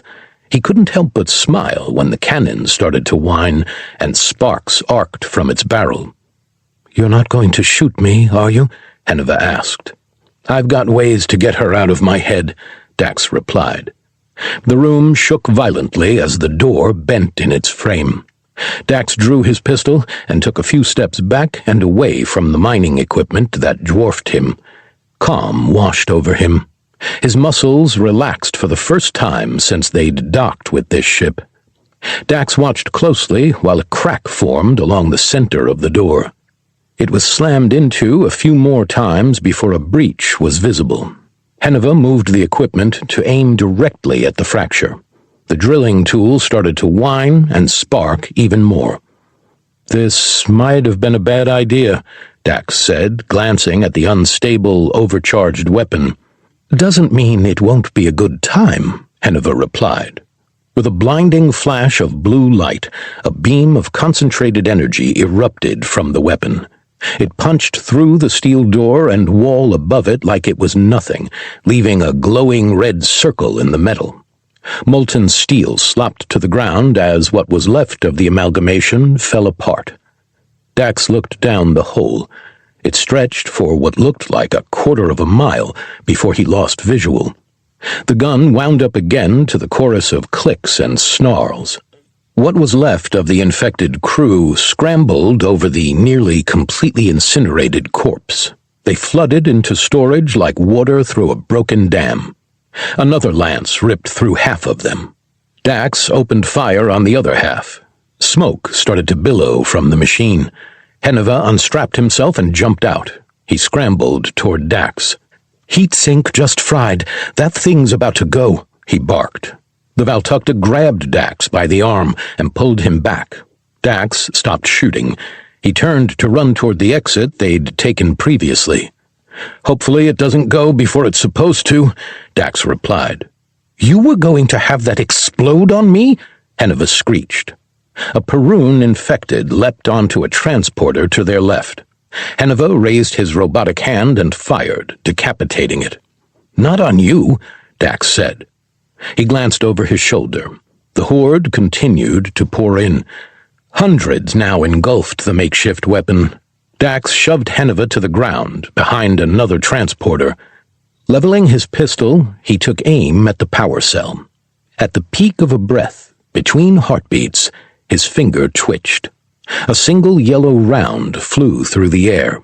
It sparked once, punching through the metal. Smoke burst from the hole before detonating in a thick cloud of shrapnel. The shockwave hit Dax like a train. The air was forced from his lungs while being thrown backward. His HUD flashed a warning about internal armor integrity. Hitting the ground, he rolled to a stop. "How dare you!" the Jarog screamed in his mind. His migraine returned. The scream of tinnitus filled his ears as his vision blurred. Her visage flickered in and out of existence in front of him. "I offered you a place at my side to make a perfect race. This is how you thank me?" "Not thanking you," Dax growled. He pulled himself to his feet. His vision blurred as he staggered backward from the inferno in his head. Shards of metal stuck in every surface of the storage area. A hole sat where the digging tool once was. Fires engulfed the obliterated mounds of dead tissue. Dax's heart dropped. From the darkness of the hole they made emerged a singular, terrifying form. The Jarog. Her fronds extended as her infected eyes remained locked on him. "Just a little regretful we missed the first few shots." Dax lifted his pistol and fired. With a flick of her hands, the Jarog pulled the fungal growths out of the bodies around her to form a wall. It took the round like it was nothing. "There's no place for you to hide on this ship," she roared. The wall lowered. She twisted her hands while her fingers twitched unnaturally. The fungus around her stretched out its stalks. They forced themselves into the remnants of her army before starting to pull everything that was still intact together. "I don't plan to hide," Dax countered. "I plan to incinerate you and every spore you've created, or that created you, even if that means we burn together." Henuva stumbled out from behind a pile of rubble. He rushed at Dax while firing his hand cannon at the Jarog. She dodged several rounds while blocking others with her growths. "Will you do us all a favor and stop trying to be a martyr?" Henuva hissed. "It's getting really old." He hooked his arm with Dax's, nearly pulling him off his feet. "We've got a plan. Stick with it." Dax's headache continued to grow. Pain cracked across his skull as if it were breaking apart. His vision continued to blur as what looked like stalks swam between his pupil and optic nerve. "Suit shock!" he screamed. A bolt of electricity surged through every fiber of his being. The headache immediately vanished. His muscles stopped twitching and vision returned to normal. A low-energy warning flashed at the corner of his field of view for his suit. The hologram projector on his vambrace flickered out. "What was that?" Henuva asked, still dragging him toward the door. "It was my best way to get her out of my head. I don't think my suit has enough power to pull it off again, though," Dax replied. "Did you have to shock me, too?" Henuva asked. "You're the one touching me." 34. Chill. As they clambered down the hall toward the leaking coolant room, a ship-rattling screech tore through the corridors, emanating from the storage room. "Whatever she made's going to be too big to follow," Henuva shouted. Dax looked over his shoulder. An amalgamation of flesh, bone, and fungus surged through the door, crashing into the opposite wall. It corrected itself, turning toward them before surging forward. "Sure looks too big to me," Dax countered. Protrusions erupted from the amoeba. They grabbed the floor, walls, and ceiling and pulled the monstrosity toward them at frightening speed. Dax fired several ineffective shots at it. Henuva turned. He slid on chilled metal. Catching the doorframe, he pulled himself into the leaky coolant room and lunged for the crawl space. Dax activated the magnets in his boots. He holstered his pistol, taking the turn at full speed. Watching the Valtakuntera's feet disappear under the wall, Dax deactivated his boots. Throwing himself after his companion, he hit the ground and slid into the crawl space as well. A heavy impact, followed by a loud hiss and a rapid temperature drop warning with another screech rapidly followed. "Looks like she ruptured the other tank," Henuva shouted with a cackle in his voice. "No way it's going to follow us in here." Looking back once more, the amalgamation slammed itself into the crawl space. Ice formed on the meat and stalks. It pushed itself forward, ripping through the dying, frozen layer. Steam danced off the warmer meat before it started to freeze over, then crack and expand once more. "Do you ever get bored about being wrong?" Dax snarled. "Crawl faster!" "I'm crawling as fast as I can," Henuva sniped. The pulsating blob continued to close in. Dax looked around Henuva to see the icy end of their path a few dozen yards ahead. "We're not making it if we crawl," Dax shouted. "Not like we can get up and run," Henuva countered. "No, but I've got just enough juice for one more trick," Dax replied. He extended his left hand. With the help of his HUD, he lined up to pull on a piece of metal outside of the crawl space. Opening his palm, he curled his fingers back. The magnetic pull launched him forward. He threw out his other hand to catch Henuva's foot. He missed. The squeal that erupted from the Valtakuntera's helmet forced their pursuer to recoil while they were yanked out of reach. Dax deactivated his hand. They both slid to the bunker opening and rolled to a stop. Henuva held himself while lying in the fetal position. "Did you have to hit me in the biscuits?" Henuva whimpered. "I was going for your foot. I'm sorry," Dax said. He scrambled to his feet. Grabbing Henuva's arm, he pulled the Valtakuntera up as well. With a strike to his holster, he broke the buildup free and drew his pistol. "Can you run?" Dax asked. "Can you run when you've got a couple of stones in your lower abdomen?" Henuva asked. "Good point. Try and stay close," Dax ordered. He rushed into the barracks. Henuva limped as quickly as he could behind, while the flesh mound continued to push through the cold. Dax's first and second shots landed in the open mouths of those being punched. Their bodies fell limp, and they didn't shoot spikes at the slower Henuva. "Keep it coming!" Dax shouted. "I'm trying my best here," Henuva grunted. Dax's HUD flickered out. A last warning that the remaining power was going to life support appeared before going blank. A bone spike zipped past him, narrowly missing his head. With a shot just above the left eye, the tormented soul fell limp, as did the tissue that slung its weapon. Henuva raised his robotic hand and, with 2 shots, provided the much-requested release of the last 2 security officers. A scream of incandescent rage filled the ship. The Jarog's visage flickered in and out of existence in front of Dax, her anger apparent. The professor pushed through the hallucination. Henuva's limbs sped back up into a run. They both burst from the barracks before the infected monstrosity could squeeze through the crawl space. "You better?" Dax asked. "How about I punch you in your Richard and see how long it takes for you to recover?" "I don't think you could handle the lion heart," Dax taunted. They rushed past the engine room before turning left, passing their first nest. The sack was significantly larger than their last visit. It pulsated, slinging goop from the membrane in every direction. "Nope," Dax said. "That heresy must burn," Henuva added. Both men raised their weapons and unloaded on the nest while continuing to run. The dead cells and methane released from decomposition immediately engulfed the nest. Another scream of anger chased them while they backtracked. "I think we're making her angrier," Henuva called out. "Undoubtedly," Dax replied. They reached the initial mining suit that welded the first door shut. Dax closed the blast door behind him and shot the controls. "We have to at least incapacitate her long enough for the ship to get into the sun," Dax said. Henuva looked at the suit. He rushed over to it and pulled off the power source protector. "I've got an idea. If we're lucky, it kills her. I'll take care of it.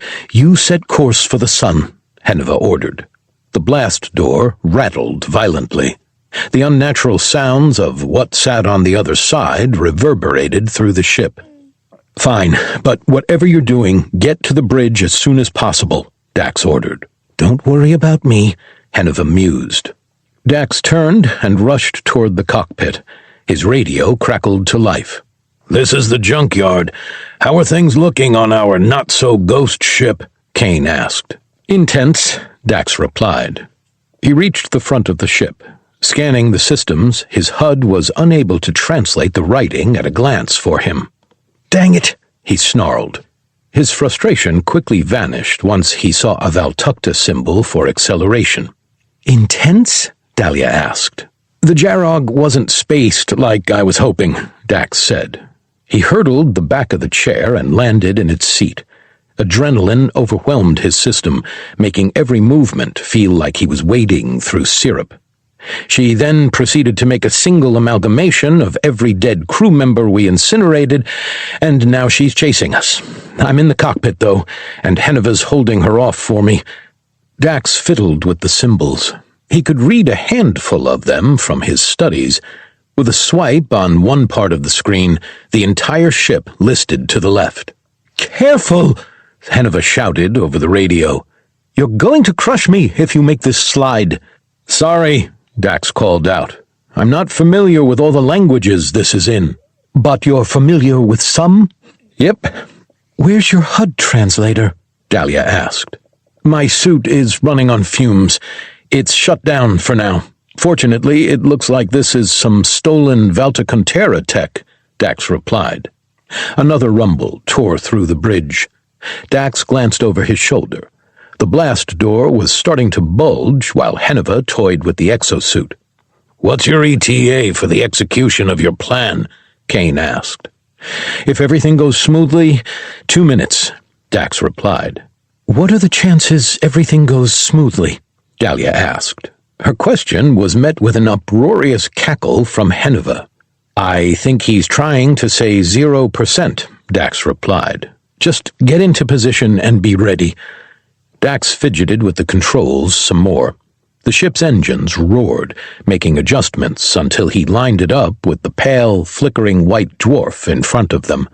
He slid his fingers on what he thought was the acceleration. The ship jolted once more violently as it came to a stop. "Sorry," Dax shouted. He slid his hand the opposite way.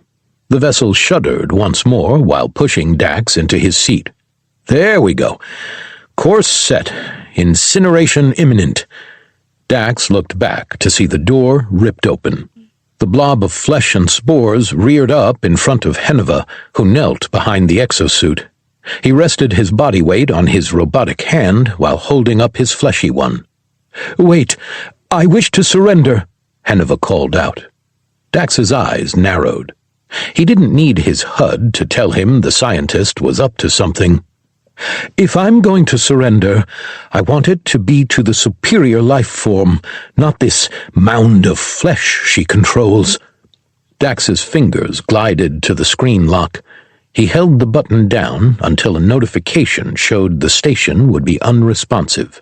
The fungal corpse worm peeled its front layers back to reveal the Jarog hovering above Henuva. "Before you eat me, I want to tell you something," Henuva said. "The humans are an interesting species. I've learned a lot about them, and if you'd just observe them, you'd learn a lot about them too. Life-altering things." "I don't want a monologue. You know about the race. You know where their world is. That is good enough for me," the Jarog hissed. "Do you surrender?" "Clearly you weren't listening," Henuva scoffed. As the humans put it, hell to the no. A purple flash erupted from his hand. It punched into the exosuit's power cell. Henuva lunged to the side while the Jarog let out a rage-filled scream. Her fleshy attachments started to close around her when the cell detonated. It knocked Dax back half a step while flesh and fungus spattered around him. "What was that?" Kane asked. "Dax, are you there?" Dalia asked, panic in her voice. "That was Henuva," Dax replied. "He just sacrificed himself to save me." That's surprising to hear," Kane replied. "I wasn't expecting that." Dax's voice was soft. He stammered, trying to process what he'd just seen. Fire and smoke billowed from the burning corpse of the Jarog's bodies. Dax's chest tightened. A wave of relief and regret filled him. That quickly vanished. Out of the corner of his eye, Dax saw one of the slabs of meat twitch. "Are you freaking kidding me?" he snarled. He fired his pistol into the flesh before turning it to the piloting controls. In a hail of yellow and splashing molten metal, he reduced the column to little more than a pile of slag and wires. Dax looked back out of the front of the ship. They maintained their course toward the star. "What's going on?" Dalia asked. "It looks like they don't need their queen to still be a pain," Dax replied. "The ship controls are destroyed.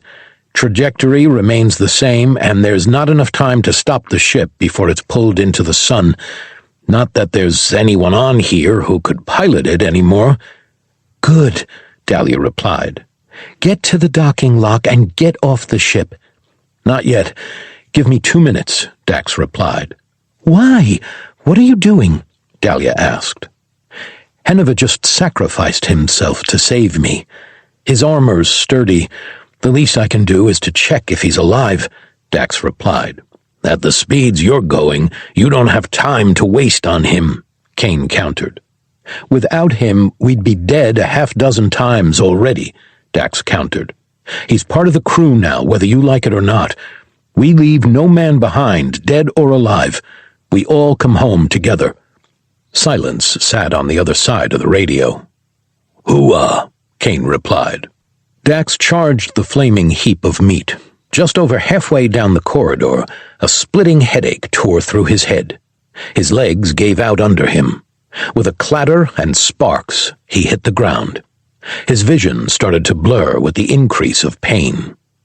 Looking up at the flames, he saw the Jarog's silhouette walking free.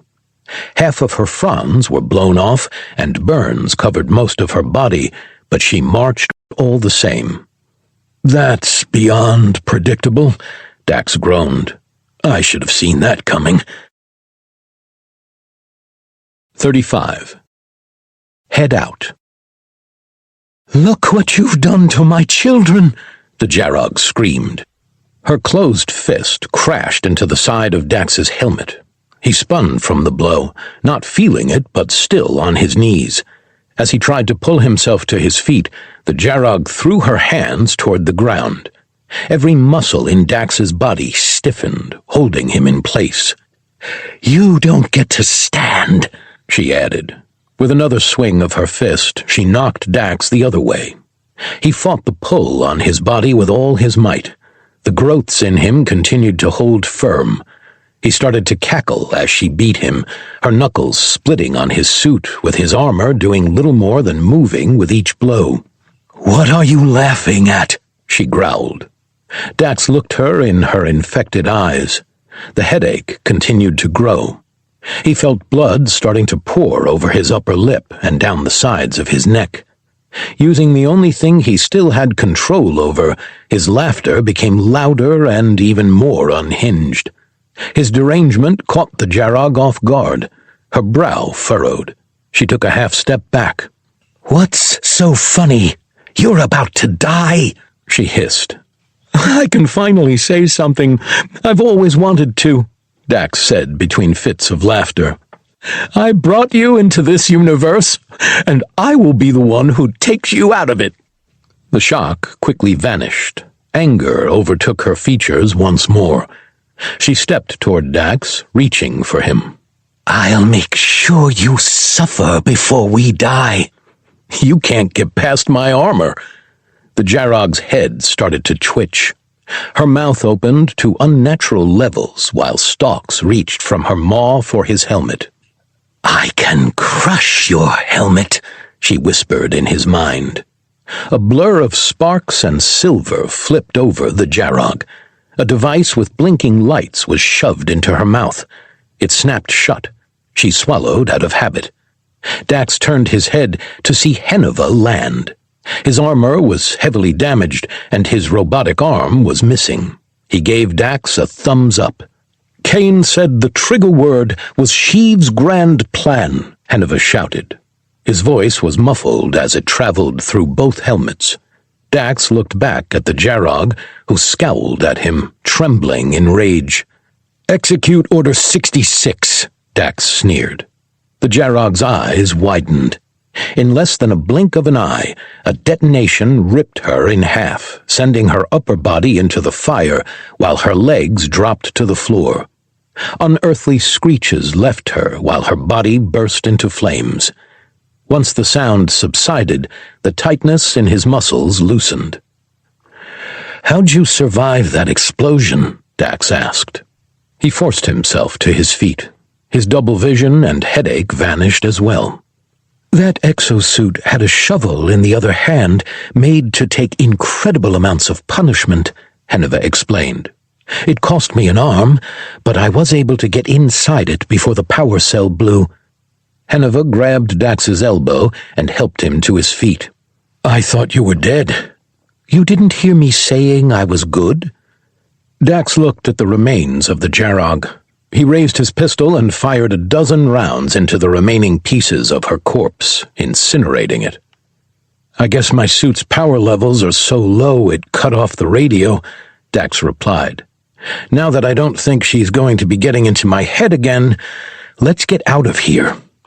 Both men turned and limped toward the flight deck. Standing under the door, Dax looked up. He wrapped one arm around Henuva. "Do you really have to hug me? You could just say thank you." "I'm not hugging you. I'm holding on to make sure we don't get separated in the void of space after we get sucked out." "Sucked out?" Henuva asked, his voice quivering. "My suit may not be compromised, but it can't handle the cold." "Yes, it can," Dax countered. "Mark upgraded it a while ago." "Why didn't you and Kane tell me?" Dax shrugged. "We thought it'd be funny. Hang on." Henuva grabbed Dax.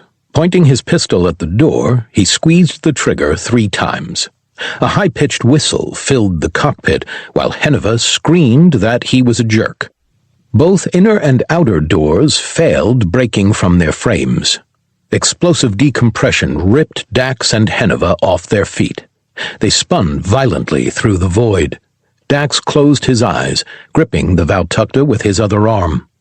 Henuva let out a queasy groan. Pre-vomit was unmistakable, even with the vibrations between their pressed-together suits contorting the sound. "Close your eyes!" Dax screamed. Against his own suggestions, he opened his.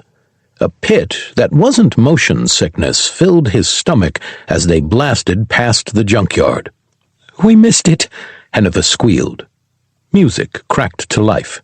It blared so loudly through Henuva's suit, Dax could hear it clearly.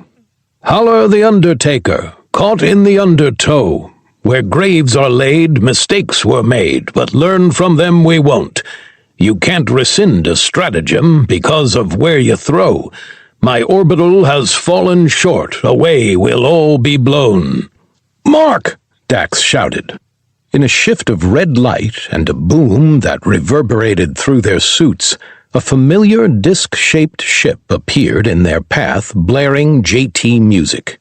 A beam of blue light shone from under the vessel. Henuva and Dax tumbled through it. Once touching the light, an unseen force held them in place before pulling them into the vessel. As they passed through an airlock that closed behind them, a second one opened. Both men were deposited into a holding chamber. The door under them closed, followed by the light shutting off. They clattered violently to the ground. A split second later, decontamination spray filled the room. "All foreign microbes destroyed," a robotic voice called out. Dax climbed to his feet, pulling Henuva up. Mark stood behind observation glass in earth clothes, waving at them. Dax retracted his helmet. Henuva twisted his off. "You're not going to probe us, are you?" Dax asked. "Don't tempt me," Mark replied. "Come on, you don't want to miss your madness, do you?" "Miss it?" Henuva scoffed. "We've been living it." The observation glass retracted into the floor. Dax walked over and gave Mark a hug. "Nice catch," he said. "Thank the Junkyard. If Kane hadn't moved, you two would probably be a smear on the lower deck," Mark replied, looking at the barely intact Henuva. "Do you want me to put him in the brig?" "I don't think so. After this little adventure, I think he's earned himself the title of honorary ogre," Dax replied. "I would rather not," Henuva said. "If he says you're an ogre, you don't have a choice in the matter," Mark countered. "Follow me." He led them up a spiral staircase that passed 2 sealed-off decks. Reaching the domed cockpit, they looked out to see the ghost ship hurtling toward the dead star. After a few minutes, it disappeared in the brightness before a flare erupted from its surface. "Scans indicate complete obliteration of vessel. No signs of biomass found leaving during approach," the computer announced. "You can get this thing to speak English, but you can't get the Junkyard to stop moaning?" Dax asked. "I had some help from my mom," Mark countered. He looked up at Dax. His robotic eye was almost indistinguishable from his regular one. Barely visible scars extended in straight lines along his temple and up his forehead. "She also wasn't very happy about the whole losing an eye thing either." "Next time I see her, I'll be sure to apologize," Dax replied. Mark smirked and shrugged. He looked to his right. Dax turned to follow his gaze. A shoe filled his entire field of view. His heart skipped a beat before it smacked him square in the face in a stinging burst. Dax staggered back, holding his face. Henuva chuckled before a second shoe slammed into the side of his head. "You let my mijo get hurt!" Mark's mom roared. "Ah, unnecessary," Henuva barked. "Big mistake," Dax said. She rushed the Valtakuntera, swinging both arms wildly. Mark stepped in the way and held his mother's arms. "Mom, it's okay. They couldn't have stopped it from happening any more than you could have. This one hunts you. I want an explanation," she shouted, pointing at Henuva. "He's actually not hunting us anymore. He's destitute and alone, just like the rest of the crew," Dax explained. "He saved both your son's and my life, too." She let out a low growl. Stomping over to her shoes, she picked them up and stormed out of the room. "If that's her welcome for us, what did she do to Sandrina?" Dax asked. "Turns out Bastet hate baths as much as Earth cats do. She's had 20. "Better than a shoe," Henuva grunted. "No, it's not," Mark chuckled. He gave Dax a pat on the stomach with the back of his hand. "Why'd you want me to bring Josh?" "I'll tell you on the way to the medical bay," Dax replied. He looked out to see the Junkyard closing in on them. Dax touched the translator implant. It crackled to life while connecting to Dalia's. "Mark caught us. We're both in one piece." Dax looked at Henuva before grimacing. "More or less." "Are you hurt?" Dalia asked, concern filling her voice. "No, Henuva's just par for the course." "Oh, the lost arm." "Yeah, the lost arm." "I lost my arm saving your butt," Henuva jumped in. "You didn't do anything that made me lose anything else this time." "Someone's a bit touchy," Mark mused. Henuva lifted what was left of his prosthetic and widened his eyes. "I wonder why." "If you really were an asset to the team and saved Dax's life, I'll make you a new arm," Mark said. "In the meantime, let's get to the medical bay and you can fill us in about what's going on." Mark led them down one flight of stairs. He opened a door to a pristine, state-of-the-art medical bay. Josh and Sandrina stood in front of a table of instruments, inspecting them while wearing hazmat suits. Dax looked at them. They stared at him. "Guys, I'm fairly certain I'm not contagious," Dax said. "At least not yet." "What happened?" Josh asked. "Turns out there's a race that was created to be half bug and half Valtakuntera. Their world was infected by bugs, so when we dropped the bombs, some of them were susceptible to the fungus, which allowed it to jump species. I was bitten and infected, but for some reason haven't turned. I'm guessing it's because of what Henuva did. Or it's because I used my DNA to boost its efficacy, allowing your body to bond with it differently," Josh added. "But that's neither here nor there. Our job is to get it out of you." Dax walked over to the table. He quickly removed his armor and climbed onto the table before rolling his sleeves up so the bite mark was visible. "How'd the bugs manage to splice with a Valtakuntera?" Sandrina asked, looking at Henuva. "They may or may not have been one of my science experiments," Henuva replied. "You're an idiot," Mark huffed. "I'm not. I'm starting to see I was just brainwashed," Henuva replied. Dax threw up his arms for everyone's attention. "There will be plenty of time to point fingers later. Right now, I'm the last surviving infected, so let's get this fungus out of me before I start sprouting stalks," Dax called out. Josh grabbed some equipment and walked over to Dax. "You know, I always knew you'd get infested with some form of fungus one day." "Really?" Dax asked. "How?" "Yeah," Josh replied. "Because you're such a fun guy." 36. Diagnosis. Dax grimaced. White-hot pain shot through his forearm while Sandrina took a sample. He put gauze on the spot once her probe was removed. He bled for a few seconds before the wound closed. Dalia's hand gently rubbed his back. She watched, her optimistic demeanor barely hiding the worry and fear she tried to hide. "Hey, I'm going to be okay," Dax whispered. "We don't know that for sure yet," Dalia replied. He wrapped his arm around her waist, pulling her close.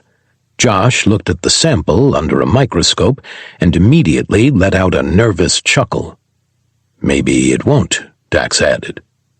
"This is scientifically interesting," Josh mused. "The last time someone said that, an underground nuclear bomb test sent a 1-ton piece of steel into space at over 150,000 miles per hour, Mark's mom said from the corner. "So much so they did it a second time. Called it Operation Plum Bob." Josh turned and looked at Dalia. "Have you two had any physical contact since his bite?" Josh asked. Sandrina remained silent. She stayed behind the sterile workstation, averting her gaze from the Dalno. "We have kissed, yes," she replied. "And what about disrobed jujitsu?" Josh asked. Dalia's brow furrowed. "Jiggly," Dax whispered. "Oh, well, I don't believe—" "Yes," Dax interrupted. "Okay. Have you checked yourself for any fungal growths? Have you been feeling any muscle twitches or headaches?" Josh continued to probe. "No, but I did run a swab on my saliva and found nothing unusual," Dalia replied. Sandrina handed a mouth swab to Josh, keeping her spot as far away from the Dalno as possible. He approached Dax and opened his mouth. The professor mimicked his former colleague. Josh took a sample. Dax watched closely while he checked it under a microscope.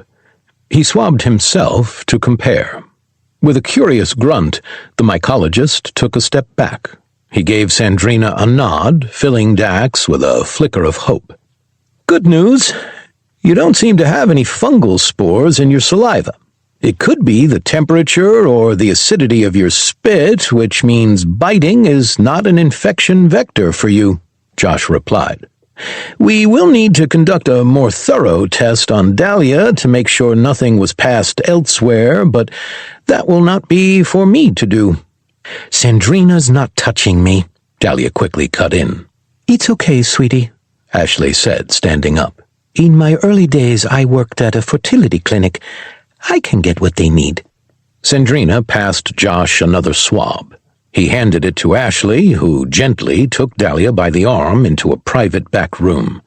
Dax looked at his old friend and leaned forward.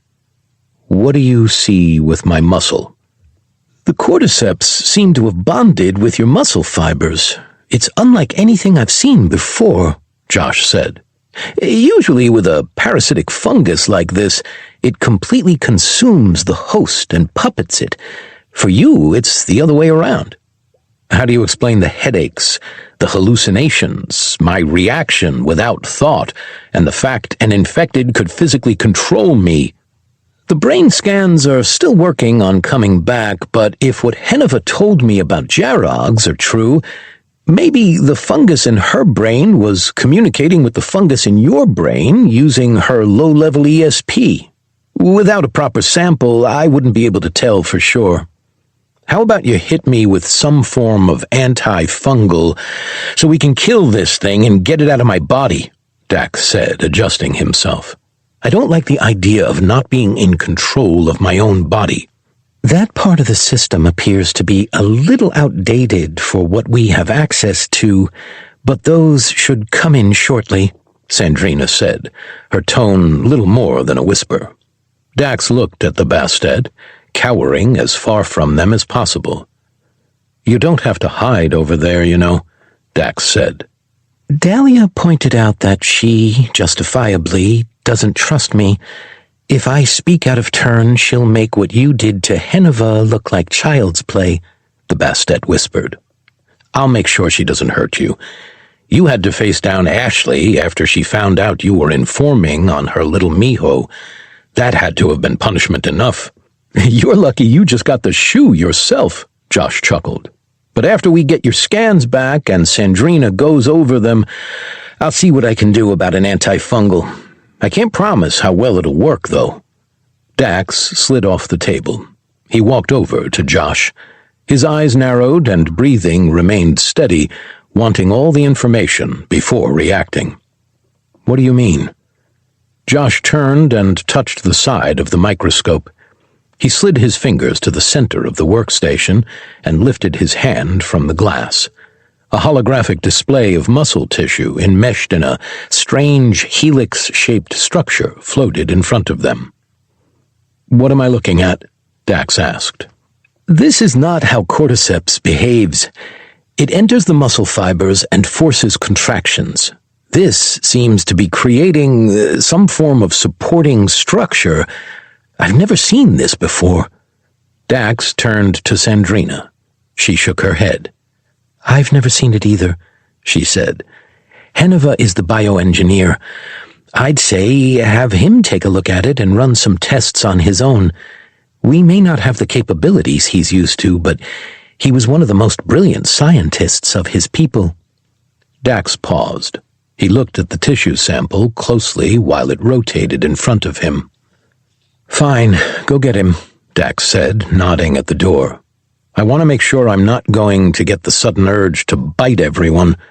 Even if you did, there's nothing in your saliva that would suggest you could pass anything more than a normal infection on to someone else, Josh explained.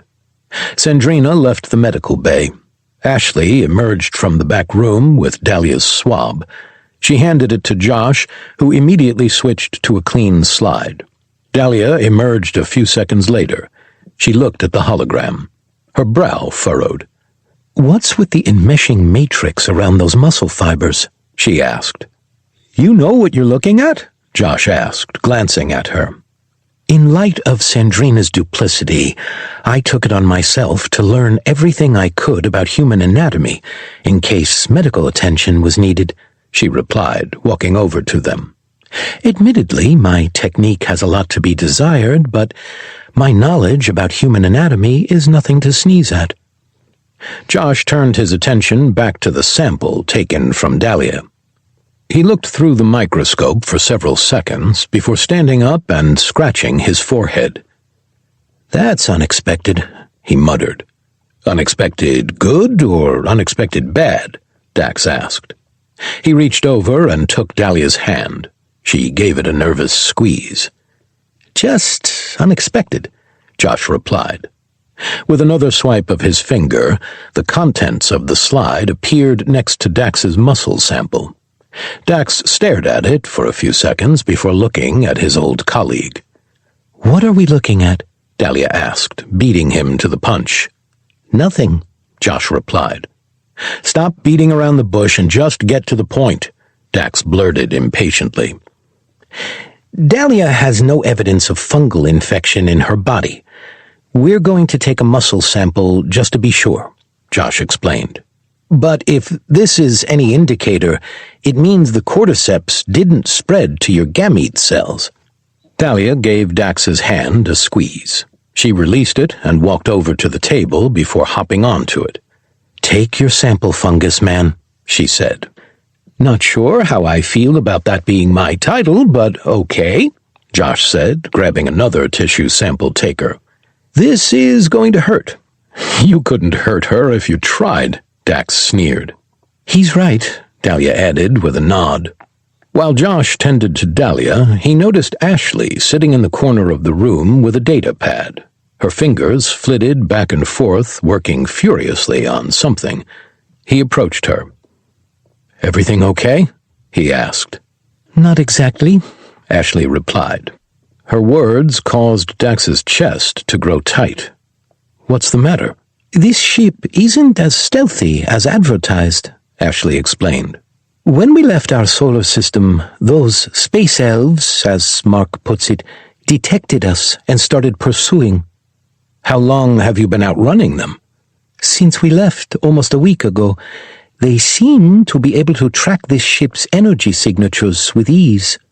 "Tylira must have had their systems upgraded," Dax muttered, tapping his chin.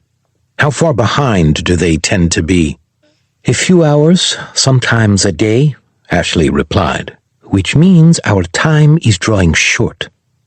Dax peered over the datapad's edge.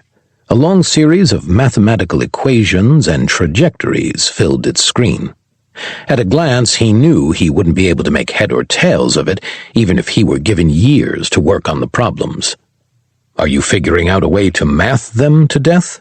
Dax asked. Ashley shot him a wry grin before setting the pad on her lap. "My son didn't get his brains from his father," she mused.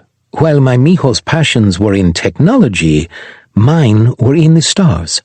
I could never get a job that paid enough to make ends meet as a professional astronomer, but that didn't stop me from following my passion in my own time." Dax pointed at the equation. "And this?" "I think I found a way to get them to stop following us. I just needed to make sure my coordinates were correct." "Are you going to share that?"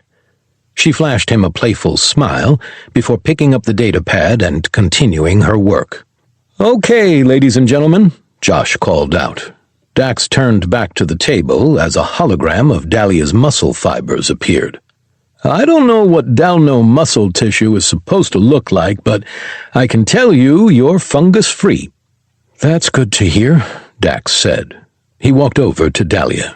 She slid off the table while the ship's computer beeped. "Brain scans complete, ready to display," it announced in a monotone voice. "Okay," Josh called out. "Put them on medbay window 1. One of the wall panels flickered to life.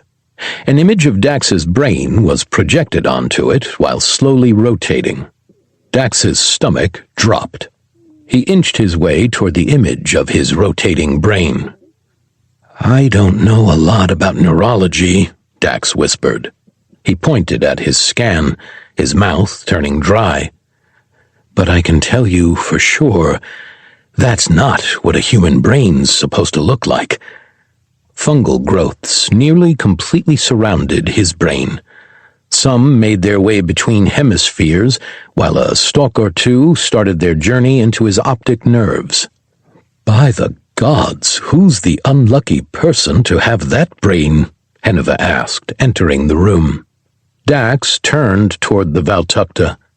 A new, non-combative robotic arm dangled from his shoulder, while his eyes were locked on the scan. "Mine," Dax replied. The silence that filled the room weighed on Dax like a lead blanket. Dalia marched up to the Valtakuntera and pointed at the scan. "Fix this," she growled. 37. Retrieval. Dax stood in the cockpit of Mark's ship. He looked down on KR0P7N. Mark, Kane, and PETA harvested pieces of the dead bugs, being careful to avoid their spores. They'd give PETA their samples, and he'd rush back into the junkyard.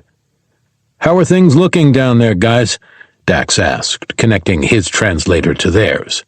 "Pretty good," Kane replied. "After this batch, we'll have enough to cover the insides of our suits. If we didn't have to get some for Henuva, we'd be done." "We're getting some for Henuva," Dax called down. "I wouldn't be standing here without him." "And saving your hides was completely voluntary for him," Mark added. "We had a bomb in his helmet. He didn't have a choice," Kane scoffed. "I went through his suit's systems," Mark countered. He pulled the exoskeleton of the bug free and scraped any fleshy matter from it. He was able to use the Valtakuntera code that I had to keep in there to keep it functional to hack into the bomb's remote detonator, Mark explained. He had it deactivated within 10 minutes of putting the suit on. Then he reactivated it after a brief period without his helmet. Kane stopped working. He stood up and looked from Mark up to Dax, then to PETA, who trotted out of the junkyard. "He didn't have to stay?" he whispered in disbelief. "No, and unlike your father, he decided to come back after leaving to get some milk," PETA chimed in. Mark let out a chuckle while handing the robotic corgi his sample. "Can we please get off this planet? Like your mama, its excessive gravity is wreaking havoc on my servos," PETA added. "I know you're not talking about Ashley," Dax called down. "Of course not. Ashley's an angel. I'm talking about yours," PETA countered. "She's so fat, if she would have tripped, scientists would have been able to study the Chicxulub impact in real time." "Dang, man, that's a little on the harsh side, don't you think?" Dax chuckled. "Not as harsh as Santa not putting you on either list just so he could avoid seeing you," PETA replied. "Okay, changing people I'm talking to now," Dax grumbled. "How is the autopilot uploading?" "Should be done by now," Mark said, harvesting 2 more exoskeletons and walking toward the ship. "Let me check. This should be the last of what we're needing, and once it's in with the system's AI, we'll be good to go." "Were you able to fix the whole moaning thing?" Kane asked. He grabbed 3 more pieces of exoskeleton and walked toward the junkyard as well. "I can't fix it during data translation and transfer, but there will be a small window after finishing the autopilot update where she'll be malleable enough to make those changes."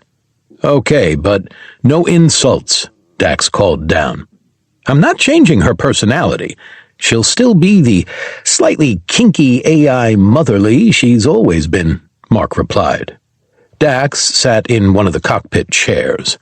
He watched Mark, Kane, and PETA walk into the ship and close it. "I'm sorry, what kind of AI?" he scoffed. "Most of that binary was about feet," Mark chuckled. "And I'm not the one who selected the moaning. That was all her. There are many things in this unknowable universe I was happy with being kept in the dark about. That's pretty high on that list," Dax said, tapping away at one of the screens. "Oh, if you think that's bad, just think about what made her that way," Mark mused. "Please, I'm begging you, don't," Kane replied. The metallic clanging of their suits on the ladder echoed through the translator's communicator. I'm actually kind of curious on that one, Dax said. He spun in his chair to where the tachyon communication system was. He started to put in the frequency for Master Decombres' personal line. Bleeze's sister was in charge of the entire operation as a head programmer. And a little thing about us tech heads, we like to put a little piece of ourselves into our work, Mark called out. A shiver ran down Dax's spine while goosebumps cascaded over his body. How are you feeling about that? Kane taunted. That something you really wanted all of us to know? I'm so sorry, Dax whimpered. That has replaced the last disturbing fact at the top of the list of things I didn't want to know. Kane's line cut dead. Mark started to laugh. Kane just threatened to cut out his translator if we keep up this conversation, Mark said. That's pretty good. I'm going to check on the autopilot. You'll know we're ready when the engines turn on. How confident are you in our crash course on how to fly that ship? Let's not call it a crash course and say I'm glad your mom is on board and won't be occupied for long, Dax replied. Because these controls are a little wobbly for me. Copy that. Remember, it's inverted controls too, Mark added before shutting off his line. Why do people always have to have it inverted? Just regular would be nice for once. While Dax grumbled to himself, he connected to the caretaker's line. I didn't expect to see this ship again, Decombres said. A hologram of his face appeared before Dax. He was looking off to the side, regarding someone else while addressing the communication. It hasn't been returned yet, Dax replied. But we've got an unfortunate update about your mining ship. All hands lost? Unfortunately, yes. I feared that would be the case. And the vessel? We had to launch it into a nearby star. Decombres paused. With a wave of his hand to the unseen person, he turned his chair and looked directly at Dax. I'm sorry, what? Decombres asked. I know I didn't hear you just say you sent one of my mining ships into a star. I'm afraid we had no choice, Dax replied. Was it at least insured? Of course it was insured. I'm not an idiot. But the claims process alone can take months, if not years. Then there's fighting with the insurance company that doesn't want to pay out for another few months in an appeals process until I get sick of fighting it and send a heavily armed fleet to target their headquarters, Decombres explained. Once they finally do pay out, it'll take another 4 months to rebuild and re-equip that kind of vessel. We're looking at a minimum of 18 months of lost profit. I am sorry about that. I can sympathize with the insurance company. Don't try and relate with me. I'm being dead serious, Dax replied. The only difference between how we handle insurance companies on my home world and how you do is the fact that we would love to send an army to their headquarters and threaten them into compliance. Then why don't you? Decombres asked. Because the average person doesn't have access to that kind of firepower, and it'd be considered an act of terrorism if we did. Shame. If it were up to me, I'd be done with the entire institution. Decombres slammed his fist on his desk. You're not the only one, Dax replied. What happened on the ship that made your only course of action to launch it into a star? I hope you've had some rest because it's a long story, Dax said. He leaned back in his chair and cleared his throat. For the next 30 minutes, Dax regaled Decombres with the entire story. He was sure to leave out information on his bite, the true origin of the infection, and any other information a man as dangerous as Decombres could use against them later. That sounds horrifying, Decombres whispered. He fell back into his seat once Dax was done speaking. His fingers danced over the curves of his horns. They must have hit something in one of the asteroids and brought it onto the ship, he continued. And none of your crew was infected? We were lucky. No one was, Dax replied. And you said it enhanced the abilities of those infected? Not all. Only certain races, Dax countered. That could be a useful weapon, Decombres muttered to himself, his eyes narrowing. Did you not hear the part where an infected Jarrog gave the fungus sentience and it wanted to overtake the entire galaxy? Dax asked. This is something to be destroyed, not weaponized. Yes, of course. I'll have a contingent out there to push the rest of that asteroid belt into the local star as well, and stop that from accidentally being discovered by another curious race. Sounds good. In the meantime, can I ask for 2 small favors? Decombres' eyebrow raised in curiosity. You wish to owe me twice? It's an idiom. They're not actual favors, Dax huffed. 1, how can we make this ship less trackable? Apparently it leaves an ion trail that's so easily tracked the Valtakuntera have a tendency to investigate. A smirk pulled its way across Decombres' face. His eyes glazed over with a nostalgic expression. Yeah, she used to be the fastest ship in the galaxy. Man, can she purr. Yes, and she's letting everyone know exactly where we are at all times. I'm sorry, that's one of the consequences of dealing with a classic. They may be easily tracked, but they've got more than enough power to outrun any of these newer ships, except yours. Valid point. I'm assuming you don't want the entire might of the Valtakuntera to descend on Tachyon, am I right? Of course not. That would be devastating for business. Dax readjusted himself in the chair and cracked a grin. Okay then, it looks like you won't be seeing this ship again for a very long time, he teased. The Valtakuntera know humans are aboard this ship. If we go back, they're hammering Tachyon with everything they've got. Decombres' expression dropped at the comment. Dax flashed him a wide smile, waved by, and disconnected the call. The roar of the Junkyard's engines caught his attention. Dax turned to the flight controls and started his pre-flight check. Dalia's heavy footsteps echoed up the stairwell. Not wanting to miss anything, Dax didn't look back. He felt her heavy hands on his shoulders. How did the debrief go? Dalia asked. I told him about the infection and what it did to the crew, Dax replied. I also explained to him why we had to scuttle the ship. You told him everything? No, Dax said with a shake of his head. I left out the whole fungus was technically our fault and that it jumped species because of the hybrids Henuva made. I conveniently forgot to mention this. Dax raised his arm and pointed at the bite scar before continuing their work. He thinks it was something found in the asteroid belt which he said he'd destroy. Do you believe him? Absolutely not.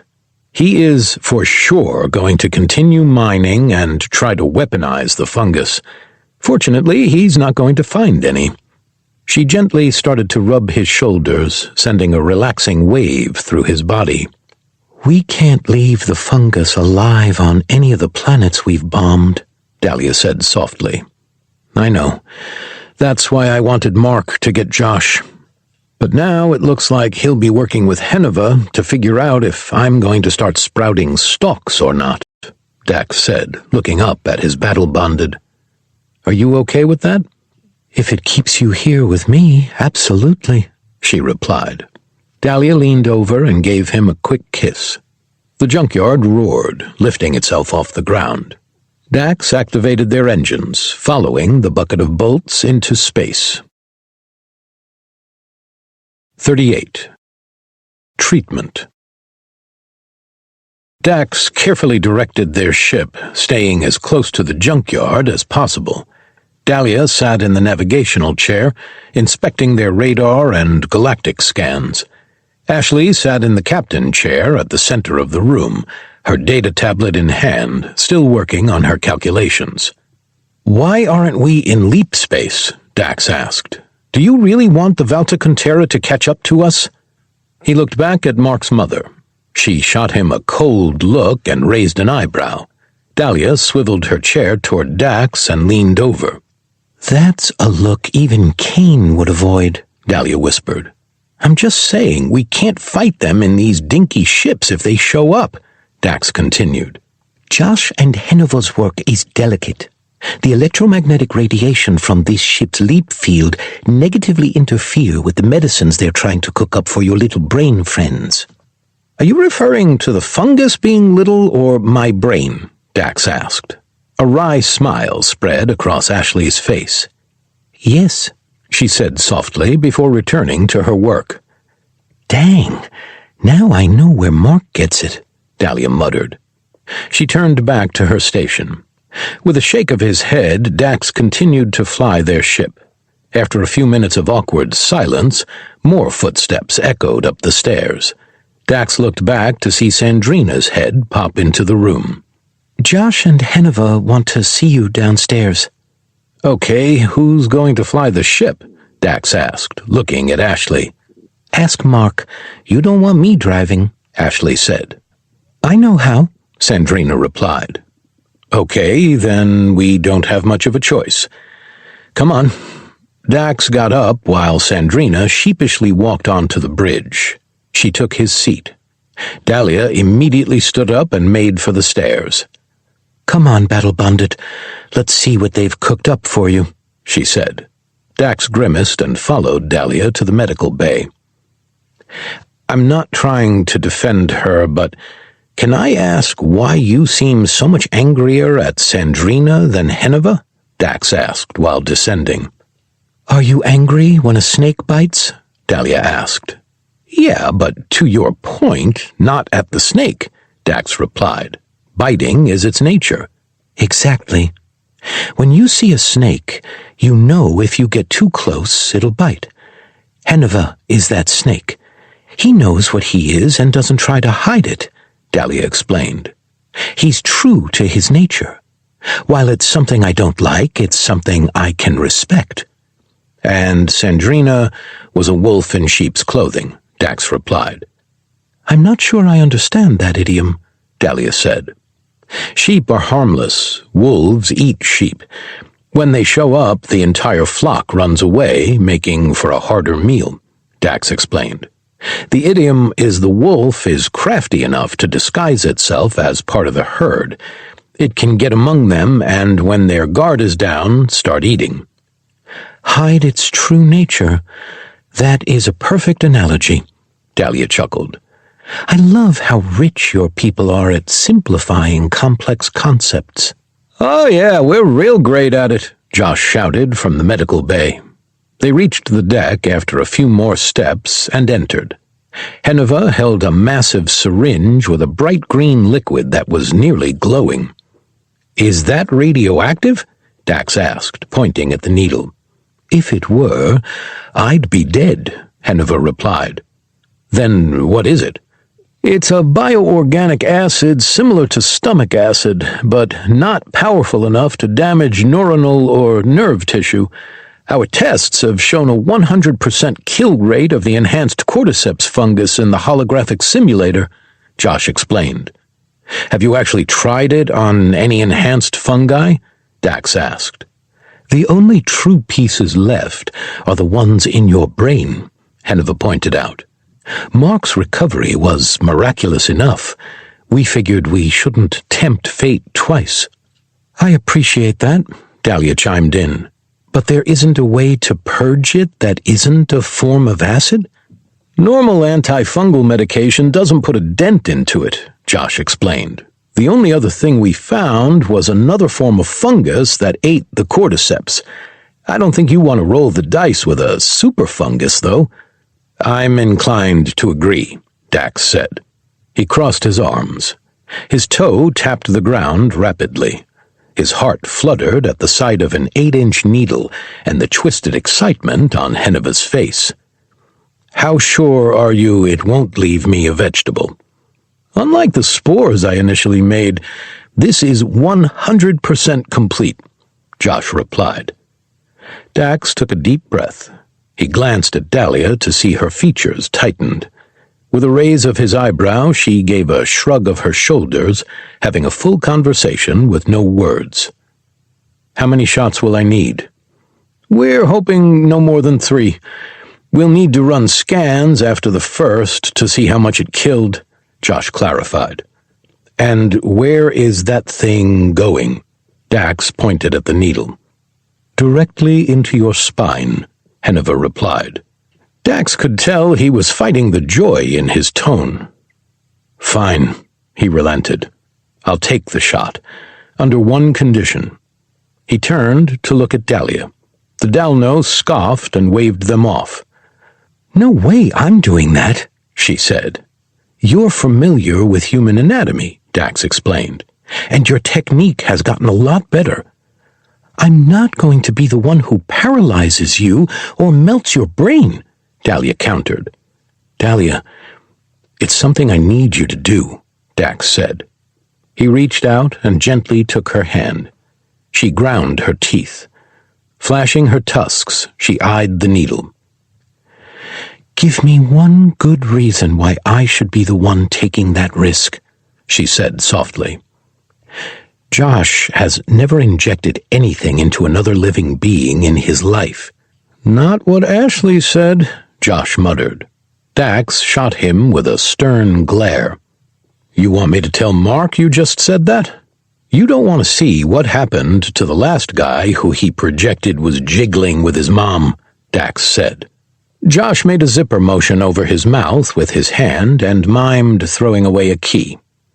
"That leaves only one other person on this ship who has experience with injections on a human," Dax continued. "I will be as gentle with you as I would be a baby," Henuva beamed. Dax looked back at Dalia. She huffed and rolled her eyes. Marching over to Henuva, she pulled the syringe from his hand. "Hey!" he barked. "I don't want to hear it," Dalia countered. "You've done enough stabbing of the human race. You just get to sit down and watch." Henuva grumbled and leaned against a nearby desk. Dalia turned toward Dax and motioned to the patient table. "Hop up then," she ordered. "You do know how to give a shot in the spine, right?" Josh asked. "I'm familiar with the technique," Dalia replied. "Dax, you ever had a shot in the spine?" "No, but I imagine it's the same position I have to be in as that spinal tap I got once," Dax replied. "Yes. Now, do you want to hold my hand for this?" Josh asked. "Because it will hurt." Dax climbed onto the table. He took his leather jacket off and placed it next to him. Looking at Henuva, then motioning toward his left arm, he flashed the Valtakuntera a grin. "I'll probably shatter your hand if I have to grab it," Dax said. "But I can't hurt a hand that's robotic." "What makes you think I want to hold your hand?" Henuva asked. Dalia held the syringe up in front of her. She flicked the tube several times before pushing the plunger. Air and a little liquid spurt from the needle. Dax's eyes widened. "Don't take this the wrong way, sweetheart, but that was a little menacing," Dax whispered. "I didn't mean for it to be," Dalia replied, her voice an octave higher than normal. "I just don't want to give you an embolism." Josh marched over to Henuva. He inspected the arm for a few seconds. With several quick taps, a click rang out before the robotic limb fell limp. It dropped from its base and into Josh's hands. "He didn't say you had to be attached to it," Josh teased. Henuva let out a frustrated huff. He tried to cross his arms. With only one, it looked as awkward as it must have felt. "You humans have an indescribable threshold of being an annoyance." "I'm sure you think you have an idea," Josh said, striding across the room. "But you really have no idea the level of piss-offery we can pull off." He offered Henuva's robotic arm to Dax. "I believe you asked for this." "Thank you," Dax said, taking the arm. "I'll try not to wreck it too badly." You'd better not. They're not cheap, Henuva replied. Mark charged me twice the market price for that. Dax snickered. He lay down, his back facing Dalia. Pulling his shirt up, he drew his knees into his chest. He held them with one arm while gripping Henuva's hand in the other. "I'm ready when you are," Dax said. Dalia nodded. A cold sensation washed over his spine as Josh disinfected the area. Dalia's large fingers walked their way up his vertebrae before stopping halfway up his lower back. With her pinky, he felt her confirm the injection site. "Take a deep breath," she said softly. He followed her instructions and relaxed his body as best he could. The needle pierced his skin. He barely felt that. It dug into the disc in his spine. His muscles tightened. A white-hot pain radiated around that spot. The pop of it pushing into his spinal column turned his stomach. Clenching his teeth, Dax held his breath while the pain continued to swell. He felt the liquid pour into his body. Pins and needles overtook his legs and feet while a burning sensation ran up his back. Dax's hand gripped Henuva's tightly. The metal started to groan. Sweat covered his body while Dalia apologized over and over. His vision started to darken around the edges before he felt the needle being pulled free. His chest and lungs ached while his heart slammed like a jackhammer. Once free, the pressure subsided. Dax fell limp. He let Henuva's hand go while panting. Wiping sweat from his brow, he looked up to see a grimacing Dalia above him. "I'm so sorry," she whimpered. "You're just trying to help me," Dax said. "No need to apologize." He could feel the injection spreading across his spinal cord. Once reaching the base of his skull, a splitting headache ripped across his brain. Dax's hands shot up to his head. A snarl of discomfort left his throat. Through his doubling vision, he saw Henuva pick up his robotic arm. Holding it up and inspecting it, the pinky and part of its ring finger fell to the ground. The Valtakuntera bent over and retrieved the broken pieces. "Does it hurt?" he asked. "A little bit," Dax groaned between clenched teeth. Dalia shot him a warrior's glare. Henuva took a step back. "Part of me wants to say good. The other part is telling me if I do, your battle-bonded is going to put me through a wall," Henuva said. "That part is right," Dalia replied. She took Dax's hand, giving it a firm squeeze. "I can take it," she said. Dax squeezed her hand as the pressure inside his skull rose. He fought as hard as he could to stay conscious. Eventually, his vision darkened. He passed out, still holding Dalia's hand. 39. News. Dax's eyes shot open. He took a deep breath. His head split in pain with each beat of his heart palpable within his skull. Still on his side, he rolled to his back, Dalia's hand still in his. Every nerve in his body burned, causing uncontrollable muscle spasms to overtake him.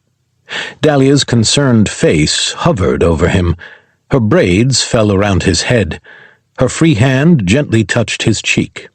Dax couldn't tell if it was her presence or the near-seizure levels of spasm running their course, but his body started to relax. After several more minutes, he lay motionless. Sweat soaked his shirt. Exhaustion encompassed every muscle in his body. He tried to sit up, but his abdominal muscles gave out before they could move his torso. "Don't move," Dalia said softly. "That was quite the ordeal you went through." "What happened?" he asked, his words a slur. "You've been seizing for the last 10 minutes, Josh explained. You looked like an epileptic at a rave." "Henuva!" Josh scolded. "He broke my fingers," the Valtakuntera countered. Dax cracked a smile. He managed to muster enough strength to give a dismissive wave. "That was actually pretty clever," he said. Nice one. Aside from weak, how do you feel? Dalia asked, cutting Henuva off from speaking. Like my brain's been tasered, Dax replied. Henuva set his arm on a desk and moved across the room. He opened a drawer and pulled a bag with a tube and needle of clear liquid out. Returning to the table, he tapped the corner, causing a pole to emerge with a hook at its top. He looped the bag on the hook and handed Dalia the needle. "This'll replenish your electrolytes, because I think you just burned through all of them," Henuva pointed out. "Any more and your heart probably would have stopped." Dalia slid her hand out of his. He hardly felt the needle enter his arm while he looked at Josh. "That true? How am I supposed to know? I'm a fungal expert, not a biologist." Henuva chuckled and nodded. "I'm intimately familiar with his biology. If that went on for any longer, we would have had to hit him with some form of sedation to prevent his heart from stopping," Henuva replied. "Please don't refer to your familiarity of my biology as intimate," Dax muttered. "It makes me profoundly uncomfortable." Josh's brow furrowed. He looked at Henuva closely. The curiosity on his face faded to realization. "You're the one that experimented on them?" Josh asked. "How many other Henuvas do you know?" Dalia chimed in. "I have to say, from a moral standpoint, your work is repugnant and a crime against all living things," Josh said. "I'm beginning to see that, but those are big words coming from the man who created the fungus that started this," Henuva countered. "You think I wouldn't have created something as potent as this without having some way to counter it?"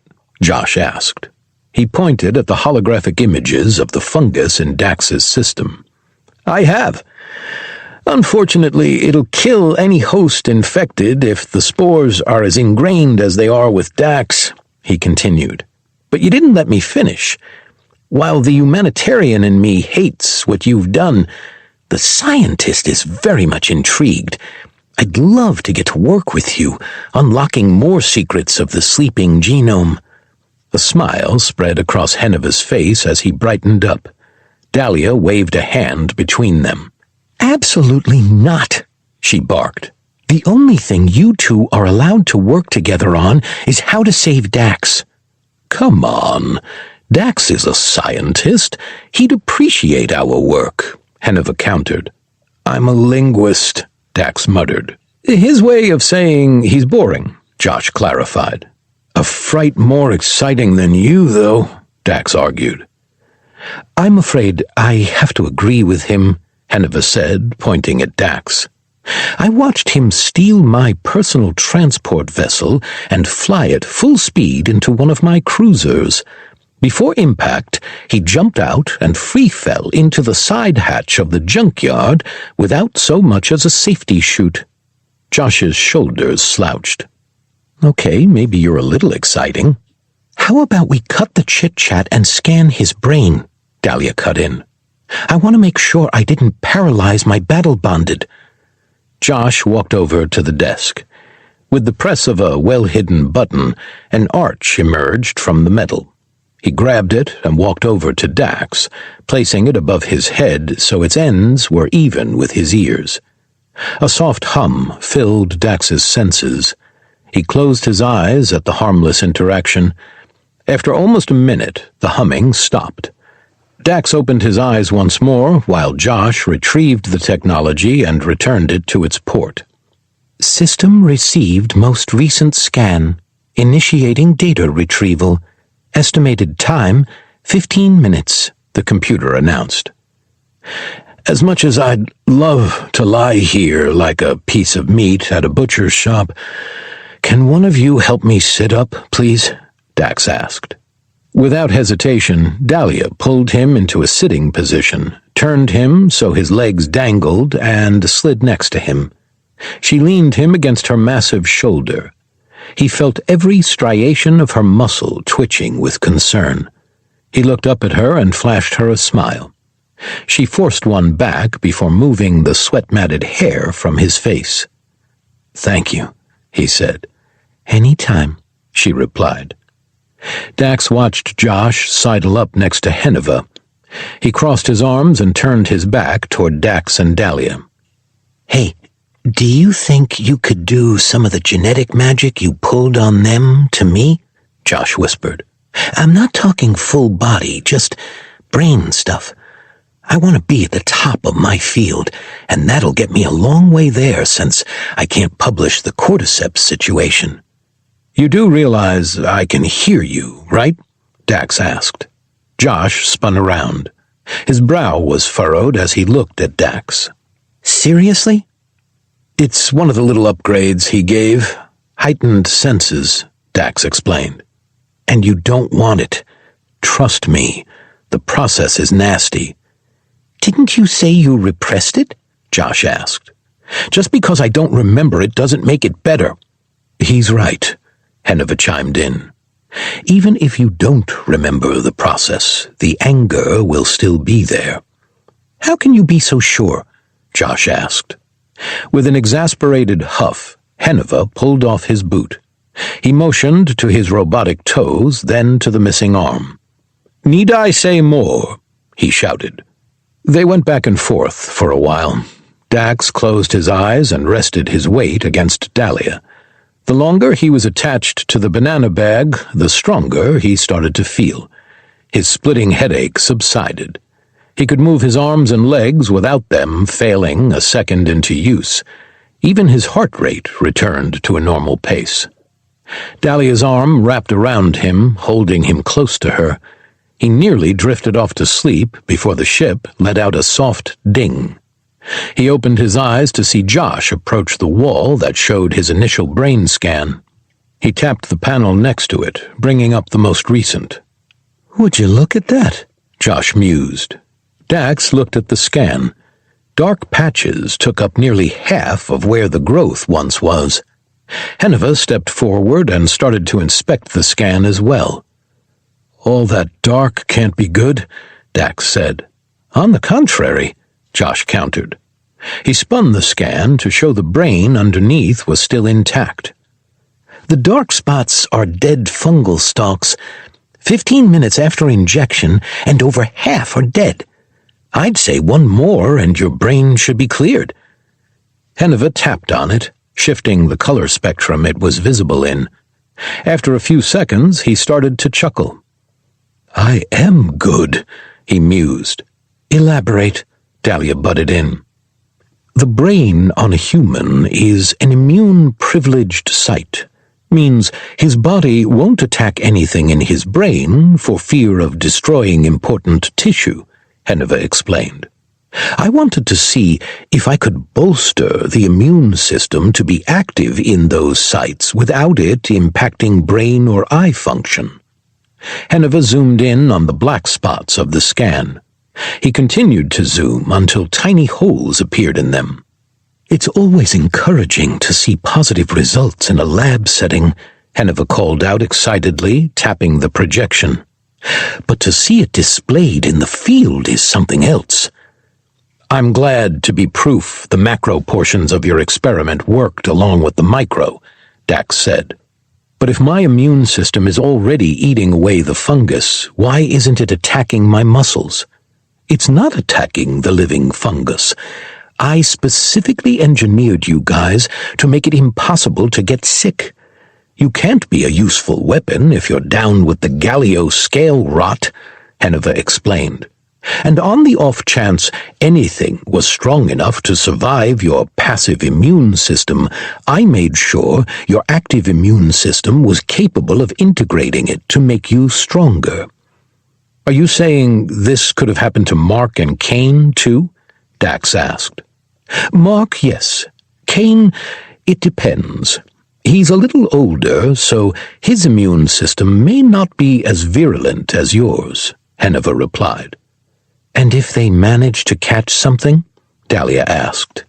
"Given it doesn't kill them, it'll likely manifest in a unique expression like Dax's incredible new strength here," Henuva replied. Dax slid himself off the table.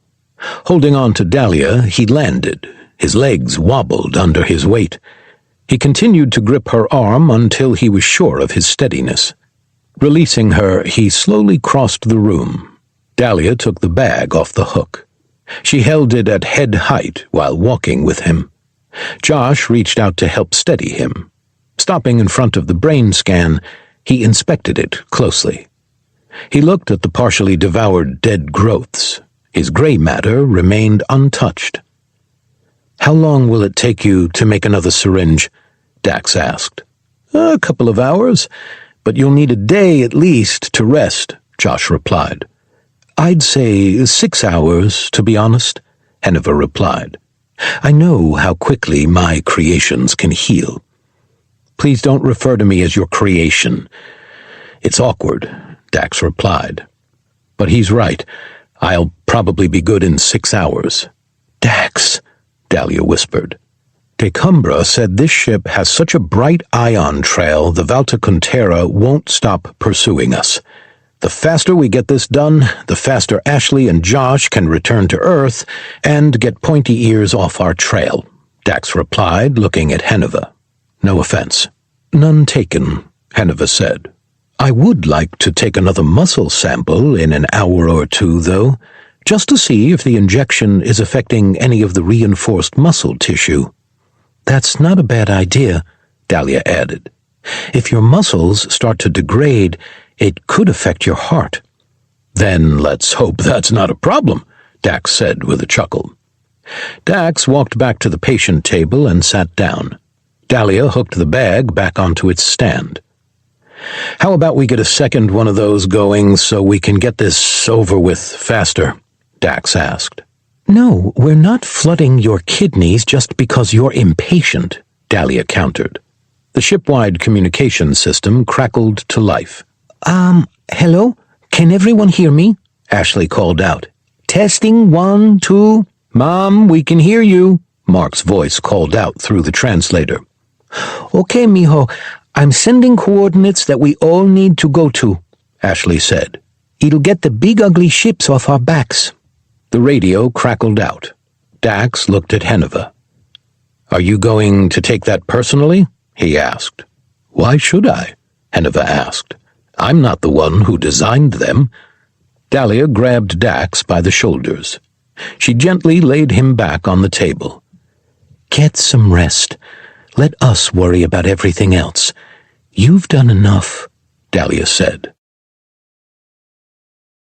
Epilogue. Dax lay motionless on the table once more. Dalia's hand gently grasped his own. His mind struggled not to dissociate from the pain that engulfed his nervous system. Dalia and Josh watched him with concern. Elation overtook Henuva's features. His robotic arm was reattached, with hardtack connecting his damaged fingers.